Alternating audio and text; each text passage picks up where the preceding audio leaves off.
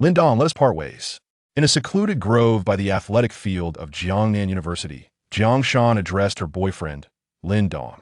Shan, why? What I done wrong? Why must you be so heartless? Lin Dong inquired, visibly agitated. He and Jiang Shan had been classmates since high school and became a couple during their senior year. Despite his modest family background, Lin Dong was handsome and academically gifted, embodying the quintessential warm-hearted gentleman, thus attracting the admiration of many female classmates. Jiang Shan was no less remarkable. She was the belle of the class, academically excellent, albeit slightly less so than Lin Dong. When they first began their relationship, they had faced considerable reprimand from teachers, assuring them that their studies would not be compromised, and promising to break up if their academic performance faltered, which led the teachers to turn a blind eye to their romance. Indeed, as they had pledged, both secured admission to a prestigious national university, Zhongnan University, much to the envy of countless peers. However, Lin Dong never anticipated that barely a year into their university life, Jiang Shan would begin to grow distant, culminating in her request for a breakup. From the onset of this semester, he had sensed a shift in Jiang Shan. She seemed distracted during their time together and had repeatedly declined invitations for outings under various pretexts. One Saturday, he even witnessed her getting into the car of a notorious flirt from their class. Yet, he reassured himself that it was merely a casual gathering among classmates. But today, Jiang Shan's declaration shattered his illusions. Lin Dong, let us part amicably and cherish the beautiful memories we have shared, shall we? Shan, tell me, is it because of Huang Junlang? And if it is, Shan, Huang Junlang is infamous for his womanizing last semester. He even got one of our classmates pregnant. Are you not aware? Junlang has explained it to me. It was a mistake made in a drunken stupor, and the girl was proactive in the situation. He compensated her afterward. Shan, do not fall for his deceit. He is lying to you, juggling relationships with multiple girls. Enough, Lin Dong.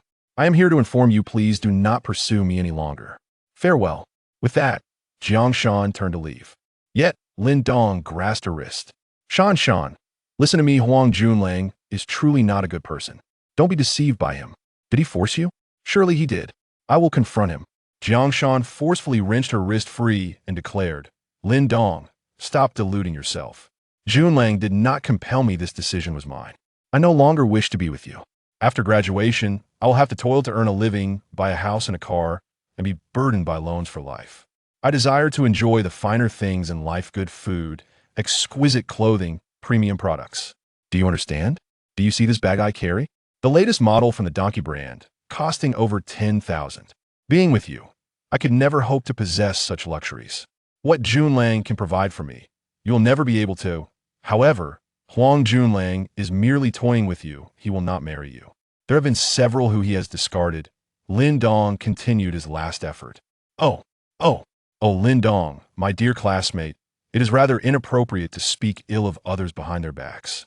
A voice reached their ears, and Huang Junlang, clad in designer attire, approached, wrapping his arm around Jiang Shan's waist. Junlang, you're here.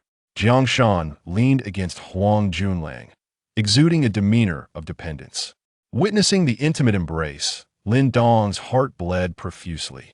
He realized that any further words would be in vain. Once a woman changes her heart, it is exceedingly difficult for her to revert. He could not bear to observe the affectionate display between the two and said to Jiang Shan, you will inevitably regret today's decision. He then turned to leave. Wait. Huang Junlang called after Lin Dong. He turned to Jiang Shan, saying, Shan, you go ahead. I will have a brief conversation with Lin Dong and join you shortly. Junlang, let us leave together. I have completely severed ties with Lin Dong. What more is there to discuss? Do not worry. It is merely a couple of words. It will not affect our relationship. Very well. Make haste. I shall wait for you at the school gate. After casting a glance at the two, Jiang Shan departed. Speak your mind. If you wish to see me wallow in despair over a broken heart, I fear you shall be sorely disappointed. There are plenty of women in the world. I, Lin Dong, shall not hang myself on a single tree. Though his heart ached, Lin Dong stubbornly asserted his resilience. He could portray himself as heartbroken and devoid of dignity before Jiang Shan, but would never allow Huang Junlang to witness his vulnerability. Lin Dong, I merely wish to convey something. Huang Junlang stepped closer and whispered in Lin Dong's ear, Jiangshan has a truly remarkable figure. I did not expect that after being together for so long. You still. Well, I must take my leave. Shanshan is waiting for me. I have booked a presidential suite at the Jinya Hotel. Are you aware of it? An 8-star establishment, one meal, there would be beyond your means for a lifetime. With that, Huang Junlang turned and walked away, erupting in a hearty laugh. Haha. Upon hearing Huang Junlang's words, Lin Dong felt a wave of dizziness. He had been with Jiangshan for 4 years, yet their relationship had only progressed to holding hands and sharing gentle kisses. Each time Lin Dong sought to cross boundaries, Jiangshan had thwarted him, insisting that the most precious moments should be reserved for marriage. He never anticipated that after only a few days with Huang Junlang, Jiangshan would. At that moment, Lin Dong felt a surge of blood rush to his head, his eyes turned crimson, and he could no longer restrain himself, spewing forth a mouthful of blood before collapsing to the ground. When Lin Dong awoke once more, he found himself in the infirmary of his school. Just as he was about to rise, a voice resonated within his mind. Ding! Super wealthy system binding in progress. 10%, 30%, 50%, 80%, 100%. Binding of the wealthy system complete. Immediately, a panel appeared before Lin Dong, visible only to him. Host, Lin Dong balance. 10 quadrillion yuan constitution. 15 weak spirit. 28 average skills. Can be added freely at the cost of wealthy points. 0. Before Lin Dong could fully comprehend the situation, the voice echoed in his mind once more. Welcome, host Lin Dong, to the super wealthy system. This system is exclusively bound to you and is non-transferable. Should the host perish, the system will cease to exist. The host balance is linked to major banks in this world and can be accessed via fingerprint, facial recognition, or iris scan for transactions. Gameplay.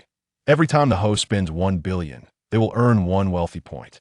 Wealthy points can be utilized to enhance constitution, increase comprehension, add skills, and elevate skill levels.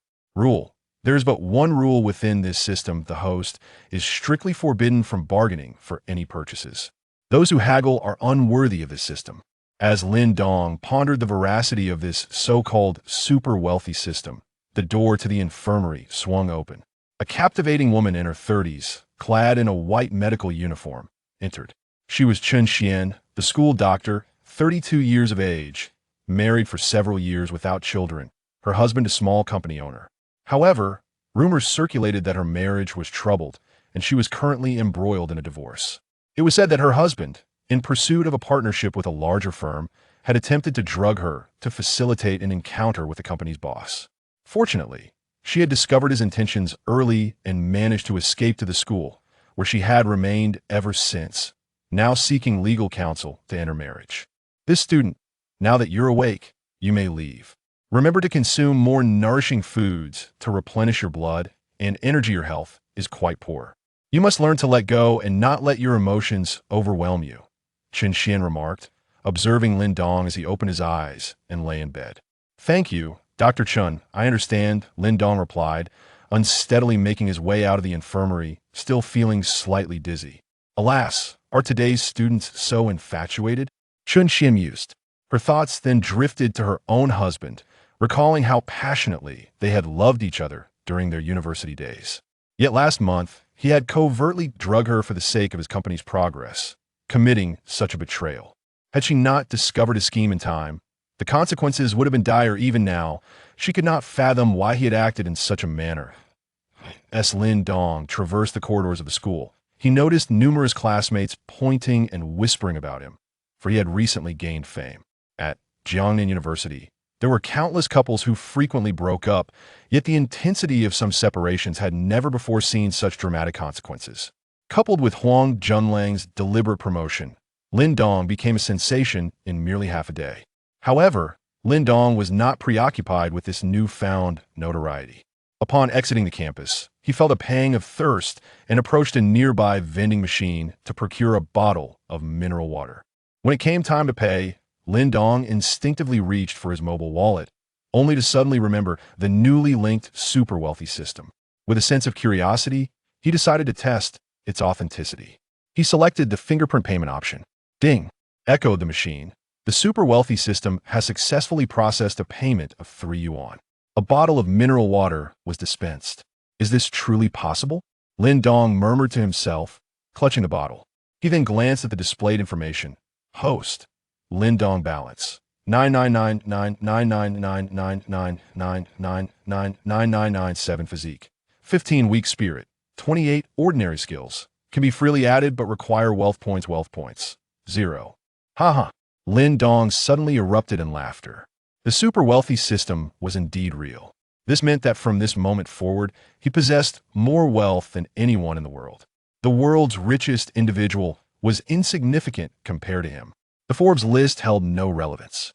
Collectively, all of them did not amount to even a fraction of his wealth. From now on, Lin Dong would embrace a new way of life. The first 20 years had been stifling, but the decades ahead would be vibrant, free, and carefree. All those who had looked down upon him would soon feel the sting of his success. Once he regained his composure, Lin Dong made his way to a nearby 8-star establishment, the Golden Leaf Hotel, intending to indulge in a meal, as he was nearly lightheaded from hunger. This was the most prestigious and expensive hotel in Jiangnan province. He recalled a moment when he had passed by with Jiang Shan, who had expressed a dream of dining there. "Sir, how may I assist you?" A tall, fair-skinned waitress greeted him as he entered. "I would like to eat," Lin Dong replied. "May I ask how many are in your party?" She inquired politely. "Just me," he responded. "Right this way. Please," she gestured graciously. Lin Dong had anticipated that she would lead him directly to a dining area, but to his surprise, she brought him to the front desk. "Sir, do you have a membership card?" inquired another attendant at the desk. Several others stood nearby, resembling flight attendants, all exceptionally tall, fair-skinned, and elegantly poised. "I do not," Lin Dong answered. "I apologize, sir, but our dishes consist of gourmet foods, all imported from abroad. Any food not consumed by the end of the day is discarded to ensure absolute freshness. Consequently, our prices are significantly higher than those outside. Without a membership card, a deposit is required for dining. How does one apply for a membership card?" "Sir, our hotel offers a membership card where a recharge of 1 million grants you a regular membership, 2 million for a premium membership, and 5 million for a VIP membership." "Then please set one up for me." "Sir, may I inquire how much you wish to recharge?" "Let's start with 100 million. "Pardon, sir. Could you please repeat that?" "I didn't quite catch it." The front desk attendant asked, somewhat stammering. "I said, recharge 100 million. "Sir, are you certain?" "Absolutely. Please hold on, our manager will be with you shortly." The attendant then took out her walkie-talkie and called out, "Manager Zhao, could you come to the lobby?" She likely perceived Lin Dong as a potential troublemaker, as he hardly appeared to be someone capable of recharging 100 million, which is why she summoned the manager. Received came a crisp voice through the walkie-talkie. Shortly after, a stunning young woman in a black professional suit approached, clearly a cut above the other attendants, befitting her managerial status. "What seems to be the issue?" the beautiful manager inquired as she reached the front desk. The attendant discreetly whispered a few words into her ear. "Sir, may I confirm that you wish to recharge 100 million for your membership card?" The beautiful manager asked Lin Dong. "Indeed," he replied. "Are you absolutely sure you want to recharge 100 million? "Yes." "And which bank will you be using for the payment?" The manager began to operate the front desk computer.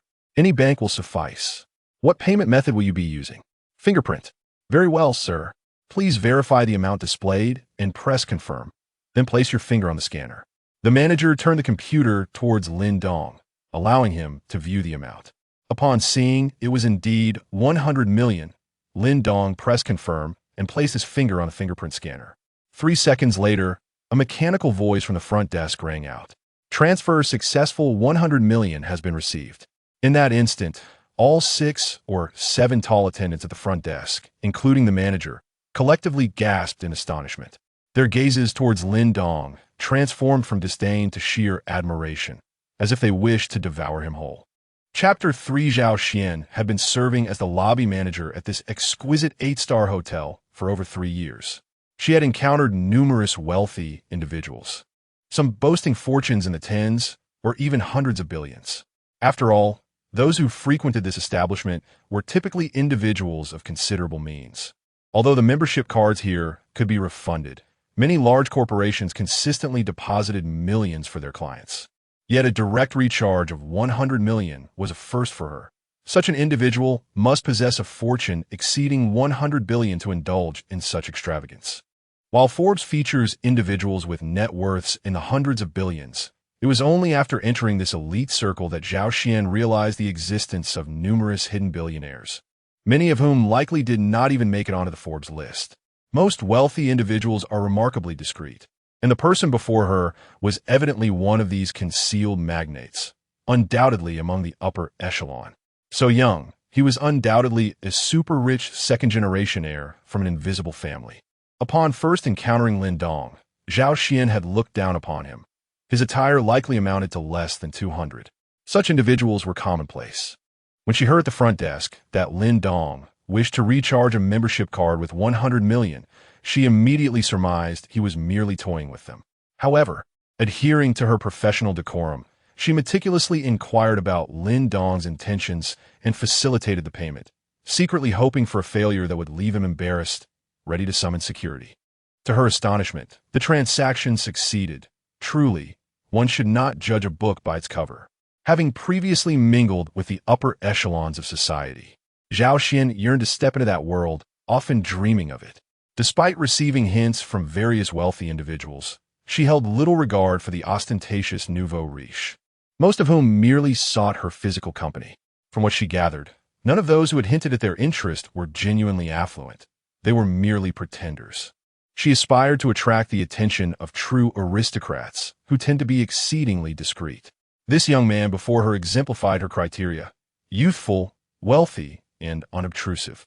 She resolved to attach herself to this great tree, recognizing this as the prime opportunity to alter her destiny, one she could not afford to miss. She held absolute confidence in her own allure. The front desk attendant who had summoned the manager now regretted her decision deeply. Had she processed Lin Dong's request herself, the transaction would have counted as her achievement. However, by calling the manager, she could only expect a meager share of the credit. Regaining her composure, Zhao Xian addressed Lin Dong. "Sir, may I kindly request your identification? I will assist you in obtaining the membership card." Lin Dong presented his ID to Zhao Xian. He had long perceived her indifference.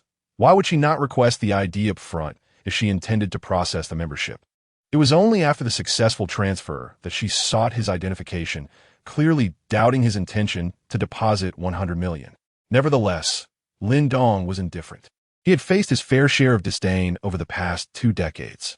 At least she was courteous. In other establishments, he might have been unceremoniously ejected by security. "I am a student at Jiangnan University, and starting today, I shall dine here 3 times a day, requesting the finest ingredients for breakfast, lunch, and dinner. Should I be unable to attend for any reason, feel free to discard the food and prepare for my next meal as per usual." Upon uttering these words, Lin Dong left the crowd in astonishment.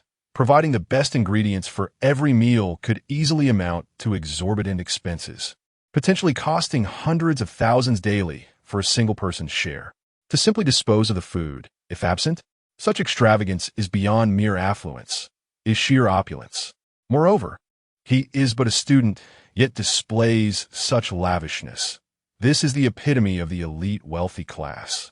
All present gazed at Lin Dong with starry eyes, eager to align themselves with this towering figure, even if it meant sacrificing a bit of pride. They harbored no illusions about marrying into such a prestigious family. Yet any association with him would be immensely beneficial. At that moment, a mere hint from Lin Dong would likely incite a line of admirers eager to share his bed. "Very well, Mr. Lin, we shall cater to your wishes," they replied. After securing his membership card, Lin Dong was escorted to an opulent private room. "Mr. Lin, this is our hotel's finest suite. Your meal will be served shortly. Here is my business card. Should you require anything, feel free to call me. I shall provide you with the highest level of service," Zhao Xian stated as she handed Lin Dong her personal card, a custom-printed token reserved for select individuals of her choosing. As Lin Dong accepted the card, Zhao Xian, with a subtle yet deliberate motion, grazed her delicate hand across the back of his. An electrifying sensation coursed through him. Such a tender touch. How alluring this woman is, truly enchanting, he mused. In no time, a lavish feast adorned the table. Lobster, abalone, king crab, shark fin, bird's nest, Japanese tomahawk steak, French foie gras, Spanish ham, and caviar, representing the pinnacle of global culinary delights. Each dish was visually appealing, igniting a ravenous appetite. A bottle of 1983 Lafite accompanied the spread. This extravagant banquet easily surpassed $1 million in value, far more than Lin Dong could consume, yet he remained indifferent. He was, after all, a man whose wealth eclipsed his hunger. If he could not eat it, it would be discarded, such is the luxury of riches. He sampled each dish, and without a doubt, the 8-star hotel delivered on flavor, aroma, and presentation. "Mr. Lin, how does the meal fare? Are you satisfied?" Zhao Xian inquired, leaning closer, her breath warming the back of his neck. "Quite a pleasant sensation. Quite delectable. Truly, this establishment excels in all aspects. I am thoroughly pleased." "That is wonderful to hear, Mr. Lin. Please, enjoy your meal. Should you need anything, simply summon me." "I shall not intrude further," Zhao Xian replied, sensing the moment was right to take her leave. "Miss Zhao, given the abundance of food, I certainly cannot consume it all alone. Moreover, such exquisite ingredients merit the company of a beautiful lady. Might you do me the honor of dining with me?" Lin Dong asked. Lin Dong genuinely found Zhao Xian to be quite remarkable. Her figure and facial features were nothing short of exquisite. Her attire accentuated her advantages, and the fragrance she exuded was potent enough to stir the desires of any man. Even the most casual of her gestures could set his heart aflame. Dining with such a beauty was undoubtedly a pleasure. "Mr. Lin, this seems rather inappropriate. Furthermore, I am currently on duty," Zhao Xian hesitantly remarked. Deep down, she yearned to share a meal with Lin Dong. Such opportunities to deepen their connection were rare treasures. Despite her role as the lobby manager, she had yet to sample many of the exquisite delicacies laid before them. However, she understood the necessity of a woman maintaining an air of modesty. Subtlety and distance often served as the most effective allure. The temptation of a woman fully undraped paled in comparison to the allure of one clad in sheer fabric. The notion of being on duty was merely an excuse. Accompanying a guest of such stature would only earn her praise from her employer. Moreover, her response was not a refusal, but rather a statement that would further ignite Lin Dong's competitive spirit. As anticipated, Lin Dong spoke up. "What is inappropriate about it? If your boss causes you trouble, just let me know, and I shall speak to him. If that fails, I'll simply buy the hotel and appoint you as the owner," he declared with grandiosity. In response, the young woman acquiesced respectfully. Zhao Xian shed her reservations, taking a seat beside Lin Dong and pouring him a drink. Any further excuses might provoke his displeasure, and she was keenly aware of the delicate balance required. As for Lin Dong's jest about purchasing the hotel and making her the owner, she merely chuckled to herself. The acquisition of such an establishment would undoubtedly require at least 15 billion, a sum she doubted Lin Dong possessed. Of course, her skepticism regarding Lin Dong's financial prowess did not imply that his family lacked such means. In a world where many boasted fortunes in the billions, most of these wealth figures were tied to stocks and other intangible assets. Very few could readily produce hundreds of billions in cash. Those who could were the true aristocracy. Should Lin Dong genuinely purchase the Golden Leaf Hotel and appoint her as its proprietor, she would unreservedly devote herself to him, willing to follow him to the ends of the earth. Unbeknownst to Lin Dong, were he aware of Zhao Xian's thoughts, he would not hesitate to make the purchase. After all, what was the matter? Whether it required 150 billion or 300 billion, they could indeed acquire it. The two enjoyed their lavish meal amidst laughter and conversation. Chapter 4. Jiangnan International Mansion. After finishing his meal, Lin Dong stepped out of the 8-star hotel. He glanced back at the entrance, where Zhao Xian, accompanied by several attendants, bowed in farewell. In that moment, Lin Dong felt as though the world had suddenly transformed into a splendid paradise. What was Jiangshan to him? If he so desired, he could assemble a harem of 3,000 beauties at present. What was next on his agenda? Naturally, it was time to acquire a residence. Lin Dong had long since grown weary of the school dormitory, a cramped space meant for 4, now only occupied by 2, as the other 2 had moved out to live with their girlfriends. Moreover, the remaining roommate was also rumored to be passionately involved with his girlfriend, planning to relocate soon. Lin Dong had contemplated renting a place to live with Jiang Shan, but she had steadfastly refused. The thought that Jiang Shan had already shared a bed with Huang Junlang just days after their separation twisted Lin Dong's heart with anguish. If only he had been more forceful back then, he lamented. Now it seemed Huang Junlang had profited from his indecision. At that moment, Lin Dong's dilapidated second-hand phone began to ring. He picked it up and saw it was a call from his roommate, Lu Peng. Though Lu Peng was now living with his girlfriend, their bond remained strong after having shared a dormitory for over a year. The school's accommodation fees were tied to tuition, meaning even if they weren't living on campus, they had already paid. Occasionally, they would return to the dormitory to indulge in a few games together. Dongzi, where are you? Lu Peng's anxious voice came through the phone. We're at the infirmary. Dr. Chen mentioned you've left. We've heard about your situation. Please don't do anything foolish. Remember, old things must make way for the new. Once you're feeling better, we'll organize a social gathering to help you find someone even better. Lin Dong felt somewhat reassured by his friend's concern. Peng, what are you talking about? How could I possibly do something foolish? Don't worry, I'll be back soon. Are you really okay? Absolutely. Then tell me, where are you now? We'll come find you. No, I've already returned home. Rest assured, I'll definitely be back in 2 or 3 days. Really? Of course. It's good to go back and relax. And remember, you have family who love you, not to mention his brothers. All right, I'm not that foolish. I'll hang up now. Jiangnan International Mansion. The properties here are the most expensive in Jiangnan province, with an average price starting at 200,000. The location is unparalleled, surrounded on 3 sides by the river, with only one exit. The scenery is beyond compare. There are merely 6 buildings in this estate, each standing 38 stories tall, with the smallest units exceeding 200 square meters and the largest surpassing 1,000. This truly is a gathering place for the affluent. The parking lot is filled with luxury cars. Anything worth less than $1 million feels out of place.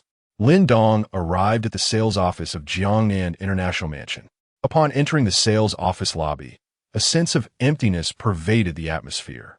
Only 5 or 6 saleswomen sat in small clusters, engaged in casual conversation. Upon noticing Lin Dong's arrival, none of them made an effort to approach him. The Jiangnan International Mansion had been on the market for 3 years. Yet the units remained unsold, primarily due to their exorbitant prices. Even a modest apartment could cost several tens of millions, making them unattainable for most. When the project first launched, there was a significant influx of prospective buyers, but over the course of 2 years, those who could afford to purchase had already done so, while those who could not remained unable to buy. Consequently, most of the initial staff had departed, with many saleswomen leaving with several million in hand. After all, with properties costing tens of millions to over 100 million, the commissions could be quite lucrative. Initially, the commission rate was a mere 0.2%, but it had since risen to 1%. However, even with this increase, selling 2 units in a year proved to be a formidable challenge. Many lingered in the office merely to secure a base salary. As Lin Dong stood there, it was evident from his attire that he was not a serious buyer, leading the saleswomen to continue their conversations, seemingly indifferent to his presence. Feeling somewhat awkward, Lin Dong realized that the front desk was unattended, leaving him unsure of whom to approach for assistance.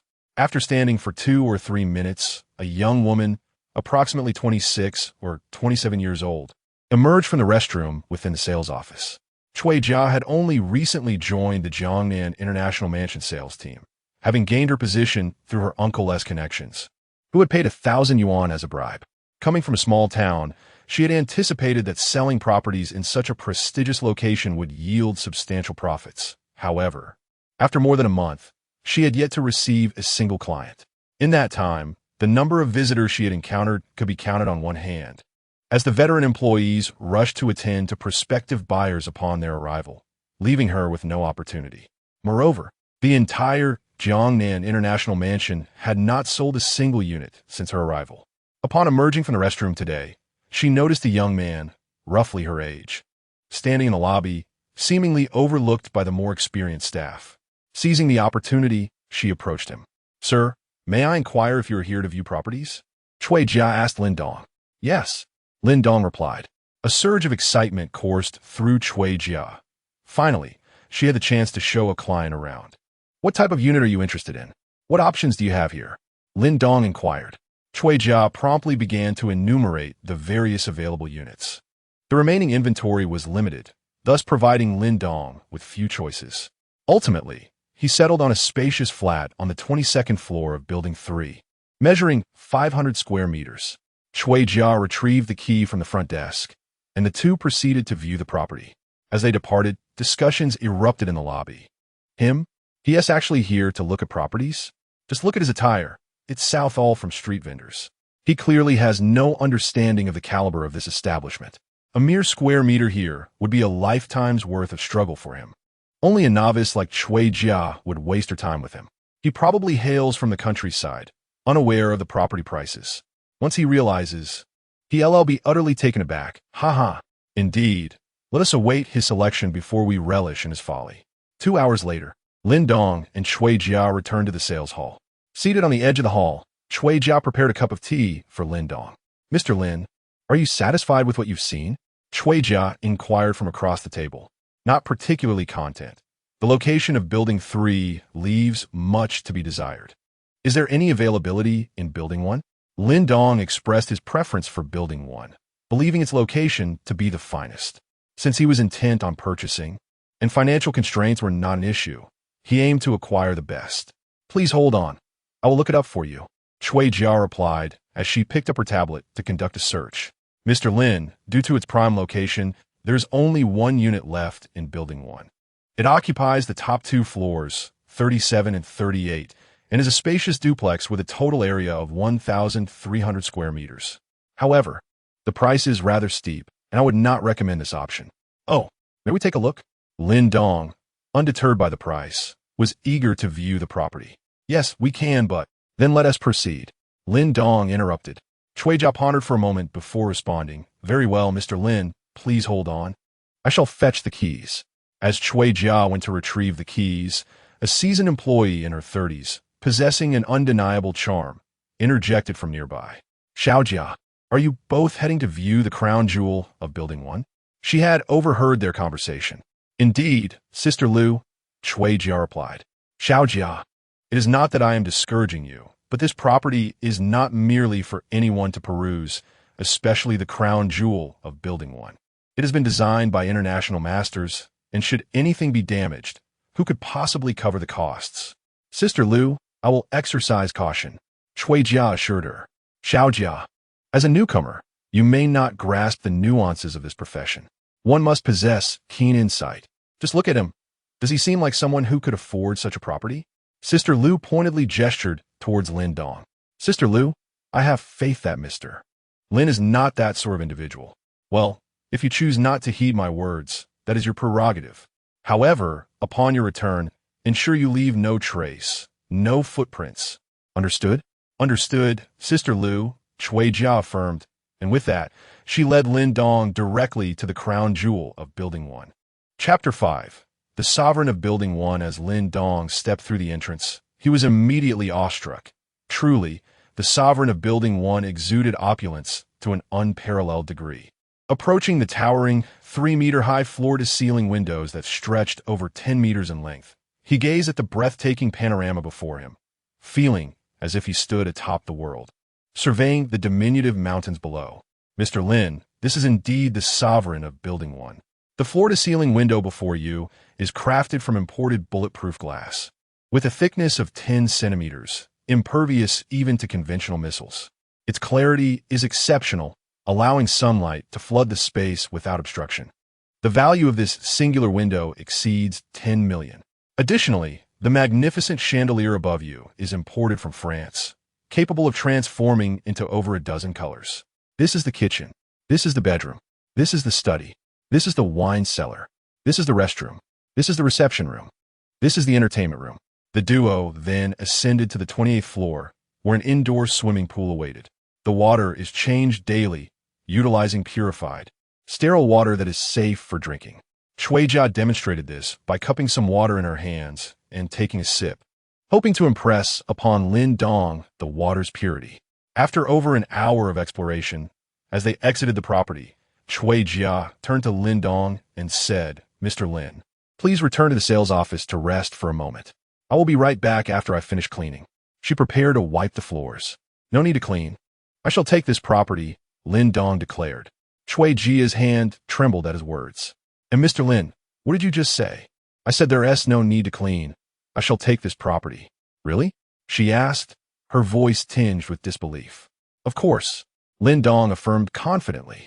Thank you, Mr. Lin. Shall we proceed with the paperwork? Cui Jia inquired, her excitement palpable. Certainly, he replied. The pair returned to the sales office, and, throughout the journey, Cui Jia struggled to grasp the reality of the situation. Lin Dong was genuinely intent on purchasing this lavish residence. She calculated the total price of the property to be $398 million, and her commission would amount to $3,980,000. In her small hometown, she could purchase 10 houses with such a sum.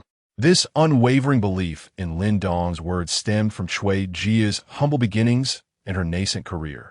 Had it been someone else, they would scarcely have believed that a seemingly average individual like Lin Dong could afford such an extravagant property. Upon returning to the sales office, Cui Jia hurriedly prepared the contract and placed a call to her manager, who promptly arrived with the financial team. By the time all transactions were completed, evening had fallen. Yet not a single employee had left the office, unable to fathom that Cui Jia had indeed sold the sovereign of Building 1. Only when the payment was finalized did they reluctantly accept this reality, their hearts aching at the thought of $4 million, an astonishing sum. Moments earlier, Lin Dong had stood in the lobby for mere minutes without anyone approaching to offer assistance. Had anyone ventured forward during that time, the $4 million would have been theirs. Lu Jie felt an overwhelming urge to slap herself. $4 million. Last year, in her desperate attempt to sell a property valued at $800,000, she endured a month of exasperating negotiations with a rotund tycoon just to finalize the contract. After a month of sheer disgust, she earned a mere $80,000, while just moments ago, Cui Jia had effortlessly amassed $4 million in half a day, a feat that nearly made her blood boil. After leaving Jiangnan International Mansion, Lin Dong called Zhao Xian, enjoyed a sumptuous dinner at a hotel, and then spent over $10,000 on a new smartphone, discarding his old second-hand device into the trash.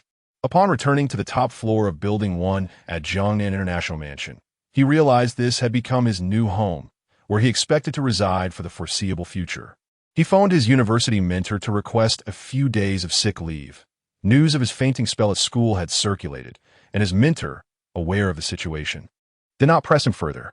Lin Dong had no desire to return to school these days, fully anticipating the ridicule he would face. Tomorrow, he planned to purchase a luxury car and drive it back to campus, eager to see who would dare mock him then. Jiang Shan had forsaken their 3-year relationship for a mere 10,000 yuan handbag. He couldn't wait to return to school in a car worth hundreds of thousands or even millions, relishing the thought of her potential regret. Reclining on the imported leather sofa, Lin Dong found the life of the affluent to be exceedingly comfortable. He glanced at the display before him. Owner, Lin Dong balance, 999-999-50-1986-412 yuan. Physique, 15, weak, mental, 28, average skills, freely increase, requires rich points. For the physique, mental, and skill sections were adorned with a plus sign, indicating he had accrued 4 rich points. Without hesitation, Lin Dong allocated all 4 points to his physique, elevating it from 15 to 19. In an instant, he felt warmth enveloping him. The physical weakness he had suffered from malnutrition over the years began to dissipate, leaving him invigorated. He gazed at his body and noticed a remarkable transformation. It had become more robust. Such effects were astonishing. If he were to invest dozens of rich points into his physique, wouldn't he surpass even Olympic champions? Lin Dong's life appeared radiant. He retrieved his phone and opened WeChat, noticing 2 friend requests, one from Zhao Xian and the other from Cui Jia. He accepted both. Shortly thereafter, a message arrived from Zhao Xian. Lin Dong, brother, are you asleep? Not yet. Is something the matter, Xian Jia? Is it wrong to send you a message if nothing's wrong? Of course not. I'm delighted to receive a message from you. You're quite charming, Lin Dong. I have this Sunday off. Are you free? I'd like to invite you to go swimming. As he read her message, an image of Zhao Xian in a bikini flooded his mind, igniting a wave of heat within him. Damn, this was blatant temptation. How could he possibly resist the allure of this fair-skinned, beautiful, long-legged sister? Ultimately, Lin Dong realized that he was utterly defenseless against such seduction. Thus, he replied with information. "I am free, of course, Sister Xian. How could I not be free for our appointment? Then it is settled. We shall meet on Sunday." "All right, Sister Xian. Good night, Brother Lin Dong." "Good night, Sister Xian." Lin Dong found himself oddly anticipating the arrival of Sunday. After playing with WeChat for a while, he felt a lack of interest. His social circle was inherently limited, consisting mainly of acquaintances from school, classmates from middle school, high school, and university. While several class groups were quite lively, Lin Dong rarely participated in the conversations, and the rest were merely relatives from his family. Only a few roommates occasionally checked in on him. Lin Dong lost his parents in an accident before he turned 10 and lived with his second uncle until he completed high school.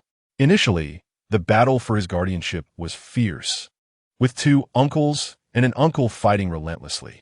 During that tumultuous period, his second uncle and aunt treated him exceptionally well, leading Lin Dong to believe that despite his parents' absence, he would still enjoy a good life under their care. Thus, he ultimately chose to live with his second uncle. However, once the guardianship was secured, his circumstances deteriorated significantly. He faced abuse and neglect, often consuming only the leftovers of others, resulting in chronic malnutrition. It was only after gaining some maturity that he realized the true nature of their contest was not his guardianship, but rather the nearly 2 million yuan in compensation from his parents. Since he entered high school at the age of 16, he had received not a single penny from his second uncle. Were it not for the financial assistance from his aunt and older aunt, he might have already dropped out of school. Originally, the nearly 2 million yuan in compensation was to be handed over to him upon turning 18, but to this day, he had not seen a single cent. His aunt and older aunt had engaged in numerous disputes with his second uncle and aunt over this matter. Yet what could they do? The money was in the hands of others, and his aunt bluntly asserted that all those funds had been spent on Lin Dong over the years. Lin Dong quietly estimated that during his years at his second uncle's home, he had likely received no more than 5,000 yuan, primarily for essential middle school tuition and perhaps 1 or 2 sets of secondhand clothes each year. Reflecting on this, Lin Dong felt that life was truly unbearable. Chapter 6. Gifting. Leaving the WeChat interface, Lin Dong opened the Douyin app. During his leisure time, he enjoyed browsing through Douyin. Upon discovering that his favorite streamer, Shui Wei'er, was live, he eagerly clicked in. Lin Dong had been following Shui Wei'er since her early days of streaming, making him one of her first fans over a year ago. From a humble beginning with just a few followers, she had grown to amass 50,000 fans, and her live streams had evolved from a handful to 200 or 300 viewers. However, Lin Dong had never gifted her, choosing instead to relish her melodious voice and enchanting songs. In truth, given Shui Wei'er's talents, she could achieve greater heights. Yet her choice to focus solely on audio without showing her face made it challenging to capture a larger audience on Douyin. After all, how many people tune in solely for music? Most are drawn to visual allure. Consequently, despite her captivating voice and singing, she remained a modest streamer, neither too hot nor too cold in popularity. Due to recent events involving Jiang Shan, Lin Dong had not entered Shui Wei'er's live stream for nearly a month. As he re-entered, he was greeted by the familiar sound of her singing Lovesick. The lyrics resonated deeply within him. "You will never understand the sorrow of my devotion. Why must I force myself to love every part of you? You have ruthlessly pushed away my defenses, tightly closing the door as I silently count my tears." Hearing this song brought a rush of emotion, moistening his eyes. The plight of unreciprocated love often leads to inevitable despair. The devoted admirer ultimately ends up with nothing. As the song concluded, gifts began to flow into the live stream, albeit modest ones. Mere tokens of a few or a dozen units, none exceeding 100. Yet, Shui Wei'er graciously acknowledged each gift, expressing her gratitude to her supporters. As a small streamer, she found it gratifying that anyone would gift her at all. "Thank you, Brother Sinew, for your gift. Thank you, Brother Gaoshan Lushui, for your generosity. Thank you, Sister Xian, for your kindness." Feeling financially secure, Lin Dong resolved to gift a few tokens to the streamer he admired. He charged his Douyin account with a substantial sum of 10 million. Subsequently, he began showering Shui Weier with gifts, opting for the most extravagant one, the World Star. While Shui Weier expressed her gratitude to her generous viewers, she was content with the few hundred units she typically received for several hours of streaming. She didn't mind the idea of showing her face. However, in her school dormitory with 3 roommates, it was not convenient. Being a music major, she preferred that her admirers appreciated her singing rather than her appearance. Although some prominent figures had privately messaged her, seeking a meeting to elevate her status, she had declined, feeling such arrangements resembled transactions. Though she was indeed in need of funds, she could not bring herself to engage in that manner. Suddenly, a radiant flash illuminated the live stream. Was this the effect of the World Star? For over a year of live streaming, she had never received a World Star, although she had witnessed others being rewarded in different streams. A single World Star cost 2,000, and, typically, she would amass such an amount only after a week of streaming. Yet today, someone graciously gifted her a World Star, before she could discern who the benefactor was. A second burst of brilliance illuminated her stream, then a third, and a fourth. The dazzling effects of the World Star began to cascade continuously within her live broadcast. A little matchstick gifted to the host Li Shuwei World Star X10. A little matchstick gifted to the host Li Shuwei World Star X11. A little matchstick gifted to the host Li Shuwei World Star X66. Such an extraordinary series of gifts, exceeding 66 World Stars, would not only flood her stream with excitement, but also garner widespread attention across the entire platform. Suddenly, countless viewers from various channels flocked to witness the emergence of a wealthy patron in her seemingly unremarkable live room. Wow, an unexpected tycoon in this humble stream. I'ma see this unfold. Wait for me, I'm coming too. As a result, the audience surged from a mere 200 to over 1,000, and the numbers continue to climb. Thank you to the little matchstick for the World Stars. I'm immensely grateful. Moi, Schwer loves you. Li Shuwei found herself so overwhelmed with excitement that she hardly knew what to say. Yet, the dazzling effects showed no signs of abating. A little matchstick, gifted to the host Li Shuwei World Star X666. A little matchstick, gifted to the host Li Shuwei World Star X999. A little matchstick, gifted to the host World Star X1314. Ultimately, the World Stars bestowed by Lin Dong culminated at the number 1314 as he began to feel fatigued. The result was an explosion of viewership in Li Shuwei's stream, skyrocketing to a staggering 100,000. Incredible. The matchstick is truly remarkable. Long live the matchstick. Does the matchstick need any followers? Li Shuwei was momentarily bewildered. What did 1314 World Stars signify? In monetary terms, it amounted to over 260,000. Even her half would yield a staggering 130,000. She glanced at the generous gifter, known as a little matchstick, who had followed her for quite some time, but had never sent gifts before today. Without hesitation, Li Shuwei sent a private message. Thank you for your generous gifts. May I add you on WeChat? Lin Dong, upon receiving her message, promptly shared his WeChat ID. Shortly after, she added him. Thank you for your gifts, dear sir. It's nothing. I felt quite remiss for not gifting during your beautiful singing all this time, so I decided to make it up today. Thank you for your support. When you have time, I would love to sing just for you. I'm Li Shuwei. May I ask your name? I am Lin Dong. Their conversation drifted into trivial exchanges. Yet Li Shuwei found herself expressing her gratitude to Lin Dong in nearly every sentence.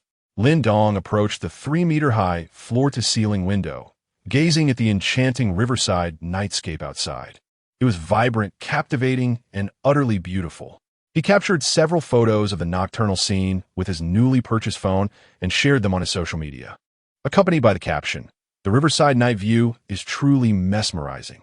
Although Lin Dong seldom posts on social media, his spirits were notably high today, prompting him to indulge. After posting, he felt a wave of fatigue wash over him and reclined on a luxurious 4-meter-wide bed in his bedroom, succumbing to slumber. Meanwhile, some individuals on Douyin found themselves unable to sleep, particularly the prominent streamers.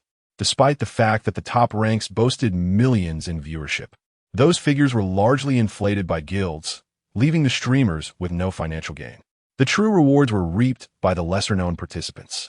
Notably, a small streamer recently received a staggering 260,000 in a single session, an achievement typically unattainable without substantial backing from influential patrons. The question lingered: why was such a bountiful opportunity still unclaimed? Some of them had begun to investigate Shui Wei's streams, hoping to attract the attention of those affluent benefactors. Chapter 7. The function of the skills bar. Li Shui lay on her dormitory bed, unable to find solace in sleep. This evening, her 3 roommates had gone to socialize with the boys from another dormitory. She had concocted an excuse about feeling unwell to avoid attending. In truth, she rarely participated in such gatherings. Her family circumstances were far less affluent than those of her peers, and her pursuit of admission into a music academy had nearly drained her family's resources. Only when absolutely unavoidable would she concede to join. Now, she was genuinely relieved that she had abstained, as it meant she would not miss out on the substantial donation from the prominent benefactor. A single generous gift of 2.6 million was a rarity, even among the most popular streamers, let alone someone of her modest stature. Just before she had ended her stream, a guild had reached out, expressing their desire to promote her. They intended to elevate her status by connecting her with a couple of well-known streamers to entice this benefactor further. Given the benefactor's lavishness, a single donation exceeding 10 million was not out of the question. These affluent patrons were well understood by the guild. Their primary concern was reputation. They could not afford to lose face in front of their favorite streamers. By seizing upon this notion, the guild could encourage these benefactors to continue showering gifts. However, the guild's true aim was to exploit the situation for profit, leaving her with nothing and even requiring her to share the earnings. Yet, Li Shui declined the offer. She did not wish to exploit Lin Dong's generosity in such a manner, and ultimately faced threats that suggested she would struggle to survive in the streaming world. Li Shui was uncertain whether she would regret her decision or whether Lin Dong's generosity was merely a fleeting whim. Additionally, she contemplated how to judiciously utilize the over 1 million from the potential earnings to improve her family situation. Thus, her night was destined to be one of sleeplessness. Meanwhile, Lin Dong's WeChat moments were abuzz with activity. The post he shared featuring a picturesque riverside night view had garnered over 100 comments. The angle of the photograph was exquisite, evidently taken from a residence above the 30th floor of the Jiangnan International Mansion. What is the Jiangnan International Mansion, you inquire? It is the most expensive real estate in Jiangnan province, starting at 200,000 per square meter, with even a modest unit priced at a minimum of 50 million. Lin Dong had the audacity to post a photograph taken from there. Comment 1. Lin Dong, where did you pilfer this image? The angle is fantastic. Comment 2. Dongzi, are you moonlighting as a part-time worker there? Can you refer me? Perhaps I could befriend some local tycoons. Comment 3. Dongzi, have you been taken under the wing of a wealthy benefactor here? Are there any leads? I'm tired of toiling away. The comments varied widely, yet none speculated whether Lin Dong had purchased a residence there. The following day, Lin Dong awoke to a sun high in the sky. After freshening up, he approached the window, gazing at the riverside scenery. It still felt surreal. What should he do today? Right, he needed to buy a car. Suddenly, it dawned on him. He didn't even know how to drive. What now? Should he hire a chauffeur? But what joy is there in having someone else drive? Would he really need to hire a driver for a sports car? That seemed absurd. Now, enrolling in a course takes at least over a month. Lin Dong felt that he simply could not wait that long. He then recalled that there seemed to be a skills section in the system, where skills could be freely added. Consequently, Lin Dong opened the interface. He had acquired another God-rich point. Last night, he had spent 10 million on Douyin, bringing his total to over 500 million, thus earning yet another point. Lin Dong clicked the plus sign next to the skill point and entered car driving. Instantly, the system began to load. A few seconds later, Lin Dong felt an influx of knowledge in his mind, all pertaining to car driving, identifying the brake, the accelerator, the clutch, how to start, shift gears, turn, and reverse. It felt as though he had personally experienced driving, and the clarity was remarkable. Lin Dong was exhilarated. This system was truly extraordinary. He yearned for a car to test his newfound skills immediately. Upon exiting the International Mansion, Lin Dong made his way to the Golden Leaf Hotel. As he arrived at the entrance, Zhao Xian came out to greet him. "Mr. Lin, breakfast is ready. Please follow me." Lin Dong thought Zhao Xian was quite capable and had a good sense of propriety. Just last night, she had affectionately referred to him as brother on WeChat. Yet today, she addressed him as Mr. Lin. He appreciated her clear distinction between personal and professional conduct. After breakfast, as they exited the hotel, Zhao Xian deliberately leaned closer to Lin Dong and whispered in his ear, "Don't forget our agreement, Lin Dong." Her breath, fragrant and gentle, sent a thrill through him, and he inwardly cursed, what a temptress. Lin Dong then spent several $100,000 to revamp his wardrobe. As the saying goes, clothes make the man. After exchanging his street vendor attire for brand-name clothing, he indeed felt rejuvenated. Coupled with the 4 God-rich points he had added to his physique the previous night, he appeared much more spirited, a stark contrast to his former self. He looked every bit the part of a wealthy heir. Had he donned this outfit to purchase property yesterday, he likely would not have been left waiting in the lobby for several minutes. After changing his attire, Lin Dong proceeded to a Mercedes-Benz dealership. After setting his eyes on Mercedes G-Class worth over $3 million, he paid in full and drove it away. With his new outfit, he encountered no disdain from sales personnel, avoiding the embarrassment of being looked down upon. Driving his newly acquired G-Class, Lin Dong felt entirely at ease, marveling at the system's capabilities. However, a pressing issue remained. He could drive, but he did not possess a driver's license. How could he possibly acquire one? Among the people he knew, it seemed no one had that capability. Zhao Xian? Lin Dong considered that Zhao Xian might be able to assist, given her position as a lobby manager at an 8-star hotel, where she must be acquainted with influential individuals. He drove directly to the Golden Leaf Hotel and called Zhao Xian. "Lin Dong, did you miss your sister so soon?" Zhao Xian's magnetic voice resonated through the phone. "Sister Xian, I need your help with something." Lin Dong spoke directly and candidly, saying, "If there is anything you need, Sister Xian, do not hesitate to ask. I will fulfill whatever I can. Can Sister Xian come out to meet me?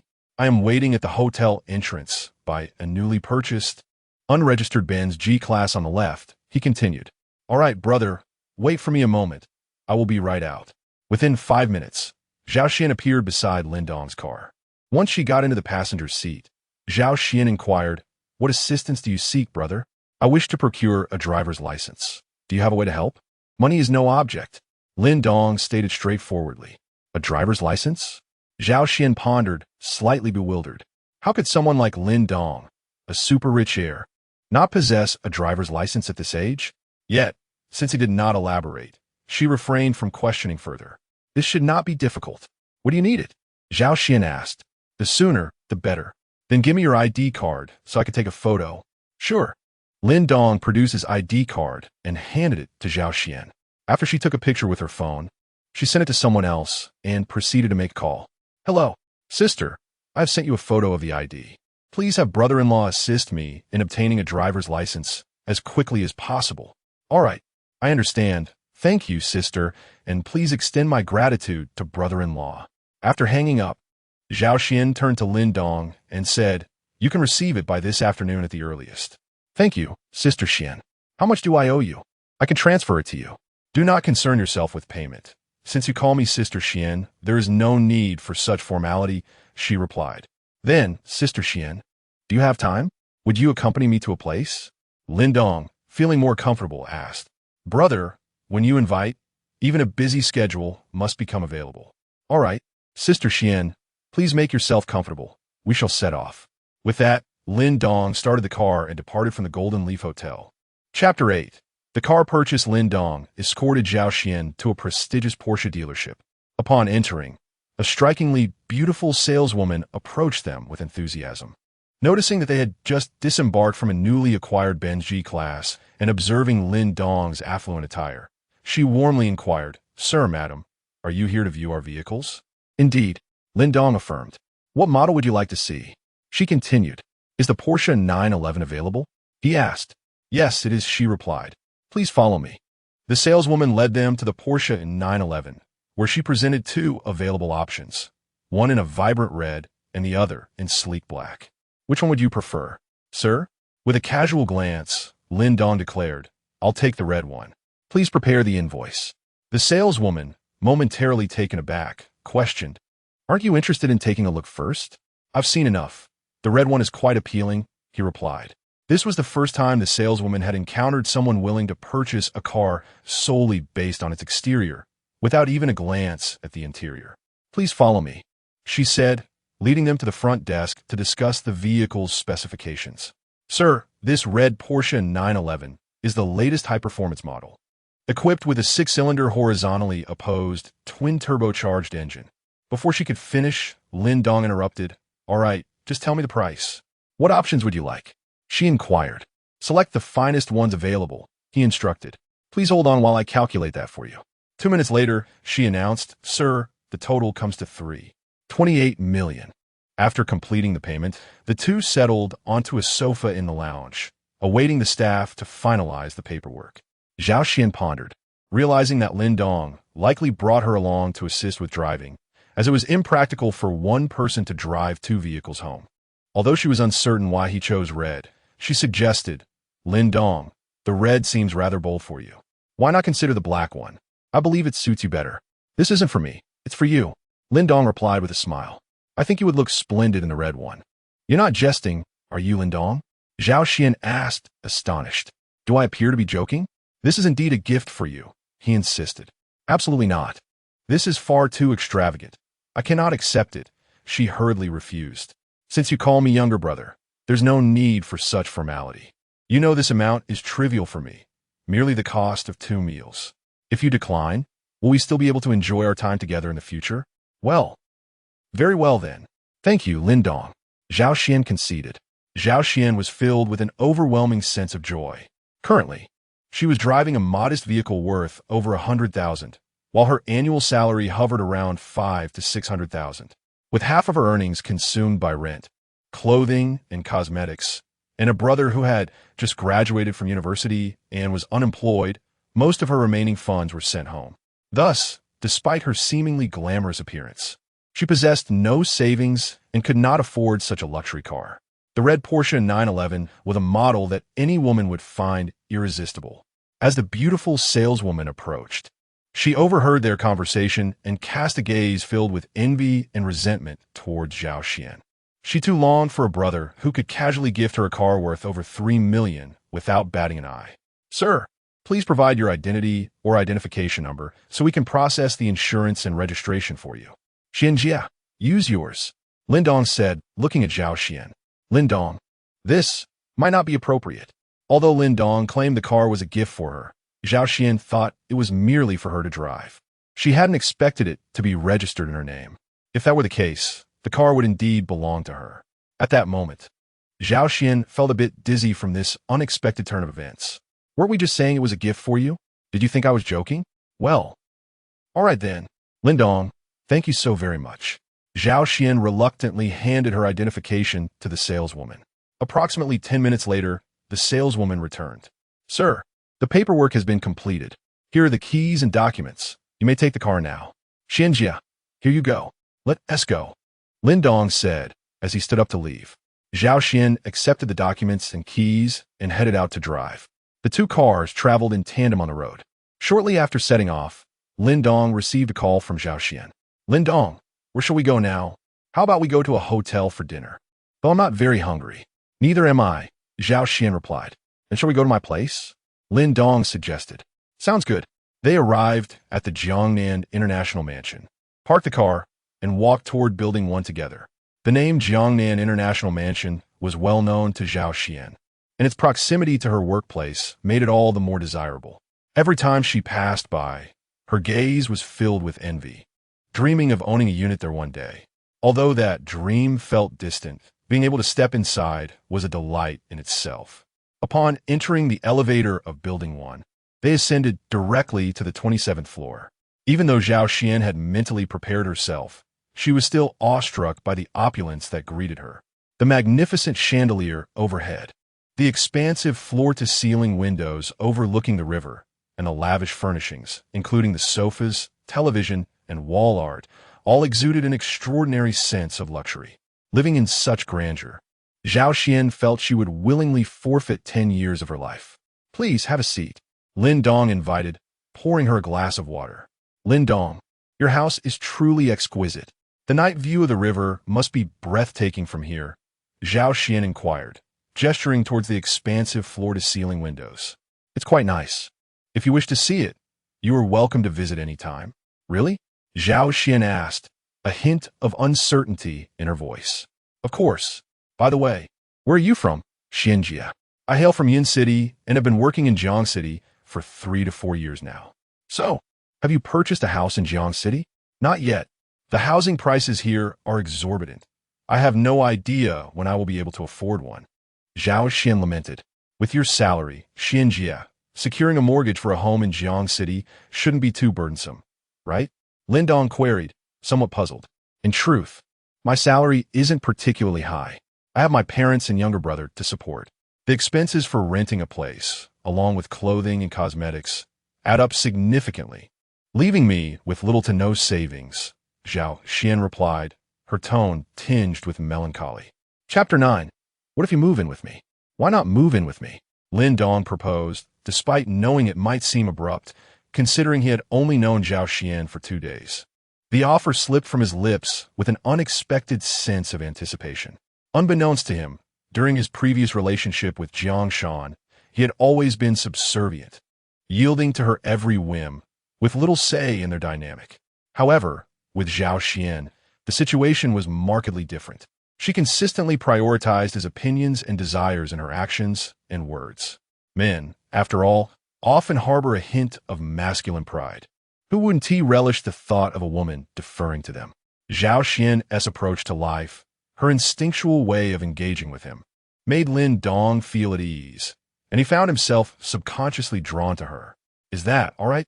Zhao Xian inquired hesitantly, although she voiced her uncertainty. Her heart raced with excitement at the prospect of moving in.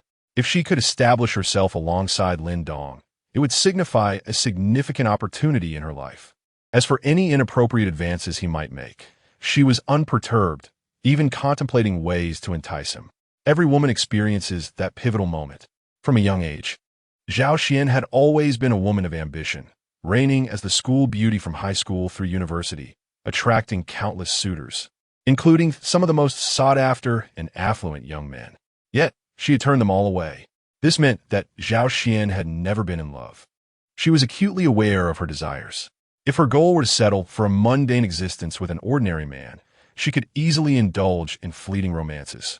However, she yearned to realize her potential and alter both her fate and that of her family.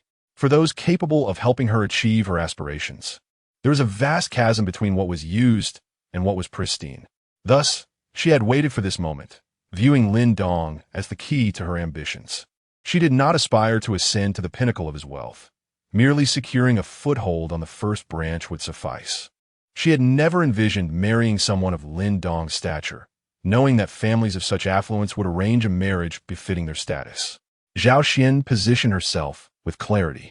Having chosen this path, she had never contemplated marriage. Therefore, when Lin Dong invited her to cohabit, the happiness she felt was overwhelming and bewildering. What's wrong with that? I can't possibly occupy such a large space alone. Having someone to converse with is quite pleasant. Of course, if you have a boyfriend, please disregard my suggestion to avoid any misunderstandings, Lin Dong replied. No, I don't have a boyfriend at all. To be honest, I've never been in a relationship.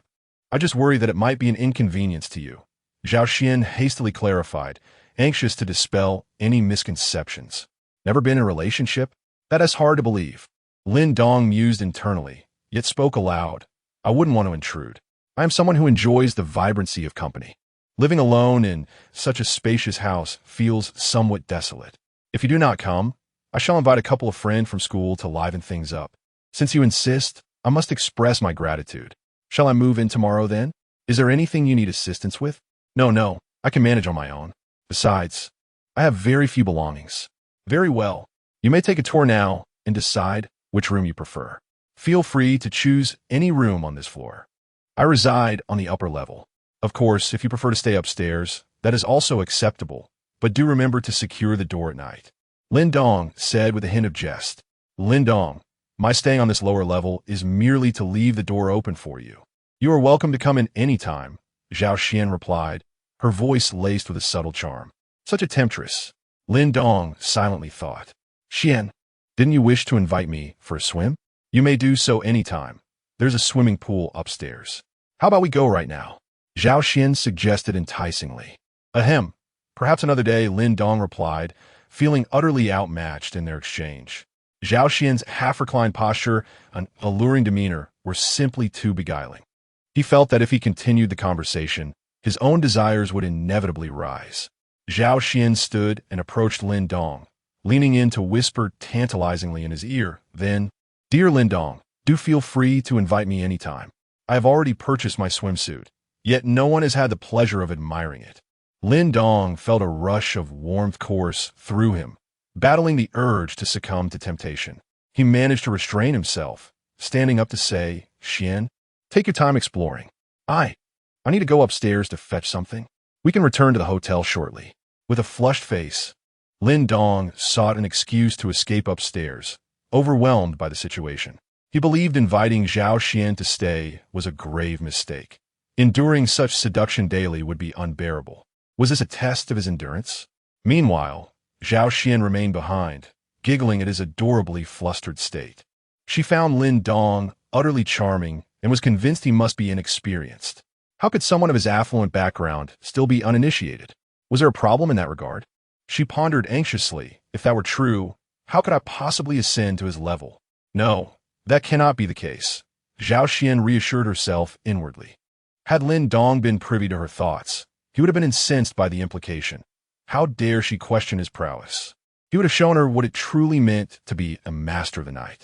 Reaching the penthouse, Lin Dong entered the bedroom and flung her onto the opulent bed. His intention had been to escape Zhao Xian's allure. She was simply too captivating, yet he felt no aversion to her charms. He retrieved his phone and opened WeChat, only to discover that his post from the previous night, showcasing the riverside night view, had garnered over 100 comments. As he perused the remarks, he noted that most were mocking him. He merely replied to a few acquaintances, though he refrained from disclosing that he had purchased a residence there, knowing full well that few would believe him. Upon returning to the chat interface, Lin Dong noticed several messages awaiting him. One was from Cui Jia, wishing him a good morning. Another came from his cousin, Wang Li, the eldest daughter of his maternal aunt, who was 2 years his junior and currently attending her freshman year in a different city. They shared a close bond during their 3 years in high school. The first two were spent living at his aunt's home, only to relocate to his other aunt's house during their final year due to the immense pressure of studies. His younger aunt had a mischievous son whose antics proved distracting, prompting the move. His other aunt had only one daughter, who was 2 years older than Lin Dong and had already graduated and entered the workforce. Wang Li messaged him, Brother Lin Dong, where did you take that beautiful photo? Lin Dong replied, It was taken in Jiangcheng. If you like it, come visit during the holidays, and I'll take you around. Soon, she responded, Really? Don't you dare trick me. Lin Dong assured her, I would never deceive you. When have I ever? Wang Li replied, All right then, it's a deal. I'll come find you as soon as the holidays start. Lin Dong affirmed, Okay. Wang Li then mentioned, Brother Lin Dong, I'm currently streaming as a host on Whale Live at night. Don't forget to come support me. Lin Dong teased, Little girl, you stream too? Wang Li retorted, Brother Lin Dong, you're so out of touch. All 4 of us in the dorm are doing it. It's not only entertaining, but also a way to earn some pocket money. Lin Dong said, I'll come by tonight to boost your viewership. Wang Li continued, By the way, Brother Lin Dong, are you still working part-time?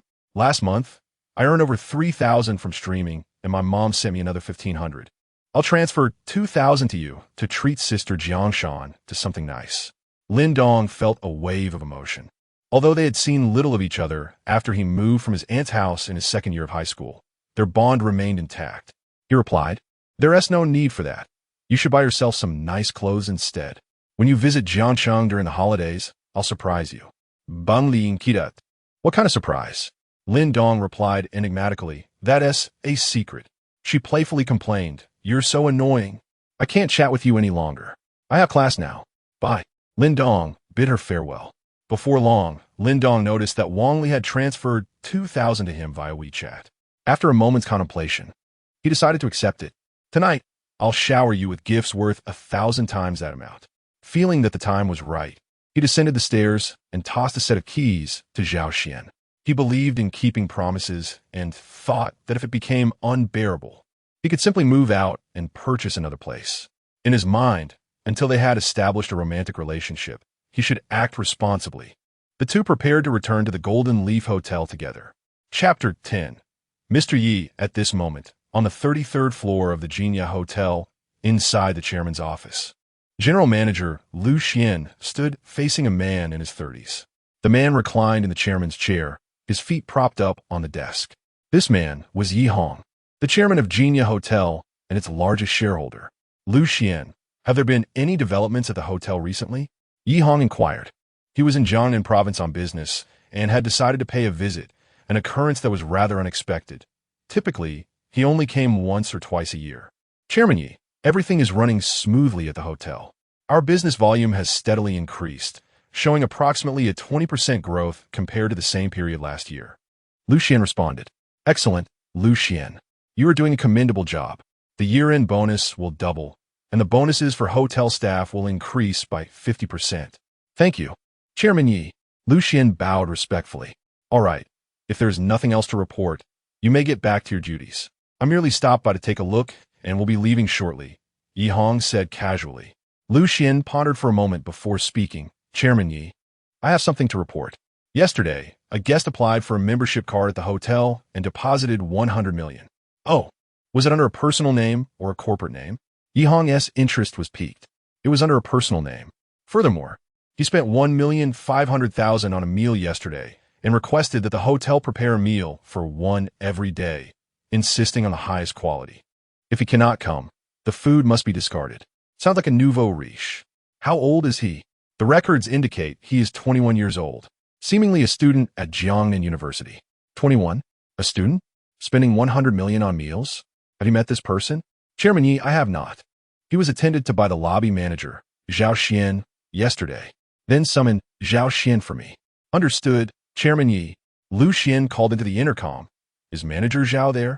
Please respond if you receive this. After a short while, a voice replied through the intercom. General Manager Lu. Manager Zhao left in the morning and has not yet returned. Lu Xian discreetly glanced at Yi Hong and spoke into the intercom again. Does anyone know where she went? No, she didn't inform us. Lu Xian fell silent. Turning to Yi Hong, Chairman Yi, I will call her immediately. Yi Hong, with an impassive expression, replied, There is no need. We shall wait here to see when she returns.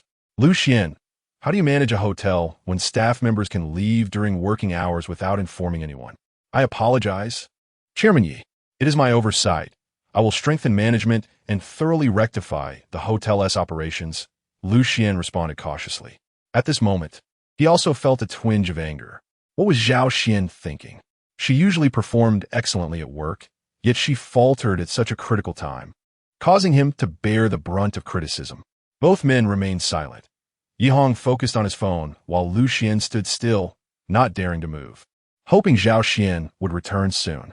Upon their return to the hotel, Lin Dong went directly to the dining room. Zhao Xian made her way directly to General Manager Lu Xian's office. Upon arriving at the reception, she was informed that Mr. Lu was looking for her.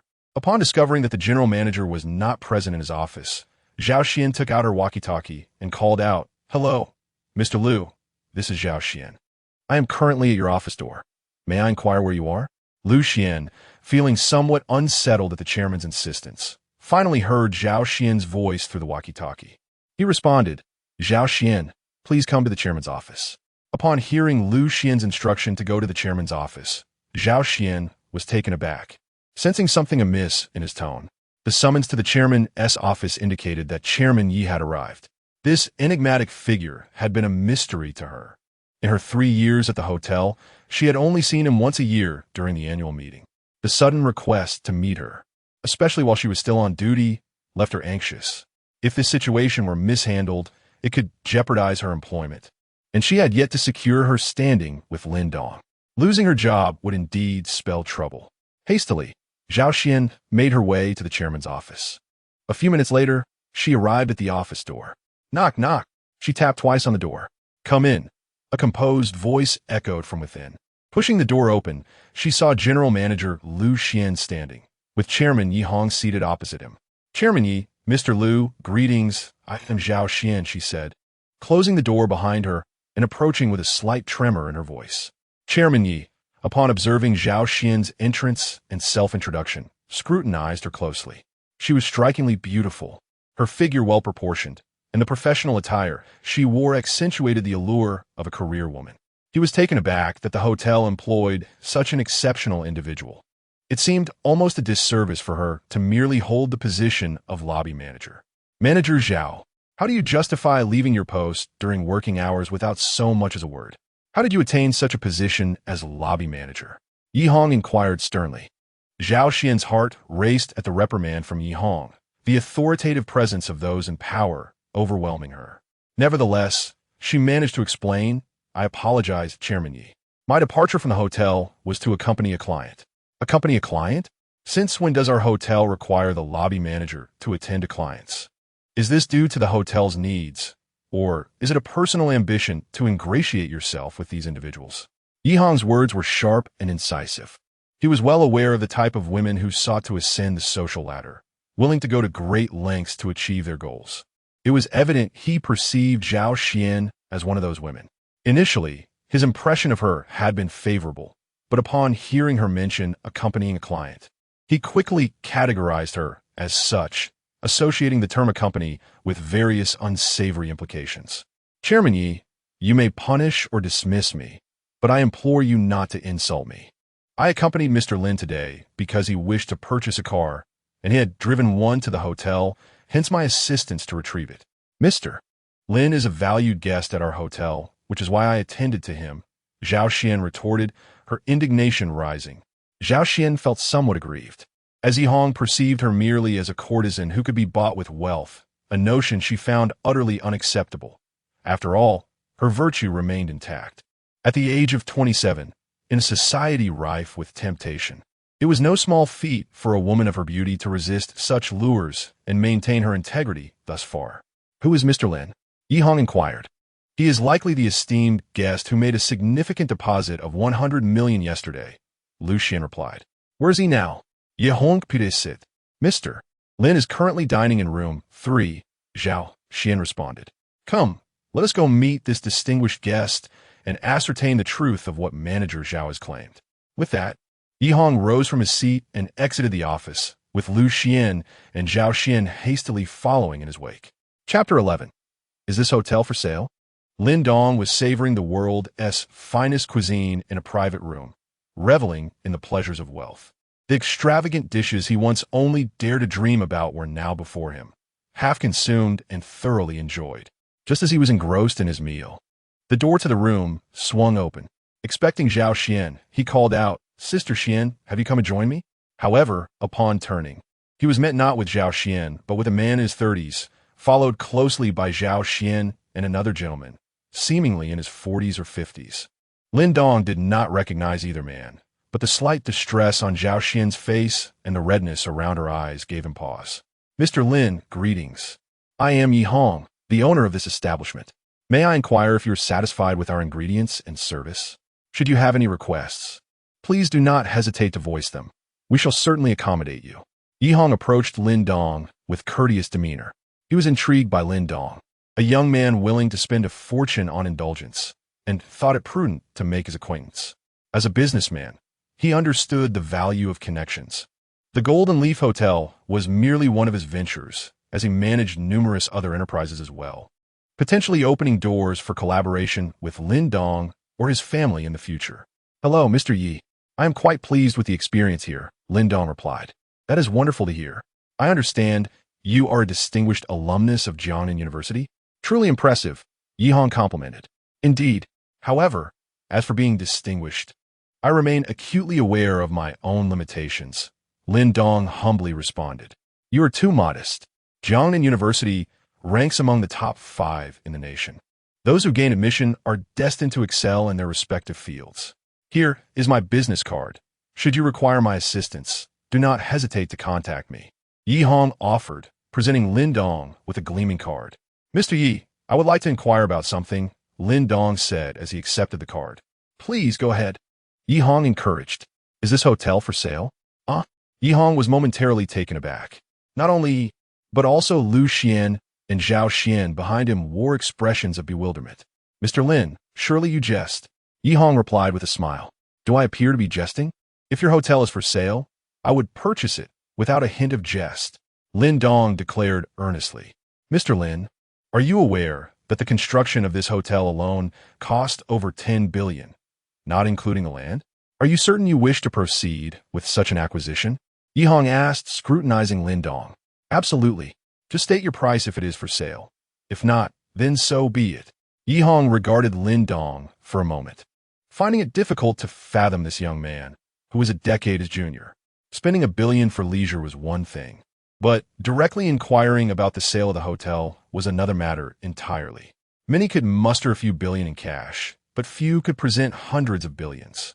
Even if Lin Dong's family possessed assets in the thousands of billions, it was unlikely they would allow him such frivolity. Could he be one of the heirs from those concealed prominent families? Only such individuals would dare to entertain such notions. Yi Hong mused inwardly. If Mr. Lin is genuinely interested in purchasing, it is certainly feasible. However, I must confer with several other board members, as this hotel is not solely mine. I must caution Mr. Lin that we require cash. Please proceed with your inquiries and respond to me at your earliest convenience. Lin Dong remarked nonchalantly. Very well, Mr. Lin, please enjoy your meal, and I shall provide you with a response shortly. After Yi Hong finished speaking, he turned and exited the private room, followed closely by Lu Xian. Zhao Xian had intended to leave as well, but was called back by Lin Dong. Sister Xian, please wait a moment. I have something to discuss with you. After some contemplation, Zhao Xian resolved to stay. While work could be relinquished, the opportunity to align herself with Lin Dong was one she could not afford to miss. The mere thought of Lin Dong potentially acquiring the hotel sent a shiver through her, as it involved a staggering sum in the hundreds of billions, all in cash. Should Lin Dong indeed finalize the purchase, given their rapport over the past 2 days, it was almost certain he would not dismiss her. There might even be a chance for promotion. She fervently wished for the owner to sell the hotel to Lin Dong, whose financial capabilities she now believed were substantial. She had already registered her position with the owner, and if the ownership did not change, her job security was uncertain.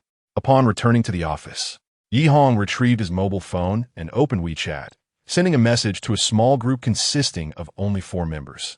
Gentlemen, someone is interested in purchasing our Golden Leaf Hotel located in Jiangxing. Should we sell? A quick response came from someone named Chen Dongsheng. Who is it? So extravagant. Yi Hong replied, a college student named Lin Dong, studying in Jiangxing.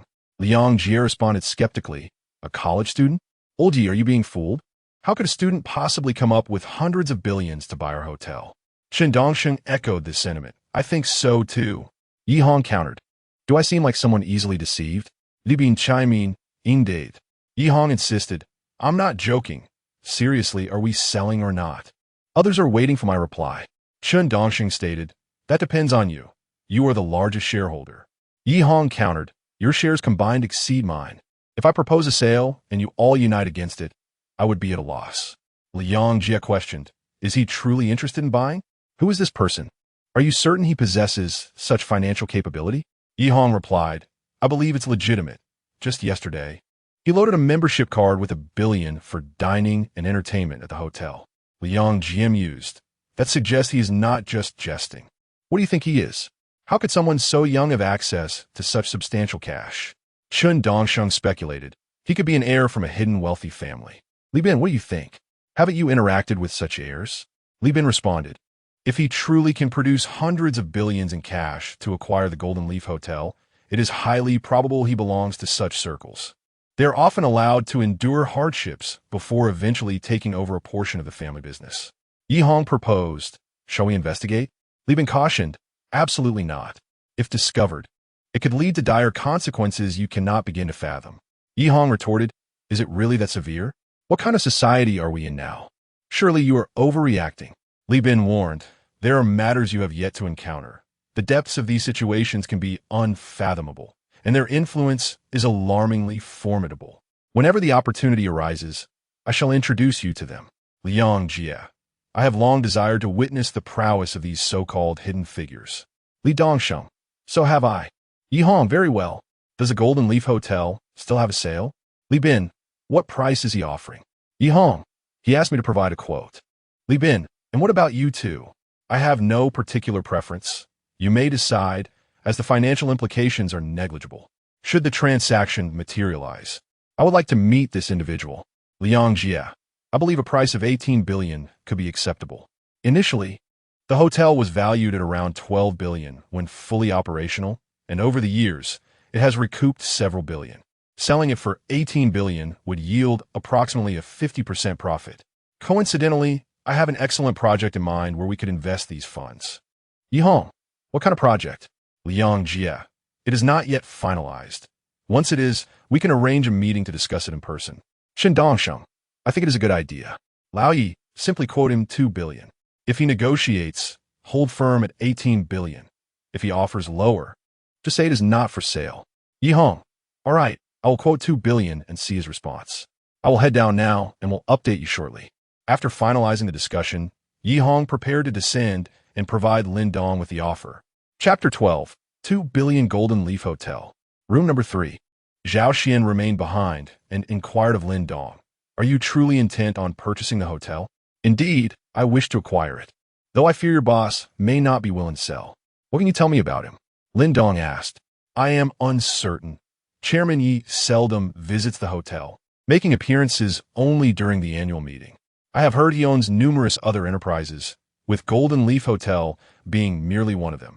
Such an air of mystery? That could pose a challenge. He is likely not in want of this sum, Lin Dong remarked. This sum, 2 to 300 billion, is merely considered a small amount? Is this the realm of these super wealthy individuals? It is utterly astonishing. Zhao Xian felt herself nearing numbness. Having worked at this premier hotel in Jiangnan for 3 to 4 years, she had leveraged her advantages to meet numerous clients and forge many friendships, several of whom were worth tens or even hundreds of billions. She believed she was on the cusp of this elite circle. Yet, Lin Dong had imparted a lesson over the past few days. She realized that her encounters were merely the tip of the iceberg.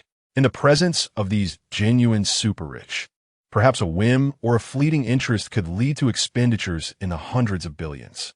The so-called billionaires she knew would likely not even rank as juniors compared to Lin Dong and Chairman Yi. For a casual remark from them could equate to multiple times her entire worth.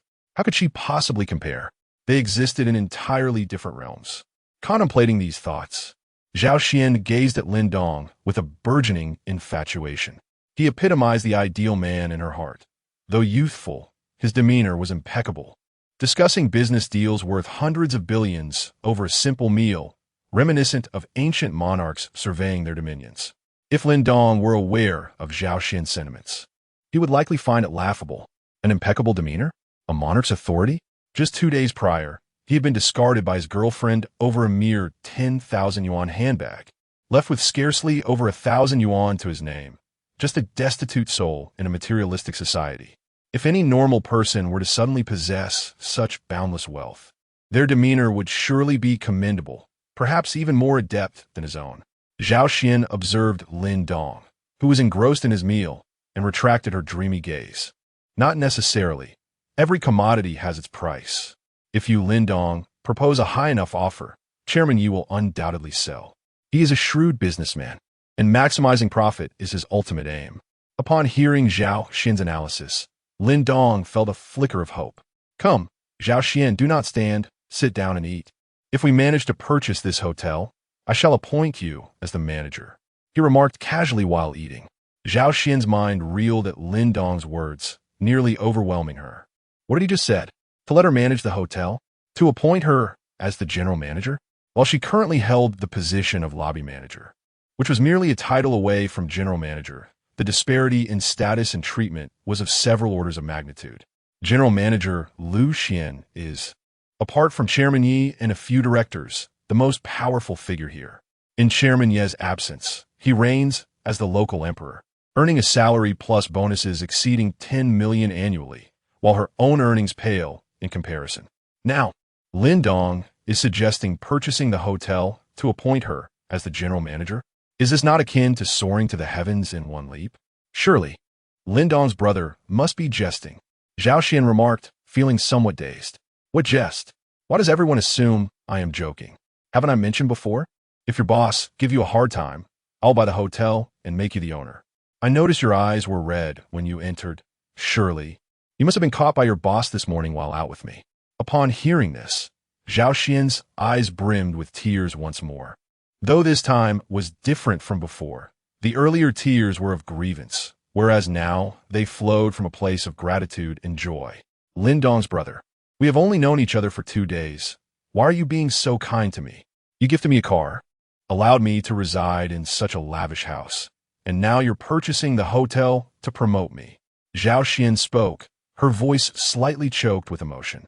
Noticing the change in Zhao Xian's tone, Lin Dong turned to her. Sister Xian, why are you crying? Just as he was about to say more, the door to the private room swung open. Zhao Xian quickly adjusted her demeanor and stepped aside. Yi Hong entered, with Lu Xian trailing closely behind. Lu Xian had been following Yi Hong to the chairman's office and was now accompanying him once more. There was no alternative. This was a pivotal moment that could determine his fate. The hotel was on the verge of changing ownership, and if that were to happen, would he still hold his position as general manager? Given Zhao Xian's relationship with Lin Dong, the likelihood seemed bleak. His current salary was 6 million, plus bonuses nearing 10 million, and with Chairman Yi often absent, this establishment was his domain, allowing him to discreetly reap additional profits. Losing such a lucrative position would be an insurmountable challenge to replace. Over the years, he had exploited his power to manipulate aspiring female employees, having hinted at Zhao Xian several times, all of which she had disregarded. Had it not been for Zhao Xian's undeniable competence, she would have long been dismissed. At this moment, he could only pray that this transaction would not materialize. Otherwise, his favorable days would truly be numbered. Lu Xian, you and manager Zhao step out for a moment. I need to discuss some matters with Mr. Lin, Yi Hong instructed as he entered, addressing Lu Xian, who had followed him in. Understood, Chairman Yi. Both Lu Xian and Zhao Xian responded in unison before departing the private room. Mr. Lin, do you genuinely wish to purchase this hotel? Yi Hong inquired once seated. Certainly, Chairman Yi. If you're willing to sell, I am eager to buy, Lin Dong replied. Mr. Lin, I just consulted with several shareholders. If you sincerely wish to acquire this hotel, this is the price. Yi Hong gestured with his hand, forming a scissor sign. 20 billion? Indeed, Mr. Lin. You are aware that this hotel is situated in the most prosperous area of Jiangsheng, indeed the most affluent part of Jiangnan. Its renovations adhere to the highest standards, and profits have been steadily increasing each year. This price is undeniably a worthwhile investment. Very well, then it shall be 20 billion. However, I am not well versed in the handover process. Please contact Zhao Xian directly. She will be the general manager here in the future, Lin Dong nonchalantly remarked. It is merely 2 billion. What is the big deal? In truth, he had never felt so unburdened, even when spending 200. Unburdened. Since Mr. Lin has consented, let us proceed with this arrangement. However, the handover procedures may be somewhat cumbersome and could take approximately a week. According to protocol, Mr. Lin is required to pay a deposit of 10%. Should the transaction fail due to reasons on your end, we will not refund the deposit. Understood. Yi Hong retrieved his phone and dialed a number. Soon, a voice came through the line. Hello, Director Yi, this is Zhou Wenhua. How may I assist you? The caller was Zhou Wenhua, the chief financial officer of Jinya Hotel. Director Zhou, please come to room 3. Yi Hong instructed over the phone. Certainly, Director Yi. I will be there shortly, Zhou Wenhua replied. Chapter 13. From now on, this is under your management. 10 minutes later, a knock resounded at the door. Come in. Lu Xian, you all come in as well, Yi Hong instructed. The door to the private room swung open, and Zhou Wenhua, Lu Xian, and Zhao Xian entered together. I have an announcement to make. Mr. Lin and I have reached an agreement. The Jinya Hotel will be transferred to Mr. Lin for 2 billion yuan. Director Zhou is prepared to receive the deposit and issue a receipt. The transaction will be completed within a week, Yi Hong informed the trio. Their reactions were varied upon hearing the news. Zhou Wenhua appeared nonchalant, being an old hand by Yi Hong's side. He not only served as the financial director of Jinya Hotel, but held positions elsewhere as well. The sale of the hotel would alleviate his burdens. Lu Xian, however, wore a despondent expression. He had been recruited by Yi Hong from a headhunting firm as a senior professional manager. Although finding another job would not be overly difficult, securing one of such caliber would prove challenging. The most delighted of all was Zhao Xian, her face flushed with excitement, radiating beauty. Zhou Wenhua provided an account number for Lin Dong, who promptly transferred 20 billion yuan as a 10% deposit in exchange for a receipt issued by Zhou Wenhua. With the deposit transferred, the deal was essentially sealed, and Yi Hong's gaze toward Lin Dong had shifted noticeably.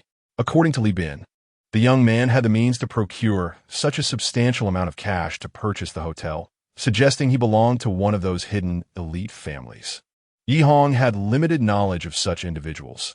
They were often shrouded in mystery and possessed formidable influence, making them inaccessible without a certain status. It was said that their wealth was merely the tip of the iceberg. At this moment, Lin Dong spoke up. Boss Yi, I am still a student and lack the time to handle the transition. You can directly contact Sister Zhao Xian. She will be the general manager here from now on. Director Zhou, let us proceed as Mr. Lin suggests. Yi Hong instructed Zhou Wenhua.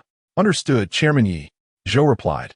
Then Yi Hong turned to Lin Dong. Mr. Lin, now that the transaction is finalized, we can consider ourselves friends. Calling me Boss Yi feels too formal. I am Yi Hong, a few years your senior, so let us be on familiar terms. You may call me Ego. Since you put it that way, then you need not refer to me as Mr. Lin either. Call me Lin Laudi. Lin Dong responded with a hearty laugh. Excellent. Lin Laudi is indeed a straightforward person. Should you find yourself in Lake City, do not hesitate to reach out to me. I would be delighted to extend my hospitality. Rest assured, Ego, I will certainly contact you upon my arrival in Lake City, Lin Dong replied, remembering that his cousin Wang Li was studying there. He might indeed find occasions to seek assistance from Yi Hong. Then I shall not detain you further. I must return to Lake City this afternoon. Lin Laudi, remember to seek me out when you arrive. I have some connections there, Yi Hong concluded. Absolutely, I will. With that, Yi Hong departed, accompanied by Zhou Wenhua and Lu Xian. Zhao Xian remained behind, knowing she was now tasked with serving this remarkably youthful boss. Sister Xian, from now on, this hotel is entrusted to you, Lin Dong said to the remaining Zhao Xian. Rest assured, Chairman Lin, I shall not betray your expectations and will manage the hotel proficiently. In the office of the chairman of the Jinya Hotel, Yi Hong and Lu Xian are present. Lu Xian, the hotel is soon to change ownership. If you wish to remain employed, I can speak to Brother Lin on your behalf. Even if you cannot become the general manager, a position as a department manager is still possible. Upon hearing Yi Hong's intention to retain him as a department manager, Lu Xian felt a sense of humiliation.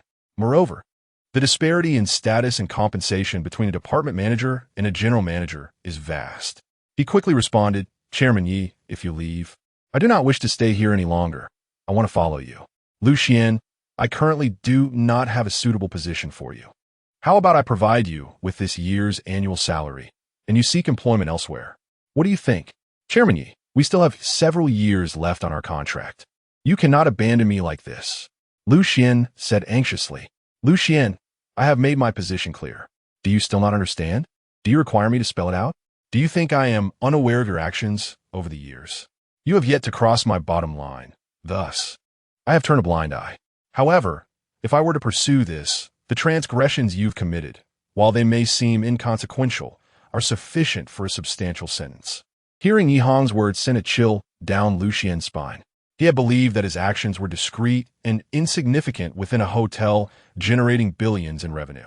To his dismay, he realized that the boss was indeed aware. Wiping the cold sweat from his brow, Lu Xian replied, Chairman Yi, I understand. I will pack my things and leave immediately. You have worked with me for several years. Go see Director Zhou to collect your annual salary before you depart. Thank you. Chairman Yi, Lu Xian exclaimed before exiting the room. After leaving the hotel, Lin Dong contemplated purchasing a sports car. However, after several rounds, he found none that appealed to him. All he encountered were mass-produced vehicles, and the slightly more expensive models were out of stock, requiring pre-order. After acquiring a laptop and some designer clothing, Lin Dong returned to the International Mansion. Reclining on the leather sofa, he checked his system and discovered an addition of 20 luxury points. Host, Lin Dong balance, 99999978925989996 physique. 19. Weak. Spirit. 28. Average. Skill. Automobile driving technique. Beginner. Luxury points. 20. His physique had reached 19 points, yet remained classified as weak. The spirit remained at 28 points. The skill section now included an entry-level automobile driving technique. Lin Dong allocated 11 luxury points to his physique, which surged to 30 points, elevating it from weak to average. A warm sensation enveloped his body, gradually subsiding after a full minute. He then added 6 luxury points to his spirit, raising it from 28 to 34 points. Instantly, he felt a refreshing clarity in his mind, as if he had genuinely become more intelligent. The remaining 3 points were entirely devoted to his automobile driving skill. After completing all these tasks, Lin Dong felt a slight perspiration. Upon reaching the 28th floor, he swiftly shed his clothing and dove into the crystal-clear swimming pool. What a delight! Lin Dong swam back and forth a few times, then leaned against the edge of the pool, marveling at the experience. As he climbed out, he was greeted by a large mirror. Approaching it, he was astonished to see a reflection of a person. Is that me? Lin Dong could hardly believe his eyes. Although the visage in the mirror resembled his own, the physique had transformed entirely. The former Lin Dong, while handsome, possessed a slender frame that hardly complemented his nearly 6-foot stature. In contrast, the figure in the mirror showcased a well-defined physique, exuding an undeniable sense of strength. After a moment of astonishment, Lin Dong finally spoke. This system is truly unbeatable. Having donned a new set of designer clothes, Lin Dong returned to the expansive mirror. The reflection revealed a strikingly handsome man with a balanced physique, emanating the aura of a wealthy elite. With such an appearance, he could effortlessly pass for a charming young man. Lin Dong, in a rather ostentatious manner, declared, "Gentlemen, keep a close watch on your girlfriends, sisters, and sisters-in-law for I'm about to step out." Haha. Chapter 14. Bugatti Chiron as dusk fell.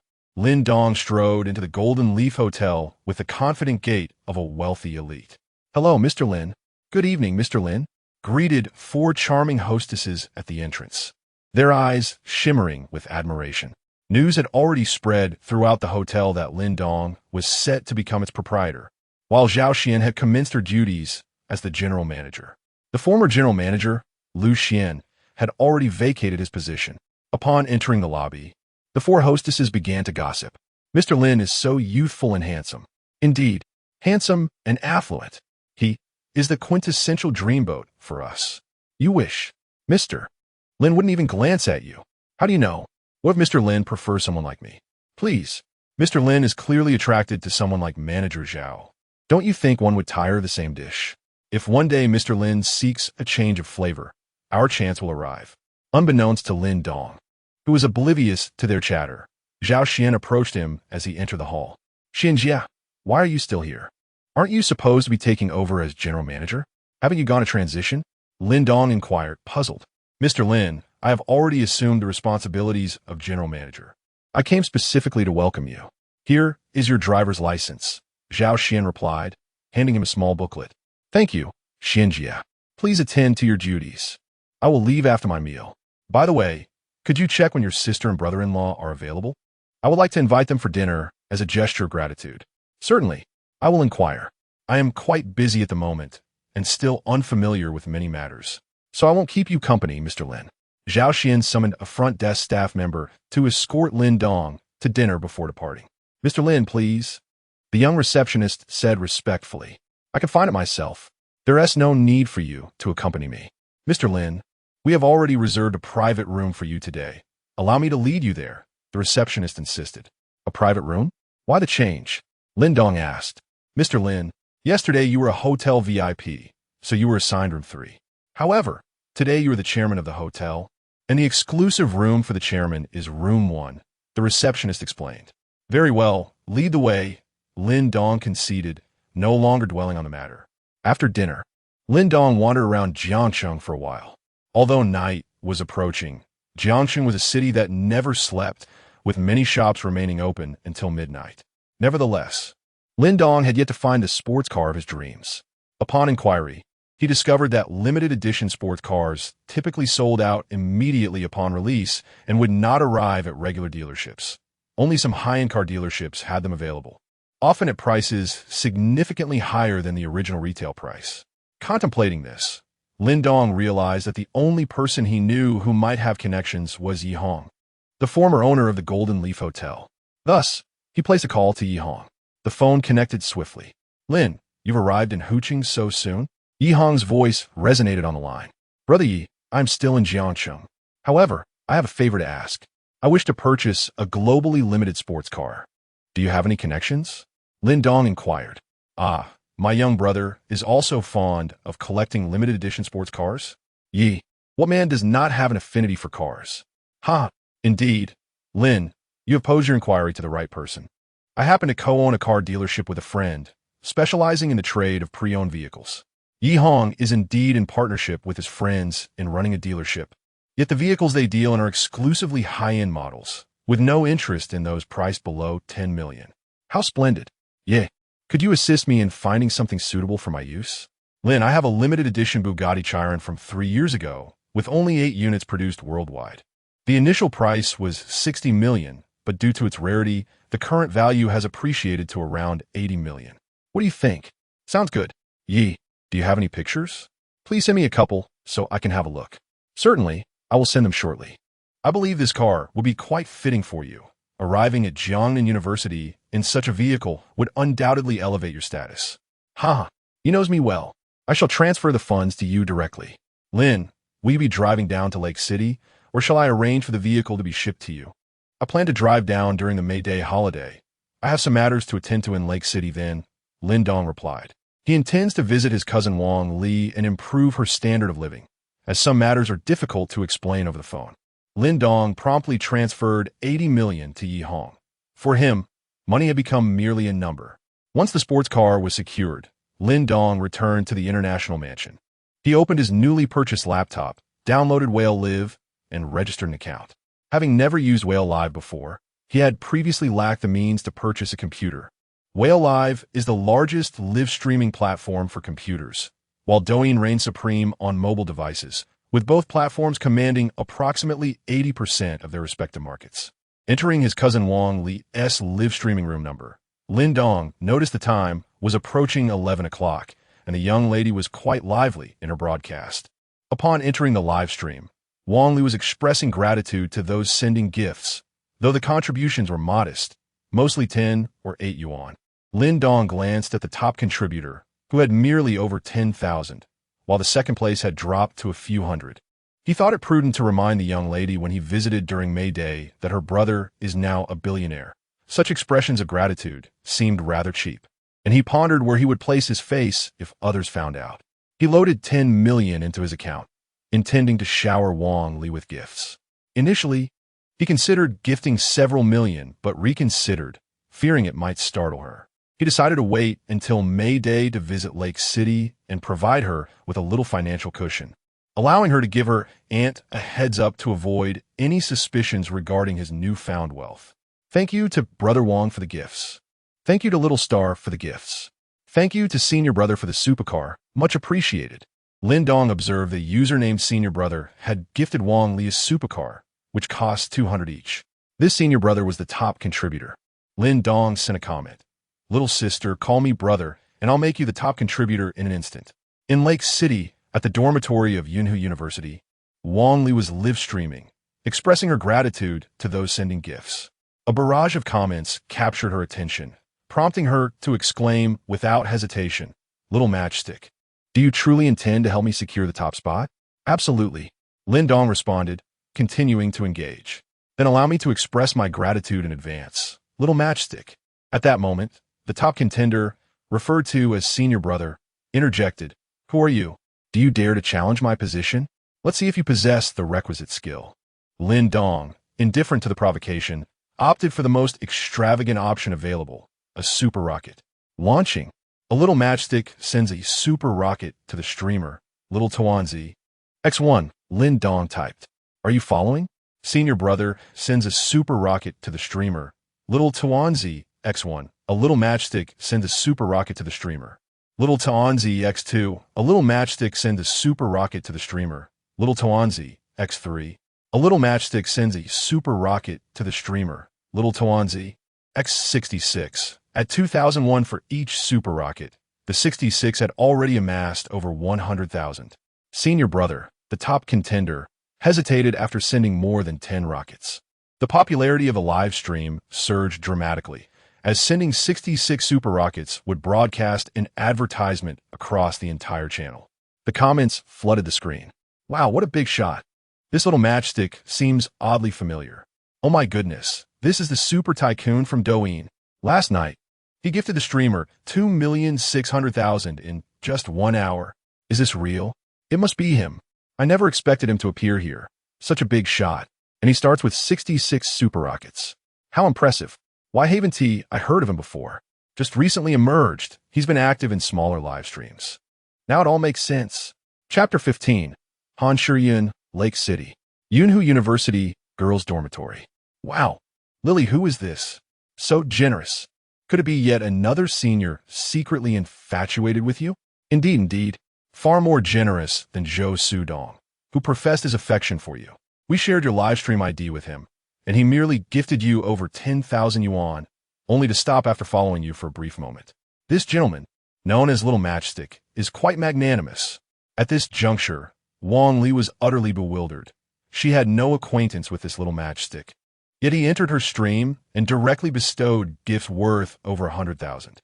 She had only recently begun live streaming, with supporters primarily comprising her fellow alumni and classmates. Zhou Sudong, a senior pursuing her, was her top supporter, being a year her senior. Sisters, should I add him as a friend?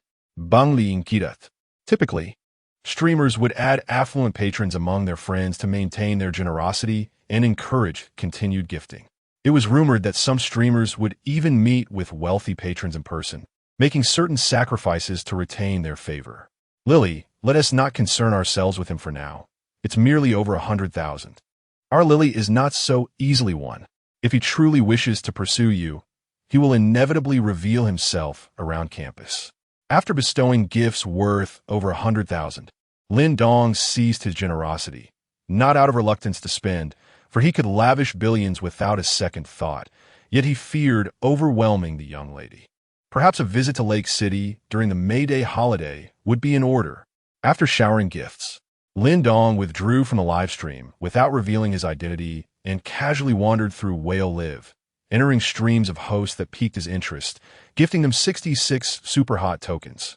After an hour of browsing, he had gifted over 1 million in total, making headlines repeatedly. Under the ID Little Matchstick, Lin Dong gained a modicum of fame on Whale Live. Numerous smaller streamers eagerly awaited the presence of this affluent patron in their streams, knowing that his mere entry would generate significant traffic and gifts. As Lin Dong prepared to descend from his perch after over an hour of wandering, he noticed the words region in the upper right corner of his screen. Clicking on it, the interface transitioned, displaying a message indicating that it was locating nearby streams. Within 10 seconds, a series of new live streams appeared, likely from individuals in close proximity, many possibly still in Jiangxing. He selected a particularly popular stream and was astonished to discover that the host was none other than Han Shiyun, one of the 3 campus beauties of Jiangnan University. Han Shiyun was a remarkable figure, not only strikingly beautiful, but also exceptionally talented. At the freshman gala, her alluring dance captivated over 80% of the male population at the university. Since then, she had remained a topic of endless discussion, rumored to have flirtations with several affluent suitors from various schools, yet none had succeeded in winning her heart, Huang Junlang being one of them. These wealthy gentlemen vied for her affection, presenting her with imported delicacies, designer clothing, luxury handbags, and even a super-rich heir who gifted her a luxury BMW sports car worth hundreds of thousands. This is truly a master play, navigating among numerous affluent and handsome suitors, ensuring that none can easily possess her, thereby igniting their competitive spirit and desire for conquest. Talented and an exquisite beauty, she is besieged by admirers at Jiangnan University, drawing considerable attention in her live stream, which is bustling with thousands of viewers. The entrance of Lin Dong undoubtedly stirred a significant commotion in the livestream, especially after he had just spent over $1 million and promoted himself numerous times. With his account level exceeding 100. In Whale Live, leveling up is as simple as sending gifts. A donation of 10,000 elevates 1S level. With no cap on advancement, Lin Dong, having just invested 172,000, stands at level 172, the highest in this live stream, immediately claiming the top spot, while the second place is merely over 120. Welcome, little matchstick brother, to the live stream. As Lin Dong entered, he heard the soothing voice of Han Shiyun. Without further ado, he initiated a flurry of 66 super fires. A little matchstick, sending to host Han Xiao Xiao. Super Rocket X1. A little matchstick, sending to host Han Xiao Xiao. Super Rocket X66. Thank you, little matchstick brother, for the super fire, moi. Would you like to hear a song or watch a dance? Han Shiyun inquired, eager to retain this esteemed guest. Oh wow, the matchstick master has arrived. The matchstick master is impressive. Regardless of which live stream, the standard is to initiate with 66 super fires. Bowing to the matchstick master. I've chased after you for so long, and I finally see you. Does CEO Chai need any loyal followers? Countless comments flooded the screen. At this moment, another prominent figure entered the live stream, boasting a level even higher than Lin Dong's, reaching 298, instantly relegating Lin Dong to second place. This individual, known as Lang Lang, sent a message that shimmered in golden letters due to his high status, effortlessly capturing everyone's attention. Shiyun, tonight I'll seize the top spot. Will you truly go on a date with me? Yes. Junlang, if you claim the top tonight, I will go on a date with you tomorrow. Han Shiyun replied with a soft, melodious voice. The audience erupted in excitement. Who is this? Is the goddess about to be swept away? This is our school's affluent and handsome Huang Junlang. His family must be incredibly wealthy. It seems Huang Junlang is determined to win over Han Shiyun tonight. Tomorrow, there will be big news. I already have a title in mind. Affluent handsome Huang Junlang spends millions to win over campus beauty Han Shiyun. This is brilliant. It will undoubtedly top the campus headlines. Lin Dong had initially planned to leave, but upon witnessing this, damn it, Huang Junlang, already with Jiang Shan, still dares to pursue Han Shiyun here, aiming to seize the top spot and secure a date with her? What pipe dream. I must thwart your good fortune tonight. I'll collect some interest and gradually reclaim the principal later. Huang Junlang is determined to win over Han Shiyun tonight. After pursuing her for so long and spending a considerable amount of money, he has yet to succeed, though he has not faced outright rejection either.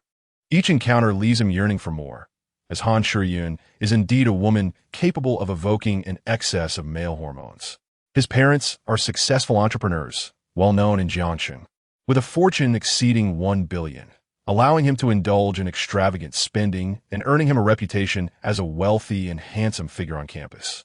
Throughout his 3 years in university, whenever he fancied a woman, he would simply throw money at the situation without fail. He has never known defeat. Moreover, he has had his share of flings with numerous female streamers, yet with Han Shiyun, his usual tactics have proven ineffective. Over the past few months, he has spent hundreds of thousands, yet has not even had the chance to touch her. Other suitors have shared a similar fate. This only fuels Huang Junlang's desire for conquest. Regardless of the cost, he is resolute in his pursuit of Han Shiyun. Achieving this will not only satiate his desires, but also serve as a blow to his rivals. As for Jiang Shan, their relationship has already run its course, and he has grown tired of it. If Jiang Shan is willing to overlook this, he might entertain her for a few more days. However, if anyone wishes to compete for Han Shiyun's affection, they would do well to step aside. Chapter 16. The battle for the top spot during this period. Han Shiyun was in a rather dismal mood. Although her family circumstances were modest, her innate charm and her parents' unwavering support had nurtured her talents. Gifted in dance and music, she had been the center of attention throughout her middle and high school years. This trend continued into her university life in Jiangxing, where she quickly became the object of admiration. She had been entangled with several affluent suitors, who vied for her affection by bestowing extravagant gifts upon her. Some even went so far as to offer luxury cars worth hundreds of thousands, which she hesitated to accept, opting instead for clothing and accessories. These presents were subsequently sold at a fraction of their worth, earning her a substantial amount of money. Eventually, she devised a plan to leverage live streaming, persuading her admirers to shower her with gifts. Within just a few months, she amassed over $1 million in gift revenue, a delightful windfall compared to her previous sales. However, she recently sensed a shift in their attentiveness. 2 or 3 of her admirers had already turned their affections elsewhere. Alarmingly, one of her staunchest supporters, Huang Junlang, had begun courting another. Rumor had it that he had been seen frequently with Jiang Shan at the Golden Leaf Hotel, instilling in her a profound sense of insecurity. She understood that their relationship could not endure indefinitely. After all, no one was foolish enough to invest so much without deriving tangible benefits. Consequently, she resolved to send a subtle message to her suitors. Whoever could secure the top spot on her leaderboard tonight would earn the privilege of a date with her. At that moment, Huang Junlang was already present, but she awaited the arrival of Zheng Yong. With both of them there, she was confident that she would reap a bountiful reward. Upon hearing Han Shiyun's intent, Huang Junlang began strategizing to seize the top position. Noticing that the leading gift total stood at 780,000, courtesy of Zheng Yong, he calculated that to claim the top spot, he needed to contribute another 400,000, provided Zheng Yong did not arrive first. Over the past 2 years, Zheng Yong had spent more than $2 million on gifts, but had also supported several smaller streamers along the way. As fate would have it, Zheng Yong's ID, Braving the World, appeared in the live stream, immediately overshadowing Huang Junlang. "Shiyin, I'm here," Zheng Yong proclaimed through the chat. "Welcome, Yongge. Thank you for your support." She responded warmly. "I've prepared thoroughly tonight. I'm determined to win you over. Shiyin will be waiting for you." "Yongge," Huang Junlang interjected. "Zhenglar, I'm still here. Don't speak so confidently. You might end up regretting it," Huang Junlang retorted. "Master Huang, I haven't even considered you a contender. Let us settle this with our actions," Zheng Yong replied. Despite their banter, both men felt a gnawing anxiety, acutely aware that they were equally matched in background and intellect. Continuing this rivalry would undoubtedly lead to mutual destruction. However, the mere thought of Han Shiyun's delicate frame and her enticing voice ignited an overwhelming fervor in both individuals. Without further ado, they opted for a spectacular launch of super rockets. Half an hour later, the live stream was abuzz with excitement, the viewer count surging past 100,000. A plethora of impressive comments flooded the screen. Han Shiyun was nearly beside herself with joy, never anticipating such lavish generosity from the 2 men, each having gifted over 2 million in presents. This influx suggested her share of the gifts would exceed 3 million, a figure beyond her wildest imaginings. At this juncture, Huang Junlang and Zheng Yong began to regain their composure. If they continued this extravagant display, seizing Han Shiyun would be plausible. Yet, failing to do so would likely lead to frustration. Unlike an auction, where the highest bidder wins, the gifts bestowed cannot be reclaimed. Consequently, Huang Junlang made a call to Zheng Yong. As soon as the line connected, Huang Junlang wasted no time, stating directly, "Zheng Heir, I am prepared to invest 5 million to secure Han Shiyun. Should you exceed this amount, I shall withdraw, and I request a refund for the gifts I have just sent." After a brief silence, Zheng Yong responded, "Huang, if you transfer 3 million to me now, I shall concede my pursuit of Han Shiyun. If not, we shall continue this battle." After some contemplation, Huang Junlang agreed, "Very well. I shall transfer 3 million to you, and you must refrain from any future interactions with Han Shiyun." "Deal," came Zheng Yong's voice through the phone. Huang Junlang promptly transferred the 3 million. And despite the somewhat unscrupulous nature of their dealings, they upheld their word. Calculating his expenditures, Huang Junlang realized he still needed to invest nearly 400,000 to ascend to the number 1 position on the leaderboard, totaling over 6 million spent on Han Shiyun. Even with his family's vast wealth, parting with such a sum stung, yet he deemed it worthwhile if it meant winning Han Shiyun's affection. The reason for his willingness to invest so heavily was rooted in Han Shiyun's previous confession that she had never had a boyfriend. This implied that her innocence remained intact. Such a rare woman's purity was a potent stimulant for a man's desires, elevating her allure far beyond that of others. In the live stream, after receiving Huang Junlang's 3 million, Zheng Yong exited the room, leaving the rockets at a count of 13-14. The audience was left in bewilderment, having witnessed a fierce contest abruptly conclude with one participant's withdrawal. Seizing the opportunity, Huang Junlang then dispatched 200 rockets, just enough to surpass Zheng Yong, claiming the top position on the leaderboard. In the realm of poetic charm, I have ascended to the pinnacle, with Zheng Air conceding defeat and departing. Tomorrow evening, I await your presence. The live stream descends into chaos once more. Goodness, an evening rendezvous. Everyone knows what that entails. Alas, my heart feels as though it shall shatter. No, my goddess, please do not go. Yet, abstaining is not an option. The benefactor has invested, and it appears yet another goddess is destined to succumb tonight. In an instant, the live stream erupts with a cacophony of voices. Huang Junlang revels in this very outcome. He is asserting his claim. Han Shiyun finds herself at a loss. She cannot comprehend why Zheng Yong abruptly exited. She had familiarized herself with the backgrounds of both individuals, and they were quite comparable. Originally, her plan was to incite a dispute between the two, allowing their gifts to culminate in a tie, and then to accompany them both on a date. A trio on an outing would surely refrain from any indiscretions. However, with Zheng Yong's sudden withdrawal, her scheme has been disrupted. Though she has received over 5 million in gifts, the prospect of an exclusive date with Huang Junlang seems fraught with peril. Contemplating this, Han Shiyun silently sighed. Her once flawless plan lay in tatters, yet she consoled herself with the knowledge of the 2 million in gift shares still to come. Chapter 17, Record-Breaking Handsome. I'll be waiting for your call tomorrow. The voice of Han Shiyun echoed in the live stream, sending the chat room into a frenzy. My goddess, my heart aches to the point of suffocation. Yet another goddess is about to leave us. The enormous golden barrage from Huang Junlang reappeared on the screen. Well, Shiyun, tomorrow I shall ensure you have a splendid evening. However, at that moment, Huang Junlang was thinking about the 6 million he had spent, vowing to keep her in bed for 3 days straight. Lin Dong sensed the timing was ripe and sent a message, his account being over 100 levels, making his comment stand out. I heard that if one secures the top rank, one can date the host?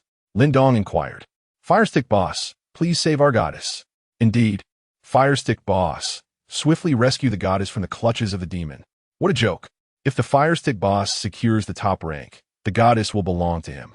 Well, I too desire the Firestick Boss to take down the top rank. The ordinary comments flooded the screen. I just want to ask the host, if one secures the top rank, can I date you? Lin Dong continued to ask. Yes, Han Shiyun replied. All right. Lin Dong fell silent, launching rockets directly into the chat. A small fire stick, sending the host Han Xiao a super rocket X1. 10 minutes later, a small fire stick, sending the host Han Xiao a super rocket X666. Half an hour later, a small fire stick, sending the host Han Xiao a super rocket X1314. An hour later, a small fire stick, sending the host Han Xiao a super rocket X2520. 2 hours later, a small fire stick, sending the host Han Xiao a super rocket X5200. The onlookers were left bewildered. Huang Junlang was stunned. Han Shiyun was also taken aback. The popularity of the live stream surged to over 300,000. What does it mean to send 5,200 super rockets? That amounts to over 10 million. This was the largest single contribution since the establishment of Whale Live. Chairman Chai is impressive. Chairman Chai is magnificent. Chairman Chai is formidable. Chairman Chai, you are my idol. Chairman Chai, I want to bear your children. Countless such comments filled the screen. At that moment, Huang Junlang felt as if he had swallowed a fly. Over 6 million had simply vanished, not a trace to be found. He was seething with rage. He took out his phone and called Jiang Shan, in desperate need of an outlet for his frustration. The call connected. Hello, Junlang, what's the matter? Why are you calling me so late? Jiang Shan's voice came through the line. Shan, come out immediately. I'm waiting for you at the school gate. Huang Junlang commanded over the phone. Junlang, it's already past 2 in the morning. Can we discuss this tomorrow? Jiang Shan replied. I demand that you come out right now. Huang Junlang gritted his teeth as he spoke. However, there is no however. You must immediately come out. You know the consequences if you do not show up tonight. With that, Huang Junlang abruptly hung up the phone. On the other end, Jiang Shan had just been roused from slumber by Huang Junlang's call. She had barely uttered a couple of sentences before being intimidated into silence. After a moment's hesitation, Jiang Shan slowly rose, careful not to disturb her roommate, and began to dress quietly. When she was with Lin Dong, such circumstances would have been inconceivable. Lin Dong truly loved her deeply and always considered her needs. Whenever she mentioned feeling hungry, no matter the hour, he would promptly deliver food to her dormitory, followed by a phone call. He had never spoken to her in such a tone. Moreover, Lin Dong respected her. After 4 years of togetherness, he had refrained from crossing any boundaries simply because she expressed her unpreparedness. In contrast, after becoming involved with Huang Junlang, the initial kindness he displayed quickly faded. Once he had won her over, his true nature emerged. Just last month, during her menstrual cycle, he was inconsiderate and showed no concern for her well-being. Now, at 2:30 in the morning, she was being coerced into meeting him, undoubtedly driven by carnal desire. The thought of it made Jiang Shan's tears flow uncontrollably. She could only blame herself for being foolish, naive, and overly enamored with superficiality. Her roommate and confidant, Zhu Yan, was stirred awake by the commotion and noticed the disturbance in Jiang Shan's bed. "Shan, what are you doing?" Zhu Yan asked, rubbing her eyes. "It's nothing, Yan. Please go back to sleep. I'm just a bit hungry. Junlang is waiting for me at the school gate to take me out to eat," Jiang Shan replied. Zhu Yan detected something amiss in Jiang Shan's tone. Given that they were the only two in the dormitory, she got up, turned on the light, and saw Jiang Shan on her bed, dressing while weeping. Zhu Yan rushed over and enveloped Jiang Shan in a comforting embrace. "Shan, what is wrong? Did Huang Junlang bully you again?" "No, not at all." "What do you mean, not at all? I can see it's definitely the case." "Shan, I've told you time and again that Huang Junlang is not a good person. I warned you to keep your distance, but you didn't listen. And now, look at this. Yan, I'm Fine. Stop trying to deceive me. I've noticed you crying in the night several times. Shan, I truly don't understand. Lin Dong loves you so much. Why did you choose Huang Junlang? Just because he is wealthy? Yin, please don't say that. Shan, leave Huang Junlang. Go back to Lin Dong. He is the one who truly loves you and can make you happy. Huang Junlang is merely seeking novelty. Over the years, he has had at least 10 girlfriends, each discarded after a brief fling. Yin, it's too late. Everything is irretrievable. Jiang Shan could no longer contain herself and sobbed in Zhu Yan's embrace. A few minutes later, once Jiang Shan had cried enough, she pulled away from Zhu Yan's arms and resumed dressing. Zhu Yan stopped her, saying, "Shan, it's too late. Don't go out. Whatever it is, we can discuss it tomorrow." Yin, it is not feasible. Junlang is still waiting for me at the school gate. If I do not go out, he might abandon me.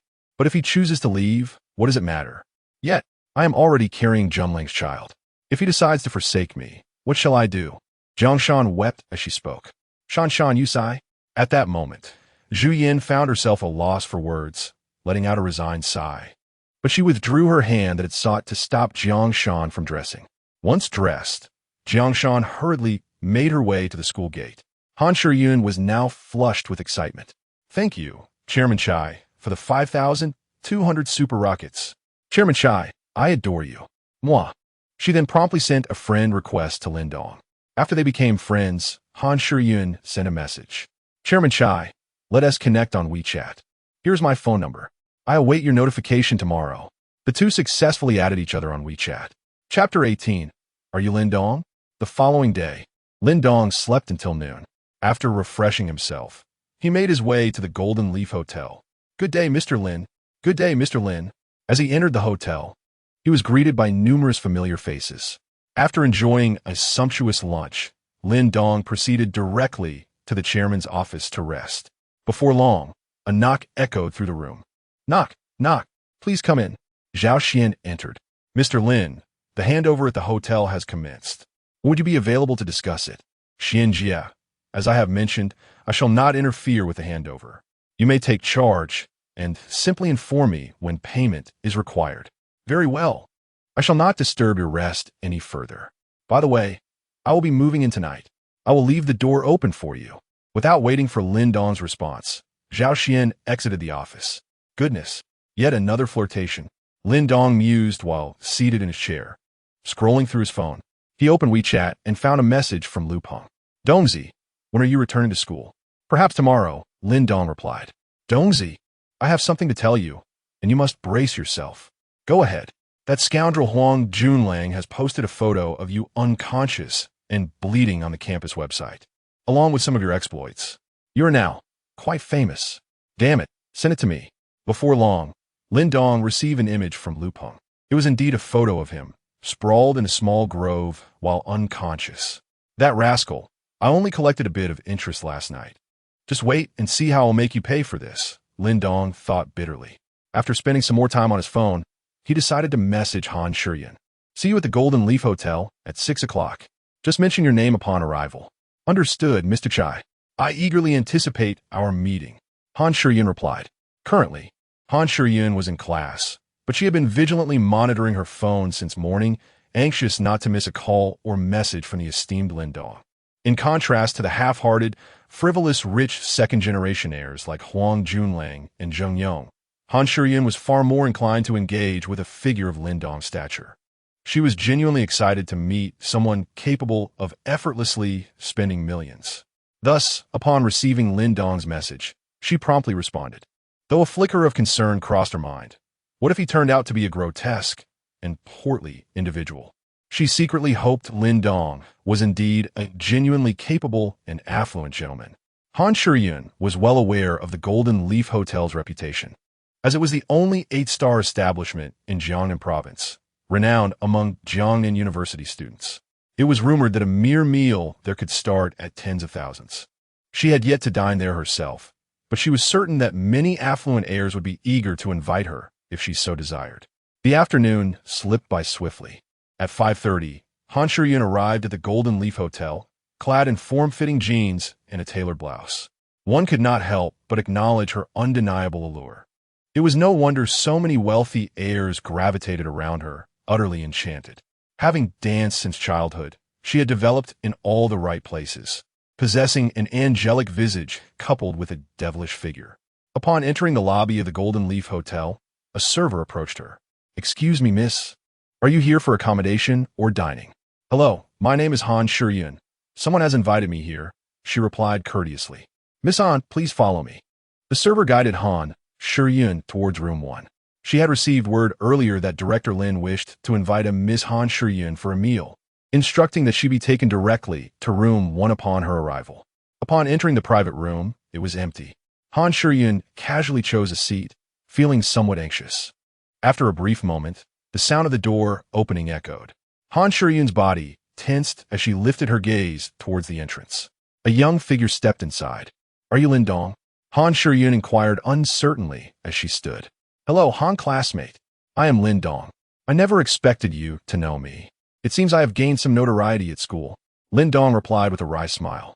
"Is it truly you, Lin Dong?" Han Shiyun pressed once more. "Absolutely. You are the one who sent me over 10 million in gifts last night. A mere firecracker? Is that so surprising? How could that be? If you're Lin Dong, how could you?" Han Shiyun was momentarily struck speechless.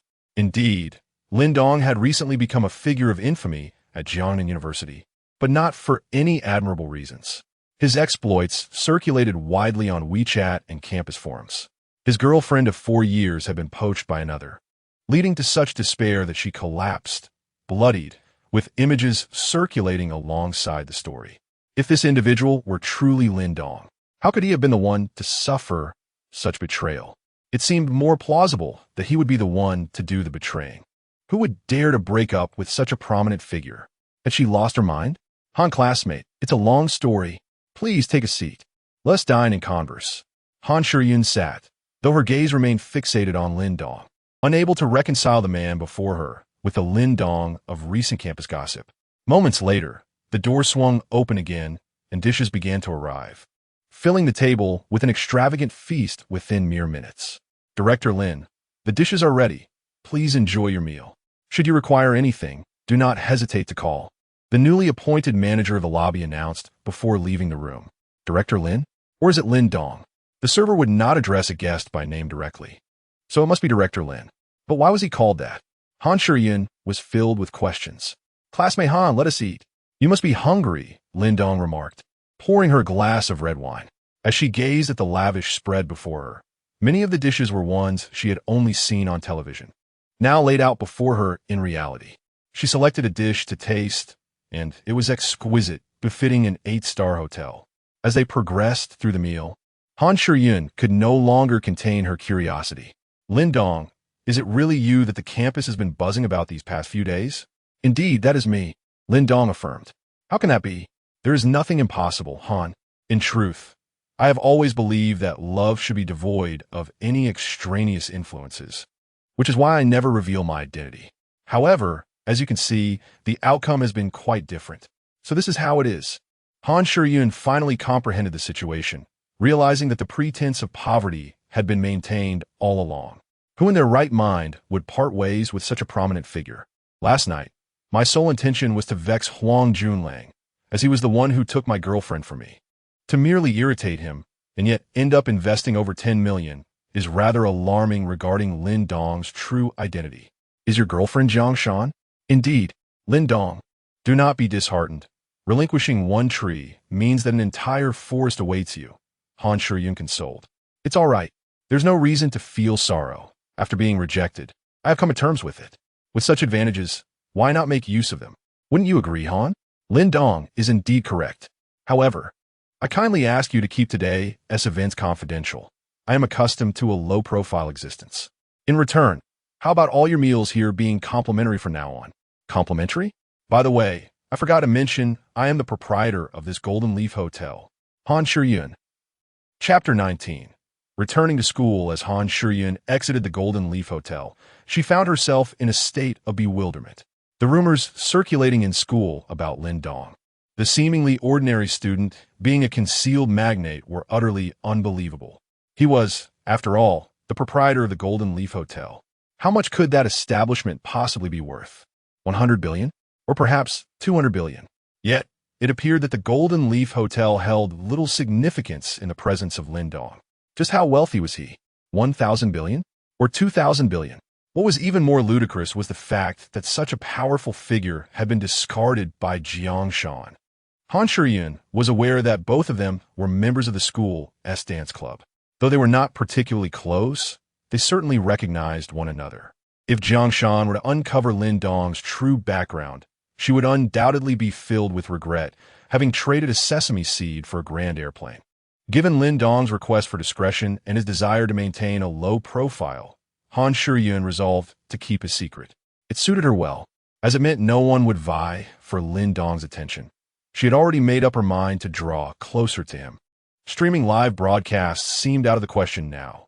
As soon as she went online, she would likely be subjected to ridicule, with viewers voicing whatever came to mind. In the eyes of most, she was already considered Lin Dong's companion. Yet in reality, nothing had transpired between them aside from sharing a meal.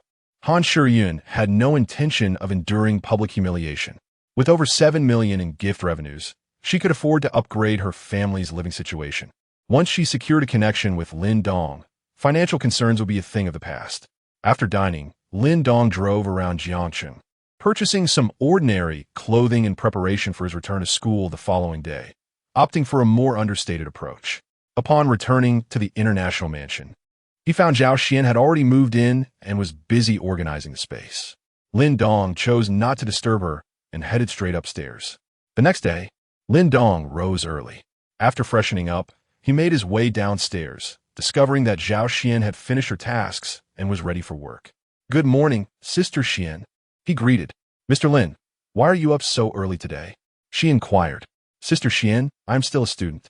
I haven't attended classes for 3 days, and I plan to return today. Let's go together then." The duo, in a red and a black car, departed the international mansion and arrived at the Golden Leaf Hotel. After breakfast, Lin Dong walked to school. He refrained from driving his luxurious vehicle. The Golden Leaf Hotel was merely a 10-minute stroll from the campus, and he felt that arriving in a high-end car was somewhat ostentatious. Many affluent students attended the school, and he had witnessed several luxury vehicles, including a few models superior to his own. Lin Dong intended to wait until the limited edition Bugatti was returned from the shop before driving back to school. For now, he wished to remain inconspicuous, as his ultimate goal was to assert complete dominance. Upon entering the school, he was met with a bustling crowd of students. The Lin Dong incident had been the talk of the school for 3 days, reaching a fever pitch of curiosity. Most students eyed him with intrigue. Female students offered shy smiles before whispering amongst themselves as he passed. Male students, however, were less discreet, openly discussing him in his vicinity. "Hey, isn't that Lin Dong? It seems to be. I heard he coughed up a lot of blood in the grove 3 days ago. I had anticipated a prolonged stay of 10 days or more in the hospital, yet I was pleasantly surprised by my swift return. My health is truly remarkable. Surely, I didn't vomit excessively, did I?" The photograph displayed hardly any blood on the floor. You cannot fathom how detrimental such seething anger can be to one's well-being. It could lead to a dire outcome. Is it that grave? Then Lin Dong must possess an extraordinary resilience.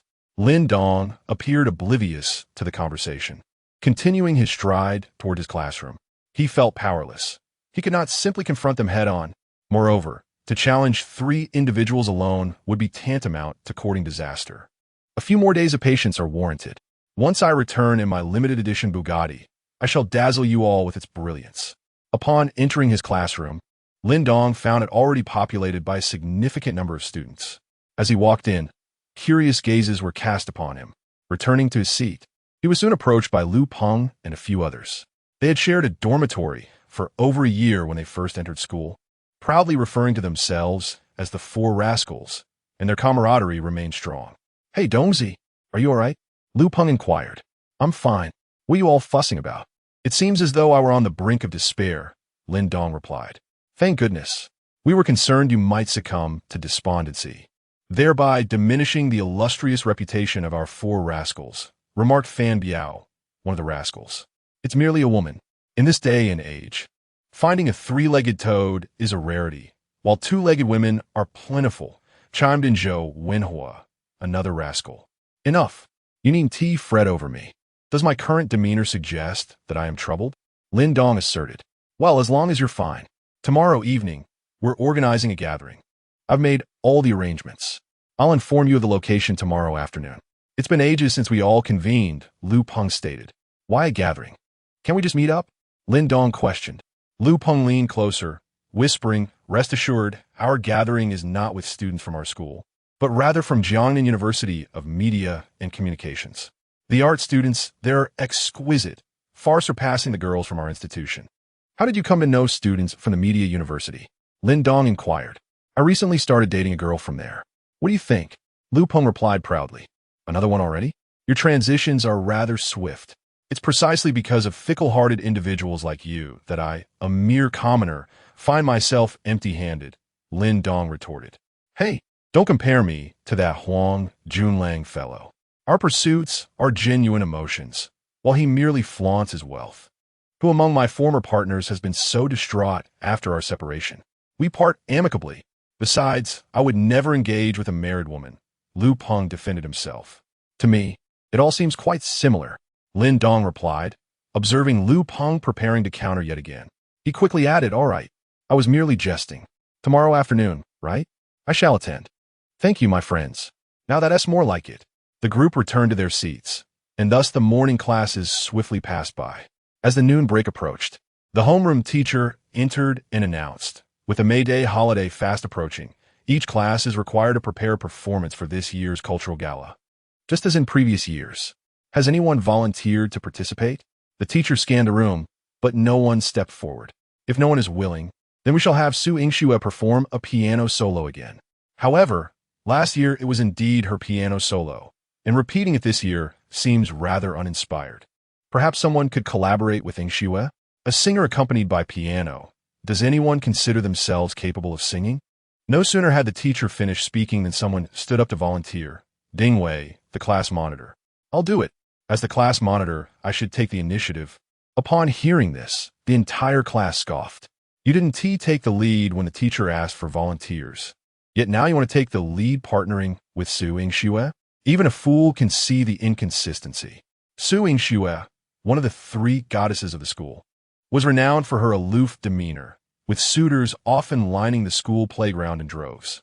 However, unlike Han Shiyan, who accepted gifts from anyone only to sell them off at a bargain, Su Yingxue would toss any gift she received straight into the trash without a second glance. Chapter 20. Whispers abound after Ding Wei was the first to sign up. Several other boys expressed their desire to collaborate with Su Yingxue. However, in the end, the homeroom teacher decided on Ding Wei. After all, he was the class leader and held a certain status in the eyes of the teacher. Yingxue, Ding Wei, you have a few days to rehearse. I do not expect you to win any accolades, but do not bring shame upon yourselves, the homeroom teacher stated before leaving the classroom. As soon as the teacher stepped out, a figure appeared at the classroom door. Is Lin Dong here? A voice echoed, drawing the attention of every student in the room. ISNT, that one of the school's three goddesses, Han Shiyan? Someone exclaimed. Did she just say she is looking for Lin Dong? No way. Han Shiyan, may I ask who you are looking for? A classmate inquired. I am looking for Lin Dong. Han Shiyan replied. Is she really here for Lin Dong? All eyes turned to Lin Dong, who found himself under the scrutiny of dozens of gazes. With no choice left, he stood up and walked toward the door. Upon reaching the entrance, he addressed Han Shiyan, saying, "Let us go," and proceeded to lead the way. Han Shiyan obediently followed him. As Lin Dong and Han Shiyan departed, the classroom erupted in astonishment. Wow, after just 3 days, Lin Dong has managed to capture the attention of one of the three school goddesses? Did you see that? Han Shiyan was following him like a devoted disciple. Come on, pinch me to prove this isn't a dream. Easy, easy, that hurts. Oh no, this isn't a dream. Wait, what was Lin Dong's ex-girlfriend's name? One student queried. I believe it was Jiang Shan. Jiang Shan was taken by Huang Junlang, right? And Huang Junlang is one of Han Shiyan's 2 protectors. Lin Dong is impressive. What move? You steal my girl, and I will court your goddess. This retaliation is strikingly fierce. Huang Junlang must be feeling the heat now. At that moment, the trio of the 4 rascals exchanged glances, simultaneously declaring, Old 3 is amazing. Su Yingxue, meanwhile, displayed a look of intrigue. As one of the school's renowned goddesses, Han Shiyan had always mingled among the affluent, never associating with anyone alone to avoid misunderstandings. Yet now, she sought Lin Dong solo? Did this mean she had chosen him above all others? What qualities did Lin Dong possess that could captivate Han Shiyan? Su Yingxue pondered, struggling to comprehend the enigma that was Lin Dong, who seemed to possess an air of mystery beyond his outward simplicity. At that moment, her curiosity about him began to grow. Unbeknownst to her, that curiosity is often the precursor to entrapment. Lin Dong led Han Shiyan to the playground behind the school. Since it was lunchtime, few students were present, with only a handful of couples lingering about. Speak, Han Shiyan, what brings you to me? Lin Dong inquired. Is it not permissible to seek you out without a reason? Lin Dong, Han Shiyan retorted. Then you could just send me a message or call. Why come directly to the classroom? Lin Dong, I am currently assisting you. Do not mistake my goodwill for foolishness. Oh, assisting me? In what way? Lin Dong inquired. Han Shiyan pondered for a moment and replied, Lin Dong, consider this. Due to the embarrassing incident from a few days ago, whenever you appear, people will immediately say, look, that is Lin Dong, who was so furious over his girlfriend being taken that he fainted from rage. However, since I sought you out, when you appear now, the discussions will shift from your fainting episode to speculations about whether or not we are truly together. Which of these 2 narratives regarding your reputation do you prefer? After a moment of reflection, Lin Dong realized the truth in her words. Well then, I should thank you, Han Shiyan. No need for thanks. I have yet to express my gratitude for the numerous gifts you've sent me to prevent me from dating Huang Junlang, not to mention treating me to lavish meals every day. But Han Shiyan, aren't you concerned about tarnishing your reputation? Not at all. After all, I owe you. Han Shiyan replied nonchalantly. Lin Dong and Han Shiyan continued strolling on the playground, engaging in trivial conversation. However, The fact that Han Shiyun had come to find Lin Dong and he obediently left with her only fueled the flames of gossip. The school was not large, and with one of the three prominent goddesses involved, the news spread with extraordinary rapidity. Of course, the contributions of the other three notorious figures could not be overlooked. With communication so convenient, a single post in the WeChat group ensured that everyone was informed. The most widely circulated version of events claimed that 3 days prior, Huang Lang had stolen Lin Dong's girlfriend, Jiang Shan, leaving Lin Dong so furious that he fainted from blood loss. Yet, just 3 days later, Lin Dong had managed to win over the goddess, Han Shiyun, who Huang Junlang had pursued for months. Huang Junlang's humiliation was palpable. Many had initially doubted the story, questioning how Lin Dong, a mere underachiever, could possibly attract someone like Han Shiyun, who was pursued by countless affluent suitors. However, when they witnessed Lin Dong and Han Shiyun exiting the school together from the playground, everyone had no choice but to accept this new reality. Lin Dong had intended for a casual stroll with Han Shiyun before parting ways. Suddenly recalling that it was mealtime during the lunch break, he naturally invited her to join him for a meal. Han Shiyun readily accepted, and the two exited the school together. This scene was witnessed by many, including Huang Junlang and Jiang Shan.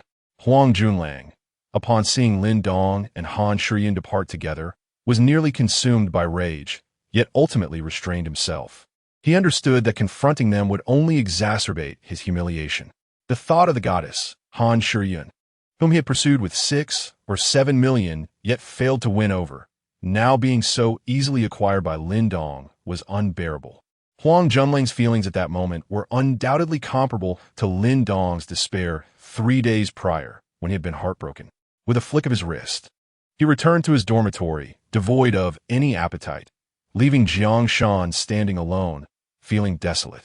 Jiang Shan observed as Lin Dong and Han Shiyun departed from the school, engaged in light-hearted conversation, and her heart ached with sorrow.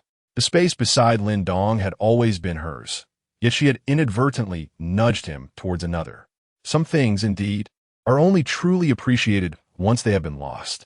With Huang Junlang, she constantly treaded with caution, fearful of inciting his displeasure, whereas with Lin Dong, it was he who always approached her with utmost care. Her status had abruptly shifted from that of a princess to a maid, allowing her to fully grasp the sacrifices Lin Dong had made during their 4 years together. Yin Yin was right. Perhaps she would never encounter another soul who loved her as deeply as Lin Dong did. However, everything had irrevocably changed. She had, with her own hands, buried her own happiness. With tears brimming in her eyes, Jiang Shan turned and walked away. Chapter 21. The Malevolent Capitalist. After their meal, the two took a respite at the Golden Leaf Hotel. Naturally, Lin Dong rested in the chairman's office, while Han Shiyun booked a presidential suite. Though with Lin Dong's presence as chairman, there was no need for her to spend any money. When afternoon classes commenced, they returned to campus together. Their 2 to 3 hours spent dining, igniting a flurry of speculation among their peers. The afternoon swiftly passed. As Lin Dong walked through the campus, he noticed that, as Han Shiyun had astutely observed, the gazes directed at him had transformed from disdain to envy and jealousy. Upon his return to the Golden Leaf Hotel, as he entered, tall receptionists greeted him with their customary bow, exclaiming, "Hello, Chairman Lin." Upon entering the lobby, the newly appointed lobby manager hurriedly approached, bowing and saying, "Hello, Chairman Lin." Lin Dong replied, "There is no need for such formality. We're all on the same team. You may continue with your duties. I can manage myself." "Yes, Chairman Lin." With that, Lin Dong stepped into the elevator, disappearing from the lobby. However, he remained oblivious to the presence of a beautiful woman seated in the designated guest waiting area, who had been observing him intently. Sun Siyu had been seated in the lobby of the Golden Leaf Hotel for over an hour. She was a third-year student from the acting department of Jiangnan Media University. Students in her program typically begin leveraging their resources in their third year, striving to secure roles in films to lay the foundation for their future careers and performance. While her classmates had begun to land various roles, with 2 even securing parts as secondary female leads and gaining some recognition, Sun Siyu had yet to obtain a single role during her third year. This was not due to a lack of beauty, On the contrary, her appearance and figure were exceptional, even among her peers in the acting department. The reason for her lack of roles stemmed from her steadfast principles. She refused to compromise her integrity to please the so-called directors and investors for a part. Moreover, her financial security was assured, as her parents were business owners with assets amounting to several million, allowing her to maintain her dignity without succumbing to the pressures that plague her less fortunate classmates, who often sacrifice their self-respect and even their bodies for opportunities. Indeed, early in her third year, a director had shown interest in her, proposing a supporting female role, but it came with the condition of dining with the investors. Naively, she agreed, thinking it was merely a meal. However, as the dinner progressed, both the director and the investors persistently toasted her, all of which she politely declined. To her dismay, amidst the dining, one of the so-called investors inappropriately placed his hand on her thigh. In a moment of indignation, she splashed a glass of water in his face, causing the director to turn pale with anger, threatening to blacklist her. Since that incident, offers from directors have become scarce. Today, I received a call from a renowned director, offering me a role as the second female lead in a film with an investment exceeding $100 million. However, it was stipulated that we must meet in person to discuss the details. After some contemplation, I decided to accept the invitation. Yet, upon arriving at the Golden Leaf Hotel, I found myself waiting in the lounge, as the director did not contact me again. The arrival of Lin Dong caught my attention. Upon his entrance, four receptionists bowed to him. Although I was too far to hear their words, the reverence etched on their faces was unmistakable. Subsequently, the hotel manager hurried over to bow as well. I had been seated in the lounge for over an hour, witnessing at least 30 guests come and go. Yet none elicited such deference from the staff. Thus, I was led to surmise that Lin Dong either boasted an extraordinary background or perhaps was a young heir to the hotel's ownership. Nevertheless, this was of little concern to me. My curiosity piqued, I continued to wait for the call. Approximately half an hour later, my phone finally rang. "Hello, Director Xiang. Where are you?" "I have arrived at the Golden Leaf Hotel," I inquired upon answering. "Miss Sun, I apologize for the wait. Please come directly to room 15-1. I am waiting for you here." Director Xiang's voice resonated through the phone. "Director Xiang, is it not feasible for us to discuss this outside?" "Miss Sun, you must understand that we are dealing with commercial secrets. If this information were to leak, what would happen to our investors?" "Director, I believe it would be better to converse outside or in a private room where no one would overhear." "Miss Sun, this is a film with an investment of over 100 million, and the role of the second female lead is highly coveted. Many eyes are on this character. It took considerable effort to secure this opportunity for you. You must seize it. If you choose not to come, I will have to reach out to others." "Then please do so." "Goodbye," I concluded the call abruptly. What a farce. I'm not an inexperienced novice. The sun was nearly setting. What guarantee did I have of emerging unscathed from such a meeting? After hanging up, I grabbed my bag and left the hotel, hailing a cab back to school. Sacrificing my integrity for a mere supporting role? Absolutely not. On the 15th floor of the Golden Leaf Hotel, in room number 1, lay the hotel's most opulent presidential suite, priced at an astonishing $66,666 per night. Within the room were Chun Xiang, a man in his 30s, a middle-aged man in his 40s, and a woman in her 20s, dressed as a secretary. After I hung up, Chun Xiang's face oscillated between shades of anger and embarrassment. "Director Xiang, with your esteemed reputation in the industry, how could anyone dare to refuse you? They must not wish to remain in the entertainment field," remarked the stout, middle-aged man, exuding an air of affluence. "Mr. Yu, this girl is still a novice. She does not comprehend the intricacies of our trade. Perhaps her family possesses some wealth. Yet she has not firmly decided to embark on this path," replied Chun Xiang. "Oh, a novice, you say? How delightful. I truly desire this. Could you secure it for me?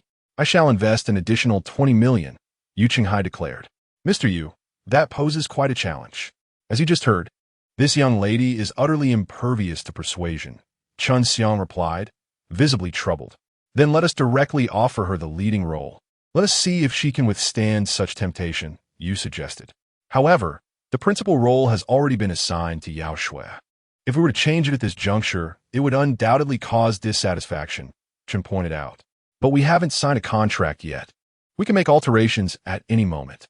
What can she do if she is displeased? Yu Chenghai responded nonchalantly. Then I shall make every effort. Chen declared. Not merely effort.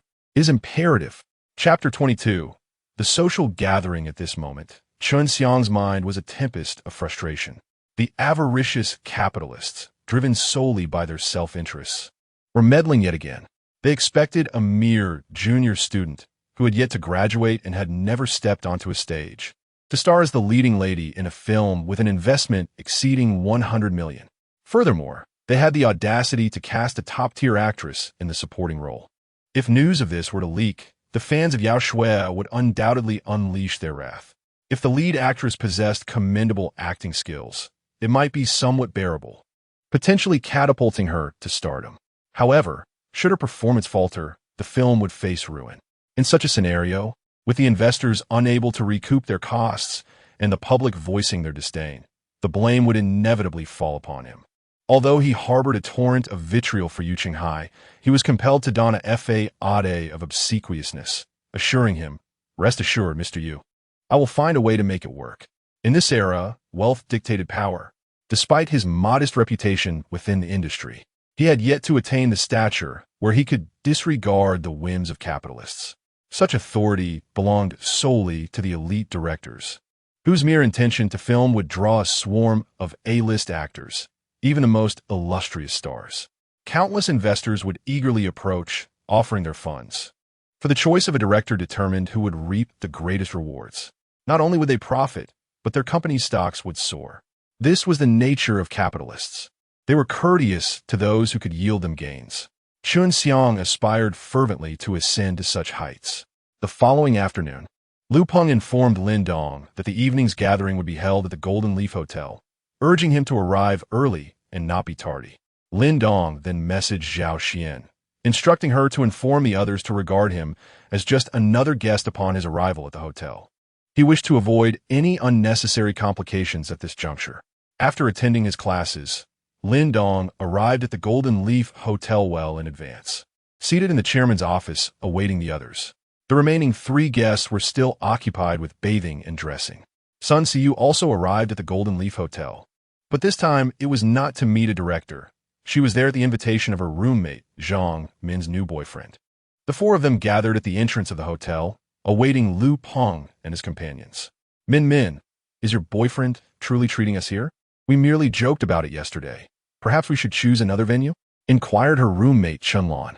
They had casually suggested the Golden Leaf Hotel when Zhang Min mentioned her boyfriend's offer to treat them, never expecting him to actually choose that place. Lun, fret not. Trust my judgment. If he cannot afford a meal here, he is unworthy of being my boyfriend, Zhang Min replied confidently. It seems your boyfriend is quite capable. He must be from a wealthy family. I envy you. Ask him if he has any affluent friends who are still single. Perhaps he could introduce one to us. Chimed in another roommate, Zheng Yun. Though he is treating you all to dinner, he will also bring a few friends. Perhaps you'll find someone appealing among them. I can help facilitate a connection, Zhang Min added. Are there any rich second-generation individuals among his roommates? Surely, they can't all be impoverished losers. This is something I'm not entirely certain about. Yun, you shouldn't solely focus on finding a wealthy heir. A promising individual can also be a splendid choice. Sun Siyu interjected. Siyu, we are not in the same situation as you. Your family possesses immense wealth, and if all else fails, you can always return to inherit your family's billion-dollar fortune. Can we even compare to that? You must understand, for people like us, the best outcome is to marry a wealthy heir who cherishes us. If we aspire to be stars, we have no idea how much hardship we would have to endure. In the end, we might find ourselves with nothing. Don't be so pessimistic. It's not that I'm pessimistic, but for us students without any background, how often can we obtain roles without having to engage in whining and dining, or even worse? In the end, even if we sacrifice ourselves, it doesn't guarantee success. Therefore, I no longer wish to pursue stardom. I simply desire a stable life with a wealthy heir. At this moment, Sun Siyu found herself unable to refute this perspective, for it was indeed as Zheng Yin described. Without the support of her family, she would likely be no better off than they were. After a brief conversation, Lu Peng arrived, driving a BMW X7 with 2 other guests. They've already arrived. Those 4 up ahead, do you see them? Lu Peng remarked. Wow, impressive. Clearly, they're on a different level compared to our school. Indeed, they are from the performing arts department. They are destined to become major stars. Any one of them would easily overshadow our class, except perhaps Su Yingxue, especially the tallest among them. She is nearly on par with Su Yingxue, truly a goddess. Beep. Beep. Lu Peng honked his horn twice as they reached the parking lot of the Jinya Hotel. My boyfriend is here. Let us go, Zhang Min said, as she noticed Lu Peng's car and headed toward him with her roommates. After Lu Peng and his companions exited the vehicle, they all came together. Following a brief introduction, the group of 7 made their way into the Jinya Hotel, where they were escorted to the reserved private room. Once seated, Lu Peng called Lin Dong. Dongzi, where are you? We are in room 46. Hurry over. You're the last one we need. All right, I'll be right there, Lin Dong replied on the phone. Apologies. I have another roommate who will arrive shortly. You all can start ordering whatever you like, Lu Peng said to the girls. After receiving the call, Lin Dong headed downstairs, calling Zhao Xian along the way to arrange for the room 46 bill to be waived under the pretext of a hotel event. Shortly after, Lin Dong arrived at room 46. Sorry, I got held up, he said, a hint of apology in his tone. Once Lin Dong was seated, dishes began to arrive one after another, and everyone started to dig in, except for Lu Peng and Lin Dong, who had dined here before. The other 6 were experiencing the culinary delights of this establishment for the first time and were thoroughly impressed by the food.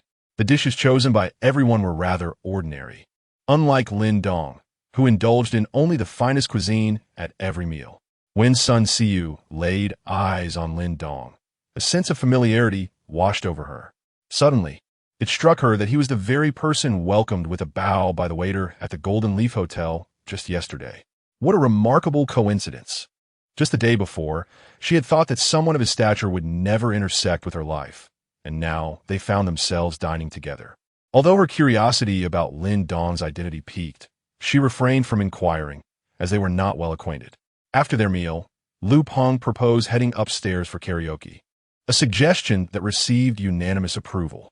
The Golden Leaf Hotel, being an 8-star establishment, naturally offered a plethora of entertainment options. However, when it came time to settle the bill, they were astonishingly informed that the hotel was running a promotion, and their table had been fortuitously selected to enjoy a complimentary meal. Moreover, the expenses incurred by the group would also be waived. Everyone was overjoyed, for this amounted to several tens of thousands, and if they were to sing afterward, the total would surely approach 100,000.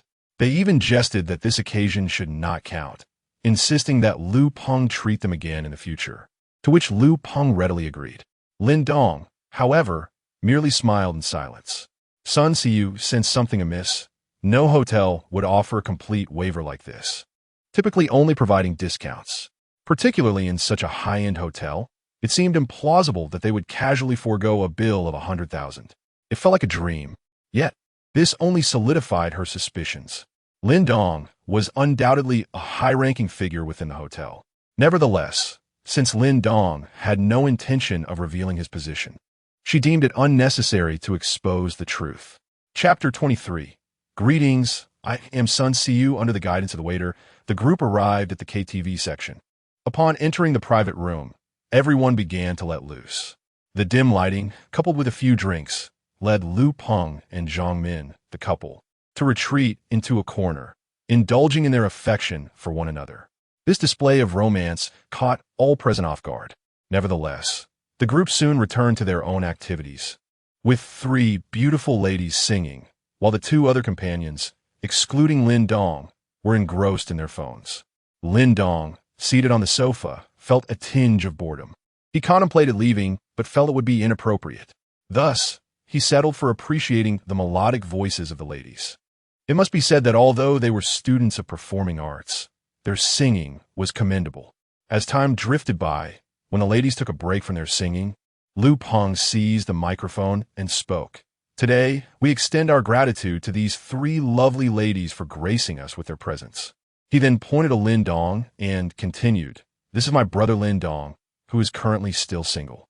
To the ladies without boyfriends, feel free to exchange contact information and get to know one another. Who knows, a match might arise. Yes, you. My brother is utterly devoted when it comes to relationships. Upon hearing this, Lin Dong felt a mix of amusement and exasperation. Was he being praised or ridiculed? While he indeed was loyal, his devotion had led to a rather dramatic breakup that left him in a state of distress. Those who did not know him might interpret it as a compliment, but those who did would likely find it amusing, as Liu Peng appeared to be quite tipsy. After Liu Peng's declaration, he awaited the ladies' reactions. He had gathered from Zhang Min that none of the three ladies had boyfriends, which is why he orchestrated this moment. The tallest among them, Sun Xiu, seemed beyond Lin Dong's reach. A goddess of her caliber would likely leave even a seasoned flirt like Liu Peng at a loss. However, Lin Dong might still have a chance with the other two. Recently, Lin Dong had undergone some changes. He seemed more robust and exuded a newfound confidence. No longer the timid individual he had been while dating Jiang Shan. At first glance, he appeared quite appealing. Upon hearing Liu Peng's words, Zheng Yun and Chen Lan remained unresponsive. They had discerned that among the four in their dormitory, aside from Liu Peng, the affluent heir, the others were rather ordinary. Their observation during the car ride, where Liu Peng drove while the rest rode along, made it evident. What wealthy heir would ever ride in someone else's vehicle? To save on gas? That was absurd. A true wealthy individual would not concern themselves with such trivialities. Although Lin Dong had joined them later, his attire, composed of low-end fashion, did not suggest affluence. While he appeared quite handsome and stylish, could good looks alone suffice? Moreover, as students from the Jiangnan University of Media and Communications Performing Art Department, they had encountered countless charming individuals. Lin Dong would merely be of average caliber among them. They had no desire to squander their youth on someone like him. While the two remained indifferent, Sun Xiu was intrigued by Lin Dong. Here was a person of apparent significance, yet he chose to masquerade as an ordinary individual, concealing his true self so well that even his roommates were oblivious. Sun Xiu was eager to remind her two roommates that the wealthy heir they yearned for was right before their eyes, and not just any wealthy individual at that. Yet they chose to overlook him. Once, a veritable mountain of gold had been laid out before them, but they treated it as mere refuse. She was curious to see the expressions on her roommates' faces upon discovering Lin Dong's true identity. Would they be filled with regret or chagrin? For individuals who set their sights on becoming involved with the affluent, it would likely be a source of great frustration. Very well, if you choose not to pursue him, then I shall. With that thought, Sun Xiu rose and approached Lin Dong, extending her right hand. Hello, Lin Dong. I am Sun Xiu, a third-year student in the Performing Arts Department at Jiangnan Media University. It is a pleasure to meet you, and I hope we can become friends and get to know one another. The moment her words left her lips, the room fell into an immediate silence. Liu Peng nearly fumbled the microphone in his grip. Could it be that a goddess like Sun Xiu was genuinely interested in Lin Dong? Who would believe it? The three onlookers shared the same thought. Just yesterday, the goddess Han Shuyuan had sought out Lin Dong as well. What kind of charm did Lin Dong possess that seemed to attract these divine beings? Was it merely a coincidence with the first? What the second? Might there be a third or fourth? Had he truly turned the tide after being spurned? At that moment, Lin Dong found himself momentarily taken aback. Ever since he had acquired the system, it seemed his romantic fortunes had become rather abundant. First Zhao Xian, then Han Shuyuan, and now Sun Xiu, all of whom were of goddess caliber. Which one should I choose? Such decisions are for children. I desire them all. Regaining his composure, Lin Dong stood and replied, Hello, Sun. It is a pleasure to meet you as well. They exchanged a brief handshake, followed by their phone numbers and WeChat details. Just then, the door to the private room swung open. The group assumed it was a server, but the first to enter was an unassuming, short, and plump middle-aged man, followed closely by the director Chen Xiang, who had arranged to meet Sun Xiu the day prior. Chen Xiang and Yu Qinghai were accompanying two investors that evening. But upon seeing Sun Xiu and her classmates, Yu Qinghai instructed his secretary to follow them and ascertain which room they entered. Once he had settled the investors, he made his way to their location. Upon entering the private room, Chen Xiang introduced himself. Hello, everyone, I am Chen Xiang. He then introduced the stout middle-aged man beside him. This is Mr. Yu from Xin Yuan Entertainment. We came here primarily to meet you all. You must be students of Jiangnan Media University, correct? Mr. Yu and I are in Jiangsheng to select roles for a film with an investment exceeding 100 million. Would you mind joining us for a drink? As soon as Chun Xiang finished speaking, Yu Qinghai eagerly approached Sun Siyu, saying, "You must be Sun Siyu. I am Yu Qinghai from Xin Yuan Entertainment. It is a pleasure to meet you. I believe you possess an extraordinary demeanor, making you an ideal candidate for the leading role in our upcoming film." Yu Qinghai gazed at Sun Siyu, his eyes gleaming with enthusiasm. She was strikingly beautiful and exuded an air of elegance. And surprisingly, she towered over him, compelling him to slightly tilt his head upwards when speaking to her. He had a particular fondness for women taller than himself. Yet, height was inconsequential when weighed against the burden of his own corpulent frame pressing down upon them.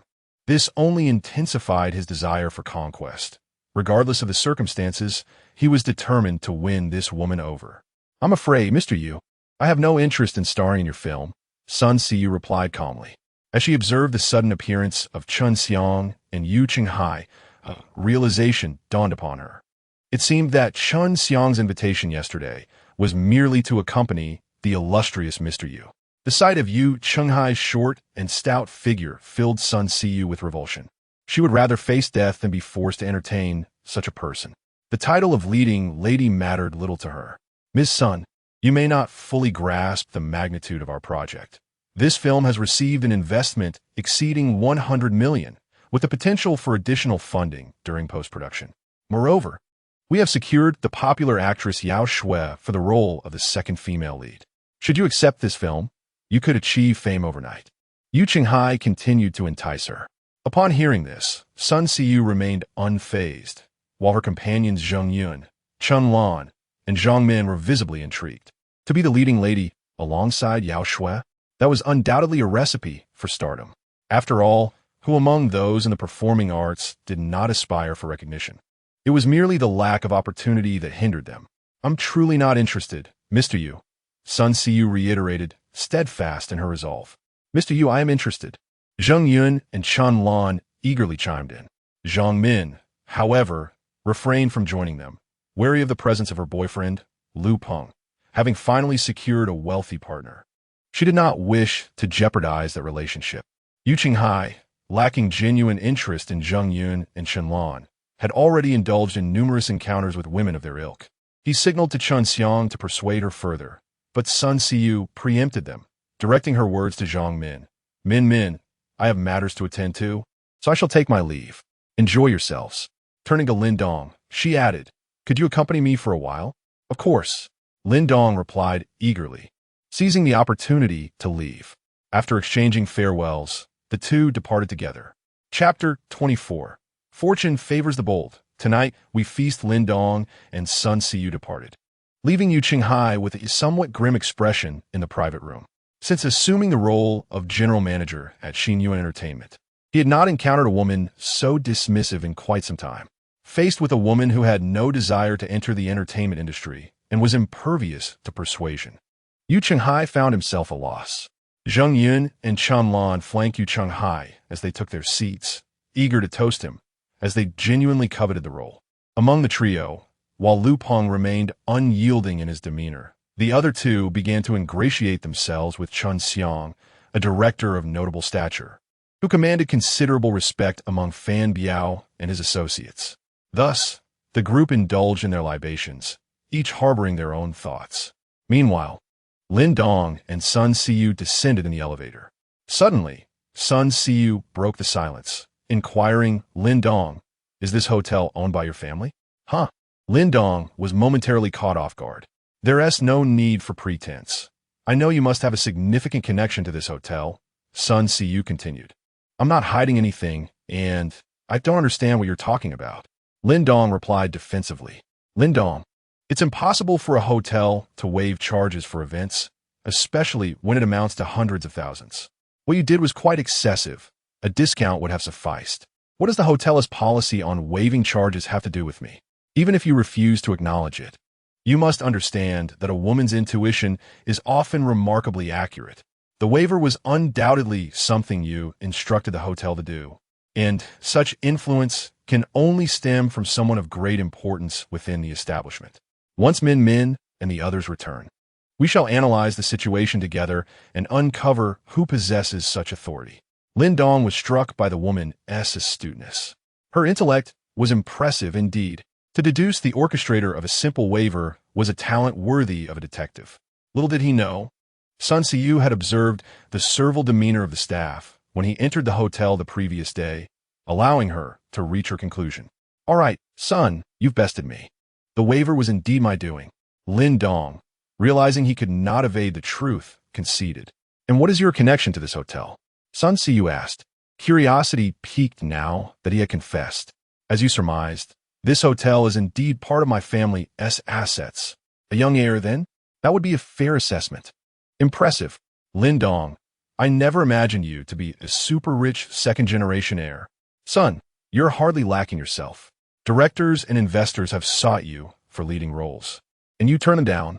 Compared to your status as a super-rich heir, I'm still a step behind. Their conversation continued as they exited the hotel. Son, shall I give you a ride home? Lin Dong asked at the entrance. Of course. Do you expect me to take a taxi? Sun Siyu replied with an air of entitlement. Very well. Lin Dong shrugged and fetched his luxurious vehicle to escort Sun Siyu back to Jiangnan Media University. After dropping off Sun Siyu, Lin Dong returned to the international mansion. Zhao Xian was already asleep.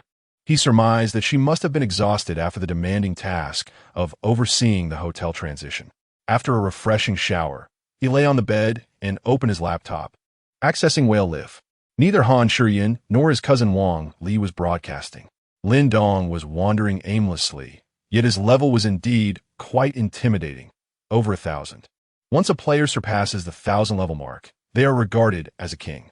He casually clicked on a gaming livestream, entering the room to witness a 5-clawed golden dragon spiraling across the screen, accompanied by the grand proclamation, "The king has arrived." The entrance was nothing short of spectacular, causing an explosion of excitement in the chat. Oh my, the legendary President Chai has appeared. Welcome, President Chai. We are honored by your presence. The streamer, a charming girl named Jasmine, was engrossed in playing Survivor Island. Upon noticing Lin Dong's king-level status, she quickly found a corner to hide, then rose gracefully. Fingers poised in an elegant gesture, slightly bending her knees as she softly greeted, "Welcome, President Chai, to my live stream. I am at your service." Such a prominent figure demanded utmost respect and attention. Lin Dong found the streamer's reaction rather amusing. Indeed, wealth has the power to command respect. He decided to send a message in the chat. "Little Jasmine, focus on your game. If you secure a chicken dinner, I shall reward you with 666 super gifts in celebration." Jasmine was overjoyed upon reading Lin Dong's message. Winning this round would be worth more than 100 or even 1,000 typical victories. She hurriedly settled back in her game, exclaiming, "Thank you for your support. President Chai, I will do my utmost to secure the chicken dinner." The audience was abuzz with messages. President Chai is incredible. President Chai is magnificent. Truly exceptional. Jasmine meticulously maneuvered her character. Her skills were commendable, typically winning 8 out of 10 matches. However, the fear of misfortune loomed large. For a single mishap could mean losing gifts worth over 1 million. With determination, she fought her way through, and when only 3 opponents remained, she felt a wave of relief. Victory seemed within reach.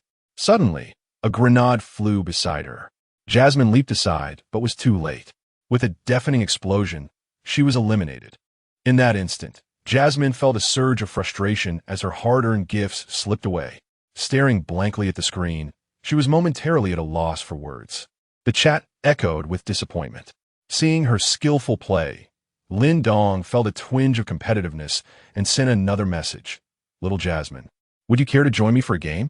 Jasmine snapped back to reality upon seeing his message and eagerly replied, "Sure. Where are you, President Chai? I'll come find you." Lin Dong entered the game, and the two teamed up for a new match. They descended into a valley, scavenging for equipment to arm themselves. Jasmine remained close to Lin Dong, generously offering him any superior gear she found. Lin Dong, modestly acknowledging his lack of experience, accepted her gifts. Fortunately, their luck was on their side, as they encountered no formidable opponents. Ultimately, Jasmine led Lin Dong to victory, marking his very first chicken dinner. Despite Lin Dong's lackluster skills, it is peculiar that no one in the live stream criticized him. Rather, they all praised his gameplay. Who would dare to scold such a prominent figure? With millions of viewers in the stream, how could he possibly be inferior in reality? If one were to incite the ire of such a notable individual, they would undoubtedly be found, even if it meant searching every inch of the earth. Lin Dong's spirits soared as he ascended to remarkable heights. With a single matchstick, he gifted the streamer, Jasmine, a Super Fire Rocket X1. With another matchstick, he presented her with a Super Fire Rocket X 666.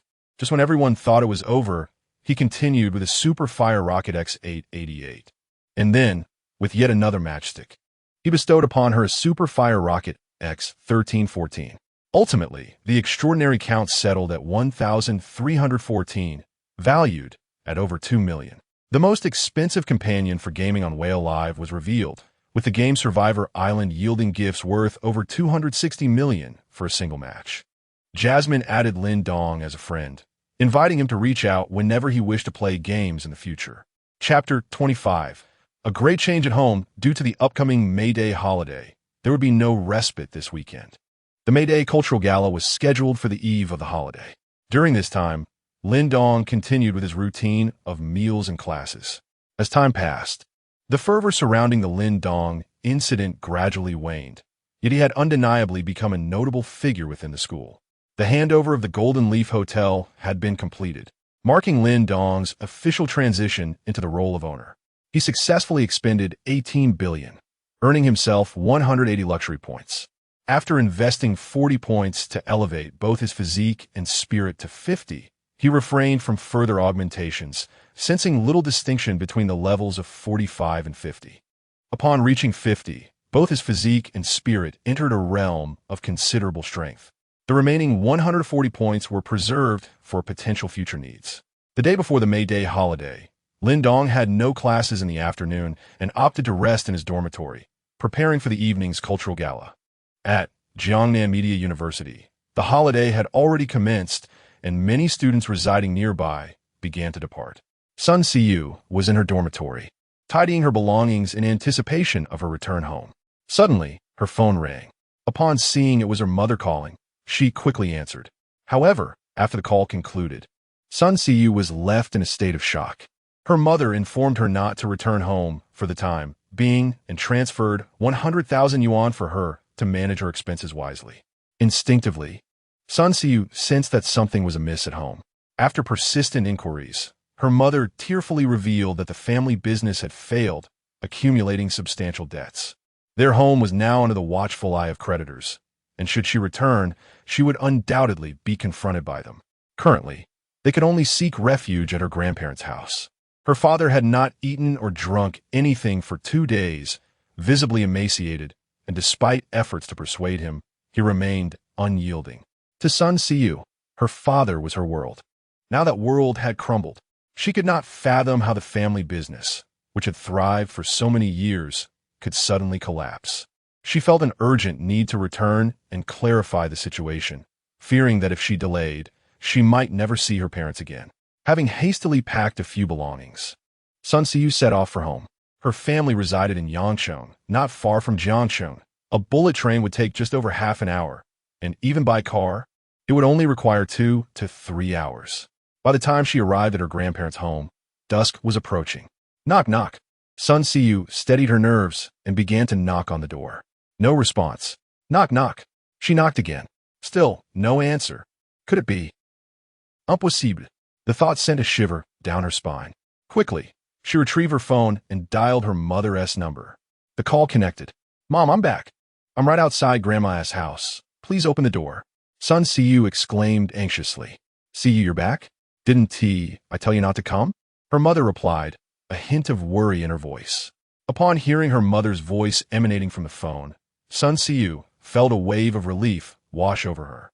Although her mother's tone bore traces of exhaustion, the reassurance that she was alive brought comfort. Soon, the door creaked open. The moment she laid eyes on her mother, Sun Siyu could no longer contain her emotions and burst into tears as she embraced her. After a brief spell of weeping, the mother and daughter stepped inside the house. Noticing the absence of anyone else, Sun Siyu inquired, "Mom, what on earth is happening? Where's Dad? What about Grandpa and Grandma? And my little sister?" Her mother replied, "Your grandparents and little sister have gone with your uncle. Your father has locked himself in his room and refuses to come out. Siyu, you must talk to your father. He hasn't eaten for 2 days. If this continues, his health will deteriorate."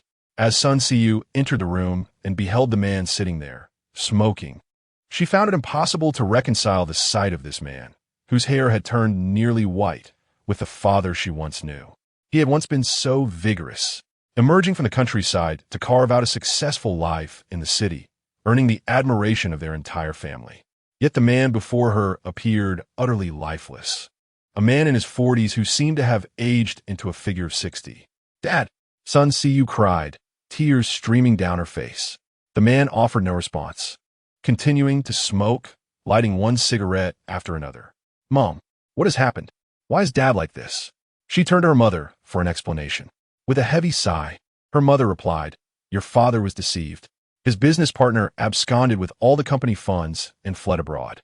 As the legal representative of the company, your father is liable for all debts and loans.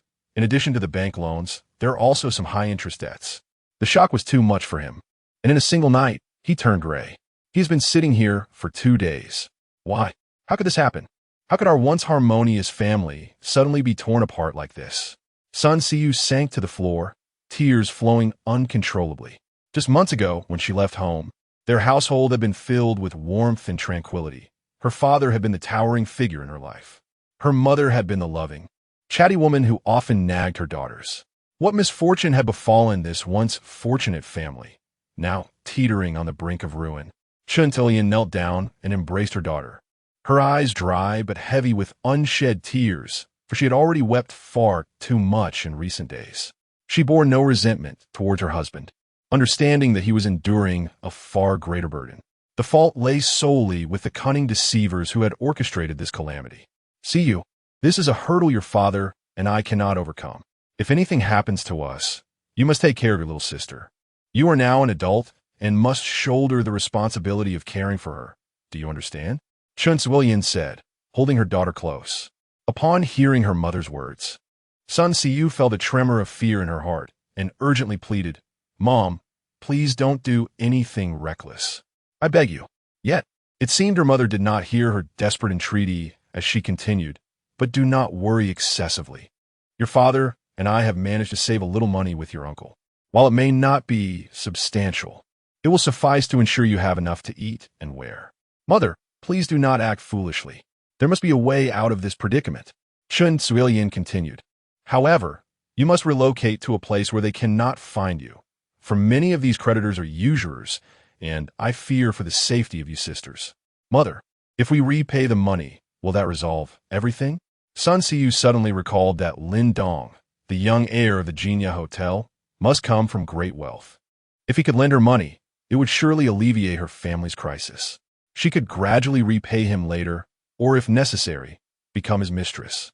At that moment, Sun Siyu would not hesitate to associate with anyone, even a man as unattractive as Yu Cheng-hai, as long as he could help her family avoid ruin.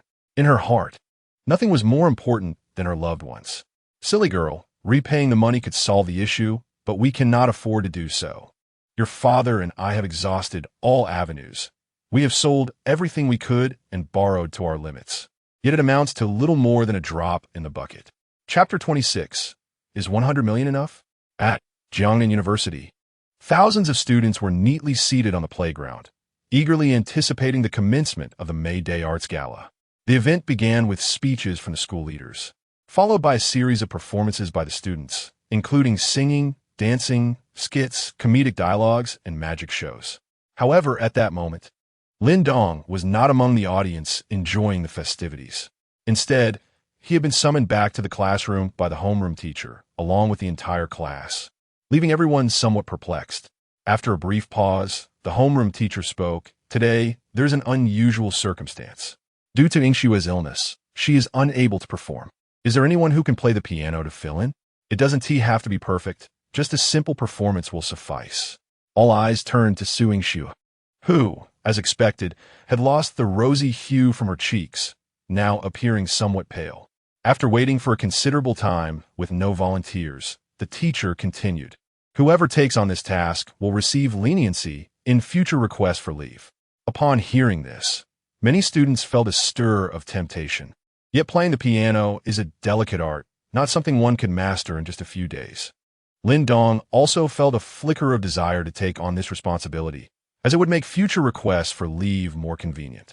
Therefore, he utilized his points to add piano to his skill set and, with an additional 10 points, elevated his proficiency from novice to expert. In no time, a wealth of knowledge flooded his mind. With newfound confidence, Lin Dong stood up and declared, "Teacher, I will give it a try." His classmates stared at him incredulously, including the trio of mischief makers, Su Yingxue and the homeroom teacher. Lin Dong playing the piano, it seemed absurd. Throughout his college years, he had either been working part-time or commuting to work, leaving no time to learn the piano. "Can you actually play?" The teacher hesitated to inquire. "Yes, I learn while working part-time," Lin Dong responded. "Can you perform an entire piece?" The teacher pressed. "Absolutely. Very well. Since no one else has volunteered, you may proceed. Remember, aim for no mistakes, rather than seeking perfection." At that moment, Ding Wei stood up, feigning distress. "Teacher, I'm not feeling well either. Let Lin Dong go up alone." He had no intention of sharing the stage with Lin Dong, a person he deemed unworthy of such performance. It would be far more amusing to sit back and watch Lin Dong make a fool of himself. The classmates exchanged glances, stifling laughter at Ding Wei's exaggerated display of discomfort. The homeroom teacher, recognizing the charade, chose not to expose him and instead asked Lin Dong, "Are you sure you can do this alone?" "Yes," Lin Dong answered eagerly. He preferred to perform solo, as collaborating with someone else seemed rather pointless. However, feeling that a solo piano performance might lack variety, he decided to spend 30 more points to elevate his skills in songwriting, composition, and singing to expertise. With everything in place, the matter was resolved, and the students proceeded to the playground to enjoy the performances. Lin Dong was backstage, awaiting his turn to perform.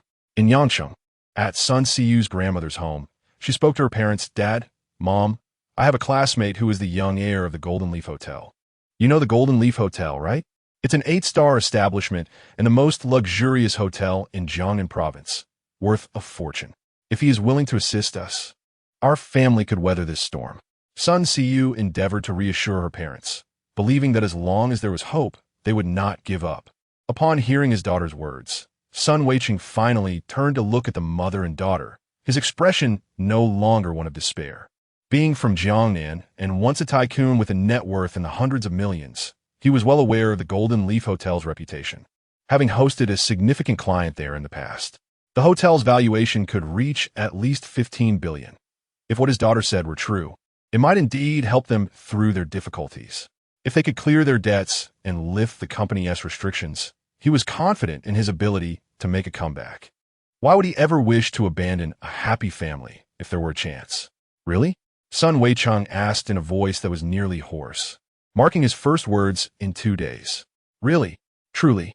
Sun Siyu exclaimed. Her tears dried in her joy at her father's response. Chun Civilian felt a sense of relief as her husband finally spoke. However, a question lingered in Weicheng's mind. Even if Lin Dong had the means, why would he assist them? They were merely classmates, after all, and their family's financial shortfall was nearly 100 million. "Can you truly borrow that amount?" he inquired. 100 million? The figure shocked Sun Siyu to her core. She had thought their debts were merely in the millions, and given Lin Dong's affluent background, he wouldn't mind lending such a sum.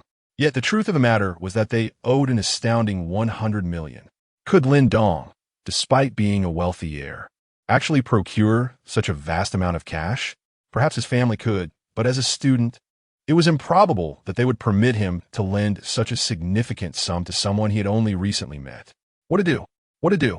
No, she couldn't let her parents see her uncertainty now that they had finally ignited a flicker of hope.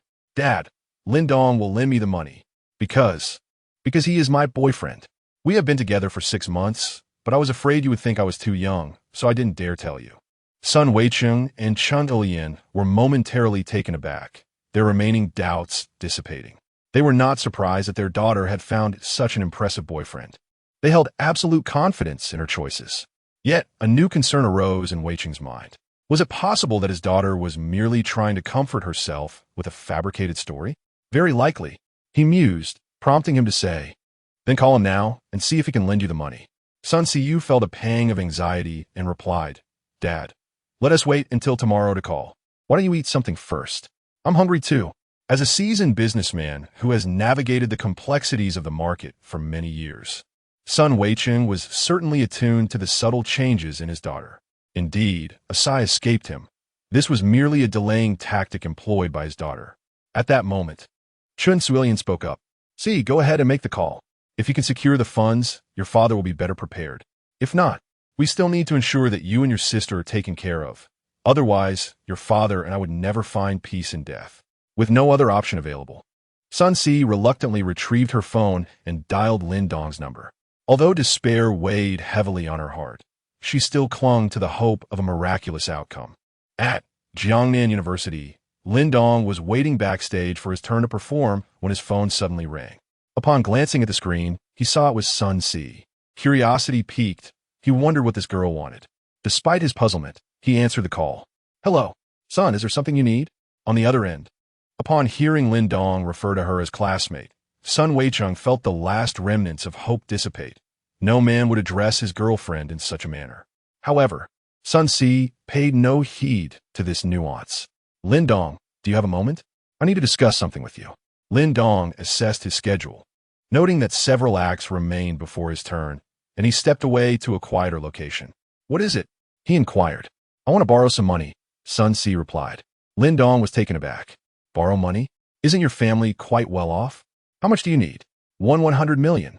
"How much?" Lin Dong thought he must have misheard and asked again. 100 million. "What do you need that much money for?" Lin Dong questioned. "Lin Dong, my family's business has failed, and we owe a considerable amount to loan sharks. If we don't repay them, our family will be ruined. I'm begging you to help me. I promise to repay you slowly." Sun Si's voice trembled with emotion through the phone. Loan sharks? That was a perilous situation indeed. Lin Dong's mind conjured an image of Sun Si rebuffing the advances of that General Yu, who sought to exploit her. If he were to refuse her now, it wouldn't be long before she might find herself ensnared by those predatory individuals. Thus, he resolved to view this as an opportunity to rescue a girl on the brink of ruin. "Will 100 million suffice?" Lin Dong inquired. Chapter 27. The boy is 100 million enough? This is undoubtedly the most melodious phrase that Sun Siyu has ever heard in her life, for it has salvaged her family from the brink of despair. Sun Weicheng and Chun Thulian gazed at each other, their eyes wide with astonishment. Their daughter's boyfriend seemed to possess an unfathomable depth. 100 million appeared to be a trivial sum to him. This amount was beyond their family's reach even during its most prosperous days. Yet, he could produce it with such ease. Such a remarkable individual was indeed their daughter's partner. They felt an overwhelming sense of joy for their daughter. Moreover, his willingness to extend such a sum to assist her was a testament to his genuine affection. Enough. Enough. Thank you, Lin Dong. At that moment, Sun Siyu felt an overwhelming urge to weep. She had been on edge since the afternoon, and now, at last, she could relax and release her pent-up emotions. "Please send me your account number, and I shall transfer the funds shortly." Lin Dong's voice resonated from the phone. "All right. Thank you so much, Lin Dong." After hanging up, Sun Siyu sent her account number to Lin Dong, only to find her parents staring at her intently. "Damn, what is the matter? Siyu, is this Lin Dong truly your boyfriend?" "Indeed.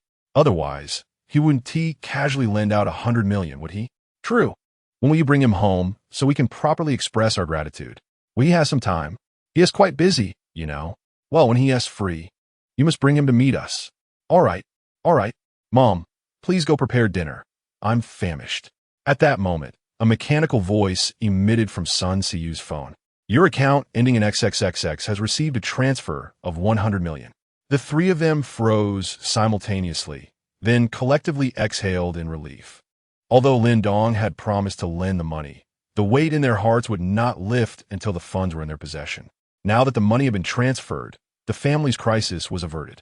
Chen Tilian joyfully went to the kitchen. While son Wei Cheng emerged from the room he had occupied for 2 days, poured himself some milk, and headed for a shower. Sun Siyu sat on the sofa in the living room, reflecting on the events of the day. She could hardly bear to imagine what might have transpired without Lin Dong's assistance. Her parents might have shouldered all the burdens alone and departed from this world. She and her sister could have ended up in a desolate place, living in solitude without family.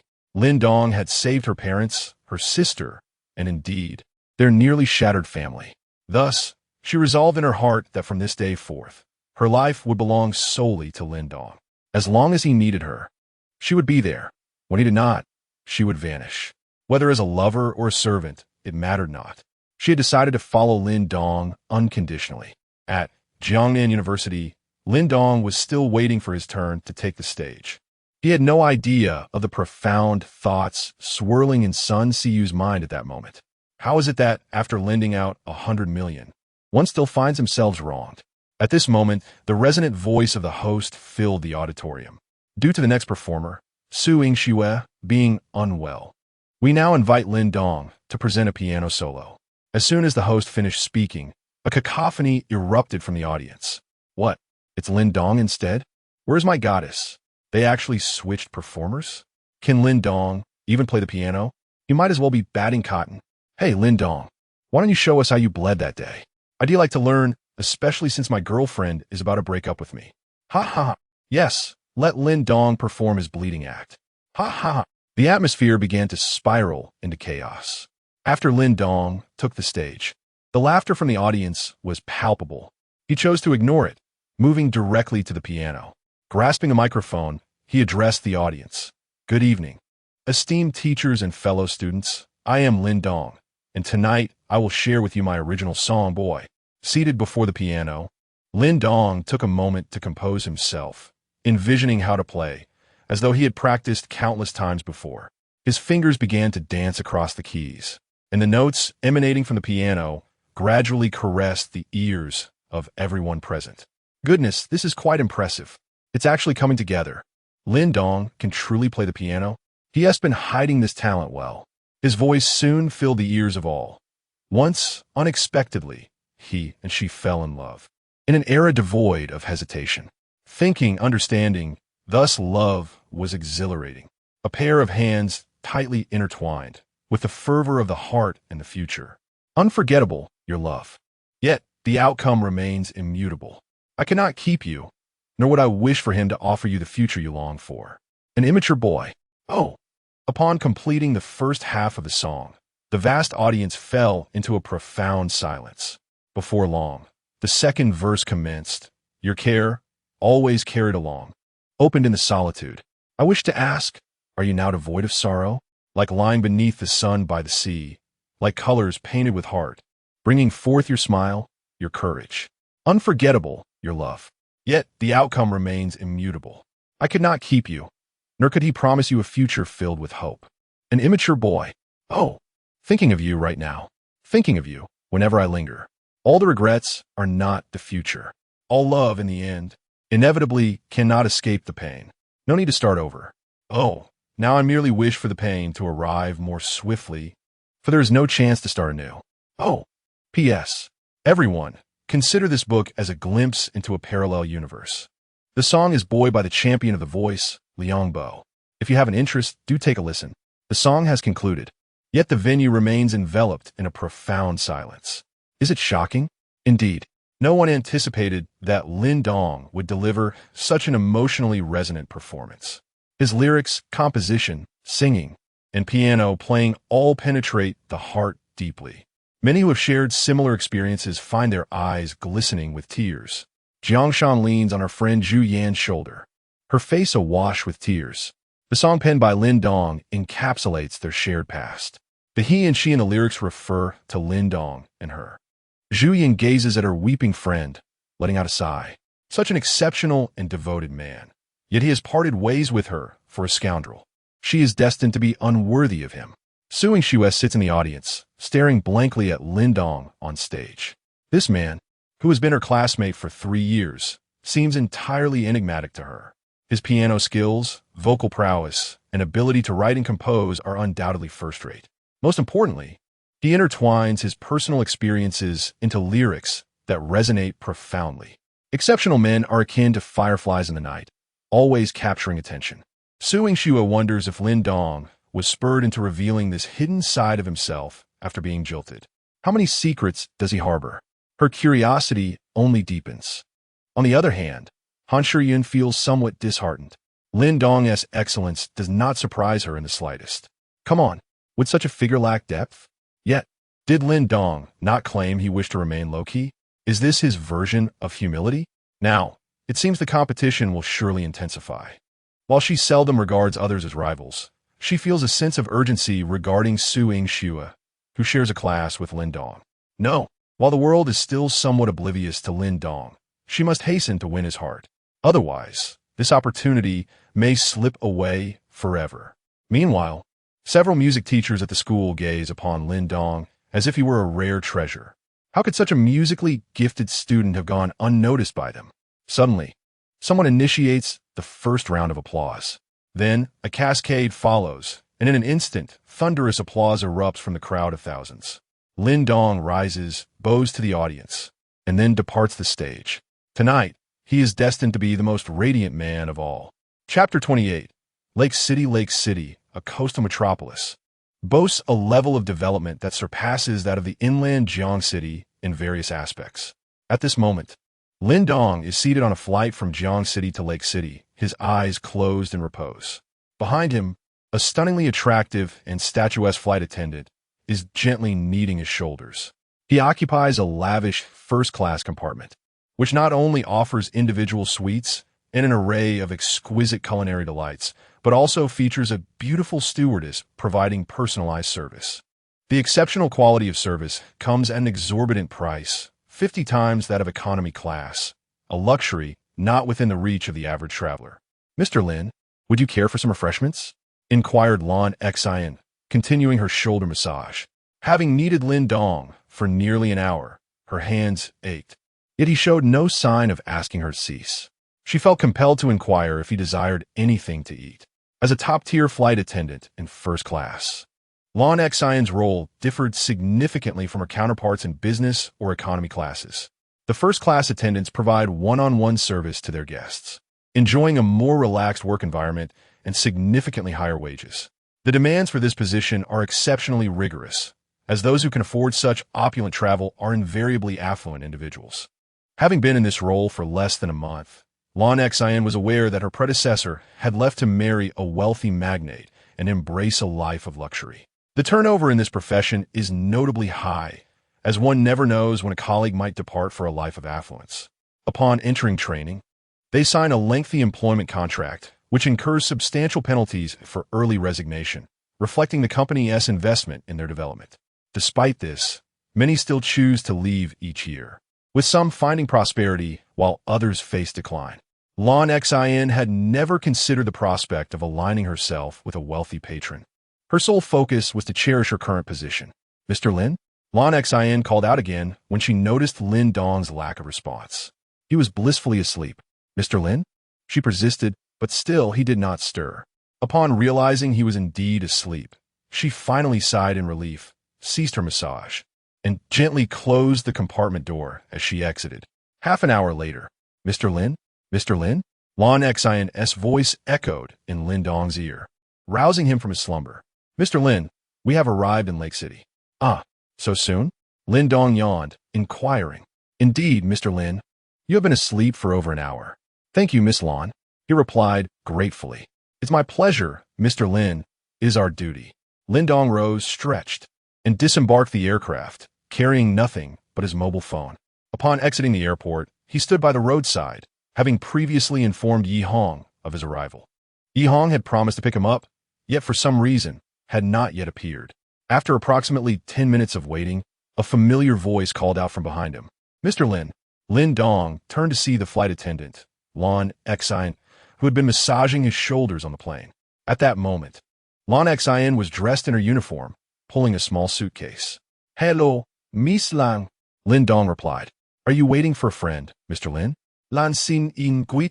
"Ah, I'm planning to take a taxi, Lin Dong responded, indeed intending to head directly to Yi Hong's company. Taking a taxi? Lan Xin expressed her confusion, surprised that someone who had traveled in a luxurious first-class cabin would opt for a taxi. Coincidentally, I'm also about to take a cab back to my hotel. Where are you headed, Mr. Lin? Perhaps we could share a ride? Lan Xin suggested. Just as Lin Dong was about to decline, another voice interjected. Lan Xin, is this your boyfriend? A slightly older flight attendant approached, hauling her suitcase. Sister Lee, don't misunderstand. This is Mr. Lin, who happened to sit in my section on the plane, Lan Xin clarified. Lan Xin, be sure to keep your eyes open when choosing a man. Some people enjoy flying first class just to deceive newcomers like you into trusting them. Several of our crew members have fallen victim to such tricks, ending up with nothing. Sister Lee warned. Sister Lee, it's not what you think. I understand. You young ones prefer handsome partners. But as you grow older, you'll realize that looks won't feed you. It's essential to find someone practical, kind, and wealthy. Trust me, Sister Lee won't lead you astray. Lin Dong cast a glance at Sister Lee, thinking, is this woman out of her mind? Has she hit menopause? Am I bothering her while I wait for a taxi? Just as he contemplated a retort, a Range Rover pulled up in front of them. My boyfriend is going to pick me up, Lan Xin. Would you like a ride? Sister Lee said, attempting to impress. The car door opened, and a man stepped out. Upon seeing Sister Lee's boyfriend, Lin Dong's desire to retort dissipated instantly. The man stood at a mere 6 meters tall and weighed about 180 kilograms, resembling that general youth from the entertainment company, and he was balding, likely in his 40s or 50s. No wonder he was so harsh with Lan Xin. He was undoubtedly filled with envy and jealousy. No need, Sister Lee. We can take a taxi ourselves. Lan Xin Zipli, weren't you in first class? Why take a taxi? Sister Lee remarked. Lan Xin, if you get deceived, don't blame Sister Lee for not warning you. At that moment, a roar of engines broke the air, accompanied by gasps from onlookers. Look, that car is stunning. Wow, what a stylish supercar. I dream of owning one. Soon, 2 dazzling supercars parked behind the Range Rover. The doors swung open, and Yi Hong stepped out, striding directly towards Lin Dong. Apologies, my younger brother. I was delayed. Here are your car keys. Yi Hong tossed Lin Dong a set of keys. After catching them, Lin Dong imbranjit Yi Hong. Brother Yi, you flatter me. I feel guilty for taking up your precious time. Let us not be polite. Come, let us have a look at your car. This car has been in my possession for 3 years, yet it has barely traveled 300 kilometers. It is indistinguishable from a brand new vehicle. Yi Hong said, wrapping his arm around Lin Dong's shoulder. Lin Dong approached his Bugatti Chiron, running his hand over the sleek body, relishing the exquisite texture that surpassed even that of a woman's touch. It is utterly magnificent, so stylish. Driving this car back to school will undoubtedly dazzle countless onlookers. Brother Yi, this car is truly remarkable. I adore it. As long as you like it, come on, get in the car. I shall take you somewhere to treat you, Yi Hong replied. Then I shall obediently follow your lead today, Brother Yi. At that moment, an individual from a similarly stunning sports car approached Yi Hong and handed him a set of car keys. Mr. Yi, your car keys. Shall we? Please take a cab back to the company, Yi Hong instructed. Understood, Mr. Yi. Lin Dong stood beside the Bugatti Chiron, preparing to enter, when he suddenly noticed Lan Xin standing in astonishment by the roadside. Miss Lan, where are you headed? Allow me to give you a ride, Lin Dong offered. Mr. Lin, there is no need for trouble. I could just take a taxi, Lan Xin replied. Get in the car, Lin Dong said, then entered the driver's seat of the Bugatti Chiron. After a moment's hesitation, Lan Xin stepped forward and took her place in the passenger seat. Once inside, Lin Dong called Yi Hong in the other car to inform him that he would be making a brief detour. As fortune would have it, Yi Hong was headed the same way, leading the way for Lin Dong. The 2 dazzling sports cars roared away, disappearing into the distance as they left the airport. Sister Lee watched the retreating supercars, her expression darkening. She was still reeling from the swift humiliation she had just endured, gazing at her ostentatious, wealthy boyfriend. Sister Lee suddenly found him less appealing. Not far away, several flight attendants had witnessed the recent spectacle. Did you all see that? Lan Xin got into that supercar. Who captured it on camera? Quickly, search for the car model. I've never seen it before. I got it. Searching now. Oh my gosh. This is the latest limited edition Bugatti Chiron, with only 8 units released globally, priced at 60 million. What? 60 million? That's outrageous. Even more outrageous. The 60 million was the price 3 years ago. It has now soared to 80 million. My goodness. Lin Xin has only been here for a month. How did she encounter such a young, handsome, and wealthy tycoon? Why can't I find someone like that? Chapter 29. Welcome to SCC. Lin Dong escorted Lin Xin to her hotel before following Yi Hong to the Lakeside Club. This establishment is the epitome of luxury in Lake City, situated at the heart of an artificial lake. Beyond its picturesque scenery, it boasts a golf course and a racetrack, catering to the whims of the affluent. Yi Hong led Lin Dong to the golf area, where a group of 7 or 8 men and women were engaged in light conversation, all appearing to be in their 20s or 30s. Outside, a man and woman were playing golf, with the man affectionately guiding the woman from behind, their hands intertwined as he seemingly offered her instruction. Allow me to introduce my brother, Lin Dong, who is currently attending university in Jiang City, Yi Hong announced to the group in a lounge. He then turned to Lin Dong, stating, Lin, these individuals are members of our SCC. The group glanced at Lin Dong, seemingly unimpressed, as his youth rendered him inconsequential in their eyes. Old Yi, did you summon us today merely to introduce this Lin Dong? Inquired a young man, approximately 24 or 25 years of age, named Wang Chong, who, like Yi Hong, was an intermediate member of the SCC. Within the SCC, there exists a hierarchy among members. The higher the rank, the greater the implied prowess. Consequently, lower-ranked members typically refrain from challenging their superiors. However, as Wang Chong and Yi Hong belonged to the same tier, he felt no obligation to temper his words. Furthermore, Yi Hong was a shrewd businessman with a congenial demeanor. Wang Chong, the reason I gathered you all here is to witness my exercise of intermediate member privileges. I am inviting Lin Dong to join our SCC. The assembly exchanged surprised glances at Yi Hong's declaration, regarding Lin Dong with newfound scrutiny. It was no small feat to invoke such privileges.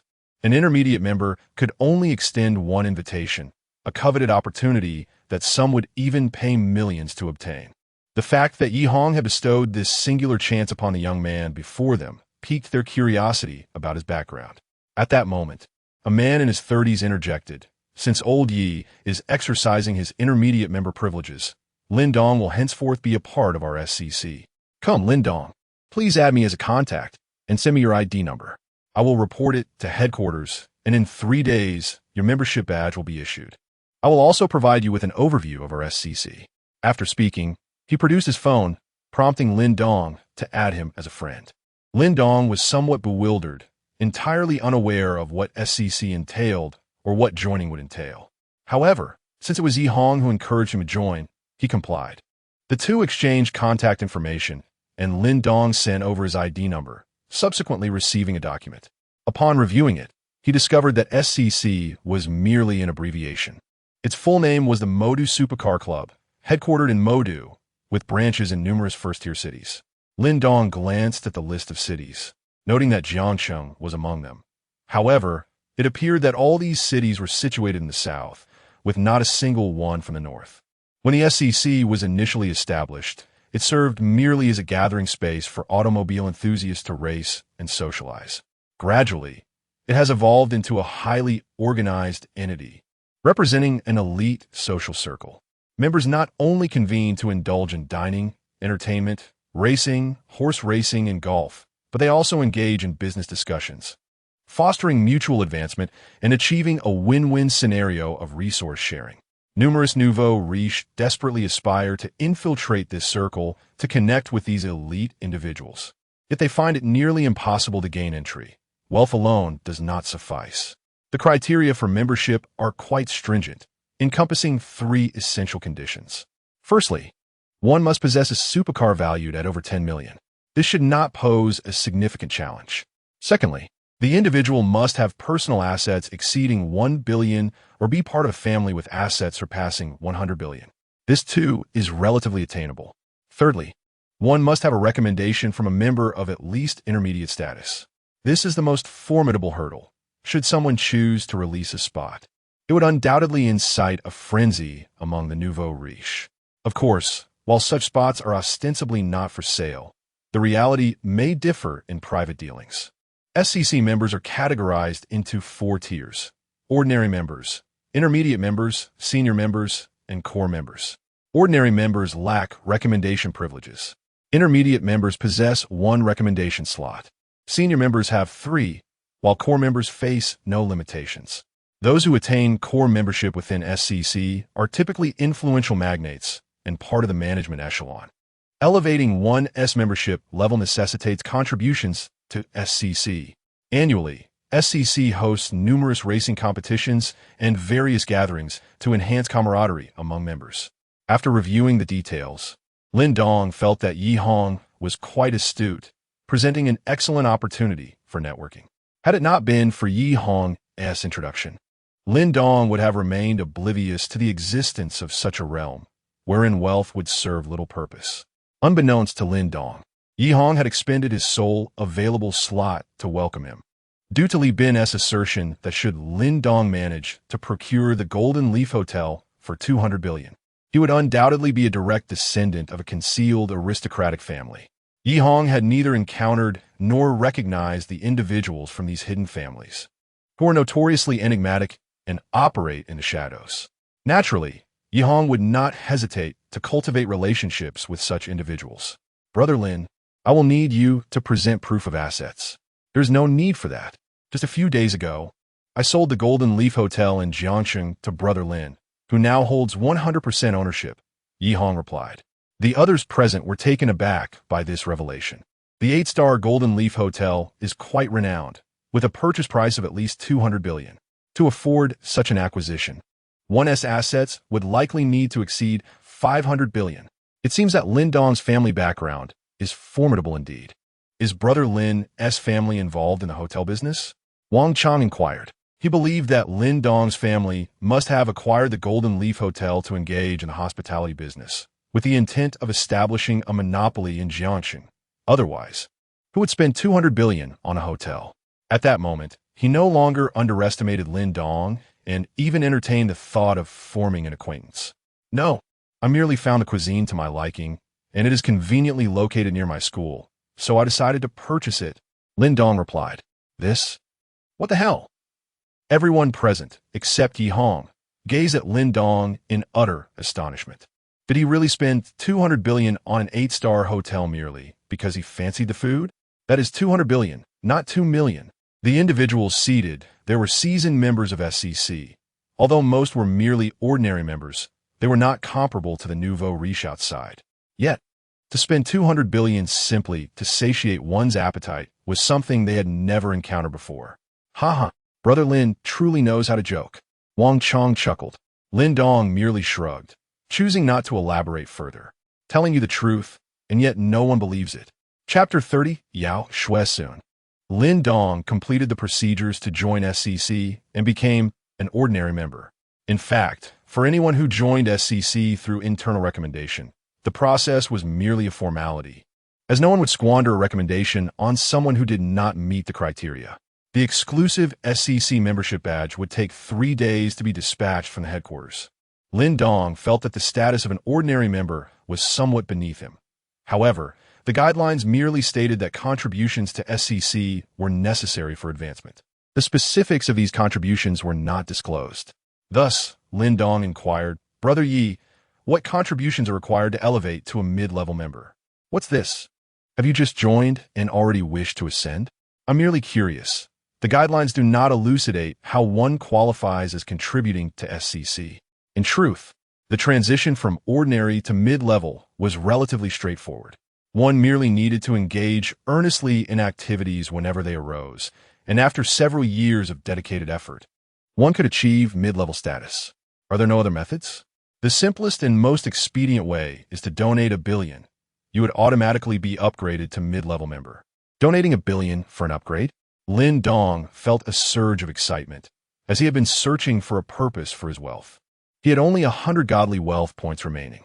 The power of these points was indeed formidable.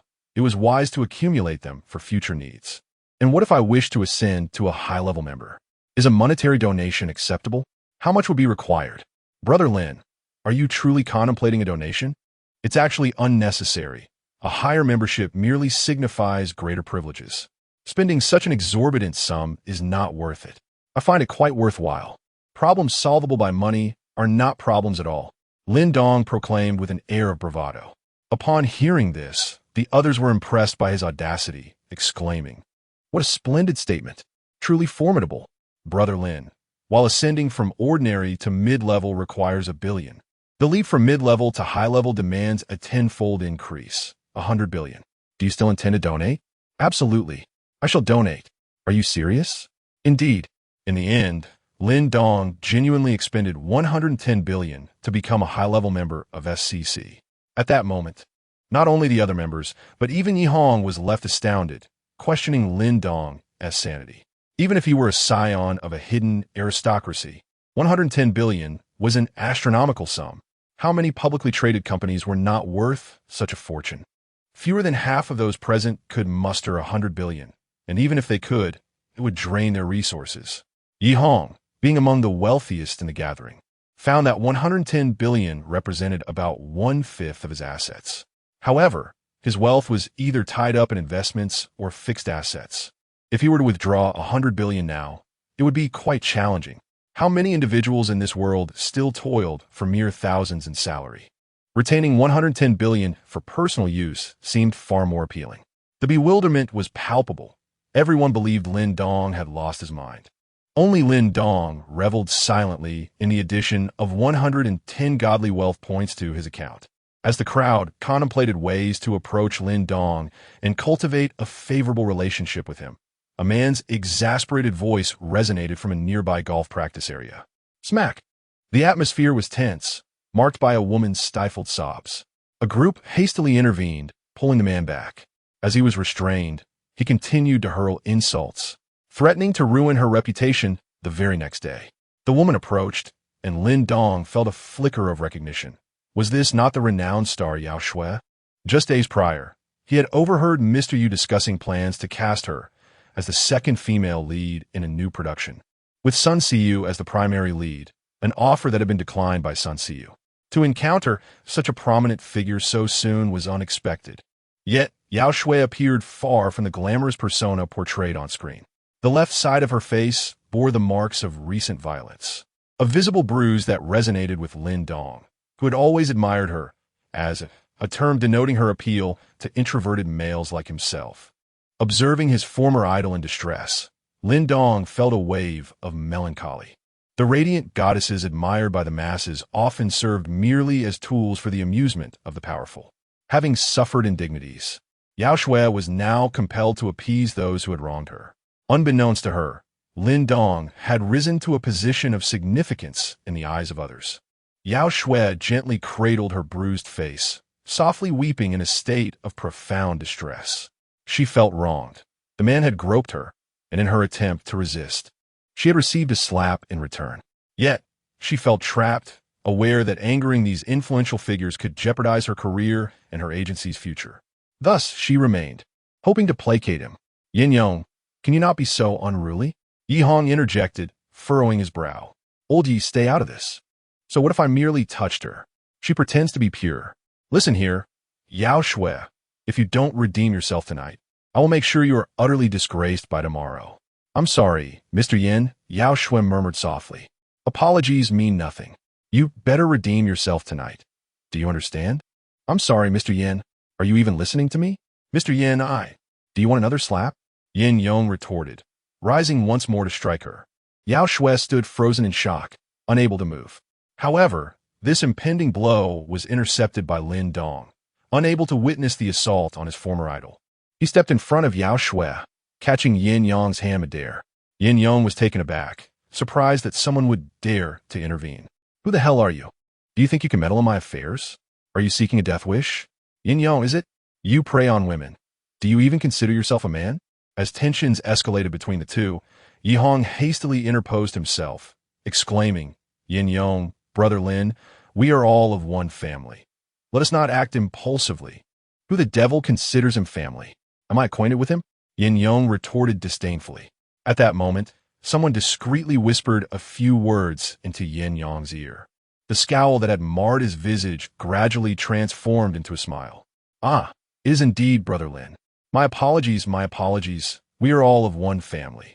Since Brother Lin has taken a liking to this young lady, I shall graciously relinquish her to you," Yin Yong proclaimed magnanimously. He had just been informed that Lin Dong had audaciously spent an astounding 11 billion to elevate a regular membership to a premium one. Yin Yong himself was merely a mid-tier member, while a premium membership surpassed his standing. Such a prodigious expenditure on membership upgrades had never been witnessed in the annals of SCC's history. There had only been 2 instances of individuals spending 10 billion to achieve mid-tier status. To possess such wealth as to spend so liberally on upgrading membership is indicative of a lineage far beyond that of a mere nouveau riche. It unmistakably denotes a family of affluence, one that he could not afford to offend. Seeing Yin Yong relent, Lin Dong did not press the matter further. The group settled down to engage in a back-and-forth conversation, primarily aimed at fostering goodwill with Lin Dong. Meanwhile, Yao Shui remained steadfastly positioned behind him. Chapter 31. Cousin in peril. On this particular day, Lin Dong spent his time at the Lakeside Club, engaging in lively conversations until dusk when he finally parted ways with the others. Exiting the club, he entered his limited edition Bugatti Chiron, ferrying his former goddess, Yao Shui, towards the Sheraton Hotel where she resided. Lin Dong planned to drop Yao Shui off at the hotel before seeking out his cousin, Wang Li. In the car, Yao Shui expressed her gratitude. "Mr. Lin, thank you. Had it not been for Lin Dong, her fate would have been dire, either subjugated to Yin Yong or facing imminent disgrace." She had no doubt about Yin Yong's formidable power. Even her employer harbored a fear of him. Stealing a glance at Lin Dong's profile, Yao Shui found herself captivated. He embodied an unparalleled standard of attractiveness, physique, and character, not to mention a background that instilled fear even in Yin Yong. Such a man shone like a star in the night sky, dazzling wherever he went. She pondered what kind of woman could possibly deserve such an exceptional man. Perhaps only one of equal stature. Yao Shui concealed her infatuation deep within her heart. "It's nothing, merely a small favor, Miss Yao. In truth, I quite enjoy the films you star in," Lin Dong remarked. "Really? Mr. Lin, you truly enjoy my movies?" Yao Shui exclaimed, her surprise palpable. She had not anticipated that someone of Lin Dong's prominence would take an interest in her work, leaving her somewhat flabbergasted. Lin Dong was taken aback. Was it truly necessary for her to be so astonished? "You are the new darling of the otaku community, one of the 4 rising stars. Is it strange that I enjoy your films? There are countless admirers at school. Not only do they appreciate your movies, but I even have 2 posters of you in swimwear adorning my dormitory wall. However, that must remain a secret. I genuinely do enjoy them," he affirmed. "What is your favorite of my films, Mr. Lin?" Yao Shui inquired. "I like." Lin Dong began, but his phone rang, interrupting him. He pulled over to the side of the road and glanced at the screen. It was a call from his cousin, Wang Li. Upon answering, Lin Dong said, "Hello, Wang Xiaomei. I've arrived in Lake City and will come and find you shortly." "Brother, I'm at the Jinbi Huiguang KTV. Hurry, I think I've been drugged. My head feels so dizzy." Wang Li's weak voice echoed through the phone. Lin Dong's heart sank as he sensed the gravity of the situation. "Please send me your location immediately. I'll be there at once." "Hold on." After hanging up, he turned to Yao Shui. "Miss Yao, I apologize, but I have an urgent matter to attend to. If you could." Yao Shui noticed the urgency in Lin Dong's demeanor and replied, "Mr. Lin, if you have something to attend to, please go ahead. My place is just ahead. I can walk back myself." "Thank you, Miss Yao.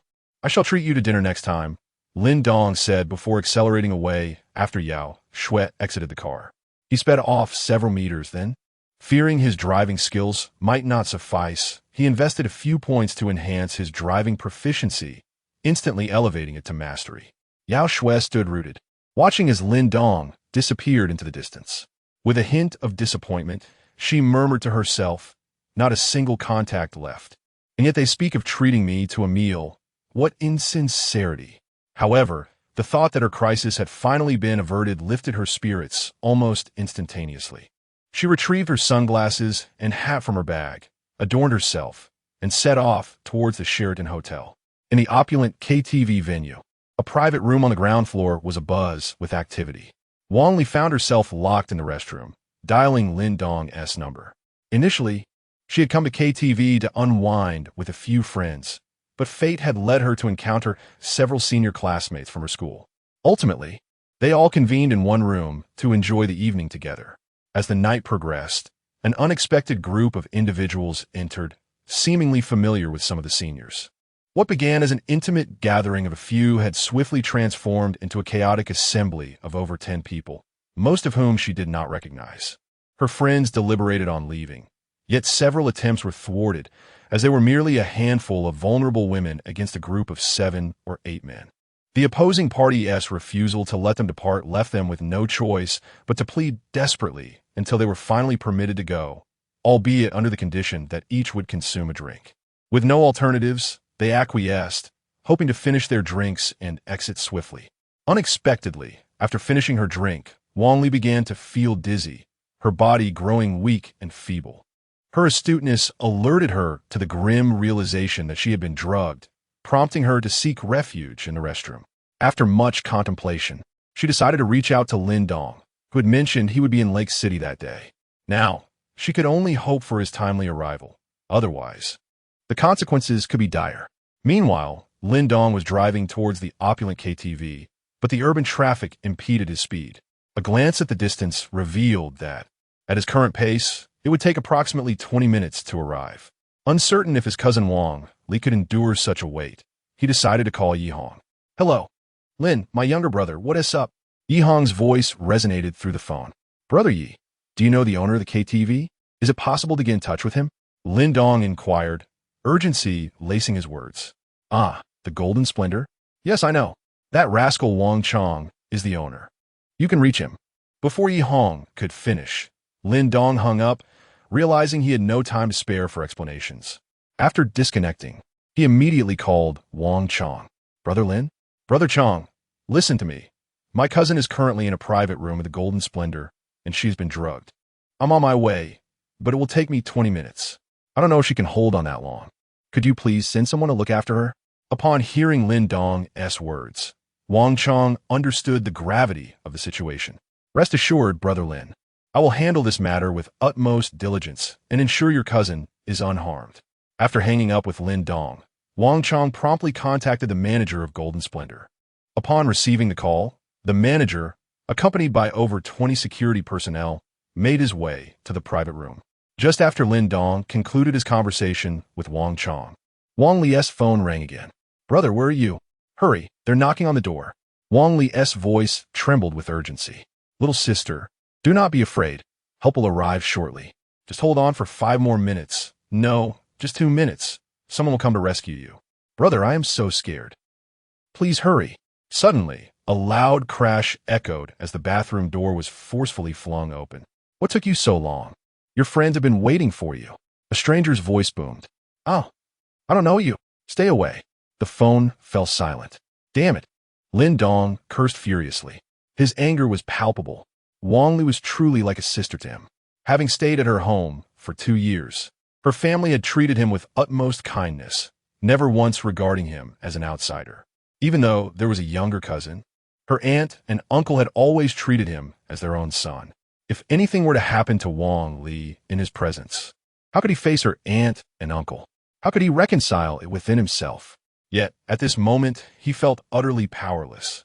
All he could do was hope that Wang Chong would uphold his promise. Chapter 32.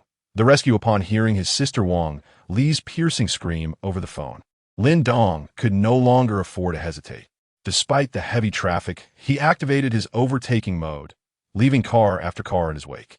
Several close calls with collisions occurred, yet his masterful driving skills enabled him to evade disaster each time. At the opulent KTV, in a private room marked D, Su Wanli was pounding on the restroom door. Wang Li, who had just entered, had yet to emerge. The effects of the drug should have already taken hold, and he was prepared to force entry. The thought of possessing such an exquisite student as Wang Li filled him with exhilaration. The elaborate scheme he orchestrated today was all for this climactic moment. After several loud knocks yielded no response, Su Wanli grew impatient and kicked the door open. Upon entering, he found Wang Li on the phone.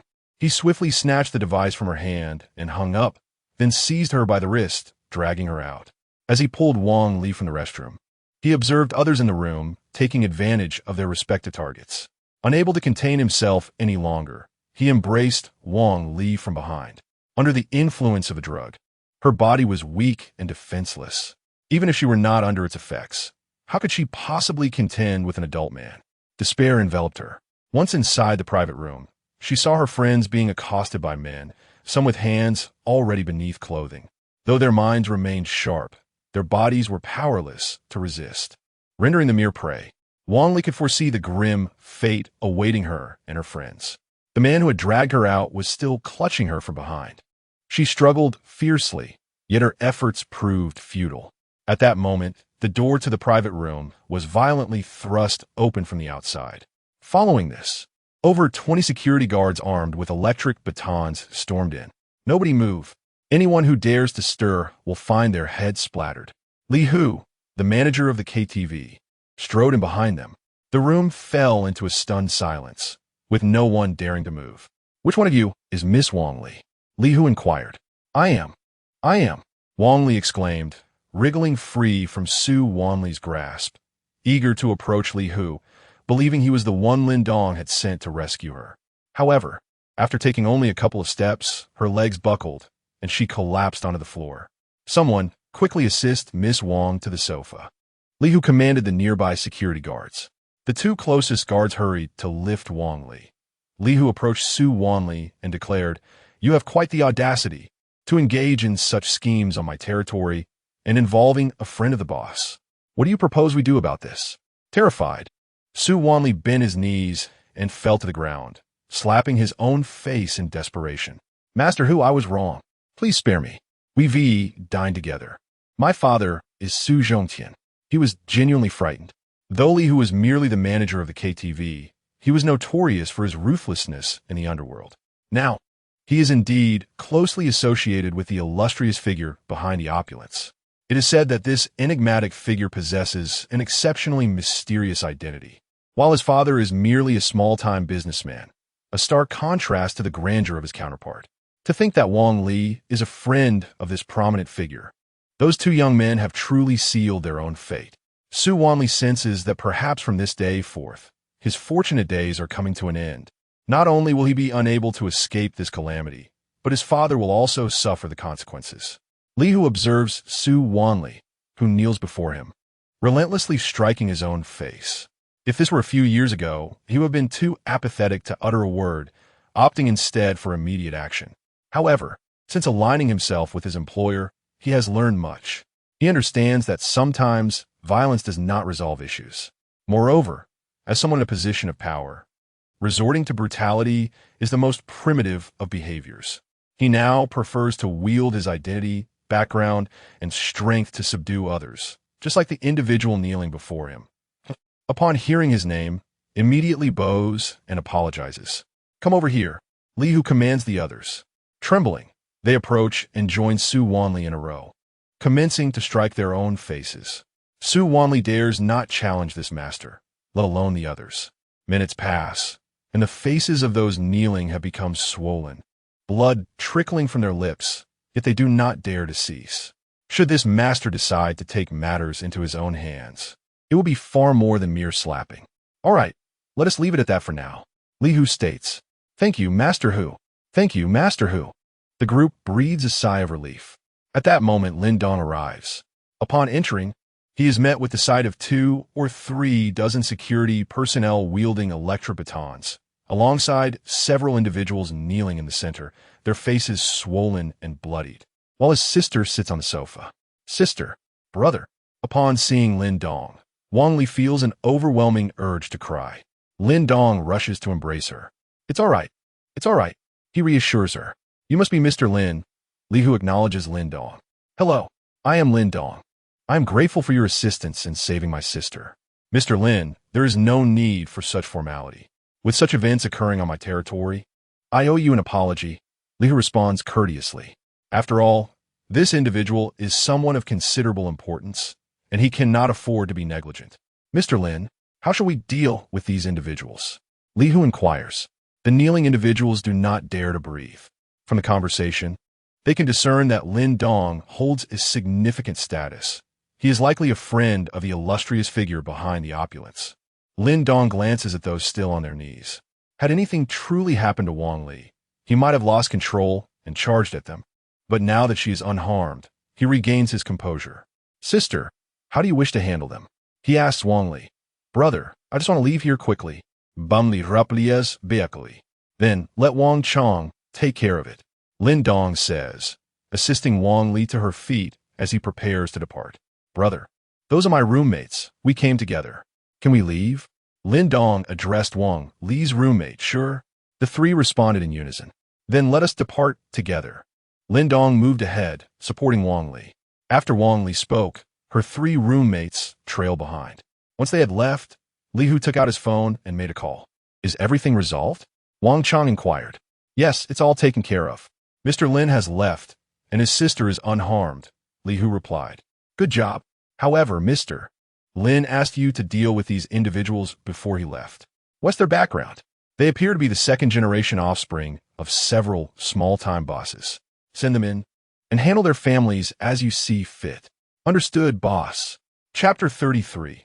Confrontation with my cousin. Upon exiting the KTV, Lin Dong, accompanied by Wang Li and her three roommates, realized the predicament they faced. The sports car could only accommodate 2 passengers, leaving 3 without a ride.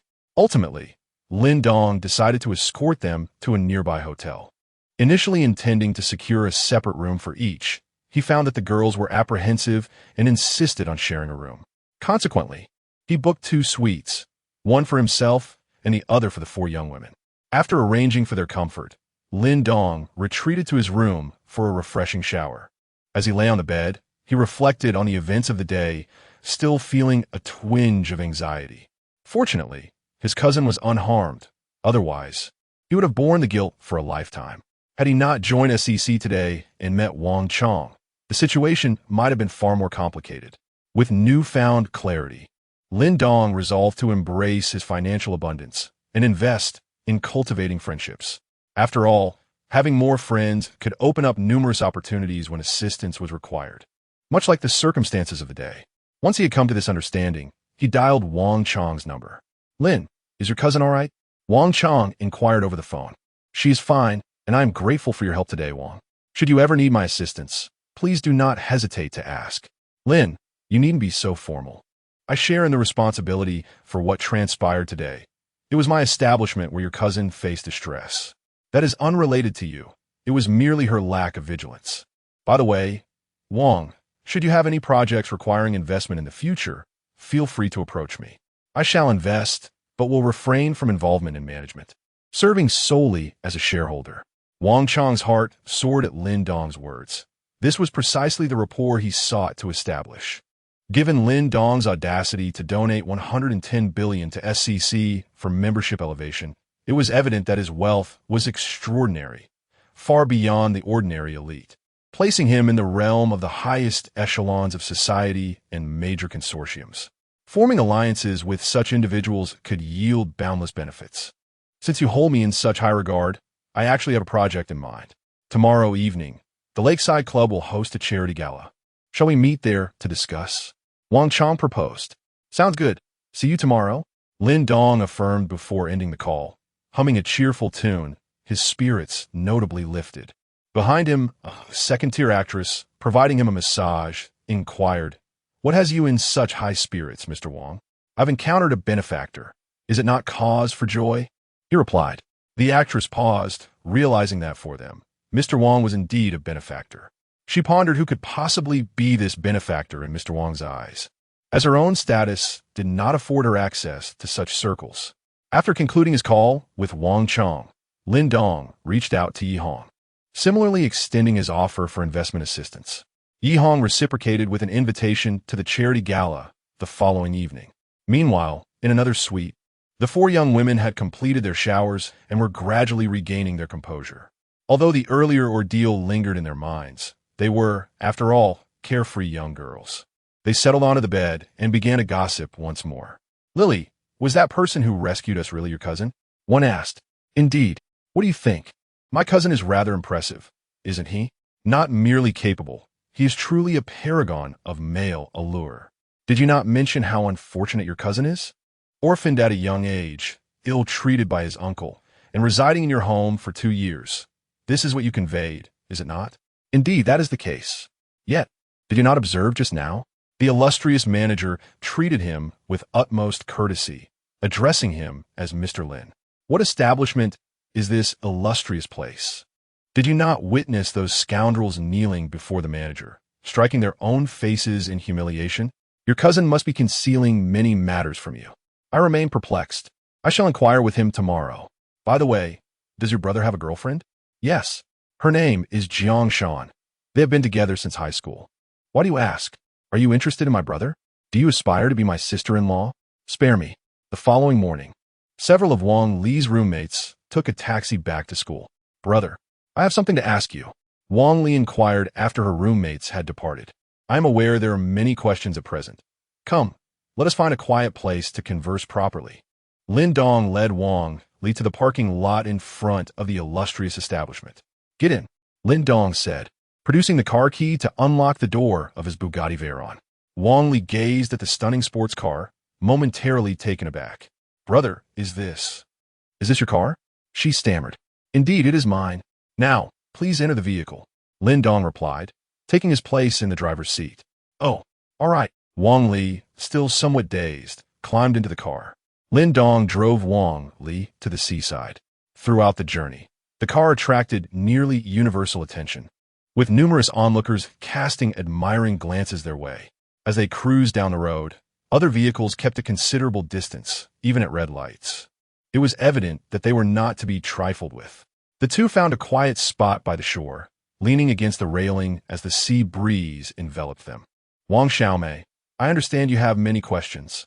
Feel free to ask whatever is on your mind, Lin Dong remarked, gazing out at the distant horizon. Brother, is that car really yours? Wang Li inquired. Yes, I purchased it just yesterday, right here in this lakeside city. My visit this time was primarily to see you and to acquire this vehicle. How much did it cost? 80 million. What? 80 million. Where did you procure such a sum? Did you rob a bank?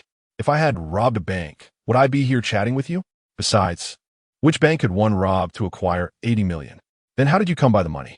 I earned it, but explaining it succinctly would take quite a while. Just know that your brother is now a genuine tycoon. Does our mother know? No, she does not. Who else is aware of this? As of now, only you are in the know. Really? Then how much hush money do you intend to give me? Whatever amount you desire. You show no sincerity at all. The two engaged in extensive conversation. Despite the lengthy interval since their last meeting, they felt no sense of estrangement whatsoever. On this day, Lin Dong took Wang Li on a shopping spree through the grand malls of Lake City, acquiring a plethora of exquisite clothing and cosmetics. Wang Li, feeling quite at ease, accepted the generosity of her wealthy brother without hesitation. At 5 o'clock in the afternoon, Lin Dong, driving a Bugatti Chiron, arrived at the Lakeside Club.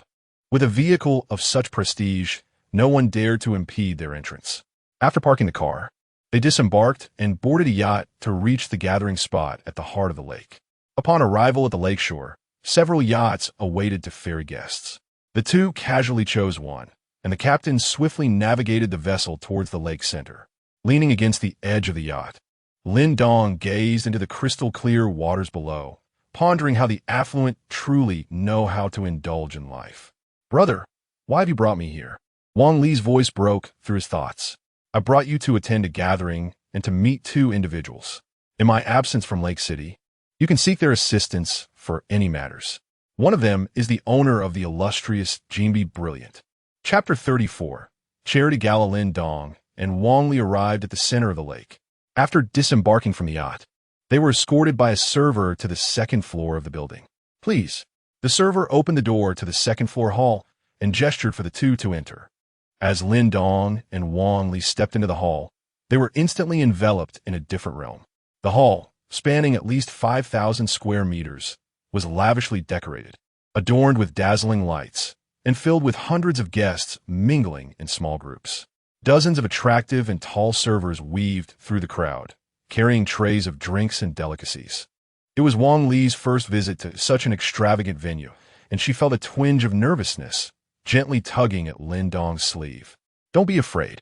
Just relax and take whatever you want, Lin Dong reassured her with a pat on the back.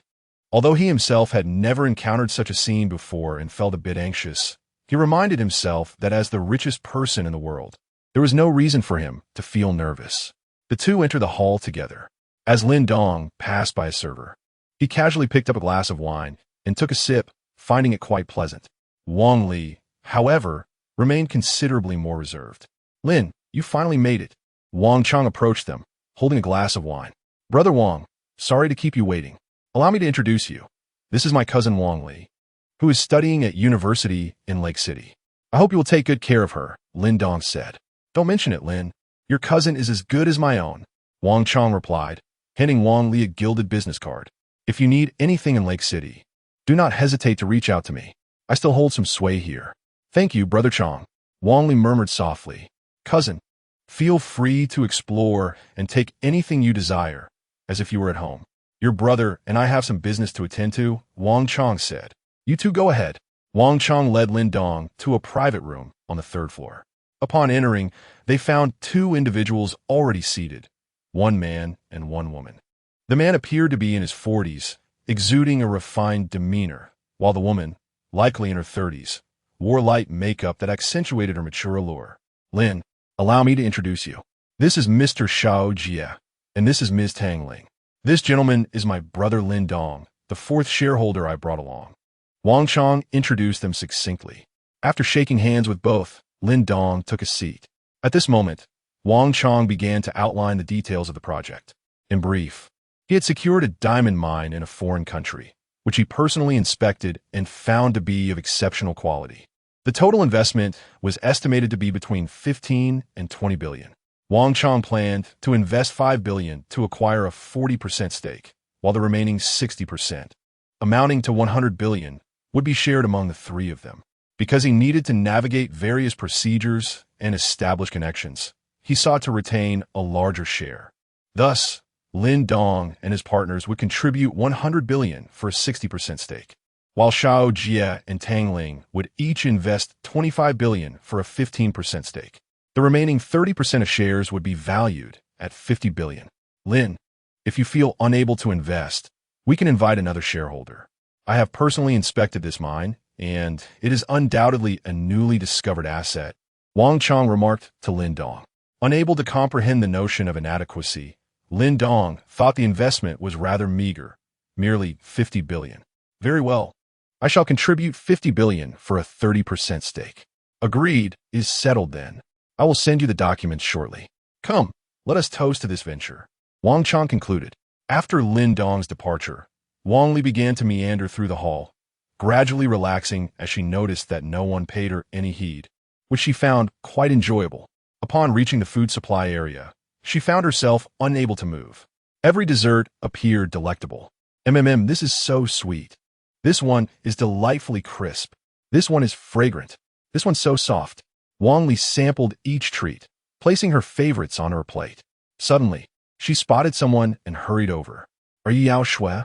Yao Shui was engaged in conversation with a veteran from the film industry when her dialogue was interrupted. Yao Shui turned to see a young woman in her 20s. Hello, I am Yao Shui. Wow, you truly are Yao Shui. I adore the films you've made. May I take a picture with you? My dorm mates and I are all huge fans, Wang Li exclaimed with excitement. Thank you for your support. I promise to create more wonderful films. After they took a photo together, Yao Shui departed. Wang Li promptly shared the picture on her social media, captioning it. Can anyone guess who this is? She then tucked her phone away and resumed her quest for new targets. Isn't that the popular male star Wang Kai-xian? Oh, and there's the renowned diva Lung Qingqiu. In the hall, a young woman was seen balancing a pastry in one hand while holding her phone in the other, eagerly seeking out celebrities for photographs. Almost every star obliged her, as the attendees were all prominent figures in Lake City. Though the young lady appeared somewhat naive, who could guarantee she wasn't accompanying a powerful individual? Wang Li, exhilarated, continued her search for celebrity snapshots, amassing 7 or 8 photos with the hottest stars. Bringing these back to school would surely elicit envy among her classmates. Wang Li, as she was engrossed in her phone, a voice interrupted her. She looked up to find a heavily made-up young woman clinging to the arm of a portly older man. Wang Minjun, Bangling Kidat, uncertain if it was indeed her classmate due to the heavy makeup. It's really you. How did you manage to get in here? This is the most exclusive gathering in Lake City. Ah, I see. You must be working part-time as a waitress, Wang Minjun said with a hint of sarcasm.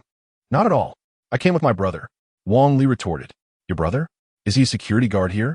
He must be disregarding his duties to bring you in like this, Wang Minjun scoffed. You mustn't speak ill of my brother, Wang Li responded indignantly. Minmin, why don't you introduce this beautiful lady? Inquired the older gentleman beside Wang Minjun. This is our classmate, Wang Li. Wang Minjun reluctantly introduced, unable to discern the man's intentions.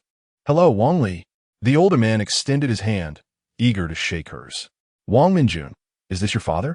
Wang Minjun, the older man. This single remark ignited the fury in both of them.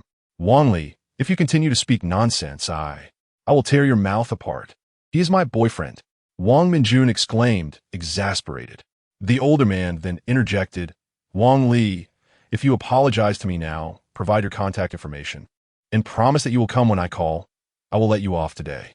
Otherwise, not only will you be expelled, but your brother's job will also be at risk. It was evident that he took Wang Minjun's previous words seriously, genuinely believing that Wang Li's brother was part of the security here. Chapter 35. Conflict boyfriend? Wang Li was taken aback. Oh no, I misspoke. Primarily, Wang Minjun had always projected the image of a wealthy young lady at school. She was often seen with designer handbags, high-end clothing, and was chauffeured in luxury cars. Who would have imagined she would choose such a boyfriend? How revolting. But a mistake is a mistake. Who asked you to speak ill of my brother? I'm not apologizing. Oomph. After saying this, Wang Li prepared to turn and leave. However, Wang Minjun seized her wrist. Once she had Wang Li in her grasp, Wang Minjun began to shout loudly, Where are the organizers? Where are the organizers? This person sneaked in to eat and drink for free, and is even trying to take pictures with celebrities to show off. Is nobody going to intervene? I did not. Wang Li struggled to break free. Their commotion attracted the attention of onlookers, and gradually, more and more people gathered around. After all, it was rare to see someone causing a ruckus in such a venue. Everyone found it quite intriguing. At that moment, a staff member from the organizing committee approached. What's going on? The staff member inquired. Wang Minjun pointed at Wang Li and declared it's her.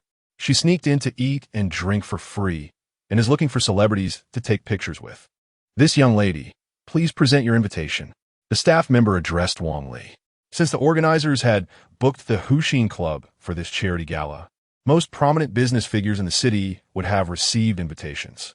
An invitation was required for entry, but due to the impressive car driven by Lin Dong, no one had dared to stop them. I don't have an invitation. Wang Li was nearly in tears, feeling the weight of so many eyes upon her.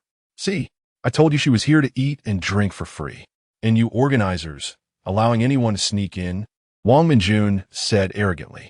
Security, security, the staff member called out. Soon, several security personnel arrived. Please escort this young lady out. The staff member instructed the guards. As the guards approached, two voices rang out simultaneously. One belonged to the renowned singer Lung Qingxiu, and the other to one of the rising stars, Yao Shui. She's my temporary assistant. I brought her in, Lung Qingxiu stated. Yes, I can vouch for her. Yao Shui added in agreement. Lung Qingxiu indeed had a fondness for the lively and adorable Wang Li, and seeing her isolated and helpless stirred her compassion. It was merely a small act of kindness for her. Meanwhile, Yao Shui, recalling her own fortunate encounter the previous day when she received help from a benefactor, felt compelled to assist Wang Li as well. With two prominent celebrities vouching for Wang Li, the security personnel hesitated to take action. At that moment, a man standing next to Wang Minjun spoke up. Ladies, not everything needs to be taken upon yourselves. Some actions have consequences. Wen Shuqing, a billionaire entrepreneur, recognized both stars. Nevertheless, he was a formidable figure himself, with numerous individuals in the hall who were equally influential. However, this certainly did not include these two individuals. Stars? In the eyes of ordinary people, they are stars. Yet, before these high-ranking executives, they are merely performers. At this moment, Wang Minjun interjected, You're talking nonsense. Wang Li is my classmate, and she is still a university student. How could she possibly be your assistant? Moreover, she clearly stated that her brother brought her here, and he must be the security guard. Miss, may I ask your brother's name? A staff member inquired. My brother's name is Lin Dong. Wang Li replied softly, somewhat aggrieved. Lin Dong? Is there anyone among you named Lin Dong? The staff member asked the security guards. The guards exchanged glances and replied no. Upon hearing Wang Li mention her brother's name, Yao Shui felt a jolt of surprise. Could be the Lin Dong who saved me yesterday? Just as she was about to speak, Wang Li continued. My brother was just taken away by someone named Wang Chong. They said they were going to discuss business, and it seems they went to the third floor. Wang Chong? A wave of astonishment rippled through the crowd. It seemed that in Lake City, only the young master of the Wang family was known by that name. He was among the most elite figures in the city. If her brother was able to discuss business with Wang Chong, he must be quite capable himself. The staff members and Zheng Shuqing felt a surge of panic. Young Master Wang was not someone they could afford to offend. He was notorious in Lake City. If he considered you a friend, he would be wholeheartedly devoted to you. But if he viewed you as an enemy, he would stop at nothing to obliterate you. Countless small business owners in Lake City had seen their enterprises crumble under his various machinations. Thus, there is a saying in Lake City, even if one cannot become a friend of Wang Chong, one must absolutely avoid being his enemy. As Zheng Shuqing contemplated this, he began to sweat profusely. His worth of several hundred million was nothing but a pittance in young Master Wang's eyes. He could be driven to bankruptcy in an instant. At that moment, Lin Dong and Wang Chong completed their business discussions and descended the stairs. Lin Dong glanced around, but did not see Wang Li. He only noticed a crowd gathered in the center of the hall. He hurried over, parting the throng, and spotted his cousin Wang Li being tugged by a heavily made-up young woman. Wang Li appeared somewhat distressed, trying to break free but unable to do so, her eyes glistening with unshed tears. Little sister, Lin Dong called out. Brother. Upon hearing Wang Li call out, Wang Minjun instinctively loosened her grip, allowing Wang Li to break free and rush into Lin Dong's embrace. It's all right, Lin Dong reassured her. What is happening? At that moment, Wang Chong also stepped in to inquire. It's over. The instant Zheng Shuqing laid eyes on Wang Chong, his mind spun, and he nearly collapsed to the floor. The staff members wiped the cold sweat from their brows as they quietly recounted the earlier events to Wang Chong. Who is he? Wang Chong asked, pointing at Zheng Shuqing. Young Master Wang, this is Zheng Shuqing, the owner of Shangyun Real Estate. Someone from the crowd spoke up. Ah, so you are the esteemed Mr. Zheng. You are given a mere 3 days to vacate Lake City completely. Otherwise, I shall take matters into my own hands. Young Master Wang, I was wrong. I beseech you, spare me. It was all her doing. She has brought this upon me. With that, Zheng Shuqing struck Wang Minjun across the face, sending her sprawling to the ground. Utterly dazed from the blow, Zheng Shuqing hastily fell to his knees, pleading for mercy. To be forced to leave Lake City within such a short time frame was more excruciating than a death sentence. Though his net worth was in the billions, it was not in liquid cash. Had he possessed such capital, he would have easily departed. However, his wealth was tied up in fixed assets that would undoubtedly depreciate if he were to liquidate them hastily. Furthermore, with young Master Wang's decree echoing through the night, one could hardly predict if anyone would dare to make a purchase. Moreover, he was currently embroiled in a project into which he had already invested a substantial sum. Departing now would result in considerable losses. In the end, he might transform from a billionaire tycoon into a destitute individual burdened with insurmountable debts, while also having several mistresses and 2 illegitimate children awaiting his support. Chapter 36. Pursuit. I have no desire to repeat myself, Wang Chong stated with an expressionless face. Zheng Shuqing felt utterly despondent. Yet, a voice echoed in the ears of the onlookers. Wang Chong, are you bullying someone again? Yi Hong entered the scene. President Yi, please save me. We have collaborated before. I am Zheng Shuqing from Shangyun Real Estate. Zheng Shuqing grasped at this chance for salvation. If anyone in Huqing could rescue him, it was undoubtedly Yi Hong. As the second son of the Yi family, he was initially the secondary heir. However, he had managed to turn the tables, competing fiercely with his elder brother, leaving the family elders uncertain about whom to designate as the heir to the Yi family.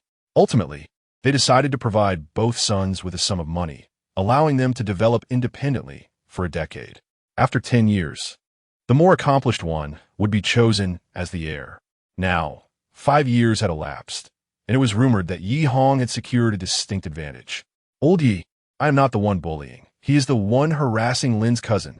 What do you propose? Wang Chang pointed at Lin Dong. Yi Hong indeed noticed Lin Dong holding a young woman. Oh, you dared to bully brother Lin's cousin? You have quite the audacity. Yi Hong inquired of Zheng Shuqing. Ah. Zheng Shuqing was momentarily bewildered. Wang Chang, how did you handle this? I ordered him to vacate Huqing in 3 days. 3 days? That's excessive. I believe a single day would suffice. No sooner had Yi Hong spoken than Zheng Shuqing collapsed, overwhelmed by the pressure from the two powerful figures in Huqing, leaving him no chance for recovery. He fainted from a surge of blood to the head. Throw him out and call for an ambulance. If he doesn't wake up, so be it. If he does, inform him that what he said tonight remains in effect. Wang Chang commanded the staff. Understood, young Master Wang. A few security guards promptly carried Zheng Shuqing away, and Wang Minjun was also escorted out. With the matter resolved, the crowd's gaze toward Lin Dong was filled with curiosity. Having the favor of the two influential figures in Huqing was indeed intimidating. When Yao Shui saw Lin Dong, her heart leapt with joy. She had thought her status might forever prevent their paths from crossing again. To her surprise, just a day after parting, she encountered him once more. Upon her arrival, she had harbored a flicker of hope.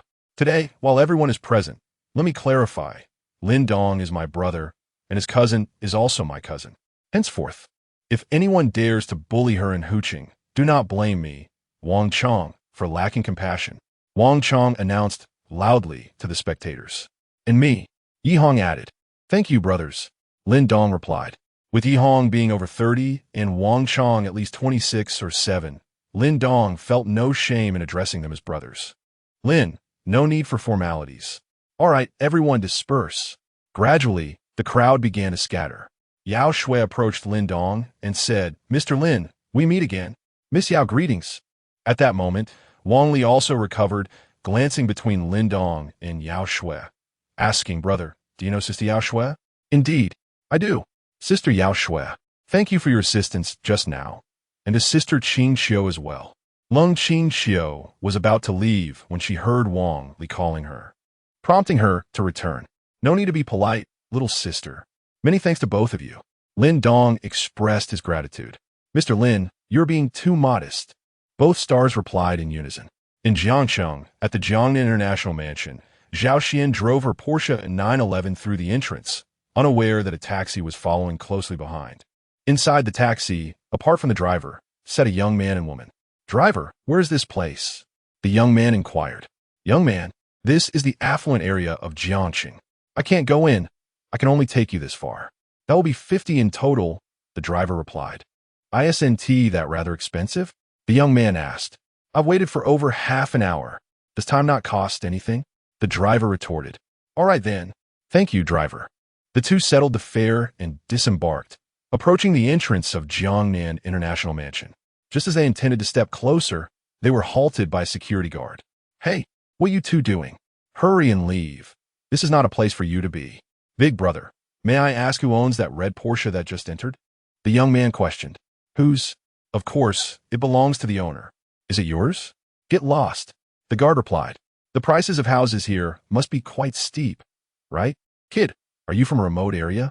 Let me tell you, the price per square meter starts at 200,000, and a house here costs at least 50 million. Do you think that's cheap? So expensive? Is there any chance of renting a place here? Are you out of your mind? You'd spend 50 million on a house just to rent it out to someone else? Besides, those who can afford the rent here wouldn't quibble over a little rental fee. Now, scram. All right, I'll leave now. Thank you, big brother. The young man departed with the young woman. They found an inexpensive inn to stay in. Once inside their room, the woman spoke up. Zhao Yang, can't we just go directly to find your sister? The young man, Zhao Yang, was Zhao Xian's younger brother, while the woman was Feng Miao, his girlfriend. However, their relationship faced opposition from Feng Miao's family, as she hailed from a town, while Zhao Yang's family was from a rural area. Thus, they had secretly run away to seek refuge with Zhao Xian. Upon arrival, Zhao Yang discovered that his sister Zhao Xian had lied to their family. Zhao Xian had claimed that making a living in the city was difficult, requiring both rent and sustenance. Yet, upon Zhao Yang's arrival, he saw his sister driving a luxury car and living in an opulent residence. Wait, let us wait until our parents arrive. I've always been afraid of my sister. Only my parents can stand up to her. Let me call my mom first. Zhao Yang took out his phone and began to dial. You little rascal. Where have you run off to? Hurry back. A middle-aged woman's furious voice echoed from the phone. Mom, I'm already in Jiangcheng, and I'm not coming back. The young man replied, You scoundrel, you've taken someone's daughter away, and they are looking for you. Hurry and return. Mother, please listen to me. I have located my sister, and she is now exceedingly wealthy, driving a sports car worth millions and residing in a mansion valued in the tens of millions. You must come and see for yourself. Are you out of your mind with thoughts of money? Mother, I assure you, I am not deceiving you. Just yesterday, I visited my sister at her workplace, and I witnessed her leaving in a striking red sports car worth several million. And then came the inquiry over the phone. Unfortunately, I cannot catch up with her. Today, I took a taxi and waited at the entrance, where I saw my sister enter a gated community. I inquired with the security guard, and he informed me that the property prices there start at 200,000 per square meter. With that amount, one could purchase an entire unit in our area. Each residence begins at a minimum of 50 million. Are you certain you are not mistaken? How could I possibly confuse her? I know my sister well. Very well, then. Your father and I shall rush over first thing tomorrow morning. That wretched girl only sends back 20,000 each month, yet she revels in luxury in the big city. Chapter 37. The Snail Meow Meow. You should also call your parents and ask them to come tomorrow. After finishing his call with his mother, Zhao Yang said to Feng Miao, Why should they come? To drag me back? They never approved of us being together. You're being foolish. The reason your parents disapprove of our relationship is that your family is from the town, while mine is from the countryside. We lack your family's wealth. However, once they see how prosperous my sister has become, they will surely change their minds. Then we can be together openly. Feng Miao pondered Zhao Yang's words and felt he had a point. Thus, she called her parents. Her mother scolded them both vehemently, but assured that they would come the next day. Zhao Yang lay on the bed, holding Feng Miao close, and said, Meow Meow, we won't return home. We will stay in Jiangcheng. My sister will buy me luxury cars and a mansion, and we could drive around every day. But will your sister really buy you those? Feng Miao questioned, somewhat skeptical. I can ask her, but she likely won't. However, if my parents ask her, she definitely will. Didn't you see I call my parents over? Rest assured, they are wholeheartedly supportive of me. Since childhood, I've always received the best things. I am the sole heir in their eyes. And my sister exists to serve me. Yes, I also want to drive that kind of car your sister has. It looks so amazing. I dream about it. All right, I'll buy you one, and we can each have our own. The two of them daydreamed about their bright future and gradually fell asleep. Huxing Clubhouse. The charity auction for the evening has commenced. All attendees are seated in the main hall on the first floor. The host on stage is the renowned Rao Shaoqing from the provincial television station. Distinguished guests, good evening. Welcome to the third charity auction held in Huxing. This is a day filled with compassion, care, warmth, and harmony. It is also a day to showcase the philanthropic spirit and dedication of individuals from all walks of life. After the host concluded her speech, a video began to play on the large screen. The video depicted the struggles of students in remote mountainous areas, where some must walk for 2 to 3 hours just to reach school. Daily commutes consume 5 to 6 hours of their time. Furthermore, the school facilities are in dire condition, with desks and benches donated by students' families, all in a dilapidated state. Many students' parents have left to seek work elsewhere, leaving behind elderly grandparents and young children at home. These young ones have become the backbone of their families, proficient in cooking and laundry. They yearn for knowledge and dream of stepping out of the mountains to explore the outside world. As the video concluded, Rao Shaoqing continued, Tonight, all proceeds from the auction will be donated to the children depicted in the video, providing them with new schools, desks, chairs, backpacks, and clothing. Next, we will auction the first item of goodwill. The first auction item is a new song by the diva, Lung Qingxiu. The bidding starts now. There is no reserve price. Bids can be made freely. 100,000, 150,000, 300,000, 500,000. On the 17th, the distinguished guest bid 500,000. Is there a higher offer? Lin Dong glanced at his paddle, number 7. He promptly raised it and declared, I bid 5 million. As soon as the figure was announced, many turned their heads towards Lin Dong, eager to discern the identity of this prominent figure. 5 million. The 7th guest has bid 5 million. Is there any higher offer? 3, 2, 1 sold. Now, let us welcome the diva Lung Qingxiu to present her new song. When Lung Qingxiu took the stage, she was astonished that her song would fetch such a staggering price of 5 million, even though she would receive none of it, as all proceeds were to be donated. Nevertheless, she felt elated, for contributing even a little to the children featured in the video was worthwhile. After Lung Qingxiu completed her performance, the second auction item was a painting by a master artist. Ultimately, the artwork was sold for 800,000, although its true value was at most 100,000. Given that everyone was there to donate, the significant markup was entirely understandable. As each item was sold, Lin Dong refrained from bidding further. When it was Yao Shui's turn, she auctioned a dance, which Lin Dong acquired for 5 million. Such was Lin Dong's character. A small favor deserved a grand repayment. Since both had assisted his cousin Wang Li that evening, he was determined to give her due respect. Soon, the auction approached its conclusion. When the final charitable item was sold, the entire banquet was on the verge of wrapping up. At that moment, Lin Dong raised his paddle and spoke. Host, I wish to donate a song. The host, Rao Xiaoqing, was preparing to announce the closing remarks when she noticed Lin Dong's paddle raised in a bid to donate a song.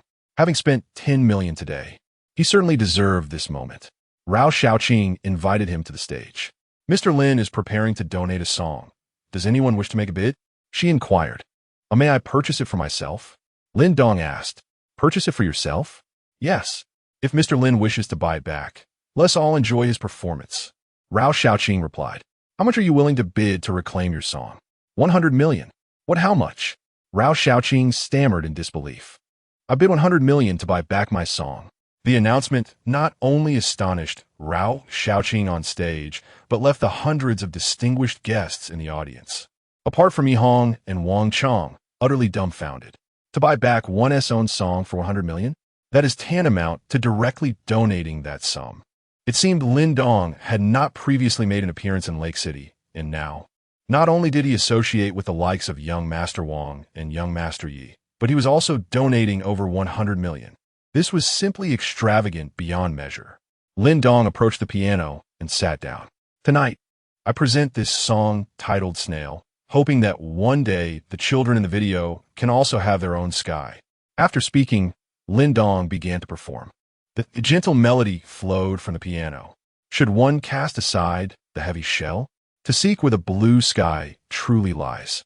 With the soft breeze, it drifts lightly. The pains endured are no longer felt. I aspire to ascend step by step, patiently awaiting the sunlight while gazing serenely upon its visage. The petite sky harbors grand dreams, and a heavy shell envelopes a gentle yearning for the heavens. I shall climb higher, ascending gradually. At the pinnacle, I shall soar forward upon the leaves. The small sky bears witness to tears and sweat that have flowed through it. One day, I shall possess a sky that is rightfully mine. Let me reiterate. This is a parallel world. A parallel world. A parallel world. Important matters deserve emphasis thrice. As the song Snail concludes, thunderous applause erupts from the audience.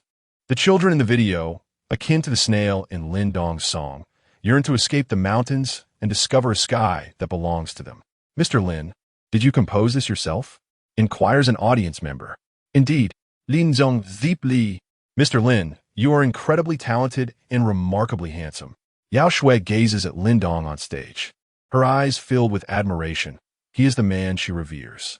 Lung Qingxiu observes Lin Dong with equal astonishment, recognizing that this man is indeed extraordinary. Chapter 38. Returning to Jiangsheng early the next morning, Lin Dong escorted Wang Li back to school, transferring a staggering 100 million into her account, urging her to spend as she pleased and to inform her aunt and uncle as necessary. He then set off in his Bugatti Chiron towards Jiangsheng. The distance from Huqing to Jiangxing is nearly 1,000 kilometers, and Lin Dong drove straight back. A fine automobile is indeed a marvel. Its elevated price is justified. With top-tier performance across the board, coupled with Lin Dong's exceptional driving skills, the Bugatti Chiron glided smoothly along the overtaking lane. As he journeyed on the road back to Jiangxing, Lin Dong reflected on the events of the past few days. From his cousin's perilous encounter at the opulent Jinbi Huiguang to the humiliation endured at the charity gala, it was Wang Chong who had intervened on his behalf. Although he possessed an inexhaustible fortune, he realized that, apart from wealth, he lacked any substantial assets. Relying solely on others to resolve his dilemmas was not a viable long-term strategy. If Yi Hong and Wang Chong were to discover that he lacked any significant backing, they might well covet his wealth. The possibility was indeed high. Thus, he recognized the urgency of enhancing his capabilities and establishing his own influence.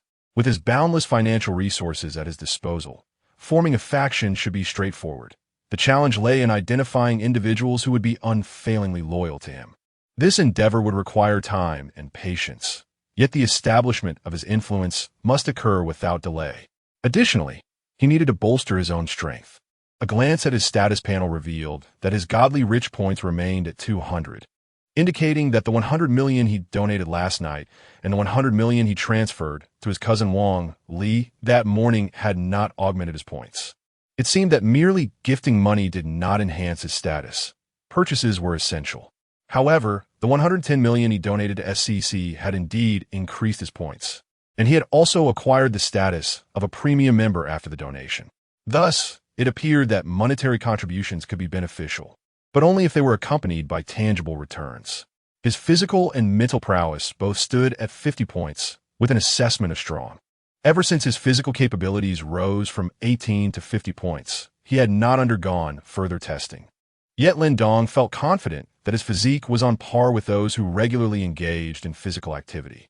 He pondered whether enhancing his physical attributes to 100, 200, 500, or even 1,000 points would grant him superhuman abilities. This remained a mystery to explore gradually. An increase in mental acuity would sharpen his senses and clarify his thoughts, making it equally imperative to enhance this aspect. Finally, he considered his skills. Currently, he possessed 5 skills: automobile driving, composition, lyric writing, singing, and piano, all rated at 10 points, with a mastery level of proficient. Since the skill set could be augmented at will, he mused whether he could add the 18 dragon-subduing palms. Would it be worth a try? Consequently, Lin Dong pulled into a service area to experiment with the addition of this skill. If successful, it would be remarkable. Excitement coursed through him at the prospect of becoming the world's foremost master. He entered Add 18 Dragon-Subduing Palms into the skill panel. The display indicated detecting. It seemed that such a situation had not arisen during previous skill augmentations. At that moment, a voice resonated within Lin Dong's mind. After a systematic inspection, it was determined that the world the host resided in lacked the skill of the dragon's subduing palm, resulting in a failure and a deduction of 10 prestigious points. Lin Dong, utterly disheartened, resigned himself to this harsh reality, muttering to himself about the disparity between fiction and life. Just as he was preparing to continue his journey, he felt his vehicle lurch slightly forward. Stunned, he realized, what the heck, have I just been rear-ended? He hastily exited his car to investigate. Indeed, a BMW had collided with the rear of his Bugatti Chiron. After glancing around, Lin Dong confirmed he was parked in a service area, which should imply the other party was at fault. What a stroke of bad luck. Not only had he lost 10 prestigious points, but his newly acquired Bugatti had also been damaged. Upon closer inspection, he was relieved to find the damage was not severe. Hey, how do you park? Do you not know this is a roadway? A woman in her 30s shouted as she exited her vehicle. Miss, I parked in the service area. You are entirely at fault for the collision. Lin Dong retorted. Entirely at fault? You clearly parked recklessly. It should be you who bears the full responsibility. Don't think you're special just because you drive a sports car. Who knows if it's even rented or borrowed? Look at what you've done to my precious car. I'm telling you, unless I receive compensation today, you won't be leaving. Initially, Lin Dong considered letting it go, as he was particularly concerned about the money. However, he hadn't anticipated encountering someone so arrogant. He decided it was best to involve the authorities rather than engage in a futile argument. The woman's loud voice attracted a crowd of onlookers, as it was the May Day holiday, and many travelers had parked in the service area to witness the spectacle of a Bugatti being rear-ended. Wow, that's a Bugatti Chiron, right? This car starts at $30 million. Just a touch-up could cost at least several $100,000. Is it really that expensive? Then surely the BMW driver must be wholly responsible for the accident. Selling a BMW wouldn't cover the damages. Sigh, luxury cars are indeed fragile. Best to steer clear of them in the future. Hey, what are you all chattering about? Are you merely bored? Lin Dong noted that the woman seemed to lash out at everyone around her indiscriminately. Before long, the authorities arrived at the scene. After conducting an investigation and reviewing the service area footage, they determined that the BMW driver was entirely at fault for the collision. At this point, the woman fell silent. Miss, since it has been established that you are at fault, I must inform you that this vehicle is a limited edition Bugatti Chiron, with only 8 units globally. The official price is $60 million, and it has now appreciated to $80 million. Given the damage to the rear, I estimate repairs will start at $1 million. How do you intend to compensate me? As Lin Dong spoke, the crowd gasped in astonishment. $80 million? A mere scratch could cost a minimum of $1 million to fix. This is beyond their comprehension. What? $1 million to start? Impossible. Are you trying to swindle me? I'm the one swindling you. The woman, in disbelief, quickly searched for prices on her phone and soon grew anxious. I don't have any money. No money, but a life to spare. This is truly outrageous. My dear lady, while you may lack funds, I shall initiate enforcement proceedings, and soon your home and vehicle will be auctioned off, with you detained for a fortnight. What do you think of that? The frightened woman was rendered speechless, her face alternating between shades of green and white, much to the delight of those around. Brother, please don't take my mother away. I beg you. I apologize on her behalf. When I grow up, I will earn money to repay you, okay? Lin Dong, noticing a little girl of about 5 or 6 clutching his pant leg, inquired, Little one, is she your mother? He pointed at the distressed woman. Yes. Is she good to you? Yes. Has she ever hit you? She only spanks me when I misbehave. When I'm good, she doesn't. Your mother owes me a significant sum. Are you not afraid? I'm not afraid. I will study hard, work, and save money to repay you. Do you have any money with you? Yes. The little girl produced a 10-yuan note from her tiny pocket and handed it to Lin Dong, saying, This is all I have. Lin Dong accepted the bill, stood up, and made his way to his vehicle, muttering, people in their 40s truly live like dogs these days. He opened the car door, started the engine, and accelerated away, disappearing from view. Wait, over $1 million just like that? The world of the wealthy is truly incomprehensible. Let us hurry back and have a daughter. Then we won't have to compensate for any luxury cars we bump into. Chapter 39. Arrival in Jiangcheng. Zhao Xian returned to Jiangnan International Mansion after work, driving her Porsche 911. As she approached the entrance, she was unexpectedly stopped by someone. Upon closer inspection, she realized it was her parents and her younger brother Zhao Yang, who were the other 3 individuals accompanying them. How had they arrived here? Zhao Xian hurriedly exited her vehicle. Dad, Mom. Zhao Yang, what brings you here? How would we know you are living in luxury in the big city while we toil away at home? Zhao Xian's mother, Li Chunying, retorted. Mom, it's not what you think. This car belongs to my boss. Zhao Xian explained. Your boss? You drive your boss's car every day? Why doesn't he let anyone else use it? Mom, can we find a place to talk? Do you have somewhere to stay? I can take you to a hotel and book 2 rooms. I'm not going anywhere. I want to stay here. Don't think I haven't noticed. Your brother has been observing you for days. You stay here every day. Li Chunying pointed at Jiangnan International Mansion. Mom, this house belongs to my boss. I can't take you inside. Nonsense. What boss? I see he's just your boyfriend. What boss would lend you a car and a house? You've forgotten your family since you got a boyfriend. Do you believe I want to discipline you right now? Zhao Xian's father, Zhao Taizhu, said as he raised a wooden stick to strike Zhao Xian. Zhao Xian was caught off guard by her father's sudden aggression. As the stick hit her arm, tears welled up in her eyes from the pain. She felt wronged. Over the years, she had scrimped and saved for her family, covering her brother's university tuition and living expenses. Each month, She sent home 20,000 yuan, and nearly all her earnings over the years had gone to her family. Now, she faced both physical punishment and verbal abuse. Yet, what could she do? They were her parents and her younger brother. Ultimately, with no other choice, she led the group of 6 into the mansion. Zhao Xian thought about how Lin Dong had returned home for the May Day holiday and likely wouldn't be back soon. Upon entering the room, they were awestruck. The opulence of the house was something they had only seen on television, yet here it was before their eyes. Feng Miao's family was equally stunned into silence. They had believed their own circumstances to be decent, looking down upon Zhao Yang's rural background, only to realize they were mere frogs at the bottom of a well. Looking at Zhao Yang, they found him less distasteful. In fact, the more they observed him, the more they appreciated him. With such a sister, how could he not succeed? Sis, this place is incredibly luxurious.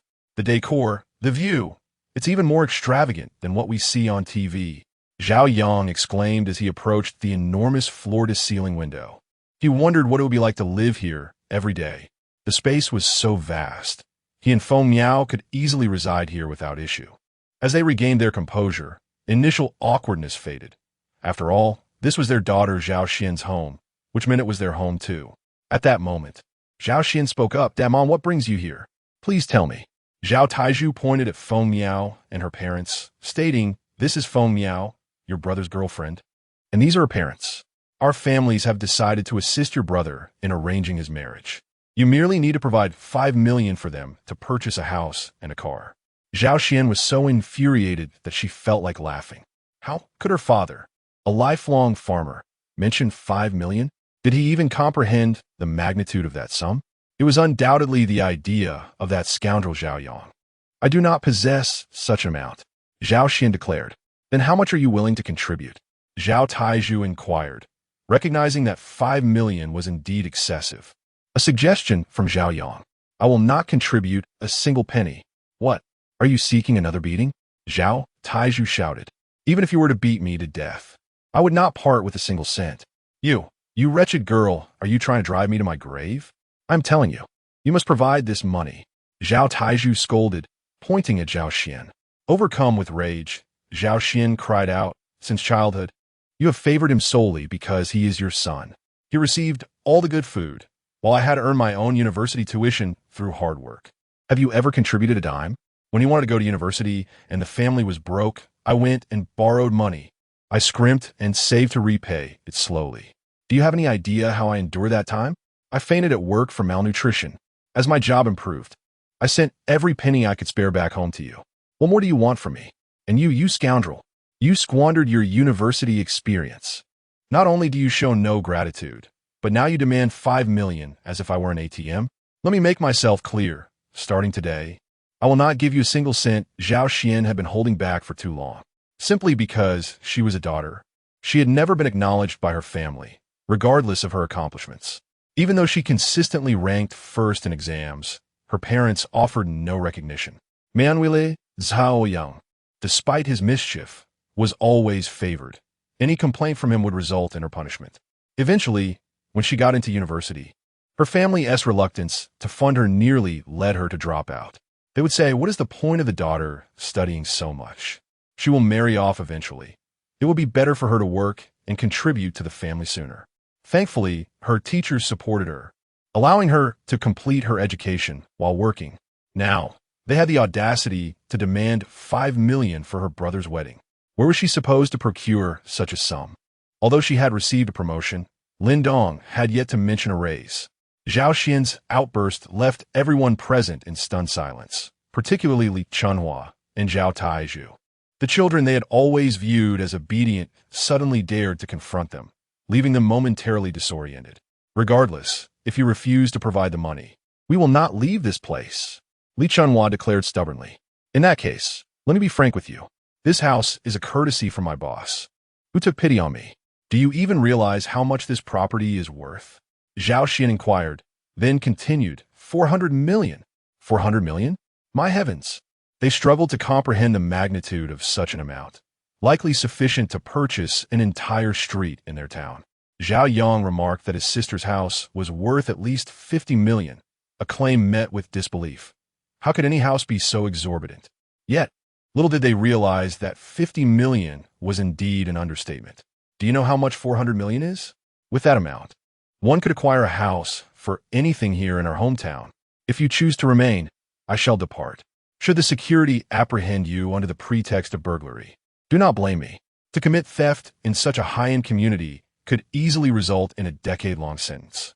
With that, Zhao Xian rose to leave. Stop! Have you gone mad, you wretched girl? Zhao Taizhu stood up, intending to confront Zhao Xian, but was restrained by Li Chunhua. Father, you have always called me a wretched girl since childhood. I am your daughter. Even beggars outside are treated with more respect, Zhao Xian said, her voice trembling with unshed tears. Zhao Yang was equally taken aback. He had presumed that summoning their parents would guarantee Zhao Xian's compliance, as it had always been in the past. However, the unfolding events were beyond his expectations. Sister, do not speak. I know your thoughts. You believe that by bringing mom and dad here, you can secure your position. Zhao Xian interrupted. How old are you now? Should you not find a way to earn your own living before contemplating marriage? Ignoring the others, Zhao Xian strode out. The individuals in the room quickly followed her. Coming from small town, the prospect of being imprisoned for a decade or more was a daunting reality. As Zhao Xian reached the entrance, the door suddenly swung open from the outside. Chapter 40. A 10 million gift. By the time Lin Dong arrived in Jiangcheng, darkness had already enveloped the city. Had he not encountered a delay along the way, he would have arrived much earlier, dragging his weary body back to the Jiangnan International Residence. He opened the door and was met with the sight of Zhao Xian, her eyes slightly red, preparing to leave. What's the matter, Sister Xian? Are you heading out? He inquired, noticing several individuals behind her. Upon seeing Lin Dong, Zhao Xian felt a tightening in her chest. Hadn't he gone home for the May Day holiday? Why was he back so soon, and at this moment? I'm sorry, Lin Dong. These are my family members who came to visit from my hometown. I brought them here to rest for a bit, but I will take them away shortly, she explained nervously, fearing Lin Dong might be displeased. After all, this was a property worth 400 million. Allowing others to enter while he was away would certainly not sit well with him. And where are you planning to go at this late hour? There are plenty of rooms here. It's not as if you can't find accommodation, Lin Dong questioned, unaware that Zhao Xian was merely overthinking the situation. A house is, after all, meant for living in. The lower floor had several rooms available, more than sufficient for them. No, I've booked a hotel for them outside. Lin Dong, I must, Zhao Xian began, but was interrupted by Zhao Taizhu. You must be this girl's boyfriend, right?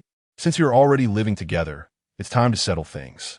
You are a big boss, and we come from humble beginnings, yet the necessary etiquette must be observed. Our demands are not excessive. We simply ask for a dowry of 10 million, plus a house and a car for your brother here in Jiangcheng. It doesn't need to be extravagant. If you can afford such an expensive house, this request should not be too much to ask, Zhao Taizhu asserted. Lin Dong was taken aback. This girl? Did he mean Zhao Xian? What kind of father refers to his daughter in such a manner? Had he truly assumed the role of Zhao Xian's boyfriend? Yet, considering their cohabitation, to outsiders, it could easily be perceived as such. He realized it would be futile to deny the implications. However, a 10 million dowry along with a house and car in Jiangcheng, was this not tantamount to selling his daughter? Lin Dong remained silent, casting a glance at Zhao Xian. He observed her chest heaving violently, her eyes wide with fear as she glared at her father, tears streaming down her face as she shouted, Dad, what nonsense are you talking about? What nonsense? You two are already living together. Is that not clear enough? If he doesn't marry you, how will you ever find a husband? How can we hold our heads high in front of the villagers? Zhao Taizhu retorted. Uncle, I am merely Sister Xian's employer, not her boyfriend. Lin Dong interjected, unable to contain himself. Employer? Do employers live together with their subordinates? Are you trying to shirk responsibility? Zhao Taizhu questioned. Lin Dong was left speechless. This was truly a mess of complications. He doubted any explanation would be understood, so he opted to remain silent. Dad, I beg you, please stop. Are you trying to drive me to despair? Zhao Xian cried out desperately. Sister, Dad is trying to help you. Zhao Yang chimed in, clearly enjoying the unfolding drama. Since father has openly requested sister and brother-in-law to purchase a house and a car in Jiangcheng for him, it seems inevitable. Moreover, with a dowry of 10 million, it is certain that it will ultimately end up in his hands. Consequently, he would become a person with a car, house, and savings. Why bother with a job or labor when he could leisurely drive around every day? The Feng family, consisting of 3, was equally exhilarated. If Zhao Tieju's wishes were fulfilled, they would wholeheartedly endorse their daughter's marriage. 10 million, coupled with a house and car in Jiangsheng, would undoubtedly elevate their status upon returning home. Zhao Xian observed her parents and younger brother, noticing their utter lack of remorse for her suffering, even as she threatened to end her life. It was evident that their motivations were purely monetary. Had Lin Dong been impoverished, they would have relentlessly pressured her to break up with him. The moment they saw Lin Dong's wealth, they seemed intent on exploiting him, as if they were selling their daughter for a handsome sum. Their sole focus was on money. As long as it was provided, they might not even care about her existence. In that instant, Zhao Xian came to a profound realization. From the moment she was born, she had been destined to be a mere tool for this family. She regretted her previous naivety, having saved a little money only to send it home, believing that was where her roots lay. In that moment, she recognized herself as a mayfly, rootless and drifting. Her heart turned cold.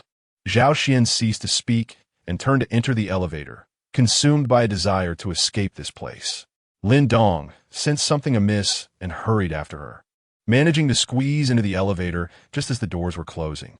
The remaining Zhao Yang and others exchanged glances, uncertain of how to proceed.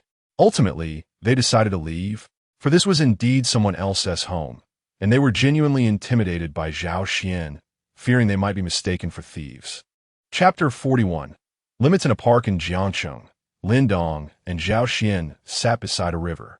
Zhao Xian recounted her experiences over the past 20 years. Lin Dong listened quietly, offering no words in response. Lin Dong, am I foolish?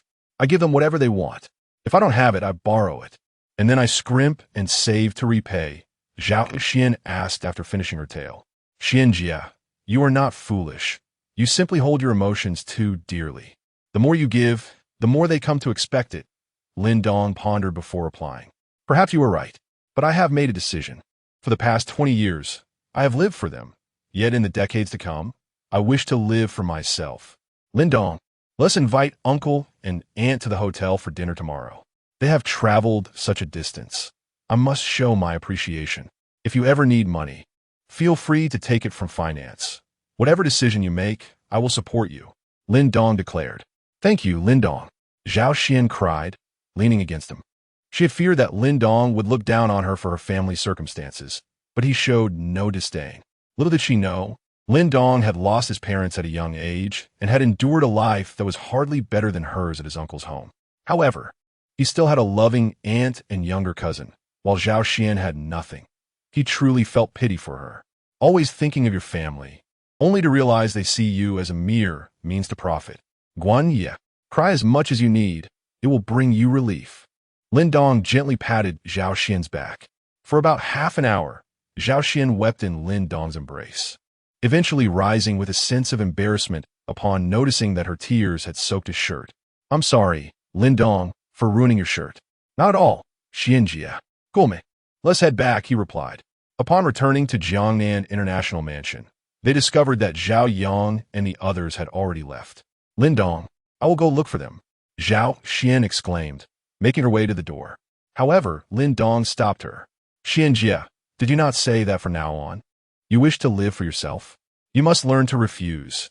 If you seek them out now, it will only embolden their behavior. Besides, they're all adults. Nothing will happen to them. Well, all right then. Good night, Lin Dong, Zhao Xian said before entering her room. She reflected on Lin Dong's words. If she was to live for herself, she must learn the art of refusal. Lin Dong lay in bed, gazing at the system panel before him. Host, Lin Dong balance. 99999686546254665 physique. 50 strong spirit. 50 strong skills. Car driving, 10 proficient. Piano skills, 10 proficient. Singing, 10 proficient. Lyric writing, 10 proficient. Composition, 10 proficient. Wealth points, 190. With 190 wealth points remaining, he contemplated rapidly enhancing his abilities. Resolutely, he allocated 50 wealth points to his physique, raising it from 50 to 100. In an instant, Lin Dong was engulfed by a wave of heat, as if countless ants were crawling within his muscles. A sensation both acutely invigorating and intensely discomforting.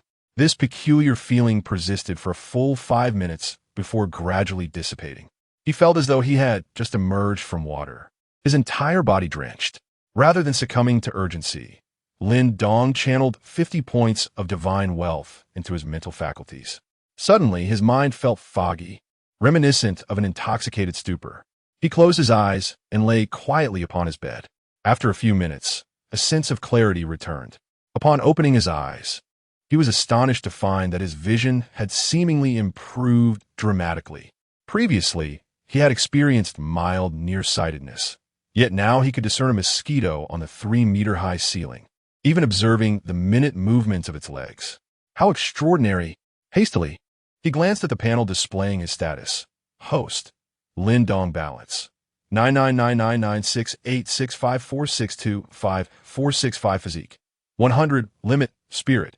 100 limit skills. Driving 10 proficient. Piano 10 proficient. Singing 10 proficient.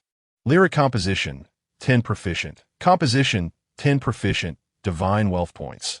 90. His physique and spirit had both reached the maximum threshold of 100. Yet it appeared that no further enhancements were possible, as even the plus sign had vanished. Was it truly impossible to advance further? How could it be that he was already at a standstill? With such an abundance of wealth, what purpose would future divine wealth points serve? Would they merely augment skills? Given that even the dragon subduing 18 palms could not be enhanced, what value did they hold? He decided to set aside these concerns for the moment, intending to explore them at a later time. Lin Dong sensed that this system was likely more intricate than it appeared. Rising from his bed, he felt a sticky sensation on his skin. He approached the edge of the pool, pondering whether Xianjia was already asleep. Dismissing his concerns, he stripped off his clothing and plunged into the pool. What a delightful sensation! After swimming a couple of laps and cleansing himself, Lin Dong emerged from the water to inspect his physique. There was no noticeable change, nor any particularly defined muscles. Yet he felt an explosive power coursing through him, convinced that he could now strike down a bull with a single blow. Chapter 42. Donglai International. The following morning, in the office of the chairman at the Jinya Hotel. Sister Xian, I am preparing to establish an investment company named Donglai International, but I lack the time. Therefore, I require a trustworthy individual to help me build the foundation. And I hope you can assist me. Director Lin, I fear that I may not perform adequately. Zhao Xian replied hesitantly. She desired to take on the challenge, yet was apprehensive about her capabilities and the possibility of hindering Lin Dong's significant endeavors. Sister Xian, you are indeed capable and should not confine yourself to this modest hotel. You ought to explore the broader world. Well, I shall give it a try. Take heart and proceed boldly. The greatest support I can offer you is boundless financial resources. If you believe someone is suitable, we shall recruit them. If others offer 1 million, we shall provide 5 million or even 10 million. As long as they are talented, we are unafraid to invest. Very well. When shall I begin? The sooner, the better. Then I shall depart tomorrow. Excellent. Summon uncle and aunt to join us for a meal. After the events of the previous evening, Lin Dong sensed a transformation in Zhao Xian. Once optimistic and cheerful, she was now evolving into a steely businesswoman. Frankly, Lin Dong preferred the former Zhao Xian, who occasionally offered him subtle allure. However, one cannot escape the changes that life brings. Meanwhile, a modest hotel where Zhao Taizhu and his companions were staying. The group gathered in anticipation of Zhao Tieju's decisions. Dad, what shall we do today? Zhao Yang inquired. What to do? We shall go directly to her hotel to find her. But what if my sister refuses to see us? Refuse? After all these years of raising her, now that she is living well, she wishes to deny me as her father? If necessary, I shall create a scene at her workplace, ensuring she cannot hold her head high before her colleagues. Yes, let's do just that. This stubborn girl thinks she can cast us aside now that she has gained some independence. It won't be so easy. The Feng Miao family remained silent, though they hoped Zhao Yang would receive Zhao Xian's assistance, as it pertained to their daughter's future happiness. As the group prepared to head to the Jinya Hotel, where Zhao Xian worked, they received a call from her inviting them to dinner. Dad, It seems my sister has relented. Our prospects for a house and car are looking bright. Zhao Yang exclaimed joyfully. Feng Miao shared in the delight, as Zhao Yang's success would also benefit her. Zhao Taizhu smiled at this moment, saying, "Look at your ambitions. Your brother-in-law is a big boss, residing in a mansion worth hundreds of millions. With such a large hotel, he must find it difficult to manage alone. Did you not mention that your sister is a manager? Have her arrange a position for you." "Indeed, my sister is the general manager. Apart from her husband, she holds the highest position. She can certainly secure a role for me and even arrange for Miao Miao to join. Have your sister arrange a managerial position for you and a financial role for Miao Miao. This way, should your brother-in-law become wealthy and stray, the two of you can support your sister as well," Li Chunhua suggested. A group of individuals cheerfully made their way to the Golden Leaf Hotel. Upon arrival, they were guided by the staff to room 1. Lin Dong and Zhao Xian were already seated inside, and the dishes had been laid out in full splendor, gazing at the table brimming with exquisite delicacies. Everyone felt their mouths watering. Surely, such gastronomic delights were reserved for emperors on television. Who would have thought that I too would have the chance to savor such a feast?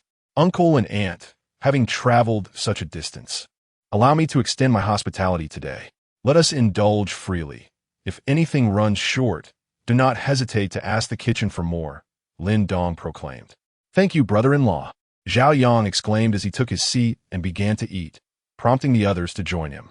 "This lobster is absolutely delectable. Miao Miao, you must try some," he urged. "Mom, Dad, do have a taste of this lobster as well. Why is this crab so enormous?" "Mom, this is a king crab. It's incredibly expensive, costing thousands for a single one. And what is this? It's dark and melts in your mouth. It's divine. This is caviar, even pricier," someone interjected. "And this is abalone," another added. "I don't recognize this one either, but it's even more delicious." As they were thoroughly enjoying their meal, Lin Dong rose and said, "Uncle and aunt, please take your time. I have a matter to attend to and must leave for a moment. If anything is insufficient, please have Sister Xian inform the kitchen to prepare more. Brother-in-law, you go ahead and handle your business," Zhao Yang replied, his mouth full. After Lin Dong departed, Zhao Xian spoke up after a brief pause. "Once you finish eating, please pack your things and return home. I will send money back regularly every month." "Sister, I don't want to go back. Could you arrange a job for me here?" Zhao Yang asked. Zhao Xian pondered the idea. If Zhao Yang could work diligently here, it would indeed be beneficial. "Then please hand me your college diploma. I will assess which position suits you best." Zhao Yang fell silent, and the atmosphere grew tense. Zhao Xian fixed her gaze upon him, making him feel increasingly uneasy. Although he had feared Zhao Xian in the past, it had never been to this extent. Her penetrating stare sent chills down his spine. Finally, in desperation, he confessed, "Sister, I actually didn't attend university." "Oh, didn't attend university? Then what about the money I scrimped and saved to send you?" Zhao Xian inquired, taking a deep breath. "Well, at that time, I lost some money gambling, and I was left with no choice but to lie to you about being accepted into college," Zhao Yang stammered, trembling. "So, your entire family conspired to deceive me? I saved and suffered, even fainting at work from exhaustion, and the money I saved was used to pay off your gambling debts?" Zhao Xian's voice trembled with anger. "Sister, we had no choice. The creditors threatened that if the debts weren't repaid, they would take my hand. Mom and Dad had no option but to deceive you. I know it's all my fault, but I have changed. I haven't gambled since then," Zhao Yang explained. "I can attest to that. Yang has indeed turned over a new leaf." Li Shunhua interjected. Zhao Xian took several deep breaths, striving to quell the fury that surged within her. Chapter 43. Managing People and Finances. Zhao Xian took several deep breaths, striving to calm the fury that surged within her. "Very well. You may start from the very bottom as a waiter. I refuse to be a mere waiter. Please assign me a managerial role, and let Miao handle the finances. This way, we can prevent my brother-in-law from flaunting his wealth and courting other women. I assure you, I will report his every move accurately, as our mother suggested, allowing us to support you," Zhao Yang boldly proclaimed. Zhao Xian was both infuriated and amused. Managing people? Managing finance? Supporting herself? Was she attempting to undermine Lin Dong? Did they truly envision a future where this hotel bore the Zhao surname? It was astonishing that they could even conceive such notions. Do you comprehend the monthly revenue here? Do you have any idea how much you just spent on this meal? Allow me to enlighten you. Your dinner cost 1 million, while the monthly revenue here approaches 10 billion. Do you genuinely believe you possess the capability to manage such funds? As Zhao Xian's words resonated, everyone ceased their dining, lifting their heads in astonishment. 1 million for a single meal? Is that even plausible? Zhao Yang swallowed his food and whispered, "How much did we actually spend?" "Your meal totaled 1 million, she replied, leaving them momentarily speechless. After the initial shock, Li Chunhua remarked, "This place earns so much in a month? It seems you have an eye for good business. Since we've worked hard for half our lives, it's time we enjoy some luxuries. Given your wealth, why not purchase a house and car for Yang Yang? It would help him settle down and marry sooner." Zhao Taizhu added.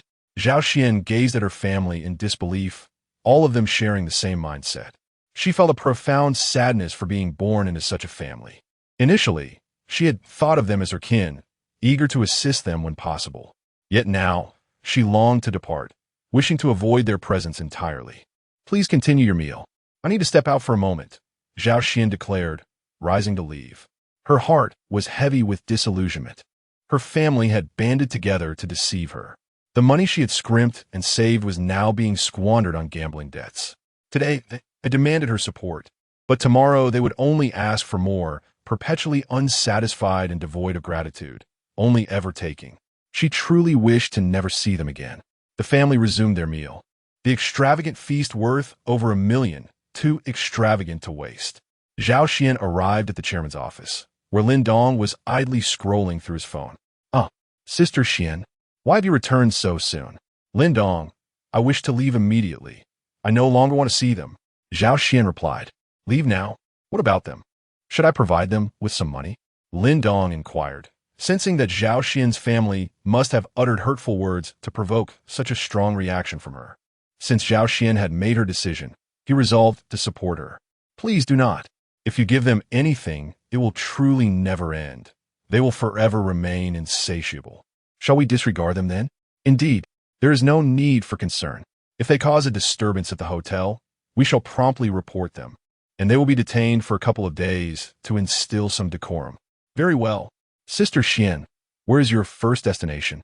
"We shall venture to the Magic City, a world-class metropolis where talent is relatively concentrated.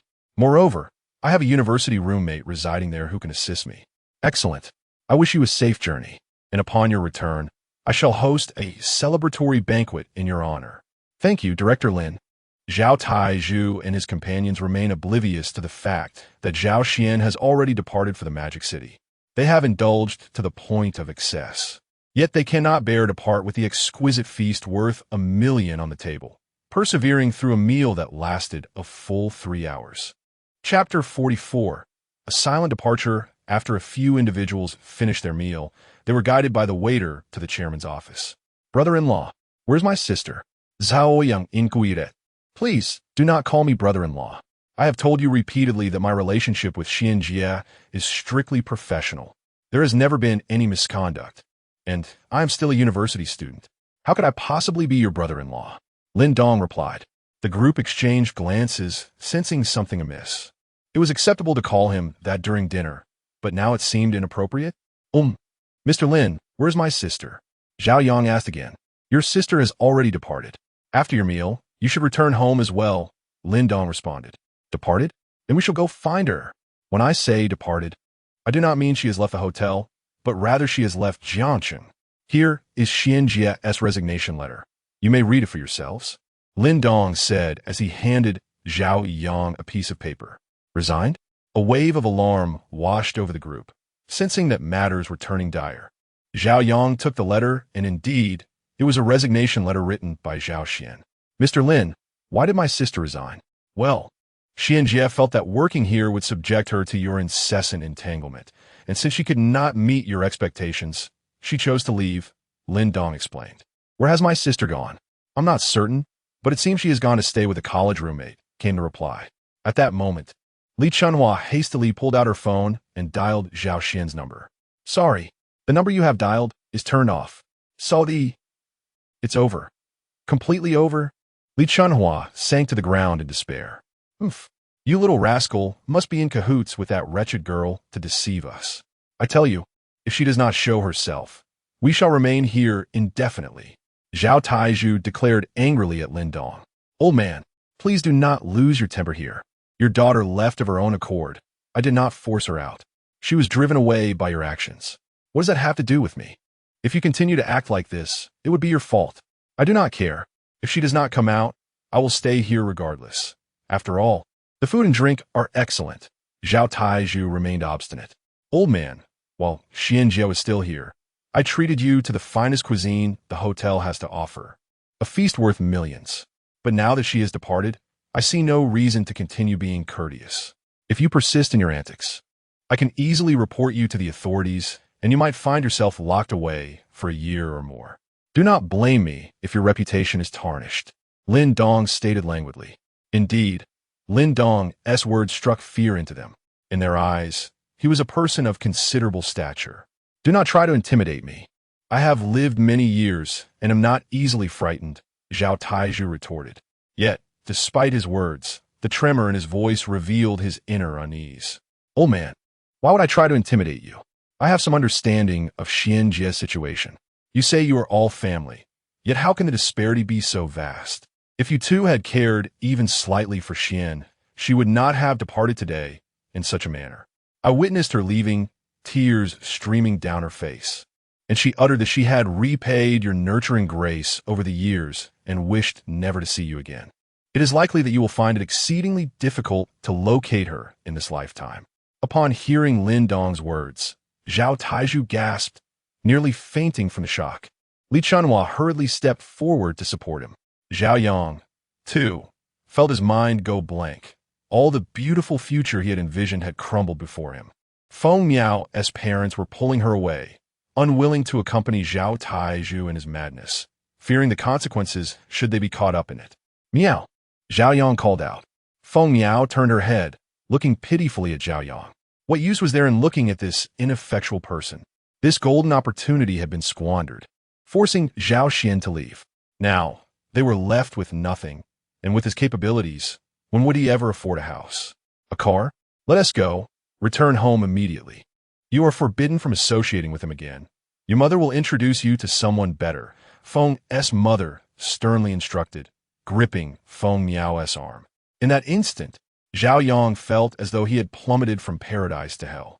Meanwhile, Zhao Taizhu and Li Chunhua were also seething with rage. If Zhao Xian truly changed her contact details, where would they seek her? Over the years, she had sent money back every month, a routine they had grown accustomed to, having long ceased to labor.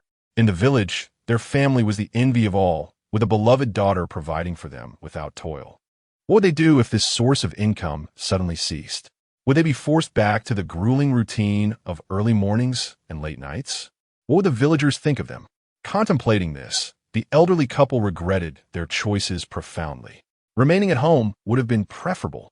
They could have spent their days playing cards and strolling leisurely. All of this was due to that scoundrel Zhao Yang. Had it not been for him, they would still be living a carefree life at home. Now, they were left with nothing. The couple never reflected on their harshness towards Zhao Xian during her upbringing. They merely lamented that they should not have heeded Zhao Yang's advice to leave their hometown. Of course, they were correct in their assumption that had they remained at home, Zhao Xian's monthly contributions would not have diminished by a single cent.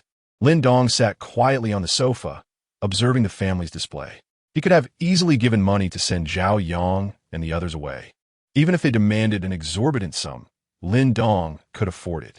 However, he was unwilling to part with such money. In light of such a familial background, Zhao Xian had not succumbed to despair, and Lin Dong genuinely regarded it as a miracle, holding a certain admiration for her. Zhao Xian was a woman of substance, possessing both beauty and allure, rivaling the most celebrated goddesses at Jiang University, and exuding a captivating maturity that rendered her even more enticing to men, something he had experienced firsthand. Working at the prestigious Golden Leaf Hotel, she mingled with affluent bosses. Should she truly desire to earn money, it would be exceedingly easy for her. If you remain skeptical, esteemed gentlemen, You may choose to station yourselves at the entrance of the hotel each morning to observe whether Sister Xian will arrive for work.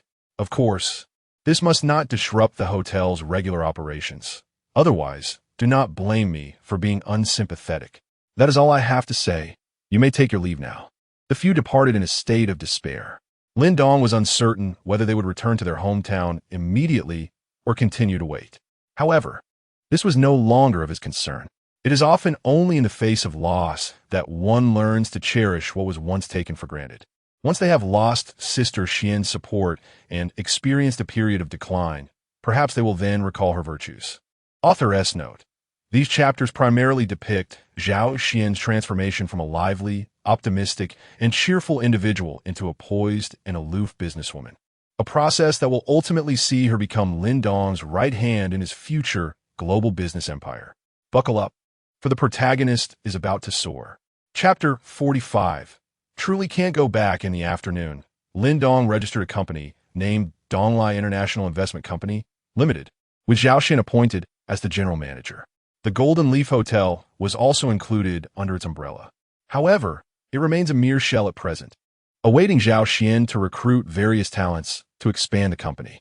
The following day, upon arriving at the Golden Leaf Hotel, Lin Dong discovered that Zhao Yang and his family were hiding in a corner of the outdoor parking lot. Indeed, they were still unwilling to give up. Lin Dong chose to ignore them and proceeded into the hotel. The morning drifted by leisurely. During this time, Lin Dong received a package, a high-level membership badge sent from the SCC headquarters. Although referred to as a badge, it was essentially a ring engraved with the SCC emblem. Just as Lin Dong was preparing to leave, he received an unexpected phone call. It was Zhu Yan, Jiang Shan's close friend, who informed Lin Dong that Jiang Shan had suddenly collapsed and was now in the hospital. Lin Dong was taken aback by the call. What does Jiang Shan's fainting have to do with me? She has already cast me aside, after all. Shouldn't it be directed to Huang Junling? Lin Dong, despite his reluctance to engage, found it impossible to dismiss the matter from his thoughts. After much contemplation, he resolved to proceed regardless. After all, it carries 4 years of my memories. Perhaps it is time to provide myself with an explanation. Driving to the hospital where Zhu Yan was located, Lin Dong casually stopped to purchase some fruit along the way. Naturally, arriving in a limited edition Bugatti Chiron to buy fruit attracted considerable attention. The fruit stand was nearly besieged by curious onlookers, much to the vendor's delight, as he swiftly sold the equivalent of an entire day's worth of stock. Consequently, the quantity of fruit Lin Dong procured today was particularly abundant. As he traversed the hospital corridor, he suddenly overheard voices emanating from a medical room. "Doctor, please. I beg you, save my mother. I implore you." "Sir, our hospital is not a charitable institution. Without funds, how can we provide treatment? Please proceed with the treatment. I assure you I will find a way to secure the necessary funds." "Sir, allow me to speak frankly with you. I regret to inform you that your mother's condition is quite severe.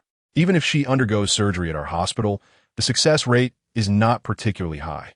It would be advisable for you to seek a medical facility equipped with more advanced medical technology, as this may enhance the likelihood of a successful outcome." "Doctor, how much longer can my mother live? Should surgery not be performed, there remains a span of approximately 3 months. However, should the surgery prove successful, living for a decade or so would pose no difficulty. Conversely, if the procedure were to fail, it is conceivable that survival may not even extend to 3 months." As Lin Dong passed by the infirmary, he casually glanced inside. A man in his 30s was desperately pleading with a doctor, who appeared to be around 50, to save his ailing mother. Lin Dong paid no heed. Such scenes transpire daily. After a lifetime of labor, a single grave illness can strip one of everything. Upon entering the ward mentioned by Zhu Yan, Lin Dong found Zhu Yan seated by the bedside, while Jiang Shan lay pallid and motionless, a physician conducting an examination. Lin Dong stepped inside and placed the fruit upon a nearby chair. Noticing Lin Dong's arrival, a flicker of joy crossed Jiang Shan's pale visage, for she understood that Zhu Yan must have informed him. Lin Dong stood still, unmoving. After the doctor completed the examination and turned around, he found Lin Dong right behind him. "You must be the patient's boyfriend," the doctor remarked. "You young people really need to be more mindful. The patient is already 3 weeks pregnant, and her health is quite fragile. If this continues, it will adversely affect the fetus's development. If you do not wish to keep the child, you must wait until her health improves before considering any procedures. Pregnant? The doctor's words struck Lin Dong like a thunderclap, a searing pain tearing through his heart. For years, a full 4 years, countless days and nights spent unwaveringly bringing food to Jiang Shan at her dormitory. So many times he had felt joy upon receiving his paycheck, thinking of the gifts he could buy for her. They had cried together, laughed together, and dreamt of a future filled with a loving family and adorable children. Yet, he never imagined they would face such a heartbreaking outcome today. Throughout their 4 years together, he had never once disregarded her wishes. Yet, she had become pregnant right after being with someone else. What a bitter irony it was. Was their 4-year relationship truly so cheap, even less valuable than a trendy designer handbag? Taking a deep breath, Lin Dong spoke, "I understand. Thank you, doctor." Upon hearing the news of her pregnancy, Jiang Shan felt the last remnants of hope within her shatter. Her already pale face grew even more ghostly. She opened her mouth to say something, but found herself utterly voiceless. Zhu Yan had not anticipated such a turn of events either. Watching her best friend weep daily, she wished to help Jiang Shan win Lin Dong back. She knew he still loved her. She had witnessed their sweet moments together. However, this scene was beyond her expectations. The doctor left, and silence enveloped the hospital room. Eventually, Jiang Shan broke the stillness, saying, "Lin Dong, I'm so sorry. There is no need for apologies. Everyone has the right to make their own choices. Since you have chosen this path, I will wish you well. Lin Dong, I'm truly sorry. If I hadn't been so vain, accepting Huang Junlang's gifts, I wouldn't have been unable to refuse his invitation to his gatherings. And I certainly wouldn't have let him take advantage of me when I was drunk. By the time I awoke the next day, it was all too late." Jiang Shan sobbed. Strangely, upon hearing Jiang Shan's explanation, Lin Dong felt no turmoil within. He had anticipated feeling anger and seeking vengeance against Huang Junlang, yet he felt nothing. Had he truly only been intoxicated? Perhaps there were deeper reasons. Just days earlier, his cousin Wang Li had experienced a similar situation. However, if Jiang Shan's heart had been steadfast, Huang Junlang would have had no opportunity.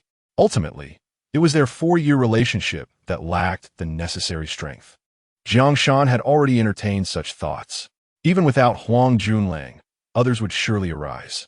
"Well, if you're all right, I shall take my leave," Lin Dong declared, wishing to escape the suffocating atmosphere. Jiang Shan was taken aback. Lin Dong's reaction was entirely unexpected.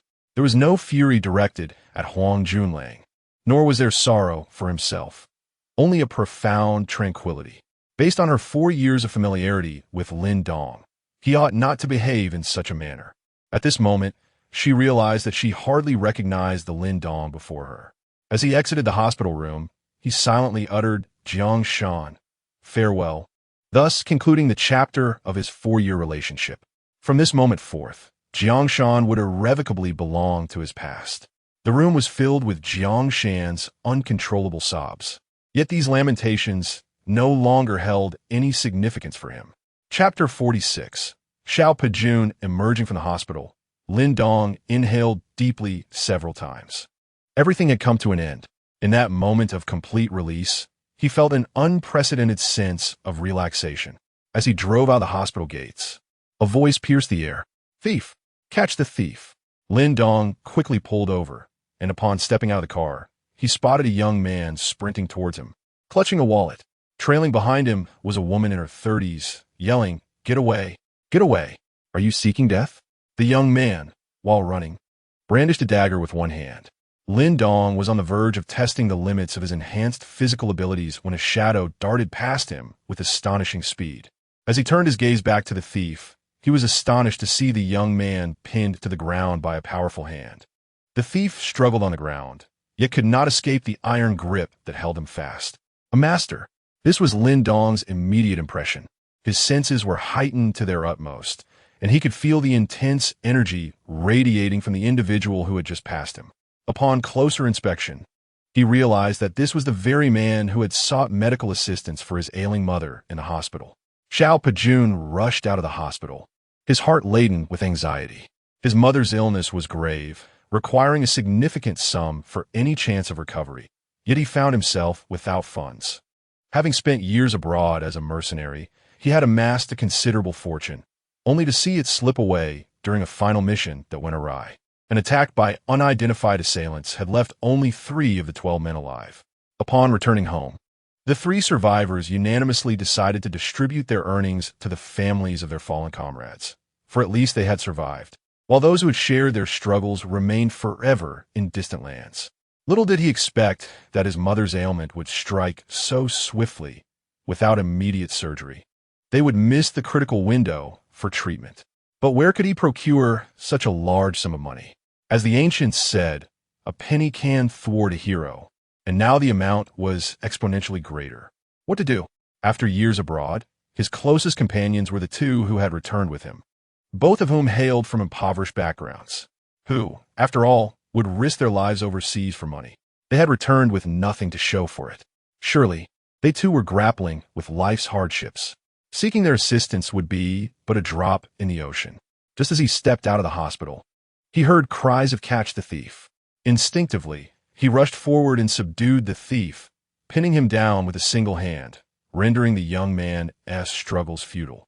Soon, the woman who had been robbed caught up with him and gratefully accepted her wallet from Xiao Pejun's grasp. "Thank you, big brother," she exclaimed. "Not at all. Quickly, report this to the authorities." Xiao Po Yun replied. "Yes, yes." The woman retrieved her phone and dialed the police. A few minutes later, the officers arrived to escort the thief away. Grateful, she repeatedly thanked Xiao Pejun, even offering him a substantial amount of money from her wallet as a token of her appreciation. However, he declined her generous offer, stating that his motivation for apprehending the thief was not monetary, even though he was in dire need at that moment. Just as he was about to depart, a figure obstructed his path. Whenever he moved to the left, the figure mirrored his actions. When he shifted to the right, the figure was there as well. After several attempts, he realized that the individual was deliberately blocking his way. "Young man, may I inquire as to your intentions?" Xiao Pejun asked, gazing at Lin Dong before him. "Brother, shall we find a place to converse?"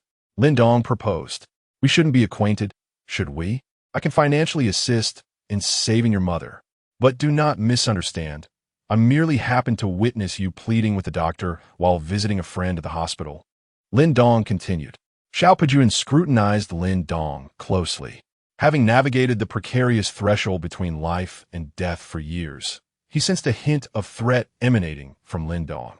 His curiosity piqued. He pondered how this young man could elicit such feelings. It was worth noting that even among mercenaries abroad, few could instill a sense of danger in him. The 2 found a nearby park, which was largely deserted due to the early hour. "Brother, what is your name?" Lin Dong inquired. "I am Xiao Pejun," came the reply. "Brother Xiao, I understand you urgently need funds to save your mother.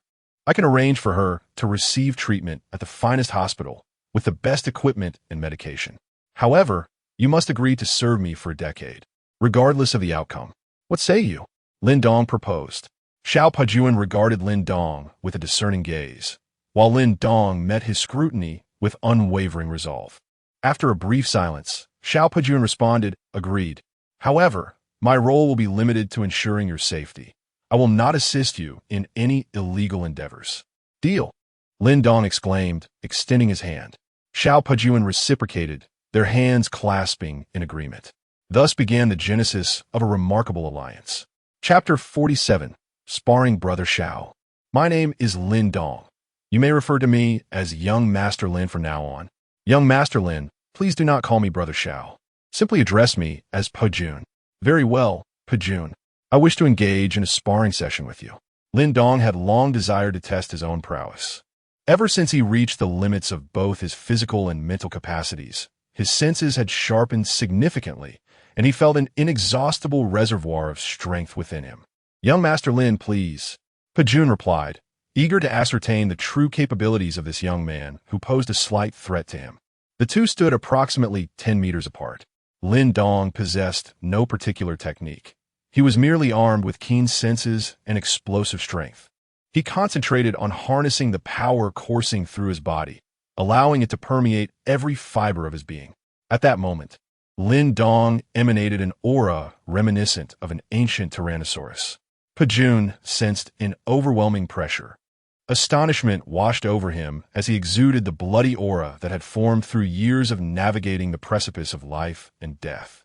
Lin Dong propelled himself off the ground, hurtling toward Pejun with a punch aimed directly at him. Since this was merely a spar, Lin Dong was not fully aware of his own strength, and thus he exerted only 50% of his power in that strike. As Lin Dong charged, Pejun felt an intense pressure bearing down upon him. Momentarily taken aback, he barely managed to cross his arms defensively before Lin Dong's fist collided with him. With a resounding thud, Pejun was sent staggering back 7 or 8 meters before coming to a halt.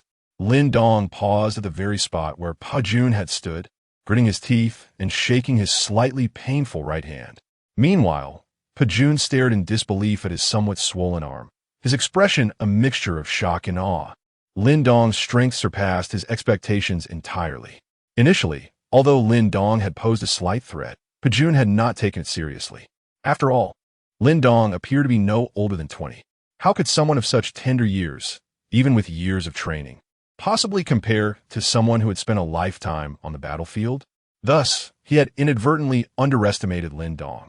Yet, having just been knocked back several meters, with his arm now aching and red, he realized he had indeed misjudged him. Truly, there are always greater talents and realms beyond our own. He remained unaware that Lin Dong had only used half of his strength. Had he known, one could only imagine the thoughts that would have crossed his mind. Pejun, how was that punch?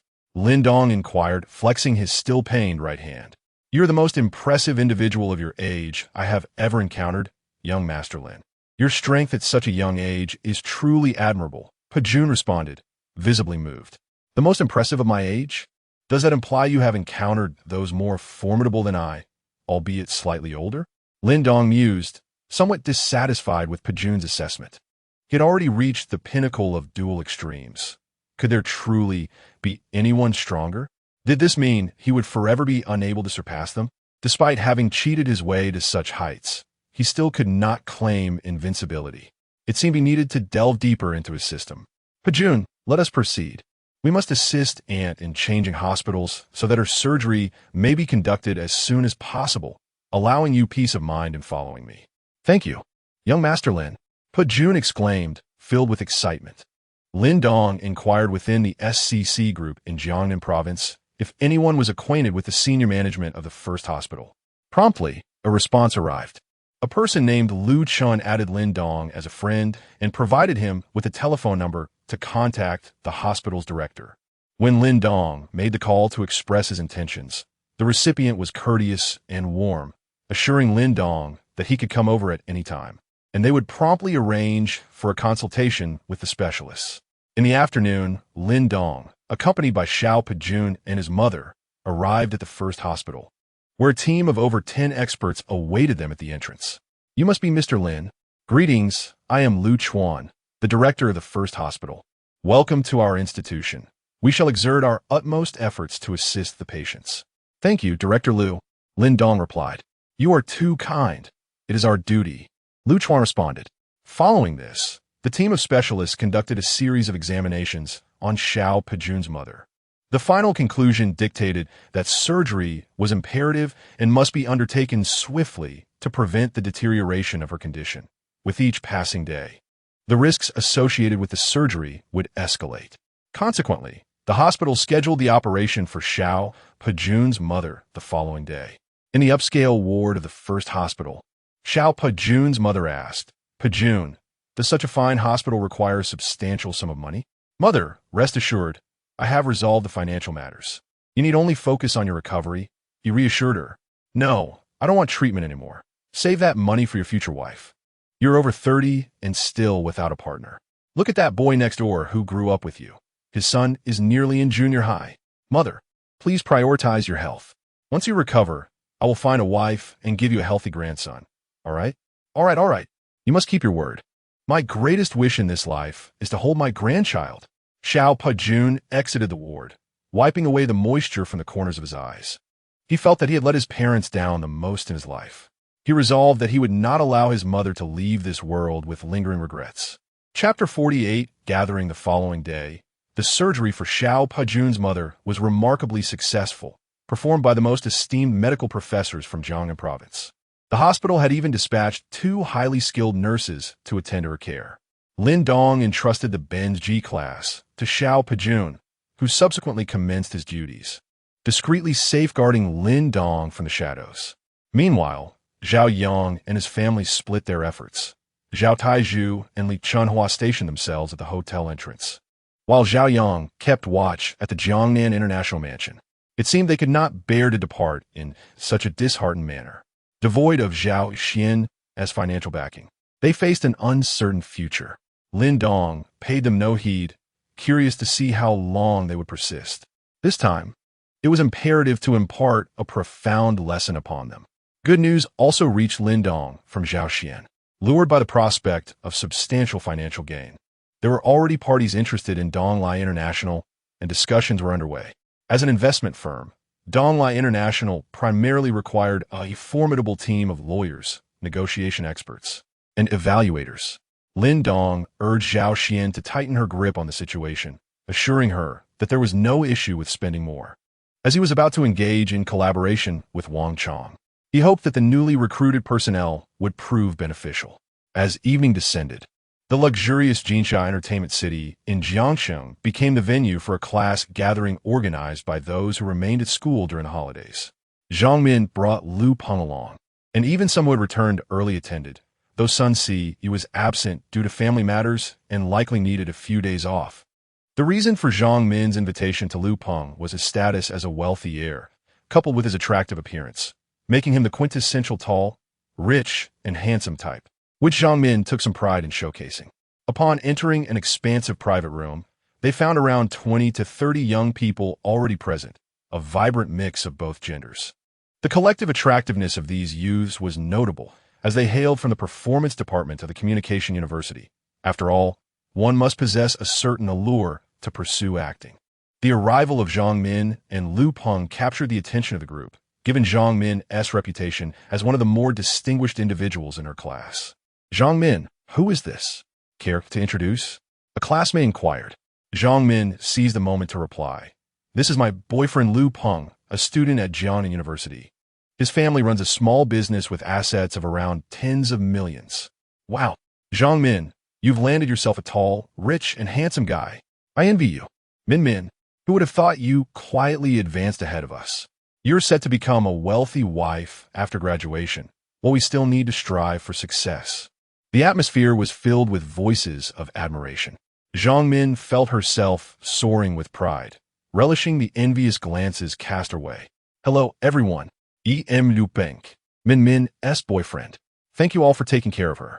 I'd like to propose a toast to you all, Lu Peng declared, lifting a large glass of beer from the table and downing it in one go. His display garnered praise from the girls present, while the boys felt a twinge of discomfort, grappling with the reality that a prized classmate had been claimed by someone from another school. After the brief introductions, the gathering resumed with singing and dancing. What is it like to enter a KTV with students from the Communication University? Lu Peng is now deeply aware of the situation. It resembles a miniature soirée, where each individual exhibits an intense desire for performance, singing, dancing, leaving Lu Peng with little opportunity to shine. He yearns to join in and unleash his voice, yet fears the embarrassment of being overshadowed by these professionals. Thus, he resigns himself to the sofa, playing the role of a mere spectator. Fortunately, Zhang Min remains by his side.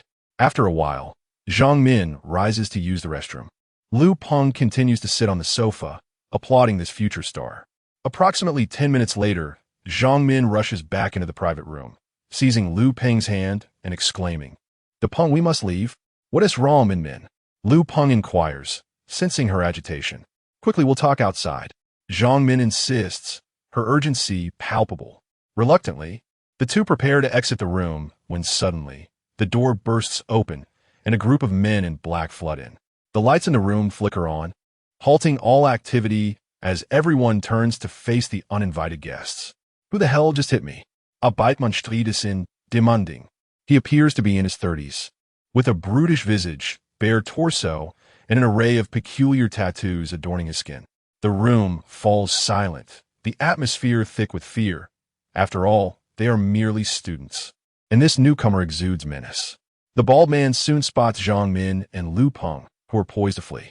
He strides toward them, grasping Zhang Min's hair and yanking it forcefully, causing her to scream as she is pulled into his embrace. "You were the one who just slapped me, weren't you? Damn it. It's the first time in my life I've been struck like that. What do you think I should do now?" He hisses ominously into Zhang Min's ear. Lu Peng, stunned by the bald man's aggression, quickly regains his composure and retorts, "What do you think you're doing? Let Min Min go, or I'll call the police." As he speaks, he reaches for his phone, but before he can make the call, a thug kicks him hard, sending him crashing onto the sofa, gasping in pain, while his phone flies into the crowd of students. A few timid girls scream, and the rest are left paralyzed by fear. Chapter 49. The brothers in peril. The bald man gripped Zhang Min's hair and turned to the others in the room, inquiring, "You are all together, aren't you? This little girl just slapped me. What do you suggest I do?" "It was you who touched me first," Zhang Min cried out. "I only touched you because I hold you in high regard. Ask around. How many women wish for me to lay my hands on them? I'm simply not interested." The room fell silent, no one daring to speak. At that moment, a female classmate, hidden in the crowd, quietly picked up Lu Peng's phone. She swiftly typed a message, "Emergency in room 47, Golden Sands," and randomly sent it to someone before discreetly returning the phone to its original place. Lu Peng, regaining some composure, addressed the bald man. "So you're the one they call Black Brother. I apologize on behalf of Min Min. What will it take to release her? Name your price." He recognized the precarious situation. Despite their numerical advantage, most were women, and if a fight broke out, they would likely be the ones on the receiving end of the blows. Moreover, it was uncertain if anyone else would dare to intervene, as they all appeared terrified. Their faces pale. "Are you this girl's boyfriend?" the bald man queried. "Yes," Lu Peng affirmed. "Very well. You seem reasonable. Just cough up $1 million, and I'll let you go. Otherwise, this girl is quite a catch. A little indulgence wouldn't hurt." The bald man laughed heartily. "Du Peng, save me," Zhang Min cried, her voice laced with desperation. She was unable to move, held captive by the bald man, who was taking liberties with her. "Black Brother, $1 million is excessive. We are merely students and cannot possibly gather such an amount. If you release Min Min, I am willing to offer 100,000. 100,000? Are you attempting to insult me?" The bald man squinted at Lu Peng, his expression skeptical. "That is all I can muster. I hope you can show some mercy and spare us." Lu Peng knew he had only that much. Although he was from a wealthy family, his parents' business was not vast, and his own spending was high, leaving little savings. This sum was meant to cover his living expenses for the upcoming month, but there was no alternative. He had to prioritize rescuing her. "Fine, 100,000 it is. Transfer the money now," the bald man commanded. He was taken aback by the wealth of today's students. He had casually mentioned $1 million, expecting to settle for a fraction of that. He had not anticipated receiving 100,000 outright. This would afford him a good time for quite a while. Hearing the agreement, Lu Peng felt a wave of relief wash over him. It was merely 100,000. He could easily concoct an excuse to ask his parents for more funds later. However, just as he was about to retrieve his phone to make the transfer, he heard Zhang Min scream, "Ah, bastard, stop." Lu Peng turned to look and was instantly consumed by rage. In a fit of fury, he seized a wine bottle and charged forward, bringing the bottle crashing down upon the bald man's head. As Lu Peng was about to retrieve the phone, the bald man seized Zhang Min by her hair with one hand, while the other hand had already intruded into her blouse, groping indiscriminately. The bald man, bloodied and howling from the blow he had received, released Zhang Min, clutching his head in agony. A group of men in black swiftly reacted, overpowering Lu Peng and pinning him to the ground. The students from the Media University, paralyzed by fear, stood frozen, having never witnessed such a scene. Zhang Min, equally startled, had not anticipated Lu Peng's boldness in rushing to her aid, and a flicker of gratitude welled up within her. As she watched Lu Peng being restrained by the men in black, she instinctively wanted to assist him, but was abruptly seized by the recovering bald man. At that moment, the bald man appeared menacing, blood trickling down his face, creating a terrifying visage. "Kid, you got some guts. I've been in this city for ages, and you're the first to dare to cross me. If I don't teach you a lesson, how will I face the world again? Lift his head. Don't you hate seeing your girlfriend being bullied? Open your eyes and witness how I am tormenting her. One of the men in black grasped Lu Peng's hair, forcing him to face the bald man. The bald man, still clutching Zhang Min, began to violate her further. Zhang Min struggled desperately, only to receive a series of brutal slaps that left her dizzy and unwilling to resist, succumbing to the bald man's advances.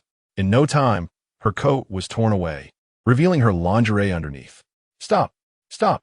I'll give you money. 1 million. Lu Peng's heart was shattered as he struggled to rise. But the men in black held him down firmly, leaving him helpless to witness the bald man assaulting Zhang Min. The bald man paid no heed to Lu Peng's pleas, continuing his lewd actions upon Zhang Min's body. Earlier in the restroom, emboldened by alcohol, he had already touched her, having often engaged in such behavior without consequence, as those he had assaulted remained silent. However, he had not expected to be slapped by Zhang Min today. It was only then that he had followed her to this location, gazing at the beauty now submissively under his control. The bald man leaned in to kiss Zhang Min's crimson lips. Chapter 50. An opportunity to call for help. Lin Dong reclined on the sofa, engrossed in his phone when a sudden message disrupted his focus.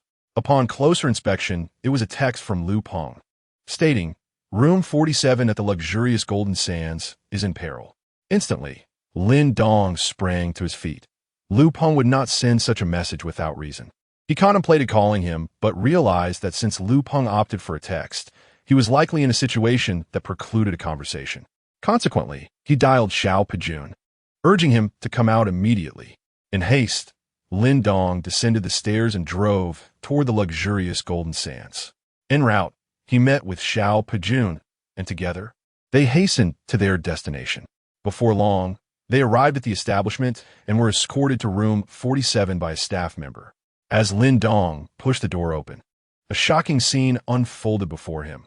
A bald man, bloodied and brazen, was harassing a woman, while Lu Peng lay pinned to the ground by several men in black, one of whom was forcefully yanking his hair back. Lu Peng's eyes blazed with fury as he glared at the bald man. In a corner of the room, a group of 20 to 30 young men and women looked on in stunned silence.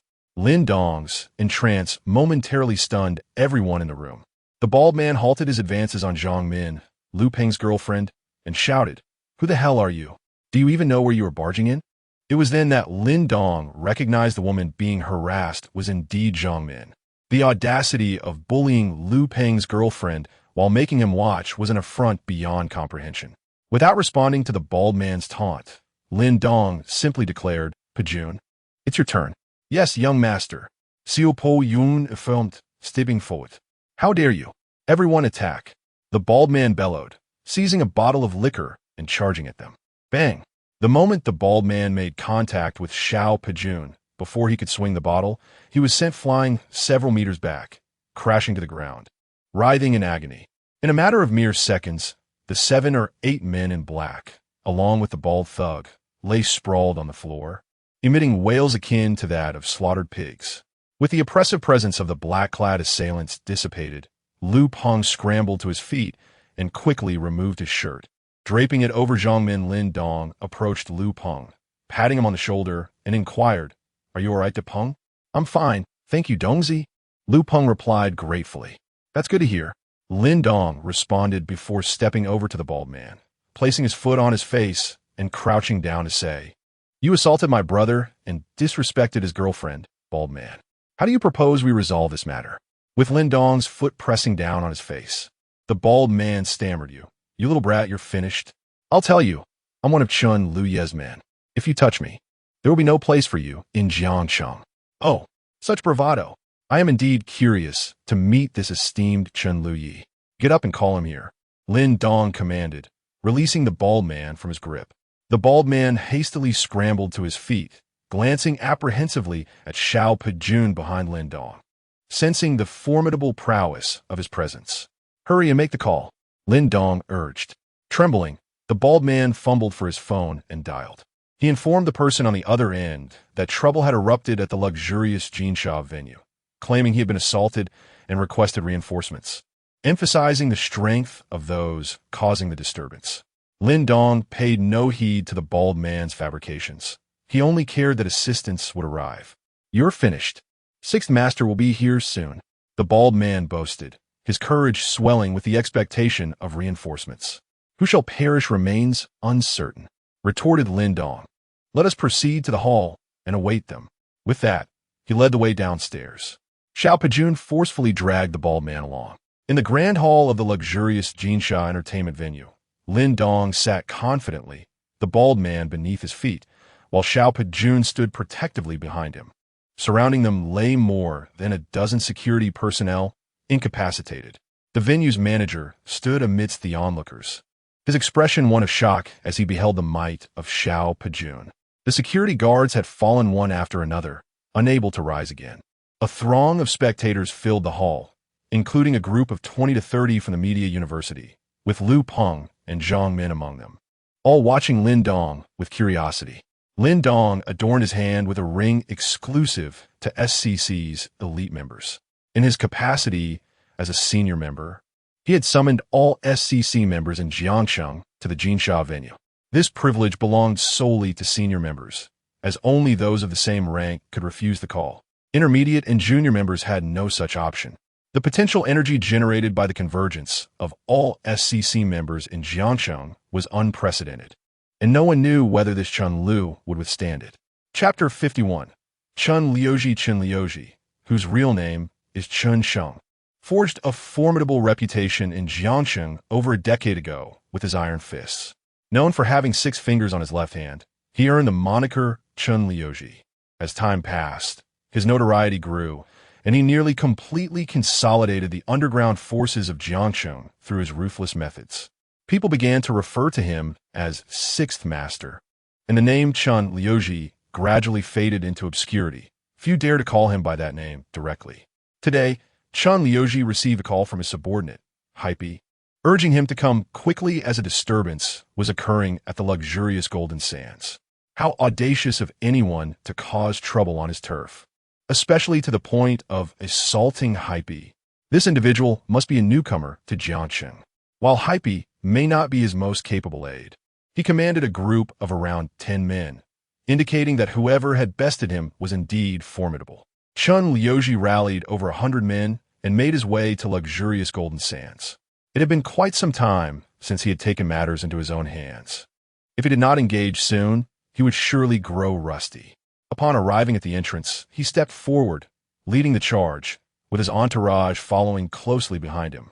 As they entered the grand hall of luxurious Golden Sands, Chun Liuji was taken aback. In the center of the hall sat a young man, flanked by a middle-aged man.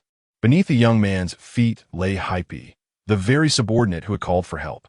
Scattered across the floor were over a dozen security guards, and the scene was surrounded by hundreds of onlookers from the establishment. Years had passed, and Chun Liuji could scarcely recall the last time he had been subjected to such humiliation. This was no mere slap to the face. It was akin to a defilement upon his very being. With so many witnesses, if he did not resolve the situation deftly, how could he maintain his standing in Jiangsheng? Advancing a few steps closer, Chun Liuji positioned himself approximately 7 to 8 meters from Lin Dong, with his entourage of over 100 men following suit. The onlookers, sensing the sudden influx of people, began to discreetly withdraw, fearful of becoming collateral damage. Yet, many brave souls remained, inching toward the periphery of the hall. Facing the 2 against 100, even if Xiao Pejun displayed remarkable strength, few held any optimism for their chances. At that moment, Lu Peng quietly whispered a few words to Zhang Min before stepping into the center of the hall, positioning himself behind Lin Dong. Zhang Min attempted to grasp Lu Peng's arm to dissuade him from approaching, but recalling that Lin Dong had risked himself for their sake, she retracted her hand. Anxiously observing, Lin Dong had disgraced his adversaries to protect them, and Lu Peng could not simply stand by idly. "Young man, do not act so impulsively. Some actions come with consequences," Chun Liuji admonished Lin Dong. "6. Master, save me," Hype cried out from beneath Lin Dong's foot. "Is he your pet? Are you aware that your dog is biting indiscriminately?" Lin Dong retorted, ignoring Chun Liuji's warning and instead addressing Hype. "Even if my dog were to bite, it is my prerogative to handle it. If someone else dares to intervene, I shall break their hands. Chun Liuji's reputation as Sixth Master was indeed well-deserved, exuding an aura of dominance without even seeking an explanation. However, today, I not only took action with my hands, but also with my feet. What do you do about it? The reason is inconsequential. What truly matters is that since you have dared to confront me, you shall not escape this hall. Just observe how I shall deal with you. After Chun Liuji finished speaking, he charged directly at Lin Dong. His iron fists were not merely empty boasts. Although he had not fought in a long time, he practiced diligently each day. While he had diminished somewhat from his peak, the difference was negligible. Today he must decisively subdue Lin Dong and his companions. For what face would he have left in Jiangxing otherwise? As Chun Liuji advanced, Xiao Pejuan, who was standing behind Lin Dong, also sprang into action. He swiftly maneuvered to position himself in front of Lin Dong, ready to intercept Chun Liuji's iron fists. Chun Liuji, who had anticipated an easy victory over Lin Dong, was taken aback to find Xiao Pejuan blocking his path. How swift! Chun Liuji was startled.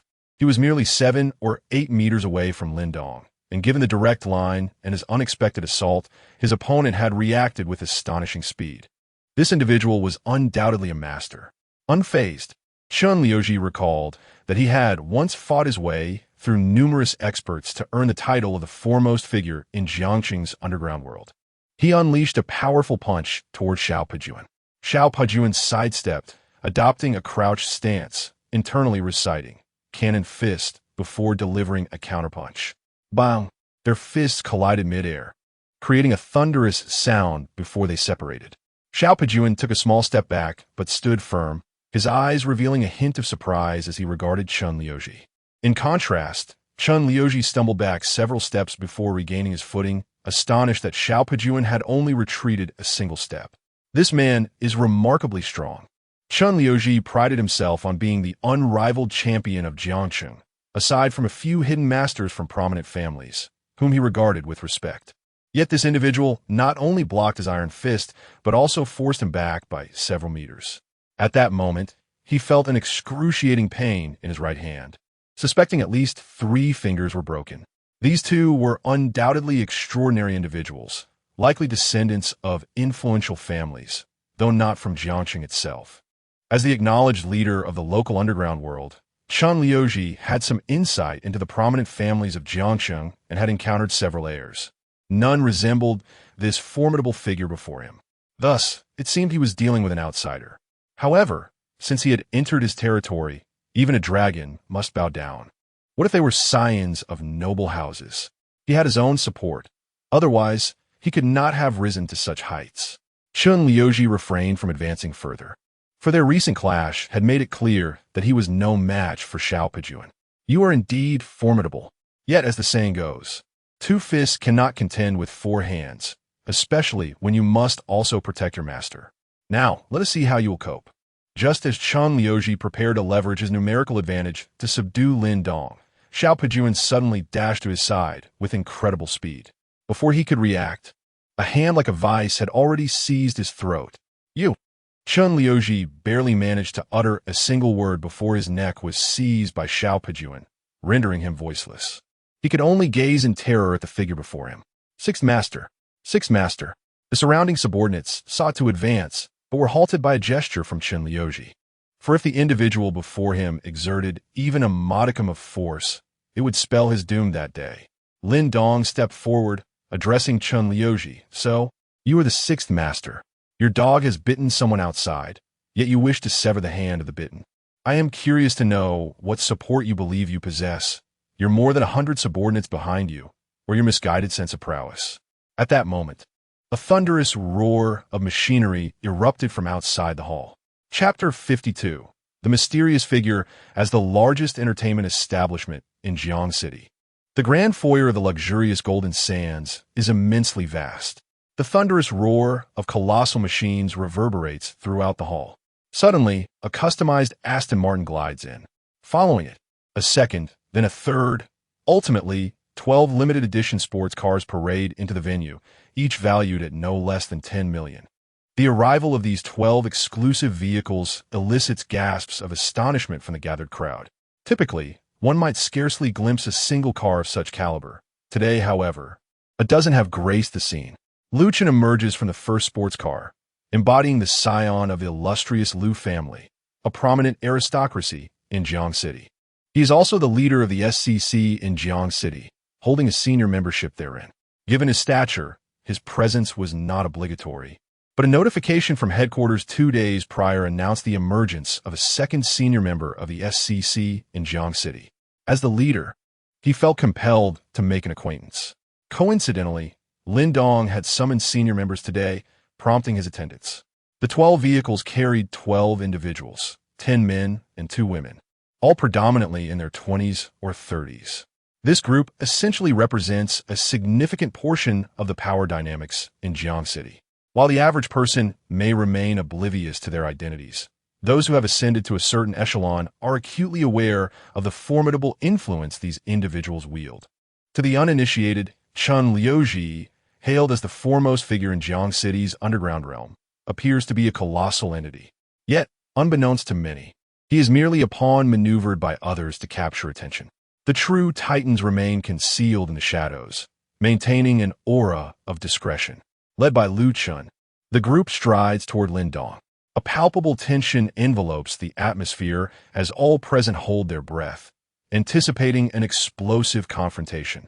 Brother Lin, might I request a favor from you? Liu Chen addresses Lin Dong directly.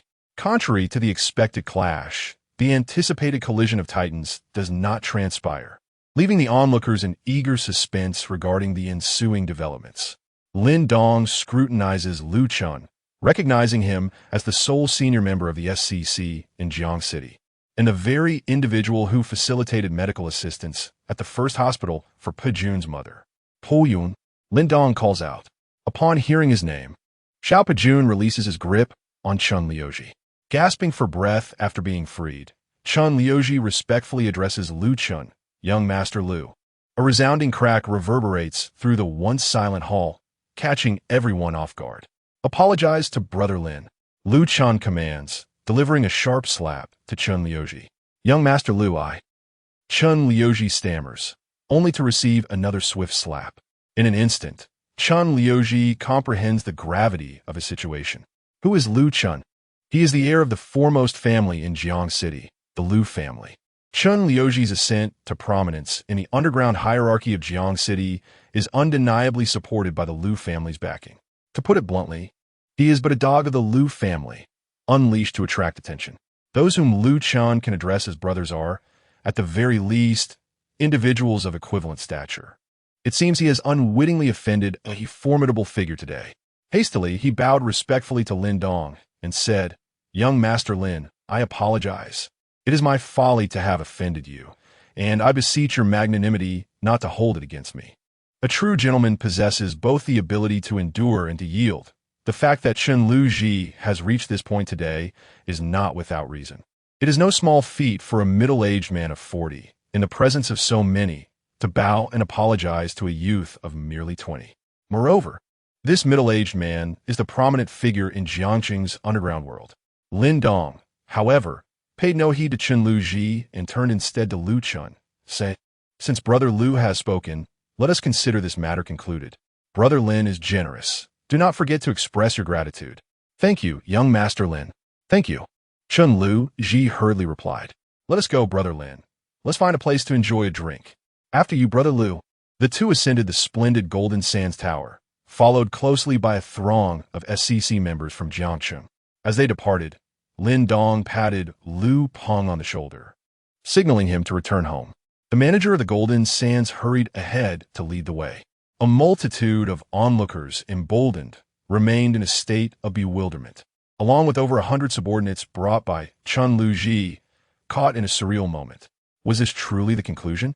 What had happened to the much-anticipated clash? The so-called kingpin of Jiangqing's underworld, Chen Liuji, had been struck twice and was now bowing and apologizing. Many gazed at Chen Liuji, seemingly questioning.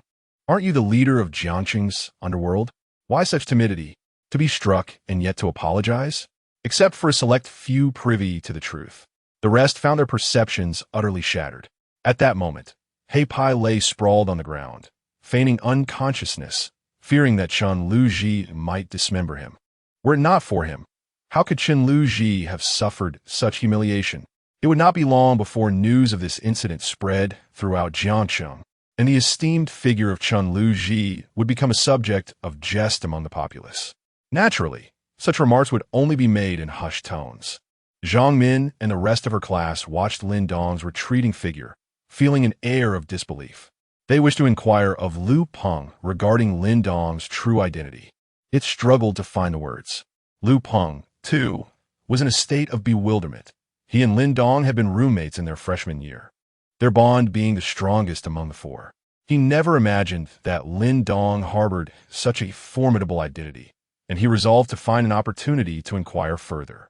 Meanwhile, Zheng Yun and Chen Lan exchanged glances, each perceiving regret in the other's eyes. Had they only taken the chance to cultivate a relationship with Lin Dong when Zhang Min had introduced them to Lu Peng's dormitory, they might now walk the streets of Jiangcheng with confidence. Such a figure, once dismissed as inconsequential, had now revealed his true stature. Life often unfolds in such a manner. Some opportunities, once missed, will never return. In one of the exquisite private rooms of the Golden Sands, two young men were engaged in conversation. Wai Li, you have worked hard these past years. Young Master Qin, you flatter me. It is an honor for Huai Li to serve young Master Qin. Upon your return to Kyoto, I shall host a welcoming gathering for you. Thank you, Qin Xiao, the man known as Huai Li exclaimed with excitement. It is indeed a rare honor to be personally welcomed by Qin Xiao. By the way, how has Minghua been lately? In response, Qin Xiao, Miss Minghua has been quite well recently. Talp, talp. As the two conversed, a knock echoed from outside the door. Gumin, a middle-aged man in his 40s entered. Young master, a gathering of over 10 SCC members has just assembled downstairs. Oh, do you know the purpose of their meeting? It is rumored that a senior member has issued a summons. Lu Chen, no. Another senior member has emerged from Jiangcheng. Pay them no mind. The SCC is merely a disorganized mob. Aside from a few core individuals and select senior members, the rest are inconsequential. Understood, young master. The middle-aged man exited the room. Huai Li, please investigate this newly appointed senior member of the SCC in Jiangcheng. Yes, Qin Xiao. Chapter 53. Qin family's Qin Zheng under the guidance of the manager of the luxurious Golden Sands, Lin Dong and Lu Chun, along with their companions, ascended to the opulent top-tier private room. As the largest entertainment venue in Jiangcheng, this establishment not only offered spaces for guests to indulge in entertainment, but also provided serene environments for business discussions. Come, Brother Lin, allow me to introduce you. These are the members of our Jiangcheng SCC. This is my younger sister, Lu Xiao Xiao. This is Hu Yu, and this is...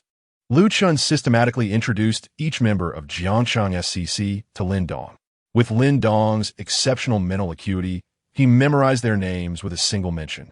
The 12 individuals present were not the entirety of Jiangcheng SCC's membership, as 3 others were absent due to being out of the city. Lin Dong surveyed the attendees. Lu Xiao Xiao was dressed like a typical young delinquent, appearing to be around 17 or 18 years old. Hu Yu seemed to be of similar age to him. It was heavily made up. Did these scions of prominent families not attend school? After all, which institution would permit such attire? Unbeknownst to him, the school itself belonged to the Lu family. Who would dare to impose regulations? Brother Lin, what brings you to Jiangcheng? I don't believe we've met before, Lu Chen inquired. Upon hearing this, the others perked up, eager to hear Lin Dong's response. After all, attaining senior membership was no trivial feat. The notion of directly spending 100 billion to elevate one's status to that of senior member was unfathomable to most. Such a precedent had never been established since SCC's inception. Even spending 10 billion to reach mid-tier status was an anomaly. Few among them possessed the means to produce 100 billion in cash. What could one not achieve with such resources? Investing in projects or acquiring land or buildings seemed far more appealing than simply purchasing senior membership, which served little purpose beyond ostentation. Unless one was so affluent that money became a trivial concern, no one would act in such a manner. Should Lin Dong have suddenly arrived in Jiangcheng, his status as a senior member would undoubtedly indicate formidable backing. Such a scenario would compel the various factions in Jiangcheng to reassess their positions, rendering them attentive. The economic landscape of Jiangsheng was finite. The emergence of a new contender seeking a share would inevitably diminish the stakes of others. Even Lu Chun could not dismiss this prospect. Prior to Lin Dong's appearance, he was the sole senior member of Jiangsheng SCC and the scion of the esteemed Lu family, holding significant influence in the city.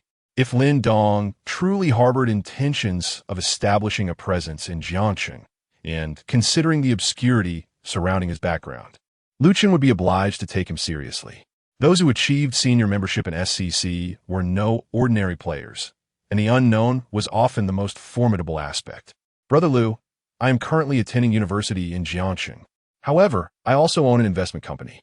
Should anyone require funding, feel free to approach me. I solely invest for equity and do not engage in management, Lin Dong replied. The notion of investing without involvement in management or decision-making piqued the interest of those present. Was this not akin to presenting them with free money? Could such an opportunity truly exist? What sectors pique your interest, Brother Lin? Perhaps we could collaborate. Lu Chun expressed his enthusiasm as well. Any project will do. I'm not picky. Let's find a time to discuss this thoroughly. Lin Dong received several friend requests at once. Since they were here to offer monetary support, he naturally would not decline. No one would doubt Lin Dong's capability. Becoming a senior member of SCC is not an easy feat, however. These individuals harbored a certain suspicion.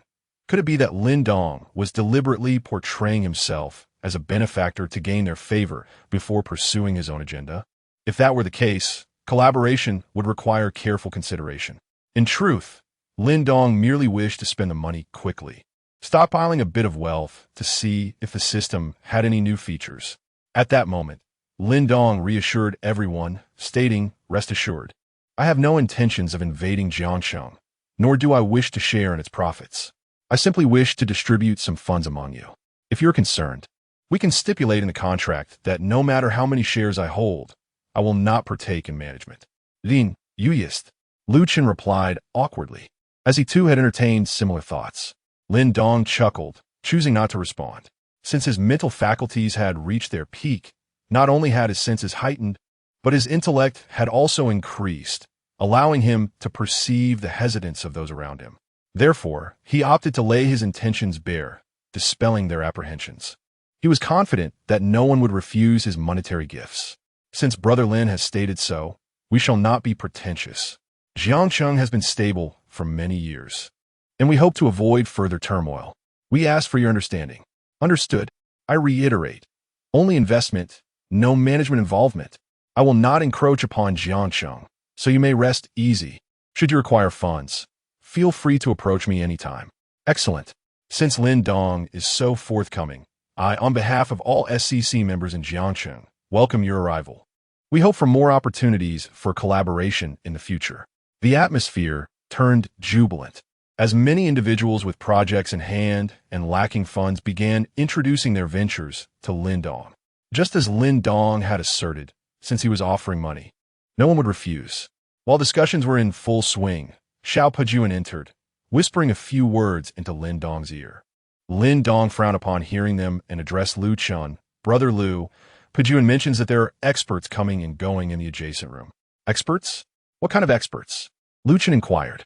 Pejuan isn't entirely sure he can handle them, but they're at least not weaker than him, Lin Dong replied. "Oh."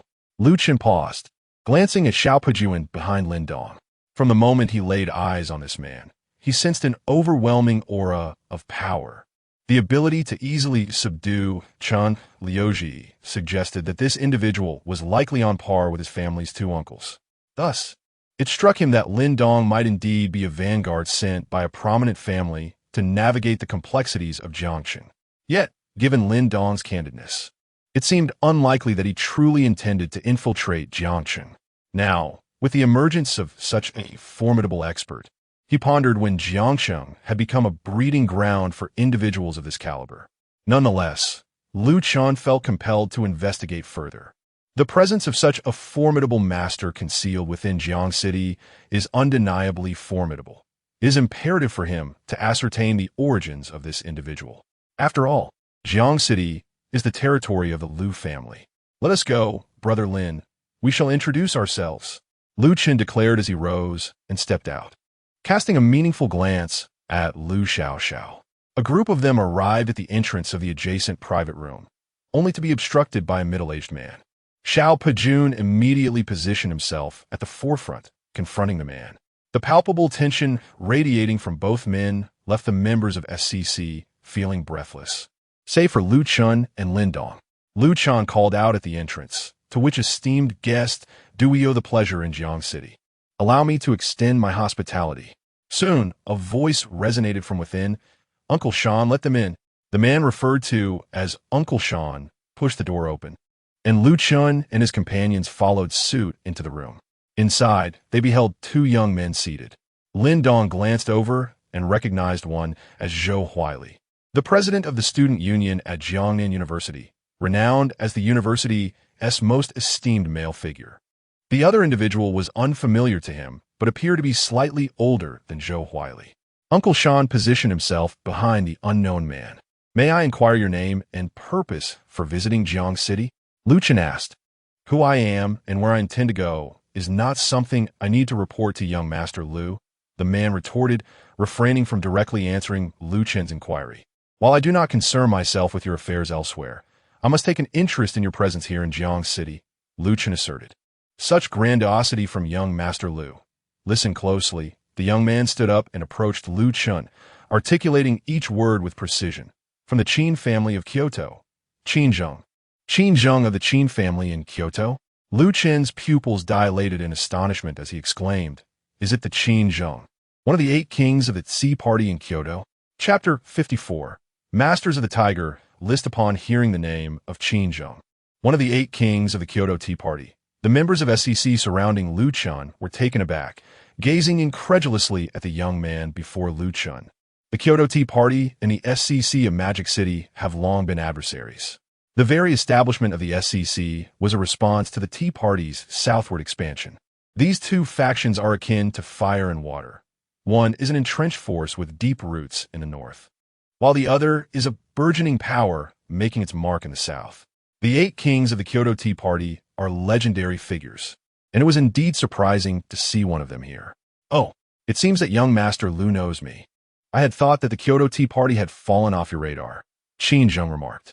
Qin Zheng, as one of the 8 kings of the Kyoto Tea Party. What brings you here unannounced? Lu Chen inquired, regaining his composure. He was genuinely astonished. The 8 kings were on par with the core members of the SCC. Yet, he was not intimidated, for this was not only SCC territory, but also the domain of the Lu family. No matter how formidable the northern faction might be, this was Jiangcheng, and even a dragon must bow here. Young Master Lu, I, Qin Zheng, do not require your permission to go wherever I please. You lack that authority. Furthermore, if I indeed had any ulterior motives, would I arrive with only one companion? Qin Zheng replied, wishing to avoid conflict with Lu Chen, especially since he had come with just one person. Otherwise, given his status as one of the 8 kings, he would not have engaged in such lengthy discourse with someone he deemed beneath him. He was in Jiangbei province on business and had merely stopped by to inquire about Shangguan Mingyue's whereabouts from Zhou Huili, never expecting to run into Lu Chen. Shangguan Mingyue was the 3rd miss of the concealed Shangguan family, and both the Shangguan and Qin families were keen on uniting their houses through marriage. Shangguan Mingyue was studying in Jiangnan province, and Zhou Huili had been dispatched by Qin Zheng to monitor her and to help fend off any suitors. Qin Zheng could not allow anyone to covet what he considered his. Qin Zheng, regardless of your intentions, I urge you to leave Jiangcheng promptly. Otherwise, even if you are one of the 8 kings, I, Lu Chen, will not hesitate to test your mettle today, Lu Chen declared. Qin Zheng chuckled, for it had been quite some time since he had been threatened in such a manner, especially by a senior member of the SCC. Should he depart now, word would spread, jeopardizing his standing within the Tea Party and diminishing his face as one of its 8 kings. He had hoped to give Lu Chen some face, allowing both parties an exit, but it seemed Lu Chen was not inclined to reciprocate. Very well, young Master Lu, I have already afforded you enough courtesy. Should you persist in this entanglement, do not blame me for taking advantage of you. The Lu family is but a small clan confined to a single city, hardly worthy of my concern, Qin Zheng retorted. All right, Indeed, the Liu family may not rival the Qin family, yet today, we are determined to ascertain the true prowess of the legendary 8 kings of the Kyoto tea clan. Liu Chan repeatedly exclaimed 3 words of good fortune, a testament to the fury brewing within him. How could Qin Zheng dismiss the Liu family so easily? What if he is one of the 8 kings? It is imperative to impart a profound lesson today, lest others perceive the Liu family as mere pushovers. At that moment, Liu Xiaoxiao arrived, accompanied by 2 esteemed protectors of the Liu family. Brother, Liu Xiaoxiao called out. Master Liu. The 2 protectors echoed in unison. Uncles, I implore you to act decisively to uphold the honor of the Liu family, so that no one dares to look down upon us, thinking us devoid of strength. Understood. Master Liu. The 2 protectors replied in unison. Uncle Shan, go entertain them. Qin Zheng instructed a middle-aged man behind him. Of course, young master. Uncle Shan responded, stepping forward. The 2 protectors from the Liu family also advanced, while the onlookers retreated to provide ample space. Boom! The 3 engaged simultaneously, their fists and feet colliding, generating a shockwave that reverberated through the air, a testament to their formidable strength. Uncle Shan effortlessly parried the attacks from both protectors of the Liu family. Bang! Bang! The sound of their strikes echoed loudly. Uncle Shan remained steadfast, while the 2 Liu protectors were forced back several meters. The disparity in strength was glaringly evident. Liu Chun, witnessing the scene, was filled with astonishment. His uncles, despite their combined efforts, were clearly outmatched. Uncle Shan, end this swiftly, Qin Zheng urged from behind. Understood, young master. Uncle Shan replied. The 2 protectors exchanged glances, each acknowledging the shock in the other's eyes. Nodding in agreement, they launched simultaneous attacks from opposing directions, one aimed high, the other low. Their years of collaboration ensured that their combined assault would be greater than the sum of its parts. Uncle Shan stood his ground. As their attacks approached, he suddenly exerted force from his feet, neutralizing the low kick while simultaneously delivering a powerful punch that collided with the other's fist. Crash! The individual who had exchanged blows with Uncle Shan was sent flying, crashing against the wall of the private room, blood spewing from his mouth. What? The spectators gasped in disbelief. Moments ago, they had only taken a few steps back after exchanging blows. Now, one had been sent hurtling away. Could it be that the opponent had been concealing his strength? The remaining protector, taken aback by the sudden turn of events, was caught off guard as Uncle Shan, having dispatched one opponent, swiftly turned and delivered a kick. Boom! Another resounding impact echoed, sending the last opponent crashing into the corner. Had he not blocked with both hands at the last moment, he would have sustained severe injury. Now his hands lay broken. Uncle Liu, Uncle Li, Liu Chun and Liu Xiaoxiao rushed to their sides, helping them to their feet. Are you a master of the tiger rankings? Uncle Liu, supported by Liu Chun, inquired. Uncle Shan remained silent. Instead, she returned directly to Qin Zheng's side. Chapter 55. Duel of Masters of the Tiger List? Lin Dong was taken aback. It was the first time he had encountered such a term. The other SCC members present, excluding Lin Dong, were equally shaken.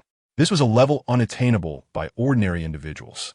Some might dismiss the concept of rankings as mere fiction from novels or television dramas, believing them to be figments of imagination. However, there exists but one true ranking in the global underground world. Those who find themselves on this list are regarded as the pinnacle of expertise. The Tiger List is one such ranking. How about it, young Master Liu? Your family's sole expert, old Master Liu, is well into his 70s. ISNTE, if he were to pass one day, would your family continue to bask in glory as you do now? Qin Zheng teased with a smile. Qin Zheng, it is not for you to concern yourself with the fate of my family. Today, if you do not leave with something substantial, you might just think that I, Liu Chun, am someone you can easily manipulate. After saying this, Liu Chun drew a gun, aiming it at Uncle Shan, who stood behind Qin Zheng, rather than at Qin Zheng himself. He dared not take any aggressive actions against Qin Zheng, for the Qin family was a venerable lineage in the capital, possessing a profound heritage far beyond that of the Liu family. Should Qin Zheng be severely injured or worse in Jiangcheng, the Liu family might well face annihilation. Lu Chun's intention to confront Qin Zheng was merely to impart a lesson. He did not wish to escalate matters further. He understood that if he did nothing today and word of it spread, the influential members of the Tsi party from the capital would be loitering around his doorstep, while he, as a senior member of the SCC in the Magic City, would be rendered utterly powerless. Such a scenario would make him the laughingstock of the SCC, permanently jeopardizing his chances of rising to the core ranks of the organization. Qin Zheng spoke truly. His grandfather had indeed surpassed 70 years, and his health was declining. As of now, no one in the Liu family was capable of bearing the weight of the entire clan. The only way for Liu Chun to counteract the family's decline was to become a core member of the SCC. Thus, fully aware of Qin Zheng's affiliation with one of the 8 kings of the Tsi party, he still chose to confront him head-on, all for the sake of proving himself to the core members of the SCC. Should he fail, at least he would demonstrate his courage in standing against the Tsi party's elite rather than being seen as a coward. Should he succeed, it would significantly bolster his prospects for advancement within the SCC. Therefore, regardless of victory or defeat, he had to proceed with his plan. As long as he could keep Uncle Shan, who stood behind Qin Zheng, in their midst, he would consider it a triumph. Upon seeing Liu Chun aim his weapon at Uncle Shan, Qin Zheng's expression shifted in an instant. The jovial demeanor that once adorned his face was now replaced with solemnity. Both the Tsi party and the SCC had an unspoken agreement to refrain from using firearms during conflicts. Yet Liu Chun had audaciously pointed his gun at them. "Young Master Liu, are you aware of the consequences of your actions?" Liu Chun did not respond. "Liu, no." Uncle Liu, standing beside Liu Chun, interjected in protest. He wished to convey to Liu Chun that the masters of the Tiger list no longer feared such rudimentary firearms. But it was too late. For the sake of his family, Liu Chun hesitated no longer and pulled the trigger. Bang! A single gunshot silenced the entire private room. The figure of Uncle Shan, who should have collapsed from a gunshot wound, had vanished. "Po Yun?" Lin Dong suddenly exclaimed. His mental acuity had reached its zenith, and his senses were heightened. He perceived that Uncle Shan had deftly evaded Liu Chun's bullet and was now charging towards him with lethal intent in his eyes. He intended to kill Liu Chun.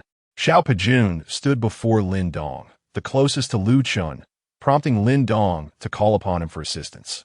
Upon hearing Lin Dong's voice, Xiao Pejun swiftly reacted, instantly shifting to Liu Chun's side and rushing towards Uncle Shan.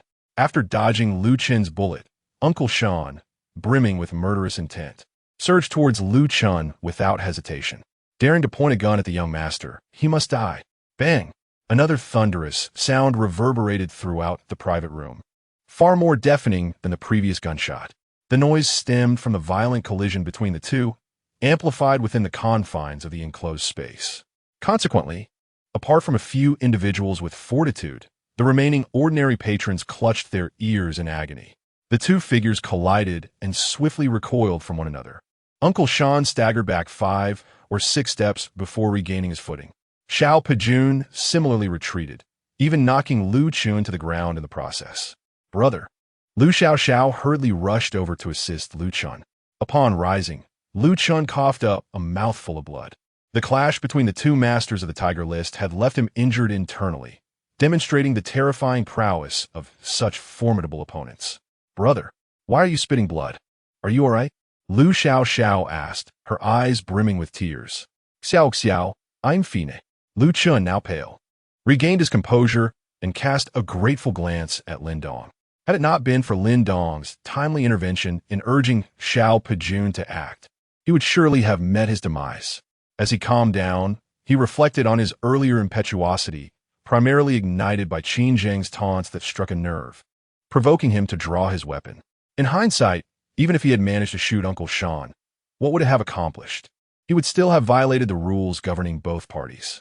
Moreover, while he feared killing Qin Zheng, the latter harbored no such reservations about him, underscoring the disparity in their standings. Qin Zheng observed Uncle Shan retreat several steps, while the so-called Pejun also withdrew, leaving him somewhat astonished. He began to regard Lin Dong with renewed interest. This person, who stood his ground against Uncle Shan, had seemingly been in close proximity all along. "May I ask who you are?" Qin Zheng inquired, gazing at Lin Dong. SCC senior member Lin Dong. Lin Dong replied, "You are the newly appointed SCC senior member from Jiangshan? Indeed. Do you intend to obstruct me? If young Master Qin departs now, I shall not hinder you." "What ist?" Lu Chun has just violated the rules of the Tsi Party and SCC, daring to point a gun at me. Throughout my life, he is the first to do so, and he shall pay with his life. Qin Zheng was indeed infuriated.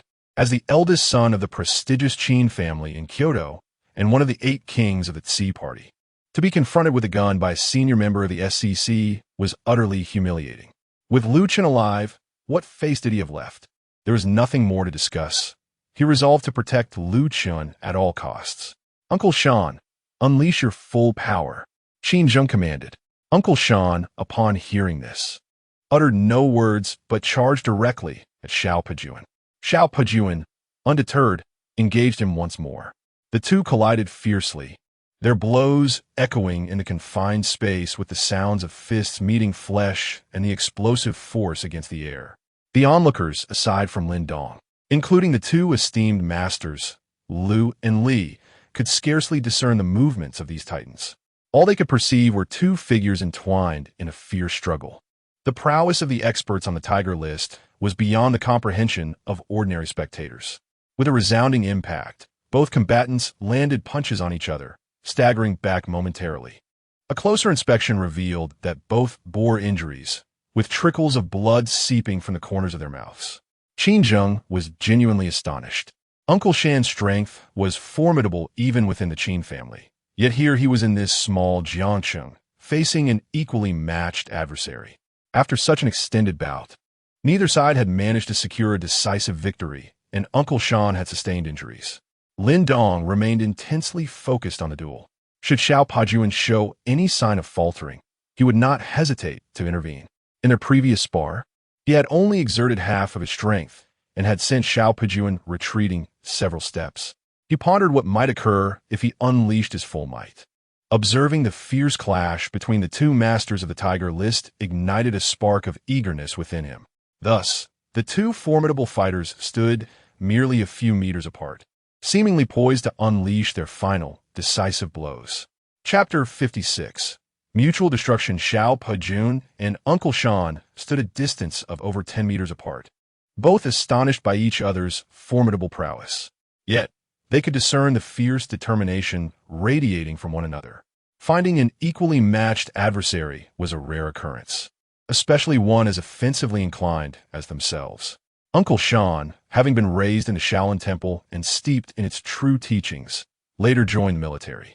However, his reclusive nature led him to offend powerful figures, ultimately resulting in his rescue by the elder of the Qin family, who welcomed him into their fold. Now tasked with safeguarding the young master of the Qin clan, his abilities were undoubtedly held in high regard by them. On the other hand, Xiao Pejuan had spent years teetering on the precipice of life and death, surviving amidst the relentless chaos of foreign battlegrounds and returning alive, an accomplishment not merely attributable to luck. Both warriors were renowned for their ferocity in combat, engaging in relentless exchanges without the slightest attempt to evade. Consequently, both incurred minor injuries, which, to them, were trivial matters. Presently, they were adjusting their stances, poised to unleash their ultimate techniques. The atmosphere in the private room had descended into a profound silence. Lin Dong initially contemplated intervening, but upon meeting Xiao Pejuan's fervent gaze, he quelled that impulse. His acute instincts sensed that Xiao Pejuan was in a state of exhilaration, his blood surging with excitement. He yearned for this confrontation, craving a transcendence of self. Meanwhile, Lu Shu and Li Shu, the esteemed guardians of the Lu family, were intently focused on the duel between the 2 top contenders of the Tiger rankings. This was a once-in-a-lifetime opportunity for them. Both were peak-level masters, just a step away from entering the Tiger rankings, yet that step loomed like an insurmountable chasm, perhaps one they would never cross. If they could gain insights from witnessing the clash of these titans, it might just afford them the chance to advance further. Lu Chun, Lu Xiao, and the other members of the SCC gaped in astonishment at the quietly poised Xiao Pejuan. They had never anticipated such formidable strength from him. leading them to reevaluate Lin Dong's formidable background, their gazes towards him tinged with a newfound respect. Suddenly, the stillness was shattered as both combatants surged into action simultaneously. Two fleeting shadows darted towards one another at breathtaking speed, converging instantaneously in the center. As they met, Uncle Sean drew upon his inner energy, channeling it through his body. And with a powerful thrust of his palm, he unleashed a mighty blow, mentally invoking the great power diamond palm.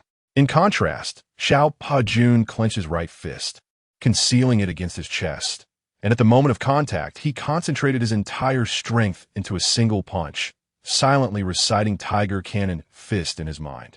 The resulting clash was deafening, akin to the roar of thunder echoing in the ears of the onlookers, leaving them momentarily dazed. The immense force generated by their titanic collision created a powerful shockwave, toppling the furniture where Qin Zheng and Zhou Huai had been seated, as if they were caught in a tempest. Almost immediately, two muffled groans echoed through the air. Both Xiao Pa-jun and Uncle Sean were propelled backward by the recoil, their bodies soaring through the air. Lin Dong rushed forward, placing a hand on Xiao Pa-jun's back to mitigate the force of his retreat, while Qin Zheng caught Uncle Shan's returning form. After stabilizing their bodies, both Uncle Sean and Xiao Pa-jun simultaneously spat out a mouthful of fresh blood, their breaths somewhat languid. The ferocious clash had inflicted significant harm on both parties, rendering recovery a challenging endeavor that would likely take at least a month or two. Ho Yun, how do you feel? Lin Dong inquired, supporting Xiu Po Yun. I'm fine, young master, but I will be unable to protect you for a while. Xiu Po Yun replied. That's all right. Focus on healing your wounds first, Lin Dong urged. On the opposite side, Uncle Sean attempted to speak, but was interrupted by Qin Zheng. Uncle Sean, rest for now. I will take over from here. He entrusted Uncle Sean to Zhou Huai Li before stepping into the center of the room. Lu Chun, do you believe that assistance will allow you to escape today? As Qin Zheng's words echoed, an overwhelming aura radiated from him, and he swiftly drew a soft sword from his waist, its cold glimmer illuminating the air. Before Lu Chun could respond, Qin Zheng vanished from his position. Young master, be careful. Young master, be careful. Both Uncle Lu and Uncle Li shouted in unison, positioning themselves in front of Lu Chun and Lu Xiao. At that moment, Qin Zheng launched his attack. Initially, he possessed only peak first-tier strength. However, given that both Uncle Lu and Uncle Li had recently sustained severe injuries, their powers were severely diminished. In a mere instant, they were sent flying by Qin Zheng's two swift strikes, blood erupting from their bodies. Having dispatched the two, Qin Zheng did not relent and charged towards Lu Chun and Lu Xiao, aiming a sword thrust directly at Lu Chun. As the blade approached, Lu Chun closed his eyes, resigning himself to defeat. However, Lu Xiao, standing beside him, pushed him aside, placing herself in the path of Qin Zheng's sword. No! Lu Chun shouted, his eyes wide with disbelief. Xiao had sacrificed herself for him. The unbearable weight of this realization struck him deeply. The sword tip halted just a centimeter away from Lu Xiao's body, not due to any sudden change of heart from Qin Zheng, but rather because two fingers had intercepted the blade. These fingers belonged to Lin Dong, who had effortlessly pinched the sword of a peak first-tier master. Qin Zheng's eyes widened in shock as he gazed at Lin Dong, disbelief permeating the air. Young Master Qin, this is where it ends, Lin Dong stated calmly. Before Qin Zheng could respond, Uncle Sean interjected, Young Master, we must leave. Uncle Sean, Qin Zheng began, but Uncle Shan's firm tone silenced him. Leave, he reiterated, his expression resolute, leaving no room for Qin Zheng's objections. He had sensed an aura from Lin Dong that even sent chills down his spine. Qin Zheng had never witnessed Uncle Sean speak to him with such gravity before, leaving him momentarily stunned. Chapter 57. The Shattering of the Sword. At this moment, Qin Zheng found himself in a conflict of celestial proportions. If he were to flee, the dignity of the esteemed Qin family, as well as his own standing as the heir to one of the 8 kings of the T faction, would be irreparably tarnished. Yet, to remain would mean confronting the unprecedented tone of admonishment from Uncle Sean, who had stood by his side for many years and would never wish him harm. What should he do? To depart or to stay? A glance around the private room revealed that, aside from Lin Dong's composed demeanor, the others appeared visibly shaken. The climactic duel of the Tiger List Masters had indeed been exhilarating, both awe-inspiring and deeply enticing. Qin Zheng resolved that he could not retreat. Even if he could not vanquish Lu Chun today, he must impart an unforgettable lesson upon him. To withdraw would not only tarnish his pride, but also jeopardize his mental fortitude. Having reached the pinnacle of first-rate mastery, he understood that to ascend to the ranks of the Tiger List Masters, one must possess an unwavering resolve.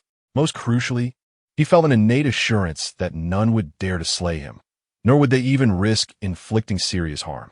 As the scion of the prestigious Qin family of the capital, he harbored such confidence.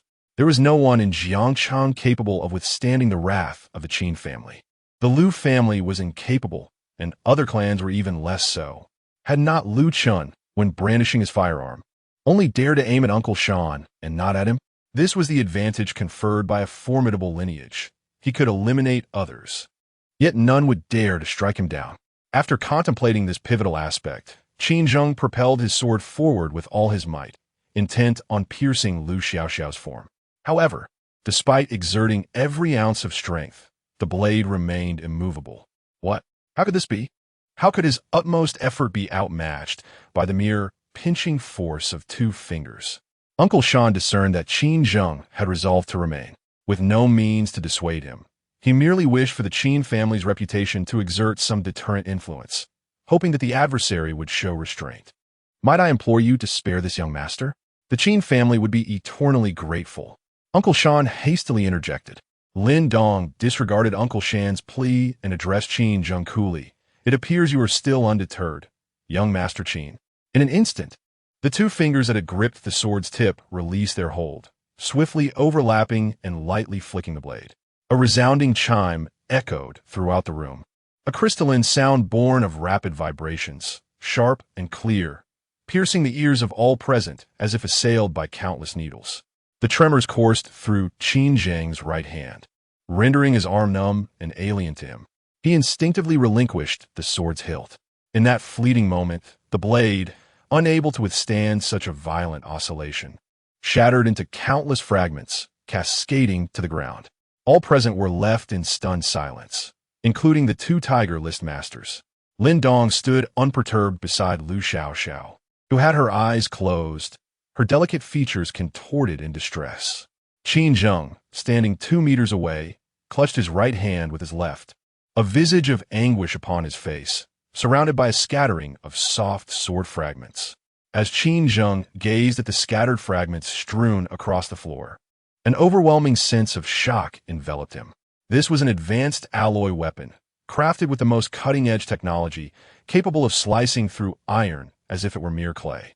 Yet now, it lay shattered, obliterated by a mere finger. The strength of this individual was beyond imagination, instilling a genuine fear within him. How formidable must the family behind such a young powerhouse be? Uncle Shan, despite his grievous injuries, hastily extricated himself from Zhou Huali's support and rushed to position himself protectively in front of Qin Zheng. Zhou Huali stood rooted in place, momentarily lost in thought as he observed Lin Dong. Upon first laying eyes on Lin Dong, he felt an uncanny familiarity, though the source eluded him.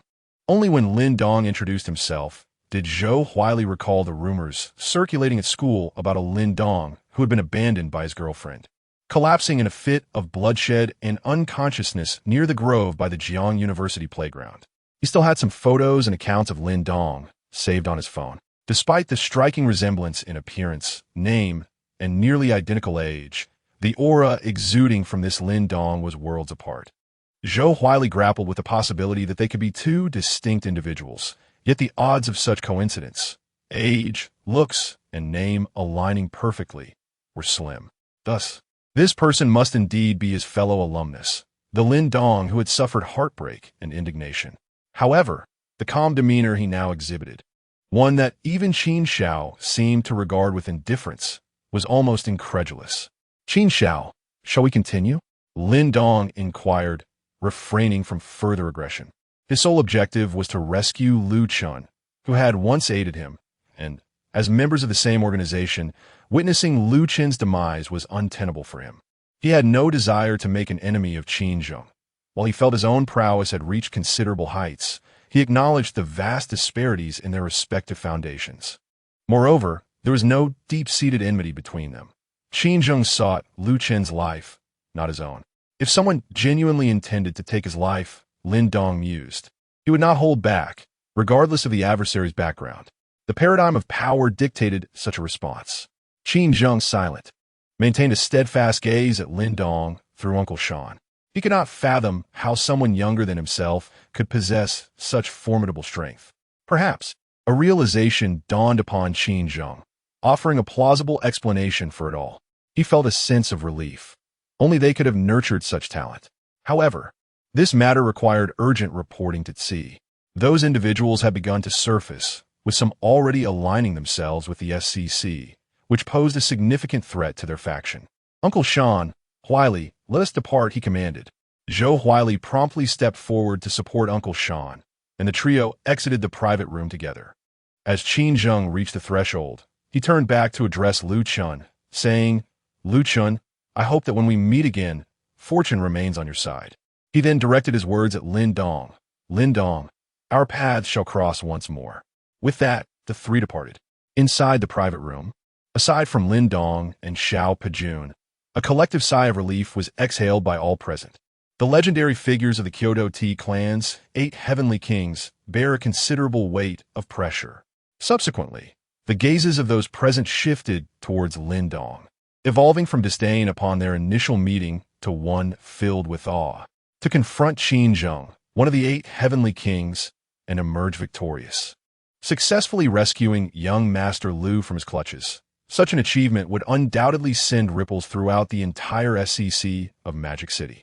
A strong individual commands respect wherever they go. Brother Lin, the life-saving grace you bestowed upon us today will never be forgotten by my sister and me. Henceforth, should you require anything, simply call upon me, and Lu Chun will not hesitate to assist. And I too, I shall not decline.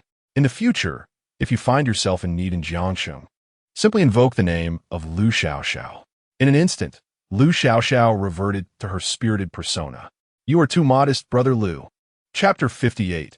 On the tiger ranking seated in the vehicle were Qin Zheng and Uncle Sean, with Zhou Huili at the wheel. Typically, Uncle Sean would be the one driving, but due to his severe injuries, he had to rely on Zhou Huili to transport them back to Jiangbei province.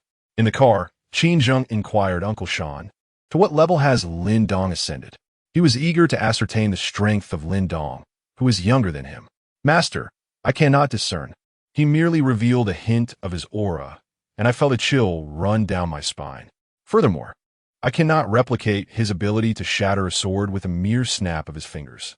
I suspect he is at least at the pinnacle of the tiger ranking, if not beyond.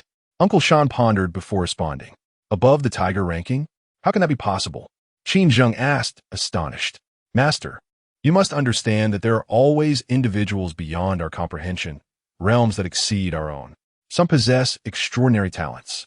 During my time at Shaolin, I encountered a disciple of remarkable prowess, not inferior to Lin Dong. Uncle Sean patiently explained. Do you think I have a chance to reach such a level? Qin Zheng queried. Master, you possess commendable talent. With diligence, you can certainly achieve it. But by the time I reach their level, how much further will they have advanced? This time, Uncle Sean remained silent, unsure of how to respond. There are distinctions among individuals. Some are born with advantages that others may never attain, regardless of effort. Some are endowed with extraordinary gifts, effortlessly reaching great heights with minimal exertion, while others lack such inherent talent and find themselves stagnant despite their relentless striving. Thus, he hesitated to answer, recognizing that while Qin Zheng exhibited some talent, he still fell short compared to true prodigies. Young master, I am acquainted with Lin Dong. Zhou Huili, who was driving, interjected. Oh, you know him? Qin Zheng asked. Indeed, he is a student at Jiangnan University. A student at Jiangnan University? Yes. Zhou Huili proceeded to share various rumors about Lin Dong and showed Qin Zheng images saved on his phone. So, he's intentionally keeping a low profile at school? Qin Zheng questioned. That seems to be the case, Zhou Huili replied. Fascinating, truly fascinating. A person of such formidable strength deliberately chooses to remain understated, seemingly unfazed even when his girlfriend is taken from him. What sort of individual is he? Having escorted Xiao Pejun to the first hospital, Lin Dong found that despite the late hour, the hospital's senior officials were awaiting their arrival, likely informed in advance by Lu Chun. After conducting a comprehensive examination, the results revealed no significant issues, only some internal injuries that required a period of rest. Lin Dong facilitated the hospitalization procedures for Xiao Pejun, ensuring that his ward was not far from his mother's room, allowing him to visit her frequently, although they could have been placed in adjacent rooms. Xiao Pejun opted for a greater distance, fearing that his mother would worry upon learning of his injuries. Pejun, focus on your recovery. Spend time with your mother and refrain from worrying about anything else. Once you and your mother are discharged, settle down in Jiangcheng. I will arrange everything for you, Lin Dong said in Pejun's hospital room. Thank you, young master. During my hospital stay, I can have my two brothers come in my stead. They have accompanied me through many trials abroad, and their skills are not much inferior to mine, Pejun replied. The other two were brothers who had faced life and death alongside him, and Pejun wished to assist them. When they returned, they had given all their earnings to the families of their brothers who remained abroad. Undoubtedly, those families were struggling. Being able to follow a distinguished young master like Lin Dong while continuing to fight alongside each other would be the best scenario. Oh, you have such brothers? Call them over immediately. Bring as many as you can. I will provide them with the finest treatment, Lin Dong urged. The more skilled individuals like Pejun, the better, especially since money was no object. The brothers who went out with us, only the 3 of us returned. The others are forever left abroad, Pejun said in a somber tone. Condolences, Lin Dong said, patting Pejun's shoulder. Young master, I'm fine. We have all crawled back from the gates of hell. There's nothing to dwell upon, Pejun reassured. That's good. Have them come over tomorrow, Lin Dong instructed. Yes, young master. By the time Lin Dong returned to Jiangnan International Mansion, it was already 11 o'clock at night. After a brief shower, he lay down and glanced at his phone. Numerous messages awaited him. Son, see you. Lin Dong, when are you free? My parents would like to invite you for a meal to express their gratitude. Lin Dong, no need. It's not a big deal. Shortly after sending his message, Son, see you replied. Son, see you. It may not seem significant to you, but it is a monumental gesture for my family. Lin Dong, all right. However, I'm quite busy these days. Let us plan for next week. Son, see you. Okay. I will await your call. After concluding his conversation with Sun Siyu, Lin Dong opened Lu Peng's message. Lu Peng, Dongzi, are you all right? Thank you for today. Without your intervention, I don't know what would have happened to Minmin and me. By the way, how did you know I was in room 47 at Fully Jinsha? Lin Dong, Mifine. I just returned and am preparing to rest. Didn't you send me a message saying you were in peril at room 47? Lu Peng, I didn't send you anything. Besides, I didn't realize you were hiding so deeply. Based on your previous behavior, having you join us would have meant certain doom. So, when will you explain this to the brothers? Lin Dong was taken aback. Lu Peng hadn't sent him a distress message. So who had used Lu Peng's phone to message him? Take a look at this, Lin Dong said, sending Lu Peng a screenshot of the message from his phone. Lu Peng glanced at the time and remarked, this must be the moment when Minmin's classmates sent that message. At that instant, I was kicked and my phone flew away. In retrospect, I owe her my gratitude. Otherwise, the consequences could have been dire. Lin Dong replied, Da Peng, you should really comfort Zhongmin. She must have been terribly frightened today. When we have a chance, let us all go out for a meal together and discuss it further. Lu Peng responded, do I need you to remind me? I was just under the same blanket with her.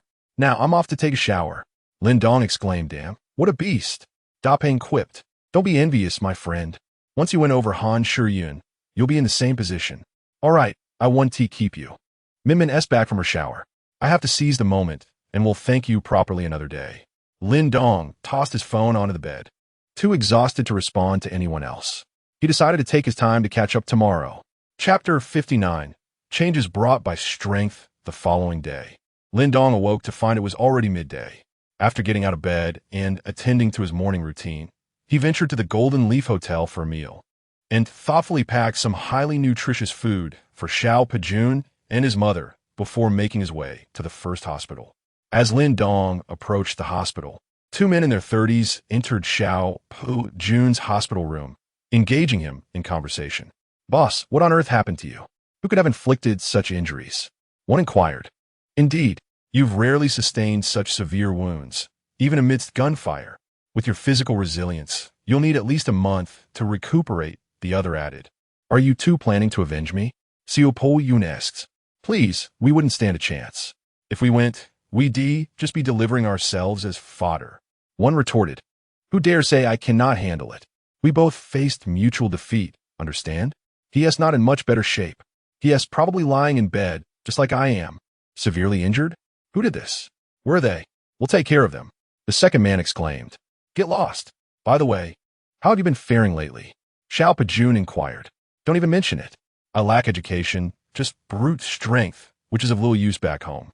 I can only make a living by hauling bricks on construction sites, but at least it's more stable than abroad. I can sleep soundly," one man lamented. "I'm in a similar predicament." The other chimed in. "If we had taken that last job, all 12 of us would still be well and good." Xiao Pajun's voice grew somber. "This was a collective decision. We all longed to return home, to afford cars, housing, and wives. It's just unfortunate that fate has been unkind to us brothers." At this juncture, a heavy silence enveloped the trio, each grappling with their shared heartache. On the eve of their anticipated return, 9 of their 12 comrades had perished.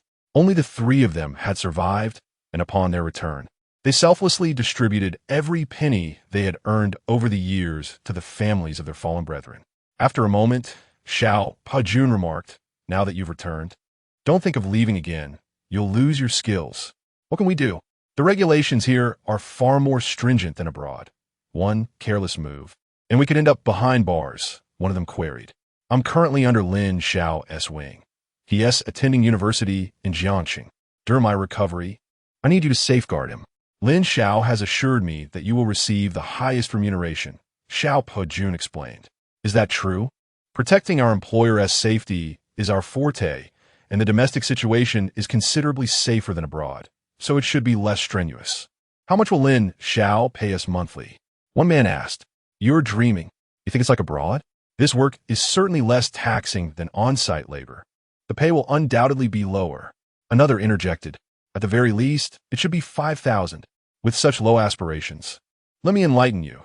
The vehicle Lin Xiao has assigned me is worth millions. Do you think he would quibble over your trivial wages? The starting salary is at least 10,000. Really? Then I want to be going back.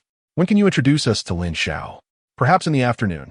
At present, it is likely that Lin Xiao is still resting. I shall call him in the afternoon." The 3 individuals were engaged in conversation when Lin Dong made his entrance. "Lin Xiao, what brings you here?" Xiao Pajun hastily attempted to rise, but was halted by Lin Dong. "Pajun, you should rest well. I have brought you some food. These 2 must be the brothers you mentioned," Lin Xiao remarked, eager to introduce these 2 gentlemen. Xiao Pajun proceeded to introduce Lin Dong to his 2 comrades, who had returned from abroad with him. One, slightly taller, was named Yu Bing, while the other, somewhat shorter, was called Wei Yong. Neither appeared particularly muscular, yet their every movement exuded a palpable sense of strength, a true testament to their explosive power. Unlike the bodybuilders often seen on television, who may look impressive but lack substantial strength, these men embodied a different essence. "Pajun, you should rest. I will take them for a meal to welcome them," Lin Dong stated. "Lin Xiao, we can manage on our own. There's no need to trouble you," Yu Bing interjected. "Since we are here, let us heed my suggestion. You 2 should accompany Lin Xiao," Xiao Pajun insisted. Lin Dong drove his Mercedes-Benz G-Class, ferrying the 2 men to the luxurious Jean Yi Hotel. He then allowed them to take the G-Class while he drove ahead in his Bugatti Chiron. Due to Xiao Pajun's injury the previous night, he had left the Bugatti behind. In the Mercedes, Wei Yong drove steadily behind Lin Dong's vehicle. For those who had spent years as mercenaries abroad, driving was a fundamental skill. Whether it be a car or even a tank, they were more than capable. "Guobing, it seems our boss has chosen wisely. Lin Xiao is undoubtedly affluent. That car he drives must be worth several million, and he treats people well. Personally bringing food to the boss," Wei Yong noted while navigating the road. "Indeed, We must also perform admirably and not bring shame to our boss, Yu Guobing replied. Of course. Lin Dong led them to the opulent Golden Leaf Hotel. The lavish decor left both Yu Guobing and Wei Yong in awe. Although they had spent many years abroad, it had been in war-torn nations, far removed from such splendid establishments. Lin Xiao, we can find a casual place to eat. There is no need for such extravagance, Yu Guobing suggested. Not at all. This establishment is mine. In the future, whenever you find yourselves with leisure time, your meals and accommodations will be covered here, Lin Xiao assured them. This place belongs to Lin Xiao. We will be staying here. The two men stared, somewhat dumbfounded, at the 8-star hotel before them. After an exquisite meal, both men found themselves lingering, savoring the flavors they had never experienced before. They felt as though they had lived poorly for far too long. Later that evening, Lu Chun called Lin Dong, requesting his presence at the Golden Leaf Hotel. Upon his arrival, he found He Pai and Chun Lu Jin kneeling in the private room. Upon seeing Lin Dong, they repeatedly bowed their heads to the ground. Lin Xiao, I was wrong. I beg you to spare me this time. I shall never dare again. They pleaded. Thud, thud, thud. They continued to bow, their foreheads bleeding from the repeated contact with the floor. Brother Lin, I leave these two to your discretion. Do as you see fit, and I shall handle the aftermath. Lu Chun declared, rising to address Lin Dong. With that, he exited the private room. Lin Dong regarded the two individuals in silence. This was the transformation wrought by power. Had he still been an ordinary university student, what fate would Lu Peng and his girlfriend have faced? Lin Dong summoned the principal parties, Lu Peng and Zhang Min. Upon her arrival, Zhang Min's initial reaction was one of trepidation. Lu Peng, however, charged towards the assailant, delivering a flurry of blows that filled the room with the anguished cries of the aggressor. He was overwhelmed with frustration, helplessly witnessing his girlfriend being bullied. Had Lin Dong not intervened, the trauma would have haunted him for a lifetime. Ultimately, Lu Peng's relentless assault left the assailant with multiple fractures, necessitating a trip to the hospital before he ceased his onslaught. No one dared to lay a hand on Chun Lu Ji, despite being the assailant's backer. He bore no direct connection to this incident and was also dealt with by Xiao Pejun Chapter 60. The provocation of Huang Junlang thus concluded the May Day holiday. On the first day of school, Lin Dong traversed the campus of Jiang University. Wow, ISNT that the piano prince, Lin Dong? If he would sing Boy Just for Me, I would gladly be his girlfriend. Dream on. It's absurd to think that a god like Lin Dong would ever notice someone like you. What if he actually prefers someone like me? He surely must favor someone of my caliber. Lin Dong cast a glance at the two who had just spoken, a shiver coursing through him involuntarily. One weighed 180 pounds, and the other bore a face full of acne. He hastened his pace toward his classroom, aware of the many eyes discussing him along the way, most of whom belonged to that same caliber. The girls at this school were indeed incomparable to those at the Communication University. They were several tiers below. Upon returning to the classroom, he found that most of his students were already seated. His classmates regarded him with peculiar glances, for his performance at the May Day Gala had been nothing short of astounding. Not only did he write and compose the music, but he also played and sang it himself, and the song was remarkably melodious. Lin Dong glanced at his classmates, and upon spotting Su Yingxiu, he felt a modicum of relief. At last, he had found someone who wasn't too intimidating. As he settled into his seat, the morning slipped by. The afternoon brought elective classes, and Lin Dong was drawn by his roommates, led by Lu Peng, to the indoor basketball court.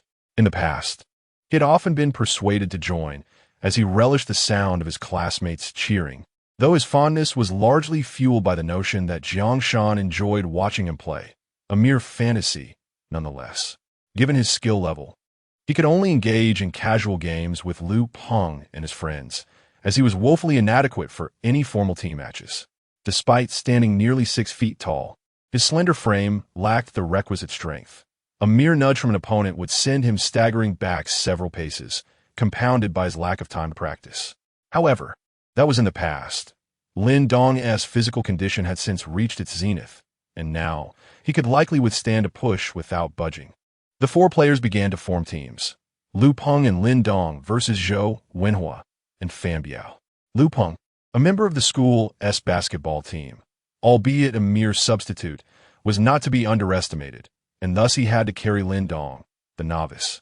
For the match to be even remotely competitive, Lin Dong's role was primarily to serve the ball. After a while, it became evident that it was Liu Peng against two opponents. Just as the game intensified, Huang Junlang arrived with a few companions. Due to the limited number of indoor basketball courts, everyone was eager to claim a spot. While there were ample outdoor courts, the afternoon sun blazed mercilessly, deterring anyone from subjecting themselves to such discomfort. Typically, if one group occupied a court, others would refrain from encroaching, or they would collaborate in a game. If there was dissent, the intruders would have to leave. Of course, this was the norm. Within the school, there were a few privileged individuals whose presence commanded immediate deference. For instance, the student council president and Jiang University's most esteemed male figure, Zhou Huili, would be granted precedence without question. Huang Junlang, however, had not yet attained that level of influence. Lin Dong stood at the three-point line, preparing to serve. As Huang Junlang approached with a few companions, one of them loudly inquired, "Huang, is it true that you've gotten Jiangshan pregnant? Is there any doubt? She's so fragile. Just a few encounters, and she's already expecting. What a predicament." Huang Junlang replied with a sigh. "And what are your plans, Huang? You're not considering marriage. Are you? Marry? Nonsense. What can I do? Just give her some to terminate the pregnancy. That's all." Impressive, Huang. Lin Dong had been with Jiangshan for ages, and she never got pregnant, yet you managed it in just a few days. I'll be honest. When Jiangshan was with me, she was still a virgin. I don't enjoy picking up someone else's cast-offs. What? A virgin? Is Lin Dong incapable then? How would I know? But it's likely. Laughter erupted among the group. Their loud banter drew the attention of others nearby, reviving memories of Lin Dong's recent fainting spell. Meanwhile, Jiangshan and Zhu Yin approached from a distance, overhearing their conversation. Jiangshan's face turned pale, tears welling in her eyes. Lin Dong glanced over at Huang Junlang, who defiantly met his gaze. Liu Peng and others joined them. "Huang, I won't interfere with your words, but if you dare mention my name again today, I'll make you leave on your knees. Do you believe me?" Lin Dong said, his tone icy. He was genuinely angered. While he had no control over Huang's comments about Jiangshan, after all, it was her choice, he could not tolerate the insinuation of his inadequacy before so many witnesses. Huang Junlang was about to retort when he noticed Jiangshan's ashen complexion and tear-filled eyes glaring at him. "Huang, are you even human? How much has Shan endured for you? How can you speak of her like that in front of others?" Zhu Yin exclaimed, her face flushed with anger. Huang Junlang felt a twinge of awkwardness. He had previously caused Lin Dong to faint from rage. Seeing Lin Dong here, he sought to provoke him again, hoping to witness another embarrassment. The crowd's presence would only amplify the spectacle. Yet, he hadn't anticipated Jiangshan's presence. "Huang, why are you treating me this way? When we were together, you spoke of eternal love and marriage after graduation. And now, just a few days later?" Jiangshan sobbed, her voice trembling. Huang Junlang found himself cornered, yet admitting fault in front of so many was out of the question. How could he maintain his status as the prominent Huang in Jiang University? With a forced bravado, he replied, "Jiangshan, I've grown tired of you. You just want more money, don't you? Just tell me how much you want, and I'll give it to you." In the presence of such a multitude, one cannot afford to lose face. If necessary, I shall spend a little more afterward to appease Jiangshan with clothes and bags. "You." Jiangshan was taken aback by Huang Junlang's words spoken so publicly. Momentarily a loss for a response, she turned and fled in tears. "Huang Junlang, you are utterly despicable." Upon hearing this, Zhu Yin hastily pursued Jiangshan. Chapter 61.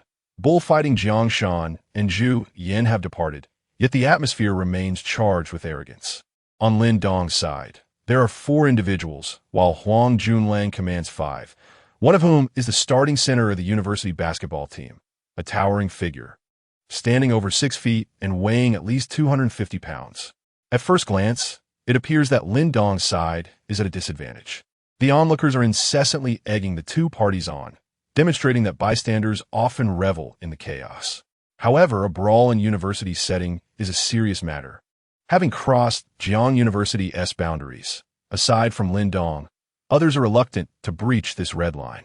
Even Huang Junlang, a wealthy second generation, refrains from taking such risks, fully aware that expulsion from school would not only sever his financial support from his father, but might also lead to a rather severe physical reprimand.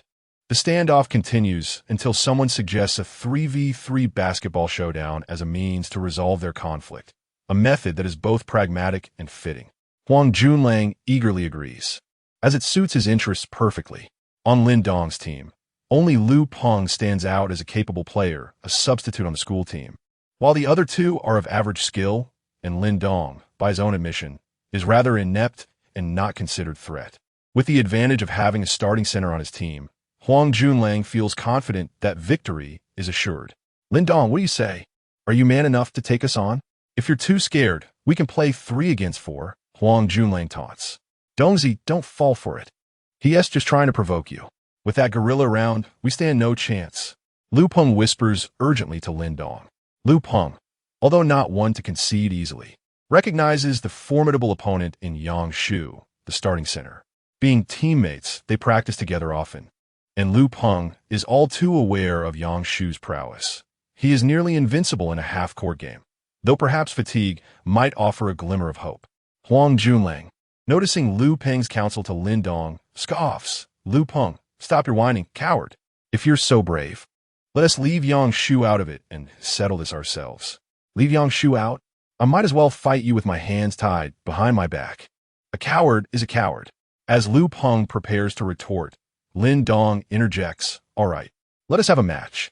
Dongzi, Lu Peng exclaims in alarm. The Peng, I know what I'm doing. Lin Dong reassures him. Although Lin Dong was once lacking in basketball skills, that is no longer the case. Silently, he enhances his basketball skills in his skill set, spending 10 points to elevate his proficiency to an expert level, coupled with his exceptional physical attributes. It is no exaggeration to say that Lin Dong has become an extraordinary player on the court. Huang Junlang hastily replies, Lin Dong, you said it yourself. A gentleman's word is his bond. It is I who said it. Huang Junlang, how do you wish to compete? Lin Dong inquires. Since it's a competition, we must have some stakes. How about this? Whoever loses will have to shout, I am a loser, 3 times into the school broadcasting room during tomorrow's lunch break, and then host a banquet at the Golden Leaf Hotel to make amends. What do you think? All right, we shall proceed as you suggested. Lin Dong responded nonchalantly. Dongzi, Lu Peng attempted to speak, but was interrupted by Lin Dong. It's fine, Da Peng. Just do your best. Then it's settled. The rules are a 3v3 basketball showdown. The first team to score 10 points wins, with 3-pointers counting as 2. Is that agreeable? Absolutely. By the way, are you fielding 3 players or 4? Huang Junlang asked teasingly. 3. This is your choice, so don't blame us for overpowering you. The news of Lin Dong and Huang Junlang's impending 3v3 basketball match quickly spread among the onlookers. The stakes were high. The loser not only had to declare their defeat in the broadcasting room, but also host a lavish apology banquet at the Golden Leaf Hotel, which could easily cost several thousand yuan. Not only was it a matter of pride, but it also involved a significant financial commitment.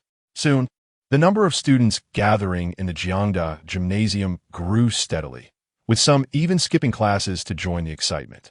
Naturally, classmates of Lin Dong came to watch, some to cheer for him, while others anticipated his downfall. Wow, isn't that one of the 3 goddesses, Han Shiyan? I didn't expect her to show up. You might not know this, but I've heard Han Shiyan has a fling with Lin Dong. No way. How can that be? I saw them leave the school together with my own eyes. Isn't Huang Junlang always pursuing Han Shiyan? It seems Lin Dong has beaten him to it. No wonder they clash like fire and ice upon meeting. Rumor has it that Huang Junlang first wooed Lin Dong's girlfriend, Jiang Shan, and then Lin Dong snatched away Huang Junlang's unattainable goddess. Incredible. Look, isn't that Suing Xue? Another voice exclaimed. Goodness. Now, the 3 goddesses of Jiangda are only missing Shangwan Mingyue. Do you think she'll come? Probably not. Shangwan Mingyue is not one to revel in crowds. On the court, both sides were ready. Lin Dong's team consisted of Lu Peng, Fan Biao, and Zhou Wenhua. Lin Dong opted not to play initially, wishing to observe their performance. Huang Junlang's team comprised Huang Junlang, the imposing Yang Shu, and a lackey of Huang Junlang. The referee was another member of the school team. With the referee's whistle, the match commenced. Lu Peng was the first to take possession of the ball. Skillfully maneuvering, he crouched low, the basketball weaving between his legs, facing off against Huang Junlang. In a burst of speed, Lu Peng dribbled right, accelerating toward the side. Huang Junlang quickly followed, blocking Lu Peng's path. Then, Lu Peng abruptly halted, switching to his left hand to drive leftward. Huang Junlang failed to keep pace, allowing Lu Peng to penetrate the paint, and just as Lu Peng leaped to score, a towering figure appeared before him. The gorilla, Yang Shu, leaped directly in front of Lu Peng. Given his height and remarkable vertical leap, Lu Peng's shot was certain to be blocked. In a moment of quick thinking, Lu Peng passed the ball to the open Van Biao on the wing while airborne. Van Biao received the pass, unguarded in front of him, and executed a layup, the basketball effortlessly swishing through the net. Lin Dong's team led 1-0 against Huang Junlang's team, and the arena erupted with thunderous applause. Well done. Excellent. Splendid. However, Huang Junlang's expression darkened as the second play commenced. Huang Junlang faced Lu Peng while dribbling the ball with flashy maneuvers that drew gasps from the audience. Yet, all his attempts to drive left and right were thwarted by Lu Peng's defense. Huang Junlang stepped in and took a jump shot directly at Lu Peng. Bang! The basketball struck the rim and rebounded. Just as everyone prepared to contest for the rebound, a hand swiftly pushed the rebounding ball into the basket. The prowess of the starting center, Yang Shu, from the school team, was undeniable. He executed an emphatic putback dunk. Wow, incredible. Go Gorilla. Dunk another. The crowd erupted into various cheers. The score was now tied at 1-1 between Lin Dong's team and Huang Junlang's team. Chapter 62. The Basketball Prodigy Following the Initial Lesson. The gorilla, Yang Shu, remained unfazed by Lu Peng's attempts. He stationed himself primarily within the key area and refrained from jumping easily. Consequently, Lu Peng and his two companions found themselves at a loss, unwilling to venture into the restricted zone, and thus resorted to shooting from the perimeter. Unfortunately, their shooting accuracy was dismal that day. Despite numerous attempts, none found the net. With the imposing presence of Yang Shu guarding the paint, Huang Junlang enjoyed an abundance of opportunities to shoot, albeit with a notably low success rate. However, he was buoyed by the fact that Yang Shu dominated both offensive and defensive rebounds single-handedly, alleviating any pressure from Huang Junlang's attempts. The score swiftly escalated to 2-8, with Lin Dong's team managing a mere 2 points while Huang Junlang's team had amassed 8. Just 2 more points would seal their victory. At this juncture, it was time for Lin Dong to take the court. If he delayed any longer, Huang Junlang might secure a 3-pointer and conclude the match. Lin Dong signaled the referee for a timeout. During the break, Lu Peng and his teammates returned to the sidelines. I apologize, Dongzi. My shooting touch is off today. I couldn't hit a single perimeter shot. Lu Peng expressed with a hint of regret. We share the same plight. Chime in Fan Biao and Zhou Wenhua. No witties. I shall shoulder this responsibility. You all just give your best effort. I'll take the court first, and anyone feeling fatigued can rest. Zhou Wenhua suggested. All right, Wenhua, you take a breather first. With the timeout concluded, Lin Dong led Lu Peng and Fan Biao back onto the court. Wait, is there a substitution? Isn't that the guy who sang boy at the May Day Gala? What was his name, Lin Dong? Can he even play basketball? Ding Wei exclaimed. Since the May Day event, Ding Wei had developed a distaste for Lin Dong, a previously inconspicuous student who had suddenly risen to fame as the so-called piano prince. It should have been his moment alongside Su Yingxue, yet Lin Dong had overshadowed them. Ding Wei's remarks sparked discontent among their classmates. Ding Wei, it's one thing not to support your classmate, but to pour cold water on us? You're the class monitor. One classmate retorted. Exactly. Your envy is palpable. Lin Dong possesses far more talent than you. He not only writes and composes, but also performs his own pieces. How can you even compare? Several female classmates rallied against Ding Wei. Lin Dong had become an idol among many girls in their class. They had not noticed before, but since the May Day Gala, he had grown increasingly handsome and charismatic. Now, Lin Dong had garnered a considerable fan base at Jiangda. Su Yingxue watched Lin Dong enter the court with curiosity, eager to discover what other talents he might possess. Han Shiyun also observed him, her gaze filled with admiration. Huang Junlang, seeing Lin Dong approach, called out, "Lin Dong, remember tomorrow at noon. I can't wait to hear your self-assessment. You big loser. We haven't finished yet. Who's to say whose self-assessment will be worth listening to?" Lin Dong retorted, "What? Do you think you still have a chance to win? Do you really believe you can turn the tide right from the start? Aren't you overestimating your capabilities?" Huang Junlang mocked. "Only after the match will you truly understand. Enough talk, let us begin." Lin Dong refrained from retorting. He generally preferred to let his prowess speak for itself. Words were meaningless when faced with the reality of performance. The more one spoke, the heavier the consequences of defeat would weigh on them. The match proceeded, with possession in Lin Dong's favor. Standing beyond the three-point line, he passed the ball to Liu Peng, signaling for it to be returned. As Liu Peng prepared to make a move, he reconsidered Lin Dong's signal and opted to return the ball. Lin Dong received it, lifting it above his head with one hand, facing Huang Junlang's lackey, who clearly underestimated him. Hundreds in the audience were fixated on Lin Dong, eager to see how he would approach the attack. With a sudden motion, Lin Dong pushed the ball forward. Is he serious? Is this how he intends to shoot? This was the collective thought among the spectators, including those on the court who had already rushed to the basket in anticipation of a rebound. Yet, 3 seconds later, astonishment filled the air as the basketball swished cleanly through the net. Lin Dong's team 4, Huang Junling's team 8. Did it actually go in? Can you believe it? Unbelievable.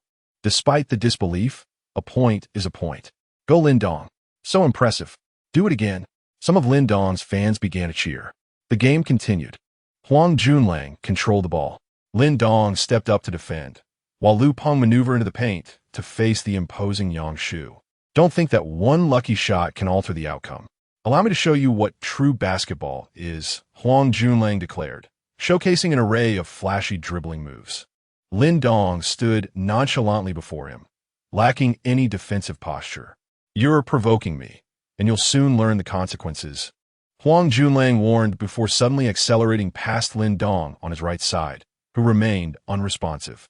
Huang Junlang felt a surge of triumph as he approached the paint, preparing to leap for a layup. "Wait, where's the ball? My ball, where did it go?" Turning around, he was shocked to see Lin Dong standing at the three-point line, casually pushing the basketball once more. Another flawless swish through the net. Lin Dong's team 6, Huang Junlang's team 8. The first shot was luck. What about this second one? The crowd erupted in excitement. Incredible. How did he steal that? Did anyone catch that? No one had seen it clearly. It happened in the blink of an eye. Who was it that claimed Lin Dong couldn't play? He was undoubtedly a master. Huang Junlang's expression darkened as he continued to control the ball. This time, he fell silent, eschewing the flashy maneuvers. He steadied himself, dribbling a couple of times before preparing to pass to the imposing Yang Shu, intending for him to dominate in the paint. However, before the ball could be retrieved, a gentle breeze swept past, leaving his hands empty. The ball had been intercepted once more. After Lin Dong successfully disrupted Huang Junlang's play, he crossed the three-point line, casually tossed the ball, and it swooshed through the net effortlessly. The score stood at 8 between Lin Dong's team and Huang Junlang's. In that moment, the arena fell eerily silent. Everyone was taken aback.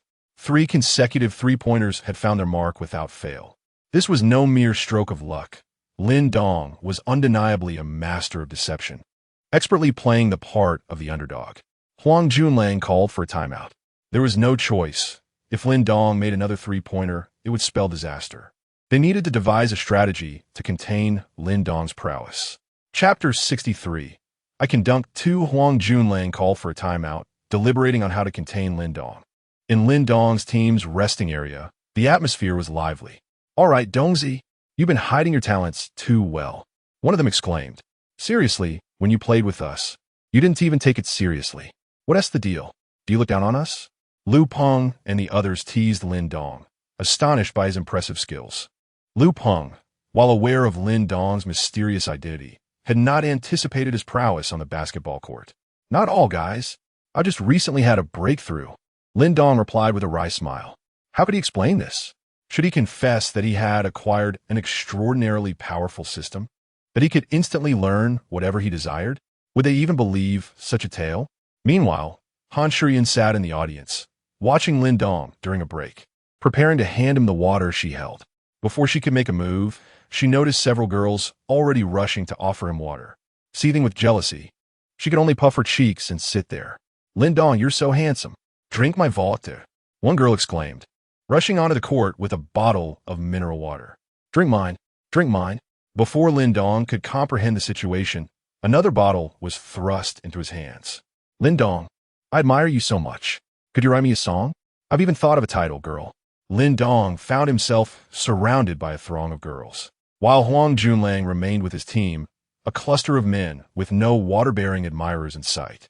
Despite being a wealthy second-generation heir, Huang Junlang's reputation was far from pristine, arrogant, and a notorious playboy. Witnessing Lin Dong's popularity, Huang Junlang felt his composure slip and hurriedly gestured to his teammates to return to the court, signaling the referee to resume the game. As the match continued, Huang Junlang positioned himself beyond the three-point line for the inbound pass. The formidable Yang Shu, nicknamed Gorilla, abandoned his defensive stance under the basket and moved to receive Huang Junlang's pass. Bending slightly, he dribbled with his right hand, preparing to power through to the basket. With his height and weight, he was practically assured to score once close to the hoop. Lu Peng found himself helplessly pushed back by Yang Shu's advances. Lacking the physicality to contend, he could only resist futilely, swiftly succumbing to Yang Shu's force as he was driven beneath the basket. With a determined leap, Yang Shu grasped the ball in his right hand, aiming to slam dunk over Lu Peng. "What a shot!" Huang Junlang shouted, confident in their impending triumph. In terms of dominance under the basket, Yang Shu was undoubtedly unrivaled at Jiang University. Just as Yang Shu soared, ready to deliver his thunderous dunk, a figure suddenly appeared before him, swatting the ball from his grasp. The sound echoed, slap. The basketball was sent careening away. This unexpected intervention was none other than Lin Dong, who had been keenly observing Yang Shu's movements, waiting for the perfect moment to execute his block. The starting center of Jiang University's team, the so-called Gorilla, had been blocked. The crowd, comprised of those who understood basketball, erupted into a frenzy. Except for those who were merely present for the spectacle. They neither grasped the intricacies of basketball nor comprehend the significance of the gorilla-like dunk executed by Yang Shu being blocked. Goodness, Yang Shu's powerful slam was thwarted by Lin Dong? Am I truly witnessing this? Astonishing. Unbelievable. Here stands Yang Shu, nearly 2 meters tall, yet Lin Dong, at just 1.80 meters, managed to block him. Countless murmurs echoed throughout the arena. Lin Dong's previous 3 consecutive three-pointers had not evoked such astonishment. They merely prompted a raucous cheer from the onlookers. However, this block was genuinely shocking. To dare confront Yang Shu head-on and succeed in blocking him, Lin Dong is nothing short of remarkable. A tremendous cheer erupted. "Lin Dong, go! Lin Dong, I love you!" Various shouts rose and fell like waves. Huang Junlang looked utterly distressed, as if he had swallowed something bitter. Yang Shu landed, still in disbelief, unable to fathom that he had been blocked, right here on Jiangda's campus. Not only at Jiangda, but even when representing the school in competitions against other universities, he had never experienced such a block beneath the basket. This was a profound humiliation in his basketball career. Yang Shu gazed at Lin Dong, who stood before him, nearly a head shorter, and uttered his first words on the court. "Lin Dong, you can do it." Yet, his words were laced with immense fury. Lin Dong shrugged in response, "You're not bad either," and then dashed to the three-point line to receive the ball, leaving Yang Shu's expression a tumult of emotions. As the basketball was knocked away, it fortuitously fell near Fan Biao. Lin Dong seized the ball passed to him by Fan Biao. Huang Junlang immediately closed in, sticking closely to Lin Dong, denying him any opportunity to shoot. Lin Dong feinted left and right, yet Huang Junlang remained steadfastly attached. In truth, Lin Dong could have taken a shot. Huang Junlang's defense posed little hindrance. However, he felt that such a victory would lack the thrill and impact he desired. After all, isn't it just a dunk? I can do that too.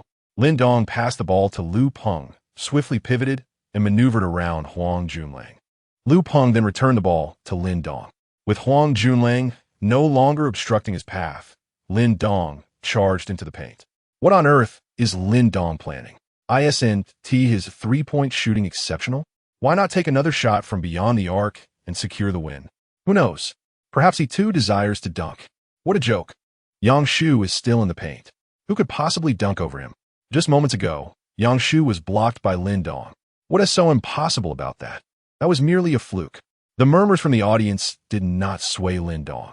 He surged into the key, leaping high like an eagle, his right hand gripping the ball, swinging it back behind his head. This is certainly a battle axe dunk. Everyone in the arena was spellbound, their eyes fixed on Lin Dong. Yang Shu watched as Lin Dong surged forward, preparing to attempt a dunk over him. How could he possibly fulfill Lin Dong's wishes? Having just been blocked by Lin Dong, he had already lost face. Now, allowing Lin Dong to execute a thunderous dunk over him would utterly obliterate his reputation as the premier center of Jiangda. As Lin Dong soared toward the basket, Yang Shu leapt up in response, mirroring the moment when Lin Dong had previously thwarted him. One hand reaching out to swat the basketball from Lin Dong's grasp. With a resounding smack, the ball did not soar away as it had moments earlier. Instead, their hands clasped around the ball midair. This extraordinary confrontation was captured by numerous spectators with their phones, a veritable clash of titans. Lin Dong gazed at the obstacle before him, Yang Shu. In truth, he exerted minimal effort. 10 more Yang Shus would not suffice to impede him. With a slight increase in force from his right hand, Yang Shu began to falter. Lin Dong, with the basketball in his right hand, propelled it, and Yang Shu's hand toward the hoop. With a thundering impact, the ball crashed into the net. Just as Yang Shu's hand neared the rim, he instinctively withdrew it. He realized that his strength was insufficient to thwart Lin Dong's dunk. If he did not retract his hand, the force of Lin Dong would surely result in a fracture. He was astounded by the sheer power Lin Dong possessed. At that moment, Lin Dong's body collided with his, and Yang Shu felt an overwhelming force propel him backward. After landing, he struggled to maintain his balance and ultimately fell to the ground. Lin Dong, however, landed gracefully, leaving the entire arena in awe. Chapter 64. The Birthday Banquet. A stunning spectacle. The audience was left in utter disbelief as Yang Shu was unexpectedly dunked by Lin Dong. How could someone with Lin Dong's height of 1.8 meters and weight of over 100 kilograms manage to send flying a towering figure like Yang Shu, who stood nearly 2 meters tall and weighed around 260 to 270 pounds? This was an astonishing revelation that shattered all preconceived notions. Lying on the ground, Yang Shu was momentarily bewildered, not only having been blocked, but also literally airborne. He felt utterly humiliated and was reluctant to rise. Huang Junlang, standing nearby, was equally wide-eyed and astounded. A deafening roar of cheers erupted from the crowd, following his title as the Piano Prince. Lin Dong had now acquired a new moniker, the Basketball Prince. The ensuing play left no room for doubt. After intercepting the ball, Lin Dong executed a graceful behind-the-back shot without even glancing at the hoop, and the basketball swished through the net effortlessly. The score stood at Lin Dong's team 11, Huang Junlang's team 8. Was it truly possible that Lin Dong could shoot without even looking at the basket? This was beyond comprehension. In the preceding match, he had successfully made 4 three-pointers and executed an impressive dunk, all without a miss. What was even more perplexing was his audacity to attempt a three-pointer without a glance at the hoop. As the match concluded, Lin Dong's name resonated once more throughout Jiang University. That evening, Huang Junlang, as promised, arranged a table of the most economical dishes at the Golden Leaf Hotel. Lin Dong and his companions did not quibble over the meager offerings. They were simply content to partake in a meal. The following afternoon, Lin Dong's boisterous declaration of "I am a food loser" in the broadcasting room elicited peals of laughter from his fellow students. Huang Junlang felt utterly humiliated and harbored a deep-seated resentment towards Lin Dong, constantly plotting his revenge. The days that followed were rather uneventful, and soon 2 days had passed. This weekend, Lin Dong had promised Sun Siyu that he would accompany her home. A promise, once made, was one he would not break. On Thursday, while attending class, Lin Dong received a text from Han Shiyun. Lin Dong, do you have time tomorrow? I would like to treat you to a meal. Lin Dong pondered for a moment, realizing he had no pressing engagements, and felt compelled to accept the invitation from the goddess. Thus, he replied, sure, just let me know the location, and I will be there tomorrow. Han Shiyun responded, it's a deal. No backing out. I will provide the location tomorrow. Okay, Lin Dong affirmed. The following day, Lin Dong received a call from Han Shiyun, instructing him to meet at a restaurant beside the luxurious Golden Sands. As the largest entertainment venue in Jiang City, numerous dining establishments surrounded it, making it convenient to enjoy a meal before indulging in entertainment. Lin Dong arrived at the luxurious Golden Sands in his Bugatti and parked at the entrance. Upon reaching the dining venue, he was surprised to find a considerable crowd, 3 large tables, with at least 20 people in attendance. Even Huang Junlang and his group of flamboyant young men were present. Lin Dong, just a couple of days ago, you were treated to a meal, and now you're here to mooch again? Huang Junlang seized the opportunity to taunt Lin Dong. Are you still sore about your recent loss, Huang? Perhaps we should schedule another match, Lin Dong retorted. This isn't school, Lin Dong. Who would still compete with you in basketball here? Besides, today is Shiyun's birthday, and you didn't even bring a gift. What are you really here for? If not to mooch? Lin Dong was genuinely surprised to realize that today was Han Shiyun's birthday. Had he known in advance, he would have refrained from attending, primarily due to his aversion to mingling with individuals like Huang Junlang. Moreover, he was largely unfamiliar with the guests present. All right, both of you, cease your chatter. Today is my birthday, so it is only fitting that you heed my wishes. Please, sit down and enjoy the meal, Han Shiyun declared, prompting Huang Junlang to refrain from further provoking Lin Dong. Thank you all for joining me in celebrating my birthday today. Those of you seated here are my dearest friends. I appreciate the care you have shown me during my time at Jiang University. Allow me to propose a toast. With that, Han Shiyun raised her glass and downed a full cup of beer. The attendees followed suit, lifting their glasses in unison. As they indulged in the meal, it was evident that Huang Junlang was seething with rage. As the recently acclaimed heartthrob of Jiang University, Lin Dong naturally attracted the attention of numerous female admirers who frequently approached him for toasts, which he felt compelled to accept graciously.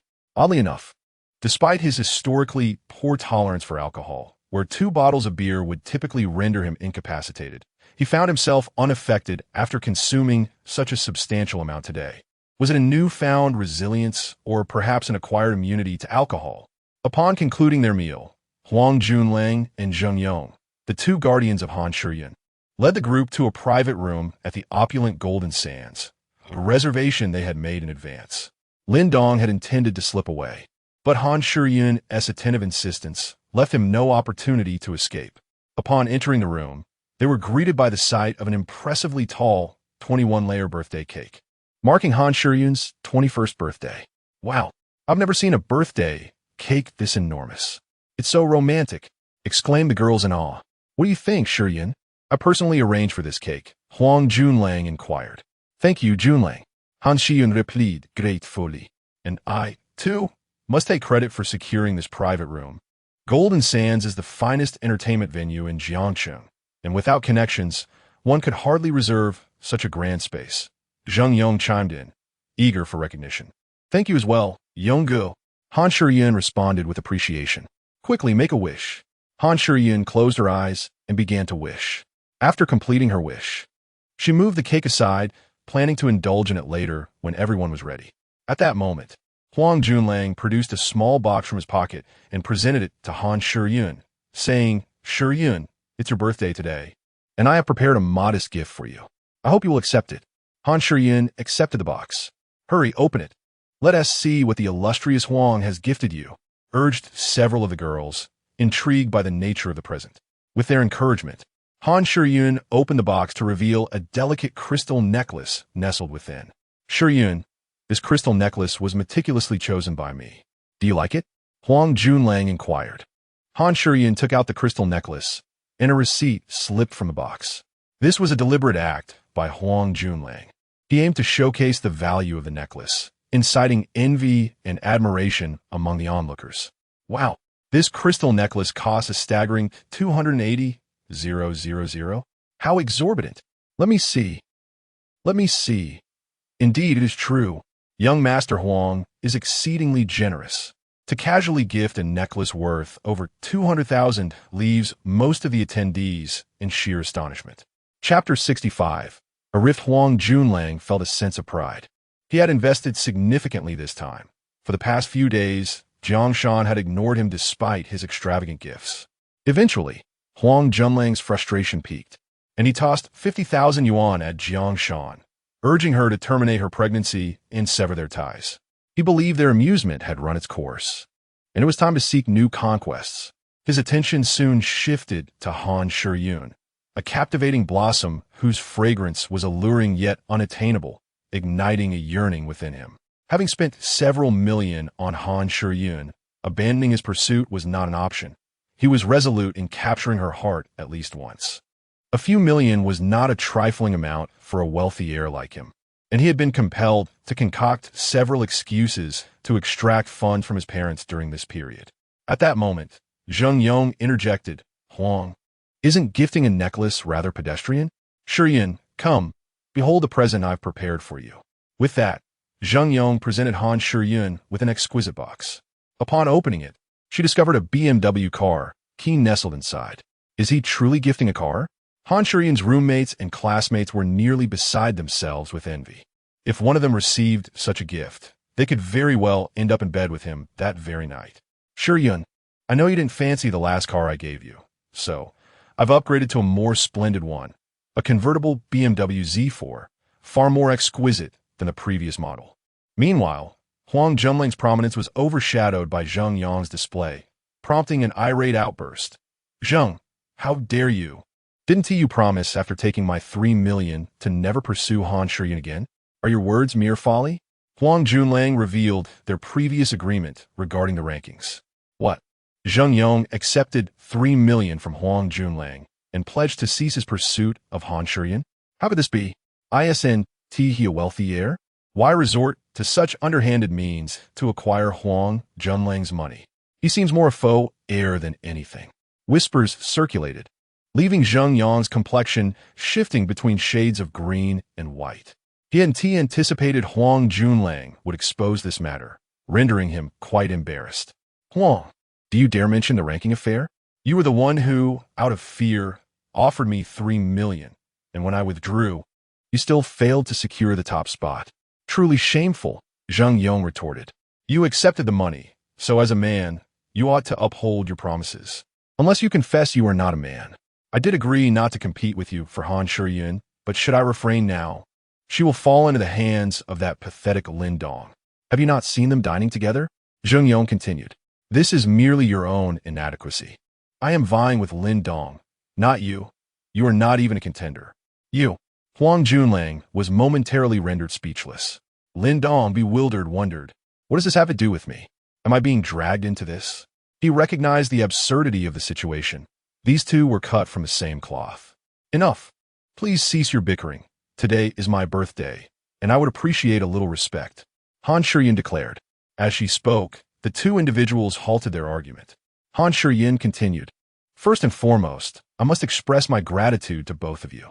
However, the gifts you have presented are far too extravagant. I cannot accept them. Please take them back, and I sincerely apologize. Shiyun, I genuinely intended this gift for you. Please do not feel burdened," one replied earnestly. "Shiyun, the same goes for me," the other chimed in. "Listen to me," Han Shiyun urged, gathering her courage. "I did not invite you here today to receive gifts. I merely wish to thank you for your care and to clarify that I have someone I truly admire. Therefore, I kindly request that you refrain from giving me gifts in the future. Let us remain ordinary friends, shall we?" This decision was the result of her careful contemplation. During the last voting event, Lin Dong and Huang Junlang had collectively gifted her over 10 million. She received more than 7 million in commissions, which she used to purchase a new home for her family, a car for her parents, and gifted them 1 million. With 3 million remaining, her original aspiration was to provide her parents with a better life, a goal she had unexpectedly realized. Thus, her desire for wealth had diminished, and she no longer wished to be entangled between Huang Junlang and Zheng Yong. Those who frequently traverse the riverbanks inevitably get their shoes wet, she thought, fearing that one day they might come to confront her. After all, she was merely a girl from an ordinary family, and if either of them decided to take a hard stance, she would be defenseless. Hence, she chose to make her intentions clear on her birthday, partly to demonstrate to Lin Dong that the person she admired was indeed him. Shiyin, you must be joking, Huang Junlang asked in disbelief. Shiyin, please, do not jest. My heart cannot withstand such blows. Zheng Yong added. Evidently, they were both struggling to comprehend this new reality. The surrounding crowd was equally astonished. Han Shiyin had refused the generous gifts of tens of thousands from Huang Junlang and Zheng Yong, while drawing a line between them. Was Han Shiyin losing her mind? With such formidable supporters, countless girls in the school must have envied her. I am not joking. Everything I said is true. Let us be ordinary friends, shall we? Han Shiyin softly reiterated. Huang Junlang and Zheng Yong exchanged glances, each perceiving the other's unwillingness to accept this outcome. Now they understood they had merely been backup options. Having devoted considerable time to Han Shiyin only to find someone else had seized the opportunity. Zheng Yong was somewhat better off, having spent less in the competition against Huang Junlang, who had invested over several million, now seemingly wasted. Anger surged within Huang Junlang, causing his expression to twist. Han Shiyin, tell me, who is that man? I will confront him, he demanded furiously. Junlang, please don't act this way. We can be good friends, Han Shiyin pleaded. She feared Huang Junlang's relentless pursuit and understood the weight of her own shortcomings. He had spent so much on her, and now she wished to cast him aside. Han Shiyin, do not attempt to deceive me. I have invested considerable resources in you, and now you wish to discard me? That is out of the question. What must I do for you to let me go? Han Shiyin inquired. If you wish for my release, it is simple. Spend a month with me, and I shall consider it, he demanded. Absolutely not. Han Shiyin replied, without a moment's hesitation. Then there is nothing more to discuss. Listen well, Han Shiyin, in this city, you shall not escape my grasp. I will have you. The woman I desire has never eluded me, Huang Junlang declared, his expression contorted with intensity. With the mask torn away, Huang Junlang revealed his true self. And I too, Han Shiyin, since you have chosen to be so heartless, do not blame us for what follows. I have also invested significantly in you. If you wish to sever ties completely, you must at least spend half a month with me. Otherwise, I shall join forces with Huang Daxian, and this city will no longer have a place for you. Zheng Yong chimed in. Chapter 66. Are you speaking to me? Han Shiyin stood there, feeling somewhat helpless. She had anticipated that matters would not be resolved so simply, yet she was taken aback by the words uttered by Huang Junlang and Zheng Yong. The onlookers began to sense that something was amiss. They were all friends of Han Shiyin and naturally sided with her. Huang Junlang, Zheng Yong, what are you trying to do? I warn you, do not act recklessly. Otherwise, we will report you. One of Han Shiyin's roommates exclaimed. Yes, do not act rashly. We will report this to the school, and you may find yourselves expelled. Another voice chimed in from the crowd. Get lost. This is none of your business. Otherwise, I will deal with you as well. Huang Junlang shouted angrily at the girl who had just spoken. The girl was taken aback, startled by Huang Junlang's sudden transformation into a different person. She hesitated to speak further. After all, Huang Junlang and Zheng Yong were wealthy scions from Jiangchen. At this moment, Han Shiyin began to sob. Being threatened like this overwhelmed her, and tears flowed uncontrollably. Han Shiyin, crying will not help. If you wish to resolve this matter, you must accompany us for a month and a half. Afterward, we guarantee that we will no longer trouble you. Otherwise, in Jiangcheng, you shall find it impossible to move. Huang Junlang continued his threats. With tear-filled eyes, Han Shiyin looked towards Lin Dong, for he was her only hope. She knew a bit about Lin Dong's background. The owner behind Genie Hotel was no ordinary person, and certainly the families behind Huang Junlang and Zheng Yong could not compare. Lin Dong could no longer bear to watch. Gentlemen, is it not rather excessive to threaten a woman in such a manner? He said calmly from his side. The actions of these two wealthy youths reminded him of his cousin Wang Li's experiences in Huqing. Had no one intervened to help Han Shiyin today, her fate might have been dire. Lin Dong, this is none of your concern. It would be best if you remained silent. You lack the capability to play the hero and save the damsel. Huang Junlang retorted. Playing the hero is not my intention, but I truly cannot stand by idly. Lin Dong replied. And what can you do about it? Huang Junlang scoffed, just as Lin Dong was about to respond. The door to the private room was pushed open slightly. A small head peeked in, surveying the situation before fully entering upon spotting Lin Dong. Lin Dong ye. So it is you here. I saw your car outside and knew you must be around. I searched through several rooms before finding you, exclaimed a girl with an explosive hairstyle, large earrings, and heavy makeup. Following her were 5 or 6 similarly dressed individuals, all around the age of 16 or 17. Xiao Xiao, who is this person that took you so long to find? One of her companions inquired. This is my brother, Lu Xiao Xiao replied. Your brother? I was unaware you had such a sibling. You wouldn't know him. He's practically like a real brother to me. The two continued their conversation, while Huang Junlang grew increasingly agitated as he was already in a foul mood. A group of young rascals arrived unexpectedly. Who allowed you to enter? Get out! Huang Junlang bellowed. Lu Xiao Xiao, bewildered, pointed to herself with her little finger and asked, Are you referring to me? If not you, then who? Hurry and leave. Otherwise, I shall have to teach you a lesson on behalf of your guardians. Huang retorted. Do you not recognize me? Lu Xiao Xiao inquired with curiosity. Who are you? Why should I know you? If I had known someone like you, I would have dealt with you long ago. Look at your attire. You dress like a delinquent. How have your parents raised you? Or do you have a life without anyone to care for you? Huang mocked derisively. Turning to Lin Dong, Lu Xiao Xiao asked, Is this your friend? No, Lin Dong replied succinctly. Then this will be easy, Lu Xiao Xiao declared. She then turned back to Huang Junlang and said, You seem rather impressive. What is your name? Lu Xiao Xiao initially intended to say, You are quite formidable, but refrained, considering Lin Dong's presence. What is my name? You are not worthy to know. I have yet to ask for yours. Someone tell him my name. Lu Xiao Xiao commanded. From behind her, someone stepped forward and pointed at Lu Xiao Xiao, stating, Her name is Lu Xiao Xiao, the second young lady of the Lu family in Jiangcheng. Are you aware of the Lu family in Jiangcheng? There is only one. After speaking, the individual returned to their place, joining others who watched Huang Junlang with mocking expressions. How dare he insult the second young lady of the Lu family? This will be entertaining. Lu Xiao Xiao, the second young lady of the Lu family in Jiangcheng? Zheng Yang's mind buzzed. He was the first to react, quickly stepping back to blend into the crowd, no longer wishing to be associated with Huang Junlang. Huang Junlang felt as though he might perish. He certainly did not wish to offend. The Lu family in Jiangcheng is an eminent lineage, a pinnacle of society. In the face of such a family background, he was insignificant.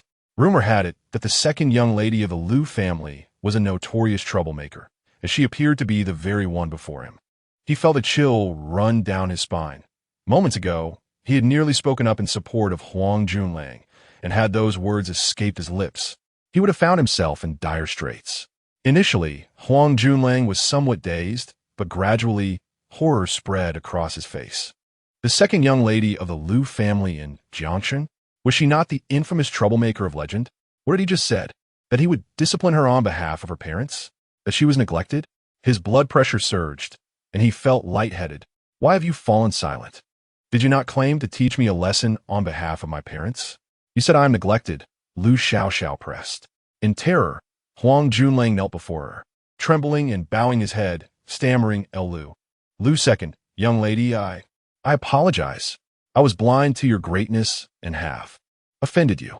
Please, let this matter go unpunished just this once. Had he not been so audacious just moments ago?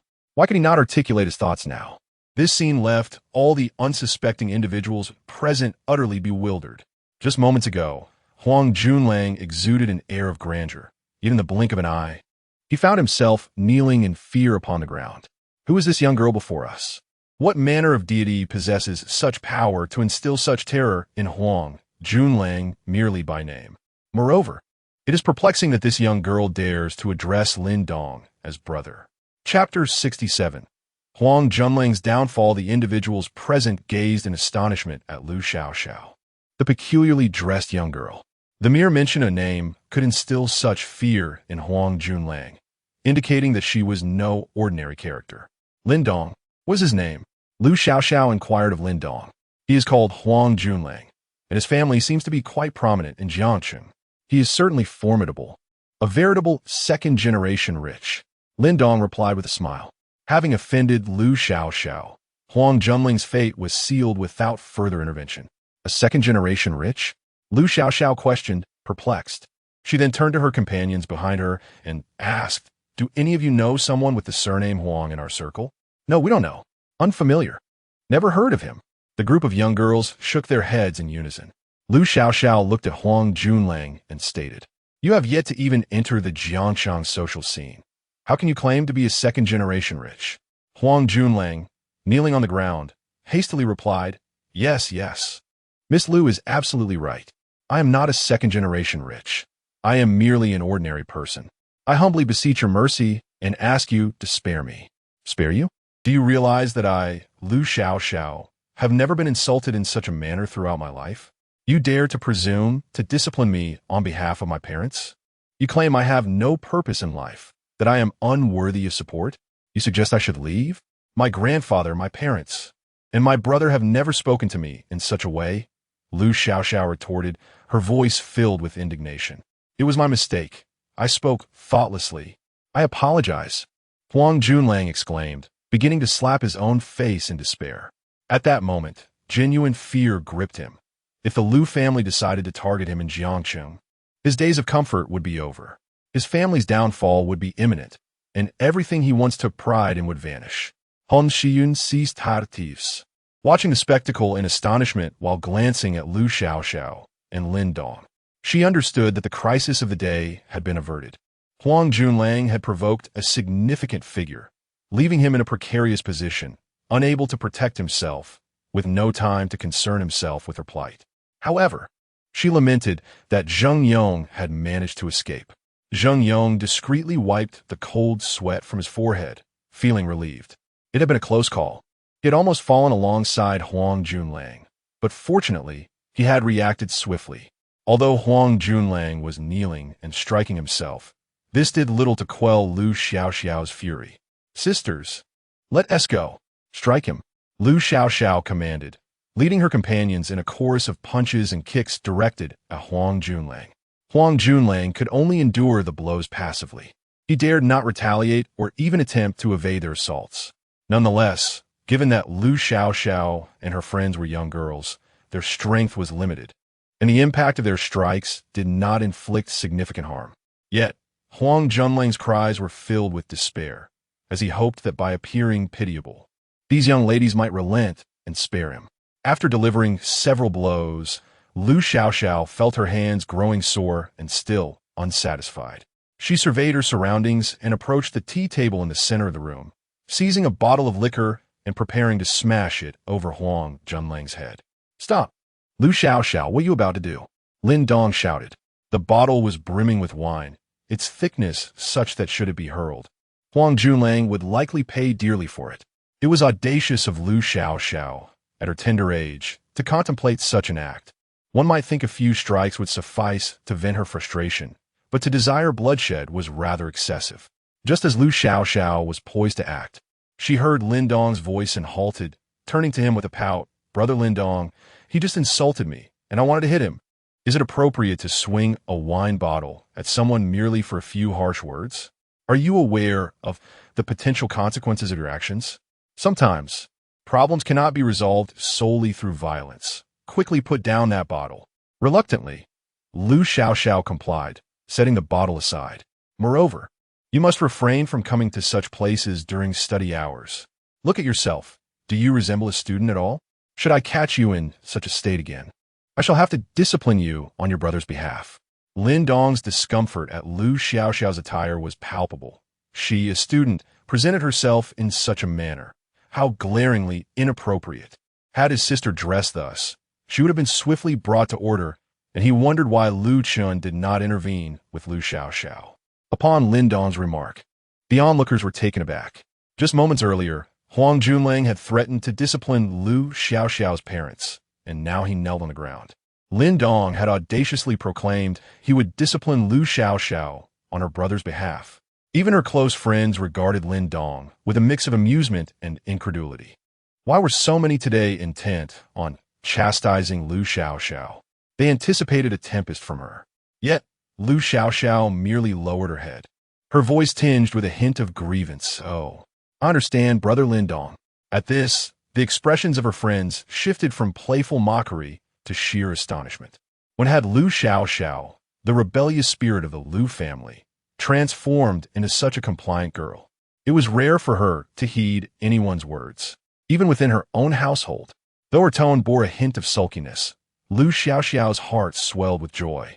Ever since Lin Dong had appeared unexpectedly to intercept Qin Zheng's sword aimed at her heart, he had ascended in her esteem, surpassing even her brother, Lu Chun. The image of a savior emerging amidst despair is often the most indelible. As a member of SCC, she was well aware of the formidable reputation of the Tsi gang's 8 kings. Even her brother was no match for them. Lin Dong's victory over Qin Zheng marked him as a true powerhouse. She, Lu Xiaoxiao, harbored an admiration for the strong, especially for one who had once saved her life. Thus, Lin Dong's words filled her with delight. They signified his concern for her. Then, Lu Xiaoxiao inquired, Brother Lin Dong, may I visit during my break? You may come during your holidays, but you must relinquish that wild hairstyle, remove those large earrings, and wash off that heavy makeup. A student ought to present themselves as such. All right then. By the way, Brother Lin Dong, when might you be free? My grandfather wishes to meet you and extend his gratitude. Lin Dong pondered for a moment before replying. This week is likely not feasible. I will contact your brother when I have the time. The Lu family's reputation must be upheld, yet it can only be addressed next week. Very well, Brother Lin Dong. We shall take our leave for now. Lu Xiaoxiao signaled her companions to prepare for departure. However, as they were about to leave, she turned to Huang Junlang and said, Huang Junlang, is it? I shall remember you, and I hope you can continue to enjoy your life as a wealthy heir tomorrow. Huang Junlang was so terrified that he collapsed onto the ground. It was over. Everything was over. He had successfully provoked the wrath of the Lu family. And how could his family possibly survive in Jiangxing now? He dared not imagine the life that awaited him should his family go bankrupt. Chapter 68. Are you really? Not up to it. Lu Xiaoxiao departed with her companions, leaving only the individuals who had dined together in the private room. Huang Junlang slumped on the floor, his eyes devoid of spirit. Meanwhile, Zheng Yong silently rejoiced. Han Shiyun gazed at Lin Dong, her eyes shimmering with admiration. She was not alone. The other young women in the room regarded Lin Dong with similar awe. To their astonishment, Lin Dong turned out to be such a formidable figure, a true hidden gem. Feeling somewhat embarrassed under their penetrating stares, Lin Dong stammered, Han, I have something to attend to, so I'll take my leave. You all carry on. Han Shiyun, however, was unwilling to let him go. She approached and tightly clasped Lin Dong's arm, exclaiming, Lin Dong, you can't leave. Today is my birthday, and you haven't given me a gift yet. Caught off guard by Han Shiyun's embrace, Lin Dong felt a rush of warmth. He could sense her softness and attempted to extricate himself, but Han Shiyun held on with a firm grip, offering no opportunity for escape.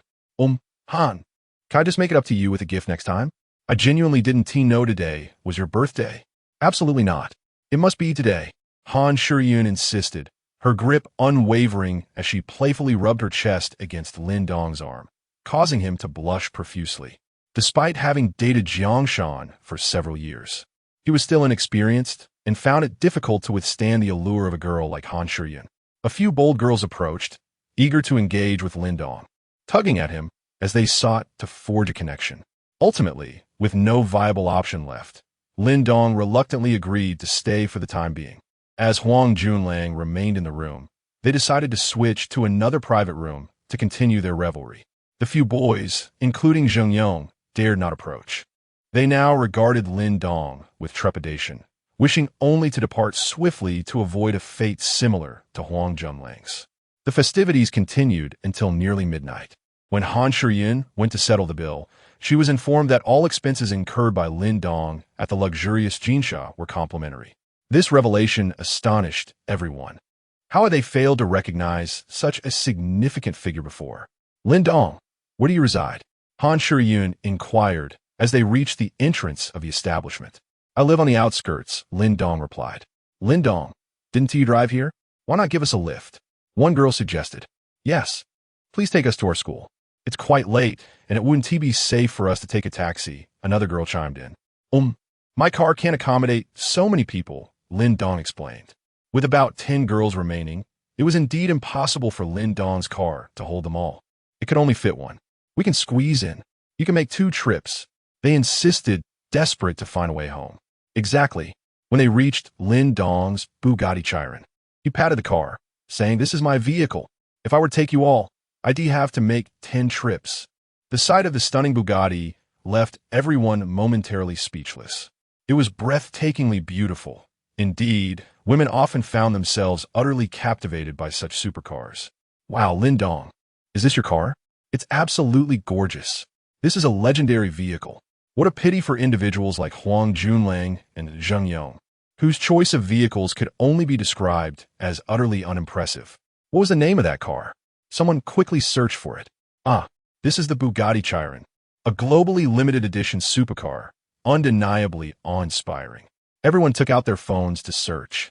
Wow, this is the Bugatti Chiron, globally limited edition, with an official price of 60 million? Stammered a girl who found it. For students like them, 60 million is an astronomical figure. Even for wealthy second-generation individuals like Zheng Yong and Huang Junlang, such a car was but a distant dream. I'm sorry, I can't take you all today. You'll have to find your own way back. I can reimburse the fare. Goodbye, Lin Dong said as he unlocked the door, climbed into the car, and prepared to leave. After being surrounded by a throng of beautiful women all evening, he was rather overwhelmed. After all, he was a normal man, and the occasional flirtation from these girls left him feeling quite flustered. Just as he settled in, the passenger door swung open, and Han Shiyun entered. This was not a time for politeness. To win Lin Dong over, she had to seize every moment they could share. Observing Han Shiyun take the passenger seat, the girls outside were filled with frustration, lamenting why they hadn't thought to sit there themselves. What a splendid opportunity. Not only to ride in such an exquisite car, but also to enjoy Lin Dong's company in solitude. Lin Dong was taken aback and remarked, "Classmate Han, I am not returning to school. Lin Dong, you can take me anywhere. I'm going with you tonight," Han Shiyun declared. Anywhere? This statement left Lin Dong's mind wandering. Was she suggesting a hotel room? He glanced at Han Shiyun, who was blushing as she gazed at him. To be honest, it would be a lie to say Lin Dong was indifferent to a goddess like Han Shiyun. As one of the 3 renowned goddesses at Jiang University, she possessed ample allure, excelling in beauty and figure, complemented by her passionate demeanor. If she were to pursue someone, few men could withstand her charm. However, Lin Dong was different. He had his principles, setting himself apart from creatures like Huang Junlang, who only thought with their lower halves. Otherwise, he wouldn't have been in a 4-year relationship with Jiang Shan, respecting her opinions without crossing boundaries. Classmate Han, this doesn't seem appropriate. There's nothing inappropriate about it. Last time, you claimed my top position. I should be yours. If Huang Junlang had taken me, I would have had no escape, so I owe you my thanks. Her bluntness left Lin Dong at a loss for words. Classmate Han, I believe that if 2 people are to engage in such activities, they should first cultivate their feelings. Otherwise, what distinguishes them from animals? Wouldn't you agree? Aren't humans just animals? She retorted. You men are all creatures of your lower halves. Classmate Han, I must disagree. I'm not like those men, all right? Lin Dong replied indignantly. Han Shiyun looked at him with a playful smile and asked, not like them? Or simply, incapable? This was intolerable. Classmate Han, you have insulted my character. I demand that you retract your previous statement. If you do so, I shall pretend as though nothing has occurred. Otherwise, you shall certainly regret your words by tonight. Lin Dong's tone had shifted, as this was utterly degrading. Classmate Lin Dong, I simply wish to ascertain the truth of your character. Or perhaps you are indeed wronged. I am here to vindicate you, Han Shiyun asserted, unwavering in her purpose to provoke Lin Dong, showing no inclination to retreat. Remember, this is what you have proclaimed. Do not harbor regrets. Upon finishing his words, Lin Dong ignited the fire and, with a deft press of the accelerator, vanished from the sight of the onlookers. The soundproofing of the $60 million sports car was remarkably effective. The outside world had heard not a single word of their conversation. Chapter 69. Injured Lin Dong drove his Bugatti Veyron, escorting Han Shiyun to the Jiangnan International Mansion. He parked the car at the entrance, turned to Han Shiyun, and said, "Classmate Han, if you regret this now, I can still take you back to school." Who regrets it? Han Shiyun replied, forcing a brave front. In truth, she did not regret her decision. However, a palpable tension gripped her heart. After all, this was a monumental occasion for a young woman. Since childhood, she had prided herself on her self-respect. Although she had employed certain means to improve her family's circumstances through her intelligence, she remained fiercely protective of her body. She often dreamt of a Prince Charming, yearning to entrust her entirety to him. Now, Lin Dong embodied that prince in her heart. The first time she encountered Lin Dong's name was during Jiang Shan's breakup with him, a situation that left her furious to the point of nausea. Subsequently shared by Huang Junlang across various groups and social media platforms at Jiang University. In a bid to vex Huang Junlang, Lin Dong had stolen her top position, leading to their meeting at the Golden Leaf Hotel. It was there she discovered that Lin Dong was in fact a super-rich heir, far surpassing Huang Junlang in every regard. Yet, what truly captivated her was not merely Lin Dong's affluent background. Although she aspired for wealth, her motivation was solely to enhance her family's living conditions, rather than to embody a superficial gold digger. What enchanted her was Lin Dong's ability to remain devoted to Jiang Shan for 4 years without crossing boundaries. His profound love inspiring him to compose exceptional songs like Boy, and his consistently composed demeanor that exuded an alluring charm. Having mingled among the elite, Han Shiyun possessed her own perspective on men. Men like Huang Junlang pursued her primarily for the thrill and the prestige of conquering one of Jiang University's 3 goddesses, seeking to elevate their own status in the eyes of others. Yet, once the novelty wore off, they would likely shift their attention to Su Ying Xue or Shangwan Mingwei. Such men were perpetually insatiable. In contrast, Lin Dong was different. Once a substantive relationship was established, he would undoubtedly take full responsibility. As Lin Dong's identity and talents began to surface, it was inevitable that more women would seek his affection, pressing Han Shiyun to act swiftly. Thus, her bold approach that evening came to fruition. Lin Dong fell silent, driving slowly into the community. He too felt a wave of anxiety, his hands growing clammy on the steering wheel. After parking, they ascended the stairs together in silence, both clearly apprehensive. Upon entering the lavish room, Han Shiyun found herself too tense to appreciate its opulence. Ordinarily, she would have been left speechless by such luxury, but now, her trepidation rendered her mute. Seated on the sofa, she stared blankly ahead, while Lin Dong stood nearby, uncertain of what to say. Classmate Han, perhaps you should take a shower first? He suggested cautiously. Oh, all right. Han Shiyun stood up nervously, preparing to take a bath. However, as it was her first visit, she was unsure of the bath's location and felt too embarrassed to inquire, remaining frozen in place. The bathroom is over there. Lin Dong indicated a direction with his hand. With a flushed face, Han Shiyun hurriedly ran over, opened the bathroom door, and locked it tightly from the inside. After she entered the bath, Lin Dong sat on the sofa, his anxious feelings still unresolved. He took out his phone, intending to play with it to ease his mind.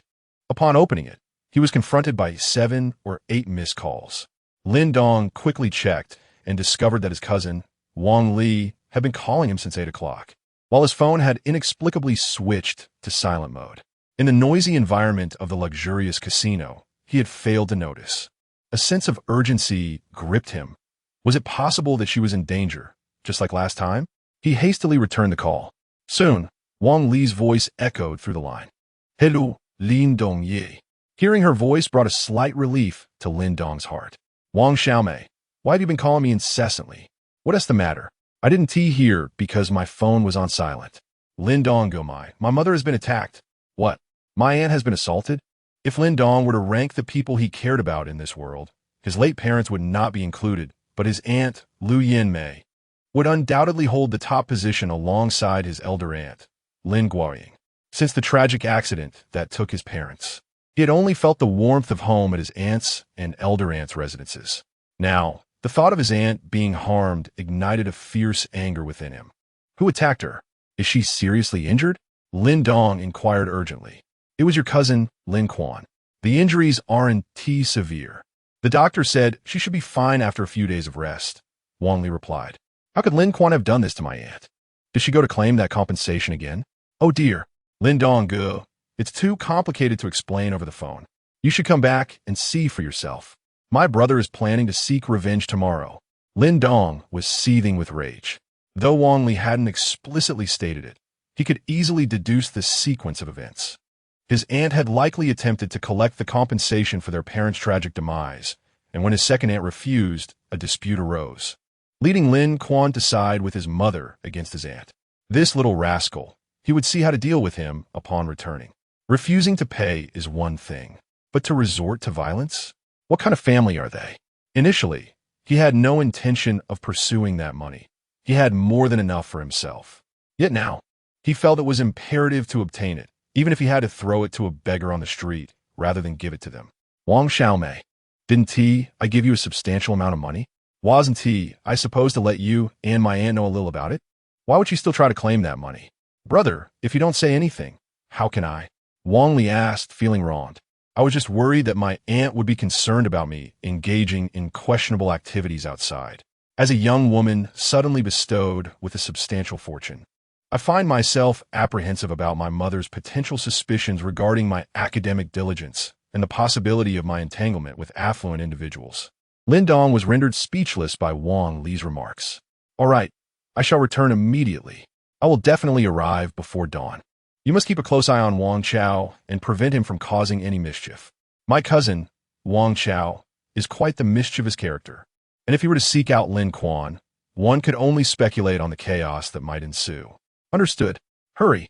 After hanging up with Wang Li, Lin Dong swiftly contacted Wei Yong and the others, requesting them to drive over and pick him up. The Bugatti Veyron would be impractical in their small county due to its low chassis. Thus, he opted for a Mercedes-Benz for the journey home. After placing the call, he noticed Han Shiyun was still in the shower, so he refrained from informing her and proceeded downstairs. On his way, he sent a message to Han Shiyun, explaining that he had an urgent matter to attend to at home and that she should feel free to stay the night. Upon reflection, he added a follow-up message. Dear classmate Han, I genuinely have pressing affairs to resolve. It is absolutely not an escapade, nor is it a matter of inability. I shall return and prove it to you. The thought of Han Shiyun misconstruing his absence as a reflection of his inadequacies in that regard would be the utmost affront to his dignity. However, would she truly believe him? It seems rather unlikely. Were he in her position, he would also harbor doubts. Alas, it appears his reputation may be tarnished for eternity. Yet, now is not the time for such contemplations. It is imperative to return home and address the pressing matters at hand. Chapter 70. A sudden retreat? At the entrance of the Jiangnan International Mansion, Lin Dong did not wait long before Wei Yong and Li Gubing arrived in a luxurious car. Once inside, Lin Dong provided Wei Yong with a coordinate and instructed him to navigate directly to the destination. Lin Dong's home was also in Jiangnan province, though it was situated in a remote county approximately 500 to 600 kilometers from Jiangnan City. If they departed now, they would likely arrive by morning. Han Shiyun emerged from the bathroom after more than half an hour, feeling somewhat shy. She understood that she was about to face a momentous occasion in her life. Dressed only in a bath towel, her damp hair framed her figure exquisitely, resembling a captivating scene of a beauty emerging from a bath, a sight that could easily provoke the admiration of any ardent man. Unfortunately, Lin Dong had already left, and he would not witness this enchanting vision. Not seeing Lin Dong, Han Shiyun assumed he had gone upstairs and settled on the sofa to wait. After a considerable time, with no sign of him, boredom set in, prompting her to pick up her phone. She discovered 2 messages from Lin Dong. After reading them, she found herself momentarily speechless, then burst into laughter. Lin Dong had actually fled at the last moment? Family matters? Who would believe that? What time was it? Indeed, he was not the type of man to be so casual. She scoffed at herself, as if she were a woman of frivolity, when in truth she was still pure. She had merely encountered someone she admired and was bravely pursuing her own happiness. With Lin Dong gone, Han Shuyun relaxed and began to explore the lavish abode around her. Earlier, her nerves had prevented her from noticing the opulence of the residence, but now, in her eased state, she could fully appreciate it. Standing before the grand floor-to-ceiling windows, she gazed out at the enchanting nightscape of the riverside. She felt as though she were in a dream. After admiring the view for a while, Han Shuyun took several photos of the breathtaking scenery before ascending to the 20th floor. To her astonishment, there was a private swimming pool. Above the pool was a transparent glass ceiling, revealing a tapestry of stars twinkling in the night sky. Imagining herself reclining in the water, gazing at the celestial wonders above, filled her with a sense of bliss. With this thought in mind, she took a floating cushion from the poolside and gently lowered herself into the water, allowing the cushion to drift towards the center of the pool as she reclined, gazing at the stars. If only Lin Dong were beside her, embracing her, it would be even more perfect, perhaps with a glass of red wine. Glancing down at her body wrapped in the bath towel, she boldly decided to remove it. With such an alluring figure, how could Lin Dong have left? He truly was a man lacking in romantic sensibility. Meanwhile, Lin Dong was hastily making his way to his aunt's home. Her injury was a serious matter. Although it was not severe, he felt a pang of discomfort, especially since it was related to the compensation he owed for her injury. By the time Lin Dong arrived in Shuqing, it was already past 6 in the morning. In the dead of night, he managed to catch a brief moment of sleep, while Wei Yong and Li Guobing took turns driving. Upon arriving in Shuqing, Lin Dong took the wheel himself, as neither Wei Yong nor Li Guobing were familiar with the local roads, and he could drive much faster this way. Once they reached the base of his aunt's building, Lin Dong instructed Wei Yong and Li Guobing to wait in the car while he ascended alone. The door was answered by his cousin, Wang Li, as Lin Dong had already called her upon arriving in Shuqing. "Brother, come in quickly. How are things? Where's Aunt? What about Wang Chao?" Lin Dong inquired. "Everyone is at home. My dad is watching over Xiao Chao, worried he might seek out Lin Quan," she replied. Upon entering, Lin Dong spotted his uncle, Wang Yongfu, sitting on the sofa engrossed in a television show. "Uncle," Lin Dong called out, "Xiao Dong is here. Go see your aunt," Wang Yongfu urged. "At your age, you shouldn't be causing such trouble. Look what has happened. She can't even get out of bed now." Wang Yongfu, a minor official, was relatively reliable and composed in the face of difficulties. While he was not particularly warm towards Lin Dong, he had never treated him with disdain during the 2 years Lin Dong had stayed there. "Can't get out of bed? Didn't T, my cousin, say she just needed a few days of rest? This sounds quite serious." Lin Dong hurried to his aunt's room, where he found her sleeping peacefully. He refrained from disturbing her, gently closing the door behind him as he stepped back out. Returning to the living room, he joined his uncle and cousin Wang Li. "Uncle, what exactly happened?" Lin Dong asked. Wang Yongfu recounted the events, which aligned closely with Lin Dong as suspicions. Years ago, when Lin Dong's parents suffered a tragic accident, they received nearly 2 million in compensation.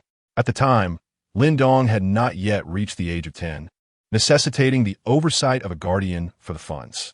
Ultimately, he chose to live with his uncle, Lin Guobang, who repeatedly assured him that the money would be entrusted to him upon reaching adulthood.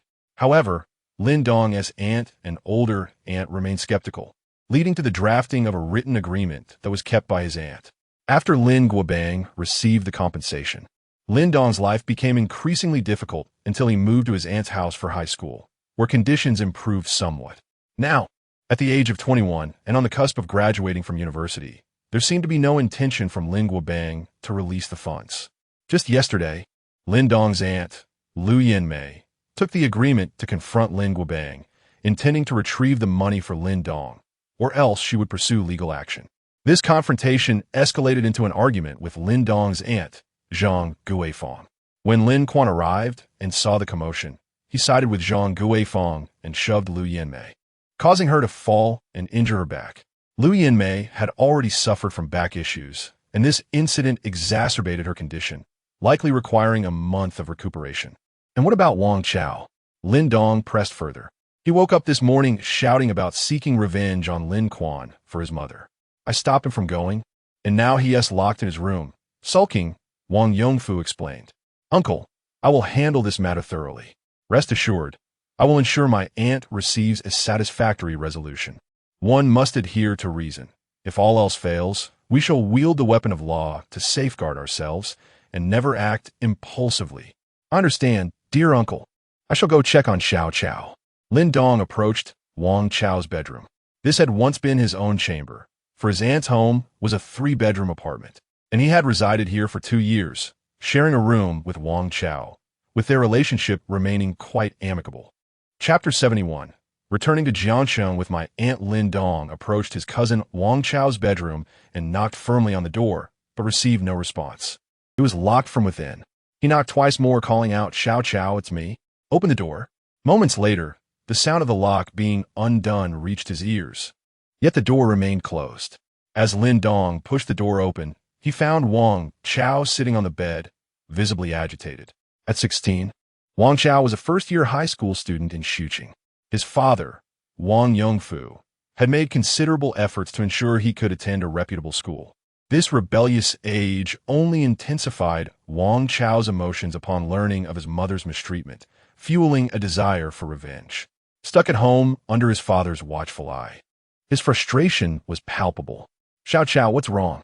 Talk to me, Lin Dong said while gently patting Wang Chao's shoulder. Lin Dong, that scoundrel Lin Quan actually dared to hit my mom. I want to make him pay, but my dad won't let me. He is such a coward. Expecting me to cower alongside him, Wang Chao exclaimed angrily. Lin Dong playfully tapped the back of Wang Chao's head. What are you saying, you little rascal? How can you speak of your father like that? Because it's true, Wang Chao sulked. Your father isn't being cowardly. He is being rational. If something were to happen to him, what would become of you, your sister, and your mother? Your aunt has a bad back and cannot manage heavy lifting. Your father has been the pillar of this family, and he is already exhausted. You shouldn't speak of him like that. But if he can't go, can I? He won't even let me. Stop with this talk of wanting to kill someone. If you were to get into trouble, your mother would suffer far more than you could imagine. This whole situation arose because of me, so allow me to handle it. I promise to ensure you get your retribution. Really? Wang Chao asked, eyes wide with hope. Absolutely. Just wait and see. Once we get your aunt's back treated, we will work together to avenge her. All right, Lin Dong, I'll follow your lead. Lin Dong led Wang Chao into the living room, where they sat together as Wang Li went to prepare breakfast. In the living room, Lin Dong shared his intention to take his aunt to Jiangsheng for treatment with Wang Yongfu. After some consideration, Wang Yongfu agreed and promptly called his supervisor to request leave. He had long wished to take Lu Yanmei to a major hospital in Jiangsheng, but she had been hesitant. The truth was that Lu Yanmei was reluctant to spend too much money, as Wang Yongfu was the sole breadwinner, and expenses were substantial. Before long, Lu Yanmei awoke. Lin Dong hurried inside and asked, Aunt, how are you feeling? Xiao Dong, what brings you back? Lu Yanmei inquired. Aunt, with everything that has happened, how could I not return? Lin Dong replied. Honestly, it's nothing serious. My back is an old ailment. A few days of rest will suffice. Aunt, why do you keep asking Ling Guobang for money? Don't you know what kind of person he is? That compensation is what your parents left behind. You're about to graduate from university, and that money is meant for your future, not to be squandered. Besides, we have the signed agreement from back then. If necessary, we could take legal action against him. Wang Yanmei insisted. Very well, we shall discuss this matter later. What is of utmost importance now is to ensure your back injury receives proper treatment. I have arranged for a hospital in Jiangsheng, and we shall depart shortly. Go to Jiangsheng? I refuse. I am not seriously unwell. A few days of rest will suffice, and besides, this is an old ailment. Going there would be in vain. Lu Yanmei retorted. Yet, deep within her thoughts lingered the question, how much would the treatment in Jiangsheng cost? The family was hardly affluent. They relied solely on her husband, Wang Yongfu, as the breadwinner. Currently, they had 2 children, one in university and the other in high school. With Lin Dong's tuition jointly funded by her and Lin Dong's aunt, there was scarcely any savings, and spending more on her health would only exacerbate their financial difficulties. Wang Yongfu had previously urged her several times to seek care in a larger city, yet she had consistently refused. This time would be no different. Aunt, I understand your concerns about expenses, but rest assured, I am earning money now. Let us prioritize your health, and you can look forward to enjoying life afterwards. Lin Dong encouraged. You are but a university student. What money could you possibly earn? Listen, Xiaodong, focus on your studies, graduate, and secure a proper job. Do not stray into dubious paths. Can you bear to disappoint your parents? Or me and your aunt? Lu Yinmei spoke earnestly to Lin Dong. Yes, you. I am not involved in anything illicit. You have known me my entire life. Haven to you? Lin Dong replied with a wry smile. He refrained from disclosing his newfound wealth, fearing it would lead her to overthink. He had intended to gradually reveal it through his cousin Wang Li, but she too was hesitant. Faced with no alternative, he felt compelled to be forthright. Nonetheless, Lu Yinmei remained unconvinced, and despite Lin Dong's persistent pleas, she was resolute against seeking treatment in Jiangxing. Even Wang Yongfu and Wang Li's attempts to persuade her proved futile. With no other recourse, Lin Dong proposed, Aunt, my car is parked downstairs. If you doubt me, would you care to take a look? Ultimately, with assistance from several individuals, Lu Yinmei made her way downstairs, where she beheld the luxurious Benz G-Class that Lin Dong had driven. Lu Yinmei, Wang Yongfu, and Wang Chao gazed in astonishment at the magnificent vehicle before them, rendered speechless. Wang Li had previously encountered Lin Dong's extravagant vehicle worth 80 million, so this 3 million Benz was hardly impressive to her. Moreover, she still had 100 million in her bank account from Lin Dong's previous generosity, a revelation that would likely leave the three of them in shock. As a public servant, Wang Yongfu had some familiarity with the finer things in life. He recognized that this Benz was no ordinary car, likely worth well over 1 million. Where could Lin Dong possibly have acquired such wealth to purchase such an exquisite vehicle? It appeared that the young man had indeed made a name for himself. Lin Dong's success brought him joy, as he considered himself somewhat of a guardian to Lin Dong during the 2 years he resided with them. The G-Class was a timeless model, a dream for many men. Wang Chao was left in awe, dreaming of owning such a magnificent automobile himself. It was simply breathtaking. If this were to be driven to school, it would undoubtedly evoke envy among countless classmates. However, it belongs to my brother Lin Dong, and I shall certainly have the opportunity to drive it in the future. Xiaodong, is this your car? Lu Yinmei inquired, regaining her composure. Indeed, Auntie, this is my car. I assure you, I have never engaged in any unlawful activities. All of this is earned through my own efforts, Lin Dong replied. As a university student, how could you possibly earn such a substantial amount of money? Lu Yinmei expressed her skepticism. Auntie, I will explain everything to you in due time. For now, let us get in the car and focus on getting your health treated. Given Lin Dong's assurance, Lu Yinmei ceased to press the matter. To her, Lin Dong was akin to a beloved son, and it was only fitting that she would enjoy the fruits of his success. Lu Yinmei was assisted into the car by Lin Dong and Wang Yongfu. Wei Yong and Li Guobing had been instructed by Lin Dong to find a hotel to rest, as they had scarcely slept the previous night. Lin Dong intended to drive his aunt and the others to Jiangxing, prioritizing the treatment of her ailments before returning to settle accounts with Lin Guobing and that scoundrel Lin Quan. Chapter 72. Gratitude. Lin Dong was at the wheel, with Wang Chao seated eagerly in the passenger seat. Lu Yinmei and her companions occupied the back seat. The luxury vehicle, costing over 3 million, was indeed worth its price. Had it been an ordinary car, someone with a back injury like Lu Yinmei would likely have suffered discomfort. However, seated in the large G-Class, she felt no jostling at all. It was remarkably stable and comfortable. During the journey, Lin Dong made a call to Lu Chun, requesting him to put in a good word at Jiangxing First Hospital. By 2 o'clock in the afternoon, they arrived at the hospital's entrance. The hospital director, Lu Chuan, had been waiting for some time. He dared not neglect the instructions from the young master of the Lu family. Mr. Lin, it's a pleasure to see you again. Director Lu Chuan exclaimed, hastening forward as Lin Dong alighted from the vehicle. Director Lu, I must trouble you once more. Lin Dong responded graciously. Not at all, Mr. Lin. It is our duty, Lu Chuan replied, and after a few more polite exchanges, they proceeded directly to the expert consultation. The surgery was scheduled for 4 o'clock. In the interim, Lin Dong visited Xiao Pejuan to remind him to take good care of his recovery. The surgery concluded just before 5. Although the hospital had arranged the finest room for Lu Yanmei, she preferred not to remain in the hospital, prompting Lin Dong to escort her back to Jiangnan International Mansion. Han Shiyan must have left, right? If she hasn't, things could get complicated. Upon returning to Jiangnan International Mansion, Lin Dong was relieved to find that Han Shiyan had indeed departed. He called Jinyi Hotel to have some food delivered to the mansion. Since his aunt was still recuperating, it was best to bring the meal directly to her.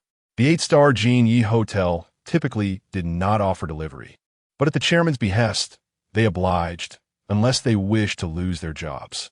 As Lu Yanmei and her family entered Jiangnan International Mansion, they were taken aback by its magnificence. They could hardly fathom how a third-year university student like Lin Dong could afford such a lavish residence. In a sprawling metropolis like Jiangcheng, how much could such a place cost? Several million?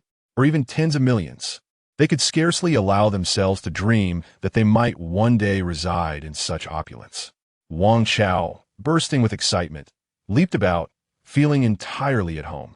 Having shared a room with Lin Dong for 2 years, he wasted no time in jumping into the swimming pool upstairs to freshen up.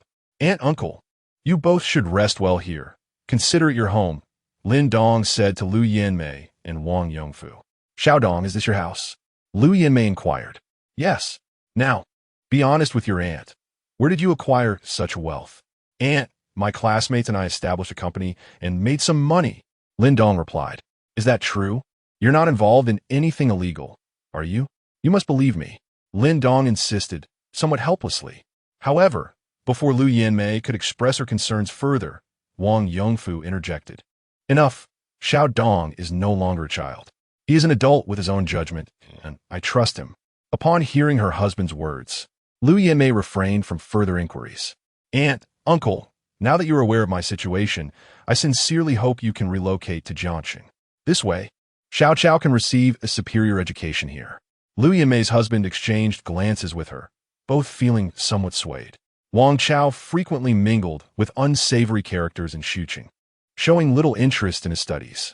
His admission to high school was solely due to Wang Yongfu's relentless efforts over several days, incurring not only debts of gratitude, but also substantial expenses.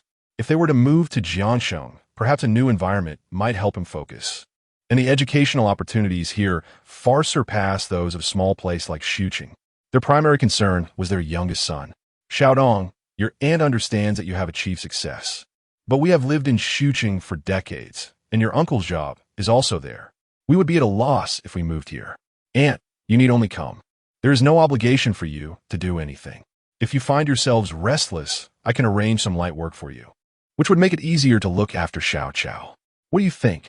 Lin Dong proposed. Mom, Dad, please heed Brother Lin Dong's advice.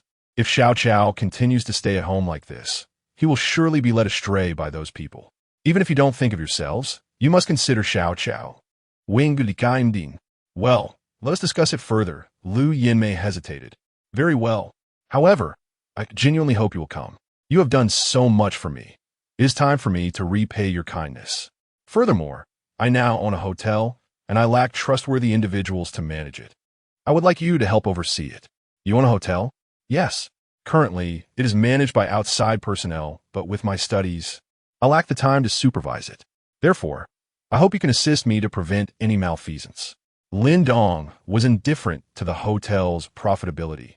In fact, he would prefer it to incur losses, as this would yield him more godly wealth points.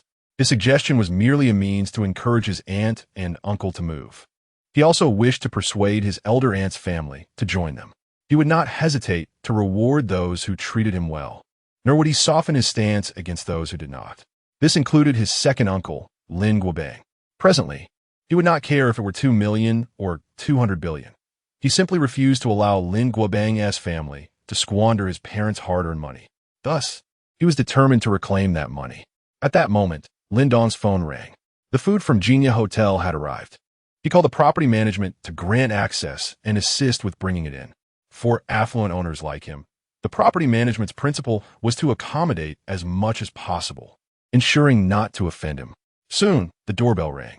Lin Dong went to open the door, revealing over a dozen attractive servers, each carrying a platter. Lu Yanmei and Wang Yongfu were momentarily taken aback by the spectacle. Today had provided them with a significant revelation. This was how the wealthy enjoyed life. A lavish array of exquisite dishes lay before them, tantalizing both their visual and olfactory senses. Lin Dong ascended the stairs, calling for Wang Chao to join him for dinner. While the young lad was reveling in the pool, Lin Dong, can I come here to swim often in the future? Wang Chao inquired as he emerged from the water. If you can persuade your parents to relocate to Jiangsheng, you may reside here. Lin Dong replied with a smile. Really? Wang Chao exclaimed in delight. Well, have I ever deceived you? All right, I will definitely convince them. Then I can swim here every day. The meal left Lu Yanmei and her family yearning for more. This is absolutely delicious. In my lifetime, I have never tasted anything so exquisite. Aunt, this food is prepared in my hotel. In the future, you can keep an eye on things there and enjoy these delectable dishes daily. Lin Dong enticed. Mom, let's move here. I want to attend school in this area.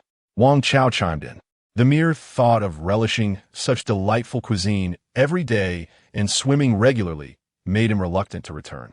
Lu Yanmei and Wang Yongfu exchanged glances. Very well, we shall relocate.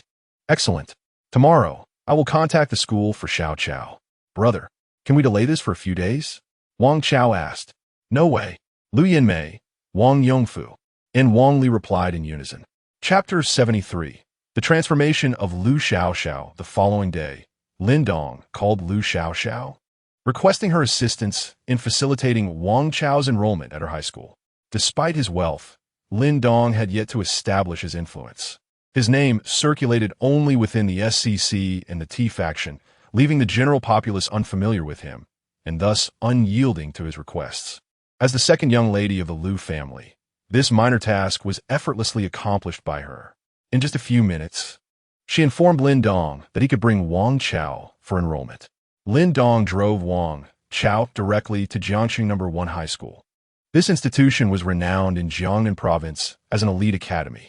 Though a private school, it boasted formidable faculty and was backed by the prestigious Lu family, earning it a stellar reputation throughout the province. Students fortunate enough to attend either excelled academically, receiving full scholarships for tuition, accommodation, and living expenses, or hail from affluent backgrounds. Upon their arrival at Jiangxing No. 1 High School, Lu Xiaoxiao was already waiting. The moment Lin Dong laid eyes on her, he was taken aback, struggling to believe his own vision. The night before, Lu Xiaoxiao had donned a rebellious attire, yet today she appeared utterly transformed. Her frizzy hair was styled into 2 ponytails. Large earrings were absent, and her heavy makeup was replaced by a fresh, natural look. Clad in a short skirt uniform, she resembled an exquisite young girl before Lin Dong. At 17, Lu Xiaoxiao was a sophomore at Jiangxing No. 1 High School, but her petite stature made her appear more like a 15 or 16-year-old. In fact, even her parents, grandparents, and older brother Lu Chun struggled to recognize her in this new guise. They questioned whether she had experienced some form of trauma, as not only had her appearance changed, but her previously foul-mouthed demeanor was also undergoing a transformation. Lu Chun had inquired multiple times without gleaning any insights. Naturally, Lu Xiaoxiao refrained from revealing that Lin Dong was the catalyst for her metamorphosis. The school faculty and students were equally astonished. The once unruly Lu family princess had suddenly transformed into a model student, leaving everyone in disbelief. Lin Dong, what's wrong? Don't you recognize me? Lu Xiaoxiao waved her hand in front of Lin Dong's face, bringing him back to reality. Indeed, it's quite a significant change. I barely recognized you. However, it's wonderful. Now you truly resemble a student. He responded. All right then, I will heed your advice, Lin Dong. For now on, I'll maintain this style. Lu Xiaoxiao declared, stepping closer and linking her arm with Lin Dong's, beaming with joy. Her actions rendered Lin Dong somewhat awkward, as she was now a young lady of 16 or 17, and such closeness inevitably led to some sensitive touches.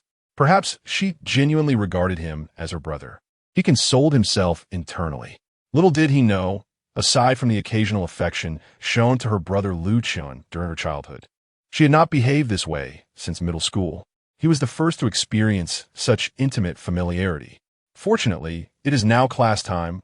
Otherwise, If the students were to witness the infamous Lu Xiaoxiao so intimately embracing a man's arm, it would surely leave many in astonishment.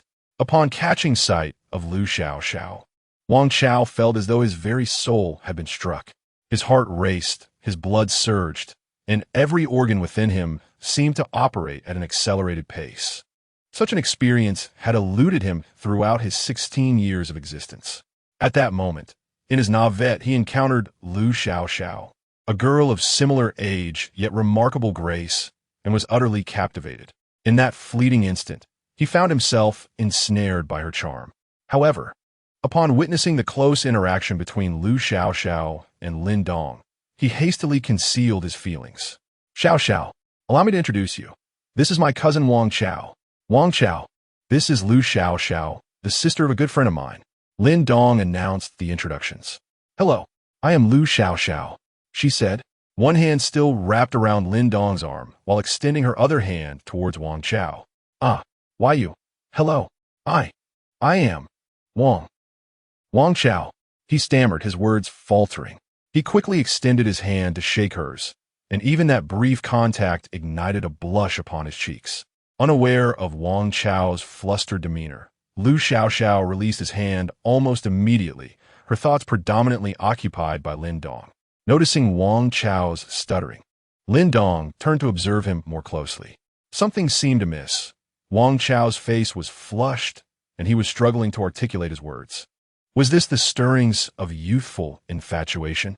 Casting a glance at Lu Xiaoxiao, adorned in a short school uniform, her delicate features radiating youthful exuberance, Lin Dong recognized the stark contrast to the opulent Lu Xiaoxiao he had encountered the previous evening. It was clear that she possessed an irresistible allure for someone as inexperienced as Wang Chao. Perhaps it would be wise to have a candid conversation with this young man. Lu Xiaoxiao was not someone to be trifled with. It might be prudent for him to rein in his emotions before he found himself emotionally wounded. First love. Hadn't his own 4-year-long endeavor ended in heartache? Lin Dong, I have already coordinated with the school. We can proceed directly to enroll your cousin, Lu Xiaoxiao declared. Thank you so much, Xiaoxiao. Lin Dong replied graciously. Lin Dong, you mustn't be so formal with me. Lu Xiaoxiao puffed her cheeks in mock annoyance. All right. Lin Dong chuckled, affectionately tousling her hair. Now let's be on our way, Lin Dong, she exclaimed, taking the lead, clearly relishing the pampering gestures from him. Meanwhile, Wang Chao followed quietly behind. Lu Xiaoxiao led Lin Dong directly to the administrative office of Jiangxing No. 1 High School, and within 10 minutes, they had completed all necessary formalities. Wang Chao was subsequently escorted to his designated class by a staff member. Lu Xiaoxiao remained by Lin Dong's side until they reached the school gate. Xiaoxiao, hurry along to class, Lin Dong urged. Lin Dong, when will you come to my house? Lu Xiaoxiao inquired, a hint of reluctance in her voice. Perhaps in a little while. I'm rather busy at the moment. I will visit once I am finished. Lin Dong contemplated before responding. All right, make sure to come once you're done, she insisted. Indeed, I promise. I shall head to class now. Goodbye, brother Lin Dong. Farewell. Study diligently. Understood. After Lu Xiaoxiao concluded her words, she walked into the school, yet she turned back repeatedly. Lin Dong returned to his vehicle, contemplating Lu Xiaoxiao's recent behavior, and the more he pondered, the more disconcerted he became. Could it be that this girl has developed feelings for him? It is quite possible. Otherwise, why would she so willingly change her attire at his request? It is worth noting that she seldom heeds her own family's words. What to do about this? Though he is not only handsome, but also possesses strength, wealth, and charm. Perhaps it was the day he saved her during her most perilous and despairing moment that left an indelible impression on her. Surely, in due time, this will resolve itself, right? Henceforth, it might be best to minimize their interactions. Chapter 74. Si Zhao Shidao, Kyoto. In a serene courtyard, an elderly gentleman and a young man engage in a game of chess. The elder, appearing to be in his 70s or 80s, possesses a youthful spirit. His hair white, yet his demeanor vibrant, devoid of the frailty typically associated with advanced age. The young man, albeit referred to as a youth, is at least in his 30s, yet in comparison to the elder, he remains the younger of the two. Shidao, your chess skills have greatly improved. The elder exclaimed with a cheerful smile.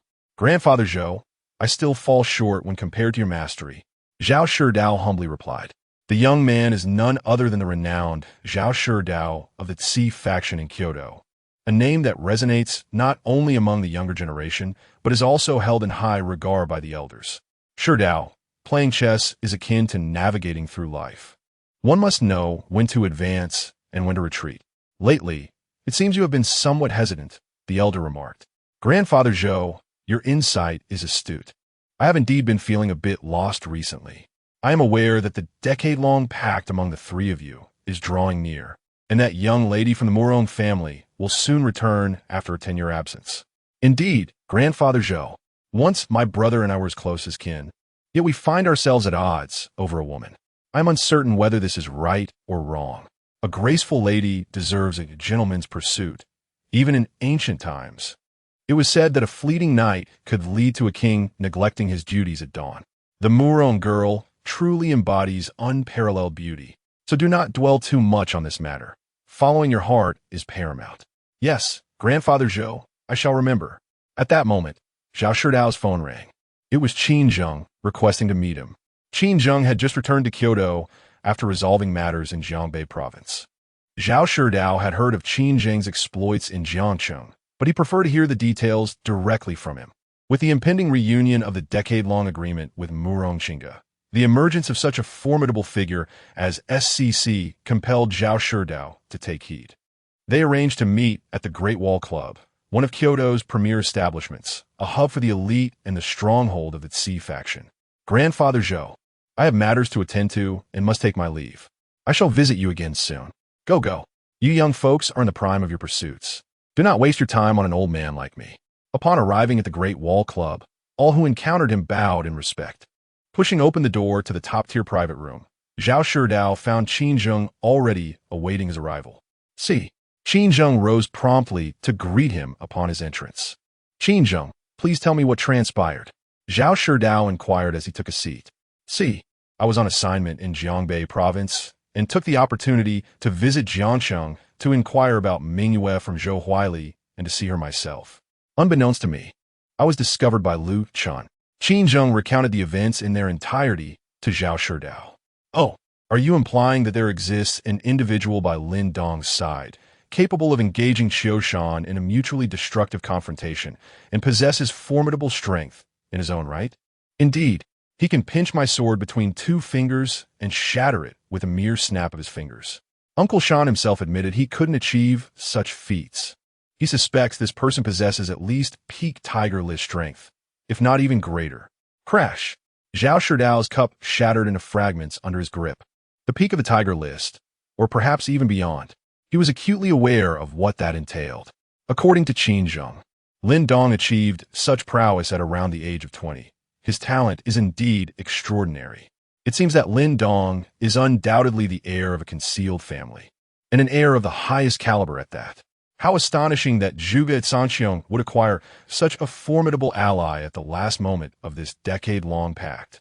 In Jiangcheng, after sending Wang Chao to Jiangcheng No. 1 High School, Lin Dong arrived at the Jinya Hotel. He made a call to summon Wei Yong and Li Guobing back from Xuqing. He would not return to Xuqing just yet. He intended to wait until his aunt Lu Yinmei's injuries healed before addressing the moving arrangements and retrieving his parents' compensation from Lin Guobing. Additionally, he needed to explore whether he could persuade his paternal aunt's family to relocate to Jiangcheng as well. Having just taken a brief nap in his office, Lin Dong was roused by the ringing of his phone. Upon answering, Yi Hong's voice resonated from the other end. Brother Lin, you truly are a person of importance who tends to forget. It has been quite a while since we last touched base. Brother Yi, you flatter me. I've been quite occupied lately, hardly finding a moment to spare. I plan to visit Lake City when time permits, Lin Dong replied. Yi Hong recognized Lin Dong's busy schedule, remarking, I understand, I've heard your exploits have spread throughout the entire SCC. I never anticipated that you could so decisively drive Qin Zheng, one of the 8 kings of the Tsi gang, out of Jiangcheng. Yi Hong was genuinely taken aback by Lin Dong's prowess. While selling the Jinya Hotel to Lin Dong, Liban had mentioned that Lin Dong was the heir of a concealed family. However, heirs of hidden families come in various tiers. Some larger families have heirs of 3 or 4 ranks. The treatment differs significantly from the first heir to the third or even fourth. Initially, they assumed Lin Dong was merely a second-tier heir, but his displayed strength unquestionably aligned with that of a first-tier heir from superfamily. This status was no less formidable than that of the 3 bosses of the SCC. He felt immensely fortunate to maintain a good relationship with Lin Dong. Given Lin Dong's revealed capabilities, recommending him to the SCC was undoubtedly a sagacious move. After Lin Dong's achievements became known, he had already garnered the boss's approval, which would serve as the final piece in his ascension within the Yi family. "Brother Yi, please refrain from elevating me," Lin Dong humbly responded. "This is no flattery. There are few within the SCC who can stand toe-to-toe with Qinzheng, let alone send him scurrying back to the north. By the way, are you currently in Jiangshan? There are individuals eager to meet you." "Who?" Lin Dong inquired. "You will find out upon meeting them." "Very well. I shall be in Jiangshan for the time being. We shall contact you once we confirm the timing." After hanging up, Lin Dong fell into deep contemplation.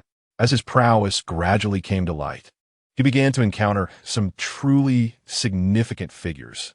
Yet, he felt himself lacking in strength, his influence yet to be established, and his power insufficient. He needed to devise ways to expend more resources. Why had Sister Xian been gone for so long, without any news? Can she not spend money wisely? Alas! Lin Dong never anticipated that he would one day be troubled by the manner in which he spent his money. Chapter 75. Settling in the afternoon, Lin Dong reached out to Cui Jia, the sales agent for Jiangnan International Mansion, inquiring about the availability of apartments. He intended to purchase one for both his aunt and his elder aunt, subsequently arranging for them to secure positions at the Golden Leaf Hotel. Even if they possessed no particular skills, he planned to assign them to leisurely roles, with an annual stipend of several $100,000, which would suffice for their needs. Thus, he would be ensuring their foothold in Jiangxing. Cui Jia, naturally elated, recalled the substantial sum she had earned from Lin Dong recently, a figure in the millions that had once seemed inconceivable. And now, he was returning to purchase more properties? Truly, he was a prominent businessman. Such wealth. Upon arriving at the sales office, Lin Dong accompanied Cui Jia to view the properties. His presence immediately stirred painful memories among the other saleswomen, who recalled how, during his last visit, he had stood in the sales hall for several minutes without anyone attending to him, only to be fortunate enough to be assisted by the newcomer. Cui Jia. That represented a commission worth millions. The thought alone made them feel as if they were gasping for breath. This time, upon seeing Lin Dong, the saleswomen eagerly surrounded him. "Sir, may I assist you with anything? Sir, are you looking to buy a property? I am available to accompany you at any time. Sir, here is my business card. Feel free to contact me whenever you need." "Excuse me, ladies. I have already made arrangements with Miss Cui," Lin Dong replied, deftly extricating himself from the throng. At that moment, Cui Jia approached, keys in hand. "Mr. Lin, I have the keys ready. Let us proceed to view the property. Together." They departed, leaving the hall buzzing with speculation. That girl must have slept with him. Indeed, how else could someone afford such an expensive property through her? She seemed so innocent. Who would have thought she was so shameless? Yet it was evident that envy tinged their voices. The first building had no available units. So Lin Dong casually inspected the second and third buildings, purchasing similarly styled apartments in each valued at around 100 million. Returning to the hall, he promptly paid a 10% deposit and left, stating he would return later to complete the formalities. Another 200 million in sales added to the previous 400 million meant that Cui Jia's commission from Lin Dong alone had reached an astounding 6 million. This achievement made even the manager envious, let alone the other saleswomen, who were left lamenting their missed opportunities. Lin Dong returned to the first building, bringing his aunt, uncle, and cousin Wang Li to view the property. Although his aunt had just undergone surgery the previous day, the doctor assured her it was nothing serious and encouraged her to move about. She would be well in about a week. Lin Dong led the 3 of them to the second building. Though this apartment did not compare to Lin Dong's luxurious penthouse, its opulent decor was nonetheless exquisite, given its hefty price tag of 100 million. "Xiao Dong, what are we doing here?" Liu Yinmei inquired after a cursory glance around. Aunt, uncle, what do you think of this apartment? Lin Dong did not respond directly to Liu Yinmei's question, but instead posed a counter-inquiry. Xiaodong, this house is splendid. However, we cannot afford such a place. Liu Yinmei remarked. Though unaware of the house's price, its appearance suggested it was not inexpensive. Their family had merely scraped by for years, leaving no funds for purchasing a home. Aunt, I've already purchased this house. Although the paperwork is not completed yet, if you take your identification later, this house will belong to you. Upon hearing Lin Dong's intention to gift them the house, Liu Yinmei and Wang Yongfu were astonished. While they harbored a suspicion about Lin Dong's intentions during the house tour, his actual proposal took them by surprise. This is simply unacceptable. Xiaodong, it is not easy for you to earn money. We cannot accept this house. Liu Yinmei hastily protested. Indeed, this house is far too precious for us to accept. Wang Yongfu echoed in agreement. Only Wang Li stood by the window, admiring the view, realizing that this would soon be her home. She had never imagined she would one day reside in such a luxurious abode. Since it was a gift from Lin Dong, she felt it appropriate to accept it.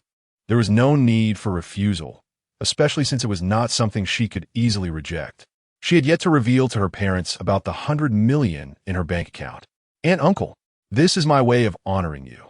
Had I not lived with you, enduring the torment from Lin Guobang, I cannot fathom how distorted my character might have become. I remember when I first arrived at your home, I was so reserved, my heart frozen. It was your warmth that gradually transformed me into who I am today. Now that I have the means, I wish to repay you. If you do not accept this house, I will forever feel a sense of indebtedness, Lin Dong said, his voice low and sincere. Indeed, had it not been for the 2 years spent in Aunt Liu Yinmei's home, allowing him to rediscover the warmth of family, he might have strayed down a path of no return. Hearing Lin Dong's heartfelt words, Liu Yinmei began to weep softly. Xiaodong, you have achieved so much. It's a pity your sister and brother-in-law cannot witness this. If they were here, they would surely be proud of you. Wang Yongfu reflected on Lin Dong with a sense of nostalgia. Initially, when Liu Yinmei insisted on bringing Lin Dong into their home, he was less than welcoming. After all, they already had their own children, and their finances were not robust. Adding another mouth to feed, along with the burden of educational expenses, felt overwhelming. Yet, his wife was resolute in her decision, leaving him with no choice but to acquiesce. Though he harbored some initial reluctance, once Lin Dong was living under their roof, he chose not to treat him with disdain. His reasoning was that since Lin Dong had entered their home, he deserved equal treatment, rather than being regarded like an outsider. It must be noted that Wang Yongfu possessed a commendable open-mindedness. Otherwise, it would be improbable for someone with his circumstances to welcome an external nephew into their household. Given Lin Dong's heartfelt declaration, Liu Yinmei and her husband found it difficult to refuse any further. Lin Dong escorted Wang Yongfu to the sales office to complete the necessary formalities. Liu Yinmei and Wang Li remained in their newly purchased residence, a luxurious and exquisitely furnished apartment, fully equipped and ready for immediate occupation. This would henceforth be their home. After successfully finalizing the paperwork and making a payment of 100 million, the system elevated his status, adding a point, bringing it to 81 points. Once he had settled Liu Yinmei's family comfortably, Lin Dong proceeded to Jiangchang First High School to pick up Wang Chao and brought him to his new abode before returning to his own home. Chapter 76. Shengwan Mingyue. The following day was Sunday. Lin Dong had anticipated that Yi Hong would reach out to him, yet the entire day passed without a word. In the evening, he received a call from Sun Siyu, inquiring why he had failed to visit her as promised that weekend, having kept her waiting for 2 days without a response. It was then that Lin Dong remembered his earlier commitment to visit Sun Siyu, which had been delayed due to his aunt's matters, and he would have to postpone until he found another opportunity. In the afternoon, Lin Dong received some uplifting news. Zhao Xian called to inform him that the foundation of their team had nearly been established. Lured by the promise of financial rewards, Zhao Xian had successfully recruited a number of talented individuals. Lin Dong urged her to invest in any promising projects without concern for monetary issues and advised her to contact Wang Chong, who had access to a substantial investment of 5 billion. Securing even 50 points from wealthy benefactors was paramount.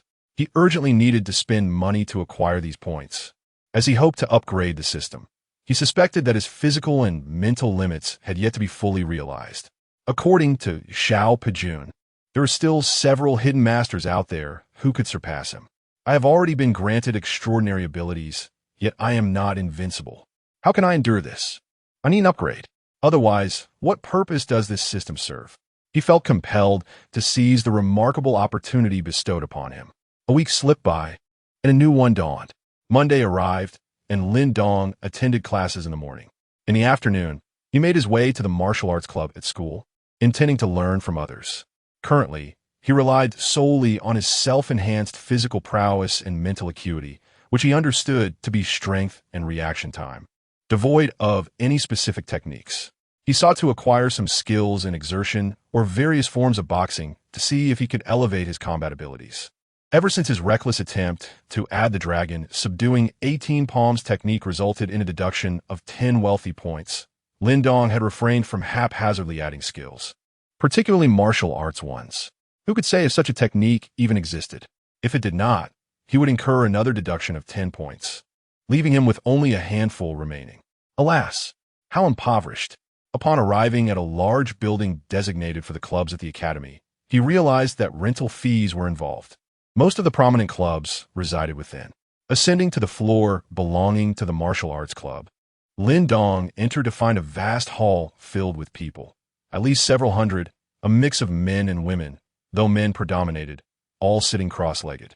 Lin Dong was taken aback. Were they practicing? Was the martial arts club focused on physical combat? How could they be engaged in internal cultivation? Upon closer inspection, it seemed they were not practicing, as the majority were engaged in animated conversations. Lin Dong found a seat at the back and nudged a fellow student beside him, asking, "Excuse me, what are you all doing?" The student glanced at Lin Dong and replied, "Aren't you a member of our martial arts club?" "Oh, well, I just arrived today and am preparing to join." "Then you've come at a perfect time.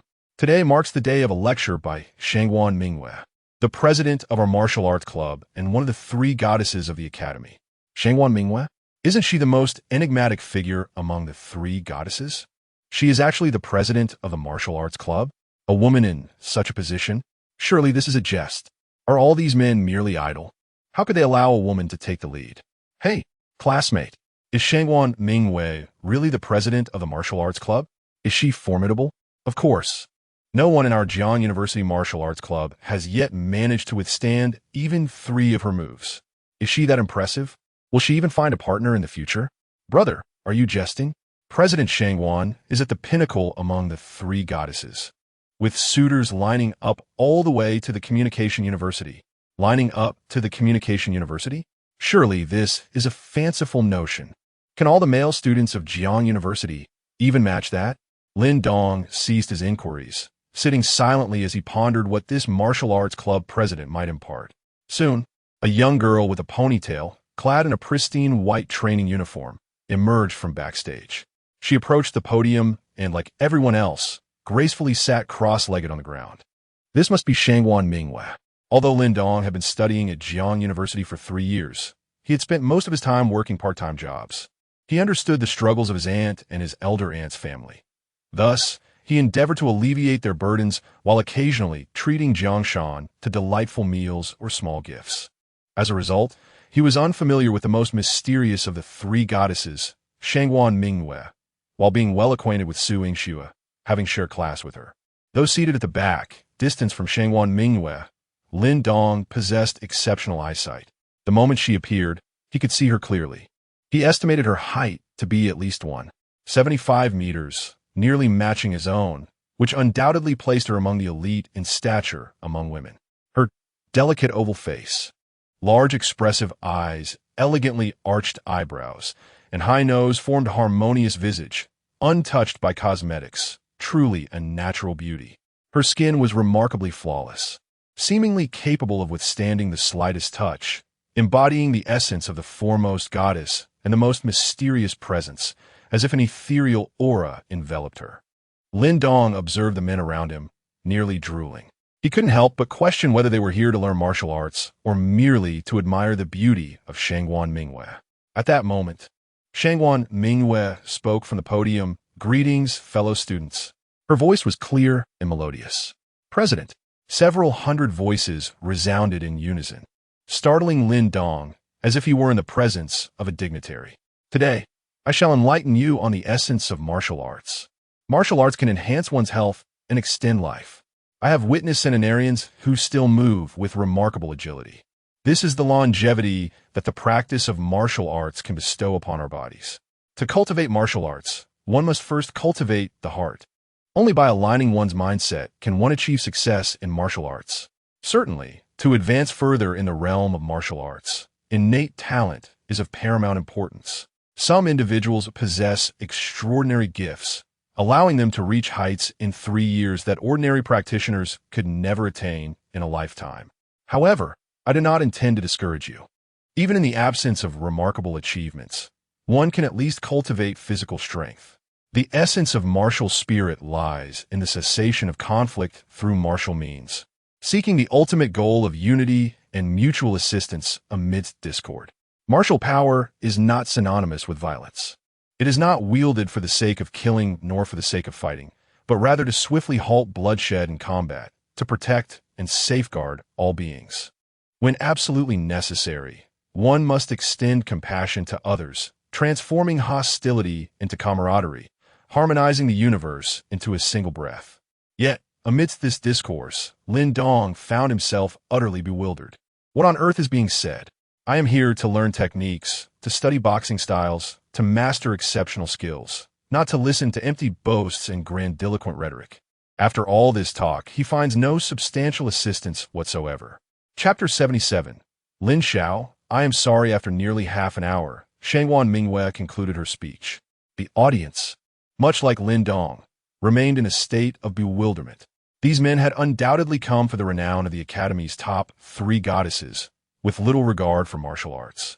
In this era, earning a living seemed far more reliable. Lin Dong found himself genuinely admiring Shangwan Mingyue, despite speaking to an unresponsive crowd.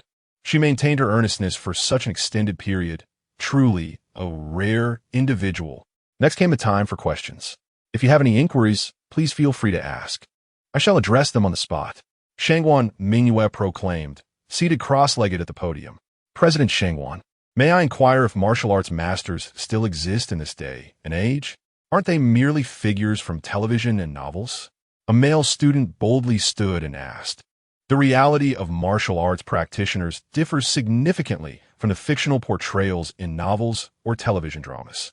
This distinction can only be grasped once you have attained a certain level in your martial arts training. Even if I elucidate now, you would not comprehend it. Shangwan Mingyue replied. President Shangwan, is it still possible for us to cultivate martial arts to a high level? Another student queried. It is challenging. Mastering martial arts is not an overnight endeavor. It requires practice from a young age. Even those with exceptional talent will find their achievements limited if they miss the optimal training period, she explained. President Shangwan, it has come to our attention that you are in a romantic relationship with the Academy's foremost male deity, President Zhou. Moreover, he has asserted that no other man is permitted to approach you. Do you acknowledge this relationship? A bold male student asked. As soon as he posed the question, a hush fell over the entire venue, with everyone eagerly awaiting Shangwan Mingyue's response. Clearly, this inquiry piqued significant interest among the audience. Apologies, but aside from questions regarding martial arts, I prefer not to comment on other matters. If there are no further inquiries, I shall proceed to demonstrate practical combat, she declared. The crowd erupted into a cacophony of discontent, evidently dissatisfied with Shangwan Mingyue's response. At that moment, 2 individuals hurriedly entered the hall, a man and a woman. After scanning the room, they approached Lin Dong. The man bent his knees and knelt beside Lin Dong. Lin Xiao, I'm truly sorry. I should not have offended you. I hope you could show mercy and let this matter go. Could you possibly intercede on my behalf with the Liu family? Huang Junlang pleaded, kneeling beside Lin Dong. Ever since offending Liu Xiao that Friday night, his family had faced severe repercussions the following day, with all of their assets ruthlessly targeted by the Liu family. Given the Liu family's influence in Jiangsheng, his family's modest enterprises were swiftly brought to bankruptcy.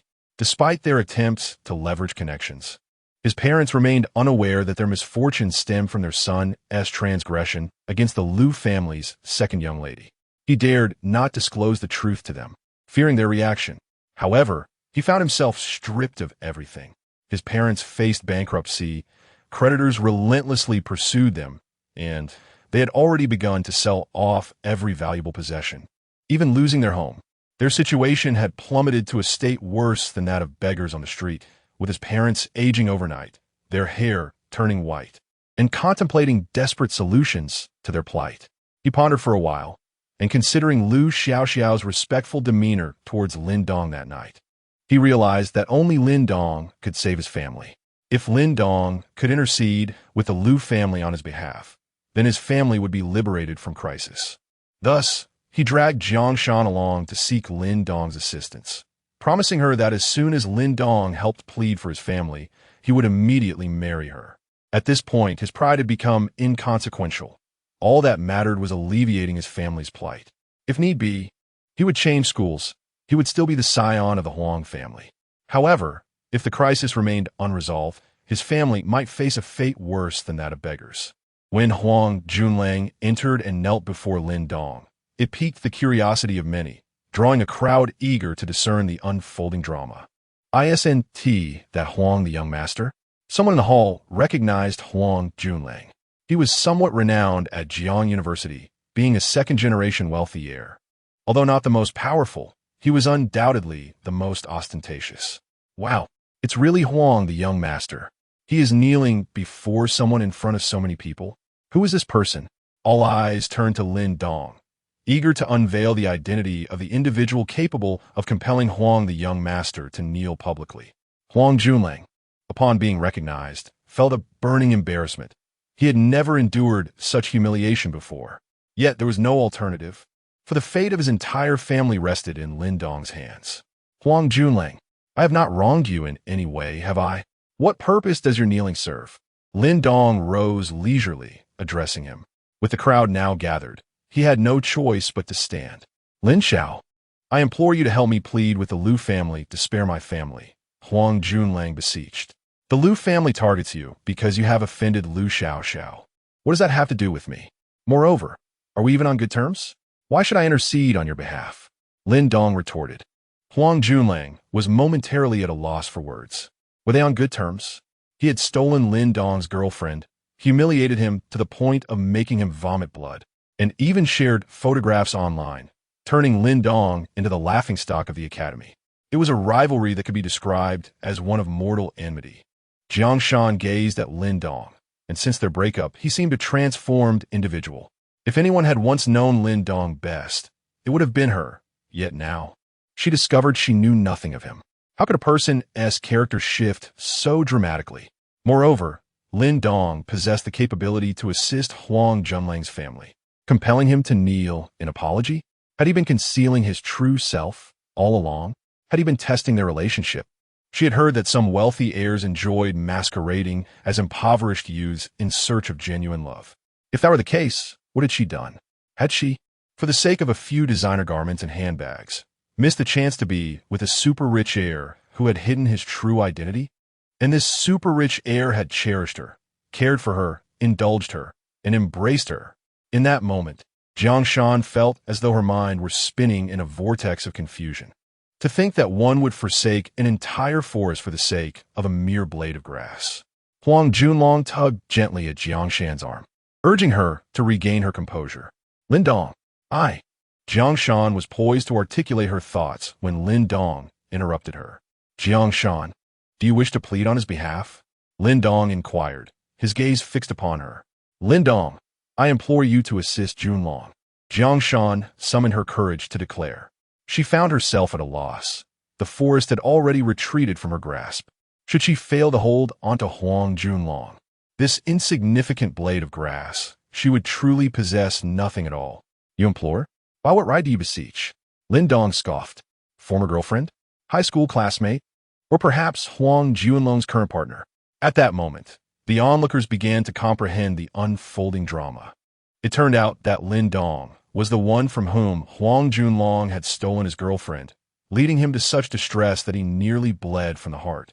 Not to mention the humiliation of having his photograph circulated online and on school platforms. And now, merely days later, Huang Junlong had the audacity to kneel before Lin Dong, pleading for his assistance. The swift reversal of this narrative was astonishing. Such a plot twist would be deemed too audacious for even the boldest of television dramas. Chapter 78. Lin, I apologize, Lin Dong. I beseech you, is it not enough? For the sake of our years of friendship, could you lend me your assistance once more? Jiangshan implored in a suddenly subdued tone. At this juncture, her only recourse was to seek Lin Dong's help. Once the crisis at Huang Junlang's household was averted, she could marry him and embrace the life of a wealthy wife, a dream she had long cherished. Even during her time with Lin Dong, that aspiration lingered, although Lin Dong's kindness made it difficult for her to let go. Otherwise, she would not have cast aside Lin Dong the moment Huang Junlang pursued her. Jiangshan, you possess no right to plead with me. Everyone else may seek my help, but you have no claim. Have my years of dedication been rendered insignificant by mere garments and handbags? These past years, I, Lin Dong, have misjudged you. I cannot assist you with your endeavors. Farewell. With that, Lin Dong turned on his heel to leave. However, Huang Junlang clung to his feet desperately. Lin, it is my fault, all of it. I implore you, help me just this once. You are my only hope. If you refuse, my family will truly be doomed. Huang Junlang sobbed, tears streaming down his face. Lin Dong was his last glimmer of hope. As Lin Dong prepared to shake off Huang Junlang, a commotion erupted at the entrance of the hall. A figure led a throng of people into the venue, the foremost being Zhou Huili, the president of the Jiangnan University Student Union and the campus's most admired male figure, widely acknowledged as Shangwan Mingwei's boyfriend. Wow, President Zhou has arrived. He must be here to see President Shangwan, the golden couple of our academy. Quick, let us hurry and take a look. The crowd surrounding Lin Dong and Huang Junlang dispersed immediately, rushing to witness Zhou Huili and Shangwan Mingwei. With a mere flick of his strength, Lin Dong dislodged Huang Junlang from his grasp. Ignoring both Huang Junlang and Jiangshan, he followed suit to observe Shangwan Mingwei's performance. The earlier confrontation between Lin Dong and Huang Junlang had not affected her in the slightest. In the hall, amidst hundreds of onlookers, only a handful had been captivated by the altercation, while the majority remained focused on the stage, eager to watch Shangwan Mingwei's demonstration. On stage, Shangwan Mingwei was engaged in a practical exercise with a senior member of the martial arts club. This was precisely what the audience had been anticipating, as it granted them the opportunity for close proximity to the goddess. At that moment, Zhou Huili ascended the stage and addressed the club member. What did I say? No man is to approach Mingwei. Do you treat my words as mere wind? Why, yes, President Zhou, I shall step down immediately. The trembling member stammered. He had been the first to rush forward when Shangwan Mingwei sought a partner, eager for a chance to be near her. In the context of practical training, physical contact was unavoidable. His intentions, however, were far from innocent. Typically, female members took the stage, but today he found himself unable to restrain his enthusiasm, captivated by Shangwan Mingwei's enchanting beauty. Now, with Zhou Huili's presence, he felt a surge of guilt. Moreover, Zhou Huili holds the esteemed position of student council president, and it is rumored that his family's influence is formidable. He is not someone to be trifled with. Halt! Who permitted your departure? Zhou Huili commanded, halting the departing member. Zhou! President Zhou! I! The words of the member were abruptly silenced by a sharp slap. A resounding crack echoed as Zhou Huili delivered another blow, followed by several more in quick succession. Just as he was about to continue his assault, he was interrupted by Shangwan Mingwei's shout. Zhou Huili, cease this at once. Miss Mingwei, young Master Qin has entrusted me with your protection, forbidding any man from approaching you. How dare he defy my orders? He deserves punishment, Zhou Huili retorted, following his words with a forceful kick directed at the member, who felt a searing pain in his abdomen before being propelled off the stage. The height from the stage to the ground was over a meter. A fall from such a height could result in grievous injury. As the crowd below witnessed someone hurtling towards them, they instinctively scattered to avoid collateral damage, leaving only Lin Dong standing firm. Just as the member was about to collide with Lin Dong, he reached out and caught him, gently lowering him to the ground. Zhou Huili, noticing the absence of a scream, turned to see the individual had been saved. Just as he contemplated who possessed such audacity, his eyes widened in shock upon recognizing Lin Dong. This was the very individual he could never forget, the one who had bested Qin Zheng, one of the 8 kings of the Tsi party, a figure of near-divine stature in Zhou's eyes. The memory of that fateful night at the luxurious golden sands haunted him. The once mighty Qin Zheng had returned to Kyoto, humiliated and silent for days. If even he dared not confront Lin Dong again, how could Zhou, a mere minor character, hope to escape unscathed? What was he to do? Apologize? But with so many witnesses present, such an admission would obliterate the persona he had painstakingly crafted at Jiang University. Where'd he find the face to show? Yet, if he chose not to apologize, would Lin Dong's wrath not be directed at him? He could hardly contend with someone of Qin Zheng's caliber, let alone Lin Dong. Ultimately, what was the importance of pride when weighed against his very life? After all, they were on Lin Dong's territory. Surely, a mere apology would suffice to avoid the ire of such a powerful figure. Having resolved his inner turmoil, Zhou Huili stepped forward, leaping down from the podium to stand before Lin Dong. The member Zhou had kicked off the stage was deftly guided by Lin Dong into the crowd. Now, it was a face-off between Lin Dong and Zhou Huili.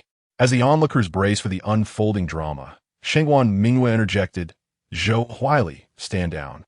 Or do not blame me for being unyielding. Do not presume that your connection to Qin Zheng exempts you from my retribution." With that, she stepped forward, intent on preventing Zhou Huili from escalating the confrontation. At this moment, Zhou Huili uttered words that caused the eyes of everyone present to nearly drop to the floor.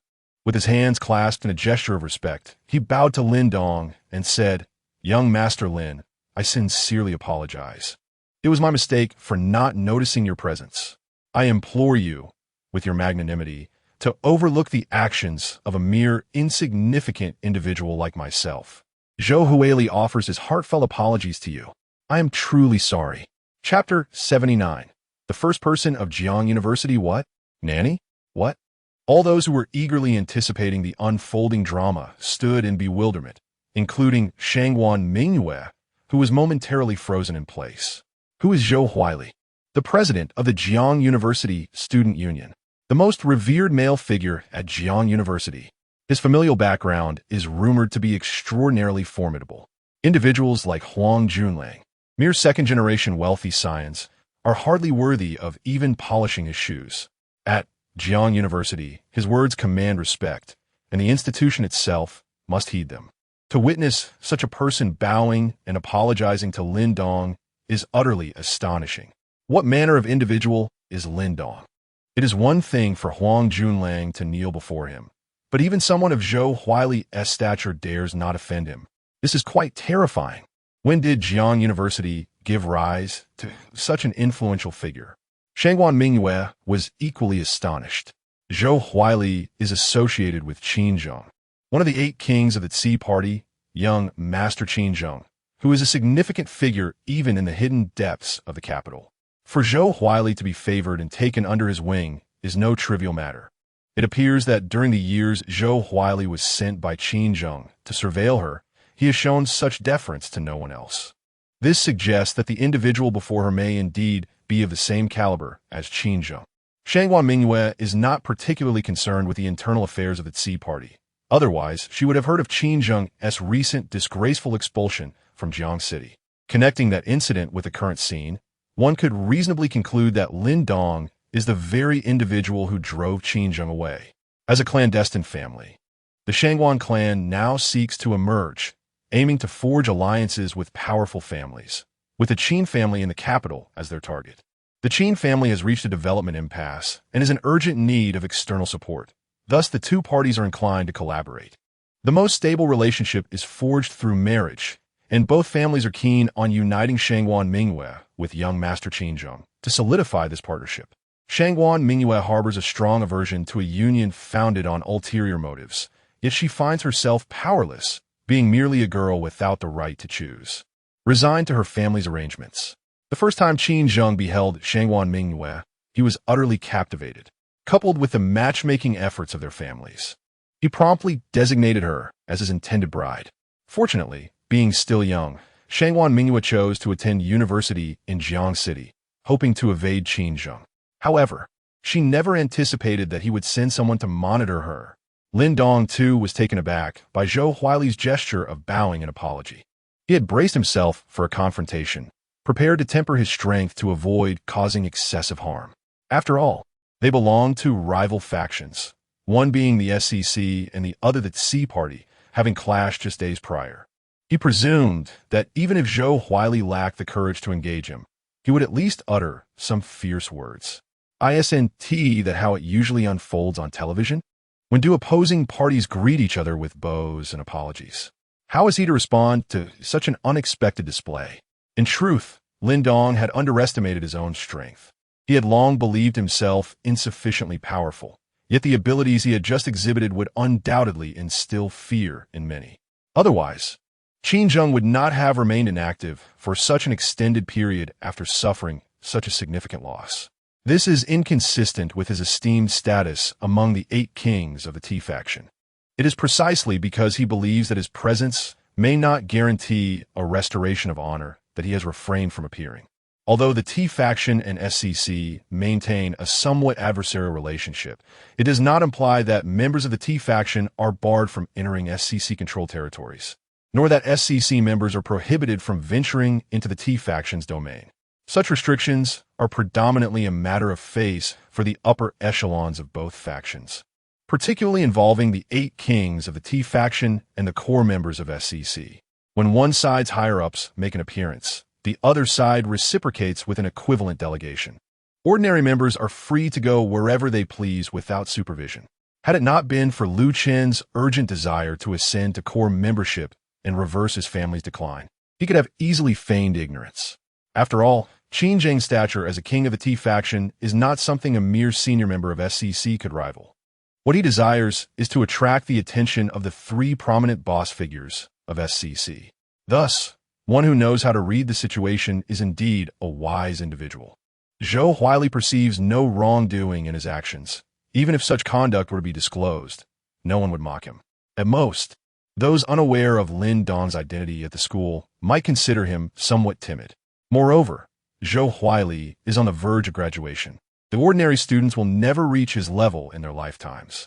Zhou Huili bowed deeply to Lin Dong, not daring to rise until he heard response. At that moment, Lin Dong regained his composure and remarked, "Senior Zhou, it is better to maintain a low profile. That student did not truly offend you. Was it necessary to be so heavy-handed? If I had not caught him, his fall could have resulted in serious injury. This is Jiang University, Jiang City, not Beijing. It is often said that one should not strike a smiling face." Zhou Huili's unorthodox approach of bowing and apologizing left Lin Dong feeling somewhat embarrassed, as there was no profound enmity between them. "Indeed, young Master Lin, I shall remember this." Zhou Huili straightened his posture, yet his tone remained exceedingly respectful. Lin Dong found the encounter rather dull and turned to leave. He had intended to learn some techniques and master his strength. Yet he gained nothing and ended up appearing foolish, akin to a spectacle for onlookers.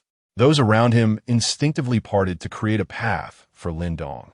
They anticipated an entertaining show, but the situation concluded with an unexpected calm.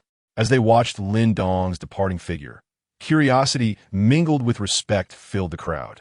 It seemed that from this day forth, the title of the foremost individual at Jiang University was poised to change hands. Lin Dong transformed from an obscure figure into the university's leading persona within merely half a month's time. The speed of his ascent was astonishing. Shangwan Mingyue gazed at Lin Dong's retreating silhouette, lost in thought. As Lin Dong passed by Huang Junlang and Jiang Shan felt compelled to say something, only to realize that she no longer shared any connection with Lin Dong. Any words seemed inadequate.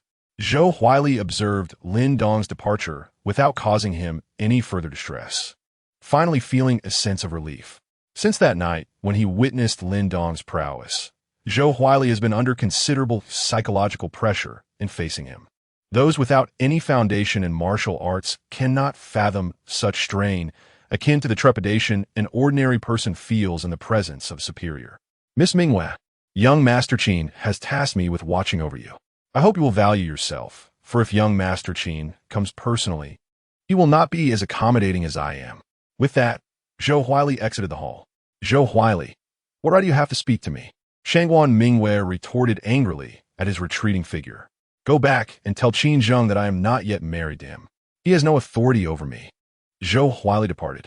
However, the final exchange between him and Shangguan Mingwei ignited a flurry of speculation among the onlookers in the hall. What does this mean?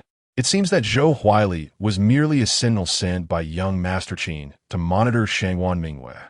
Does this imply that she is indeed taken? The individual whom Zhou Huili referred to as young Master Qin must be quite an extraordinary figure. It remains uncertain who is more formidable, him or Lin Dong. Most in the crowd pondered. If Lin Dong were involved with Shangguan Mingwei and that young Master Qin were to confront Lin Dong at Jiang University, it would surely be a spectacle. Yet, judging by Lin Dong's recent demeanor, he appears to hold little interest in Shangguan Mingwei, the foremost among Jiang University's 3 goddesses.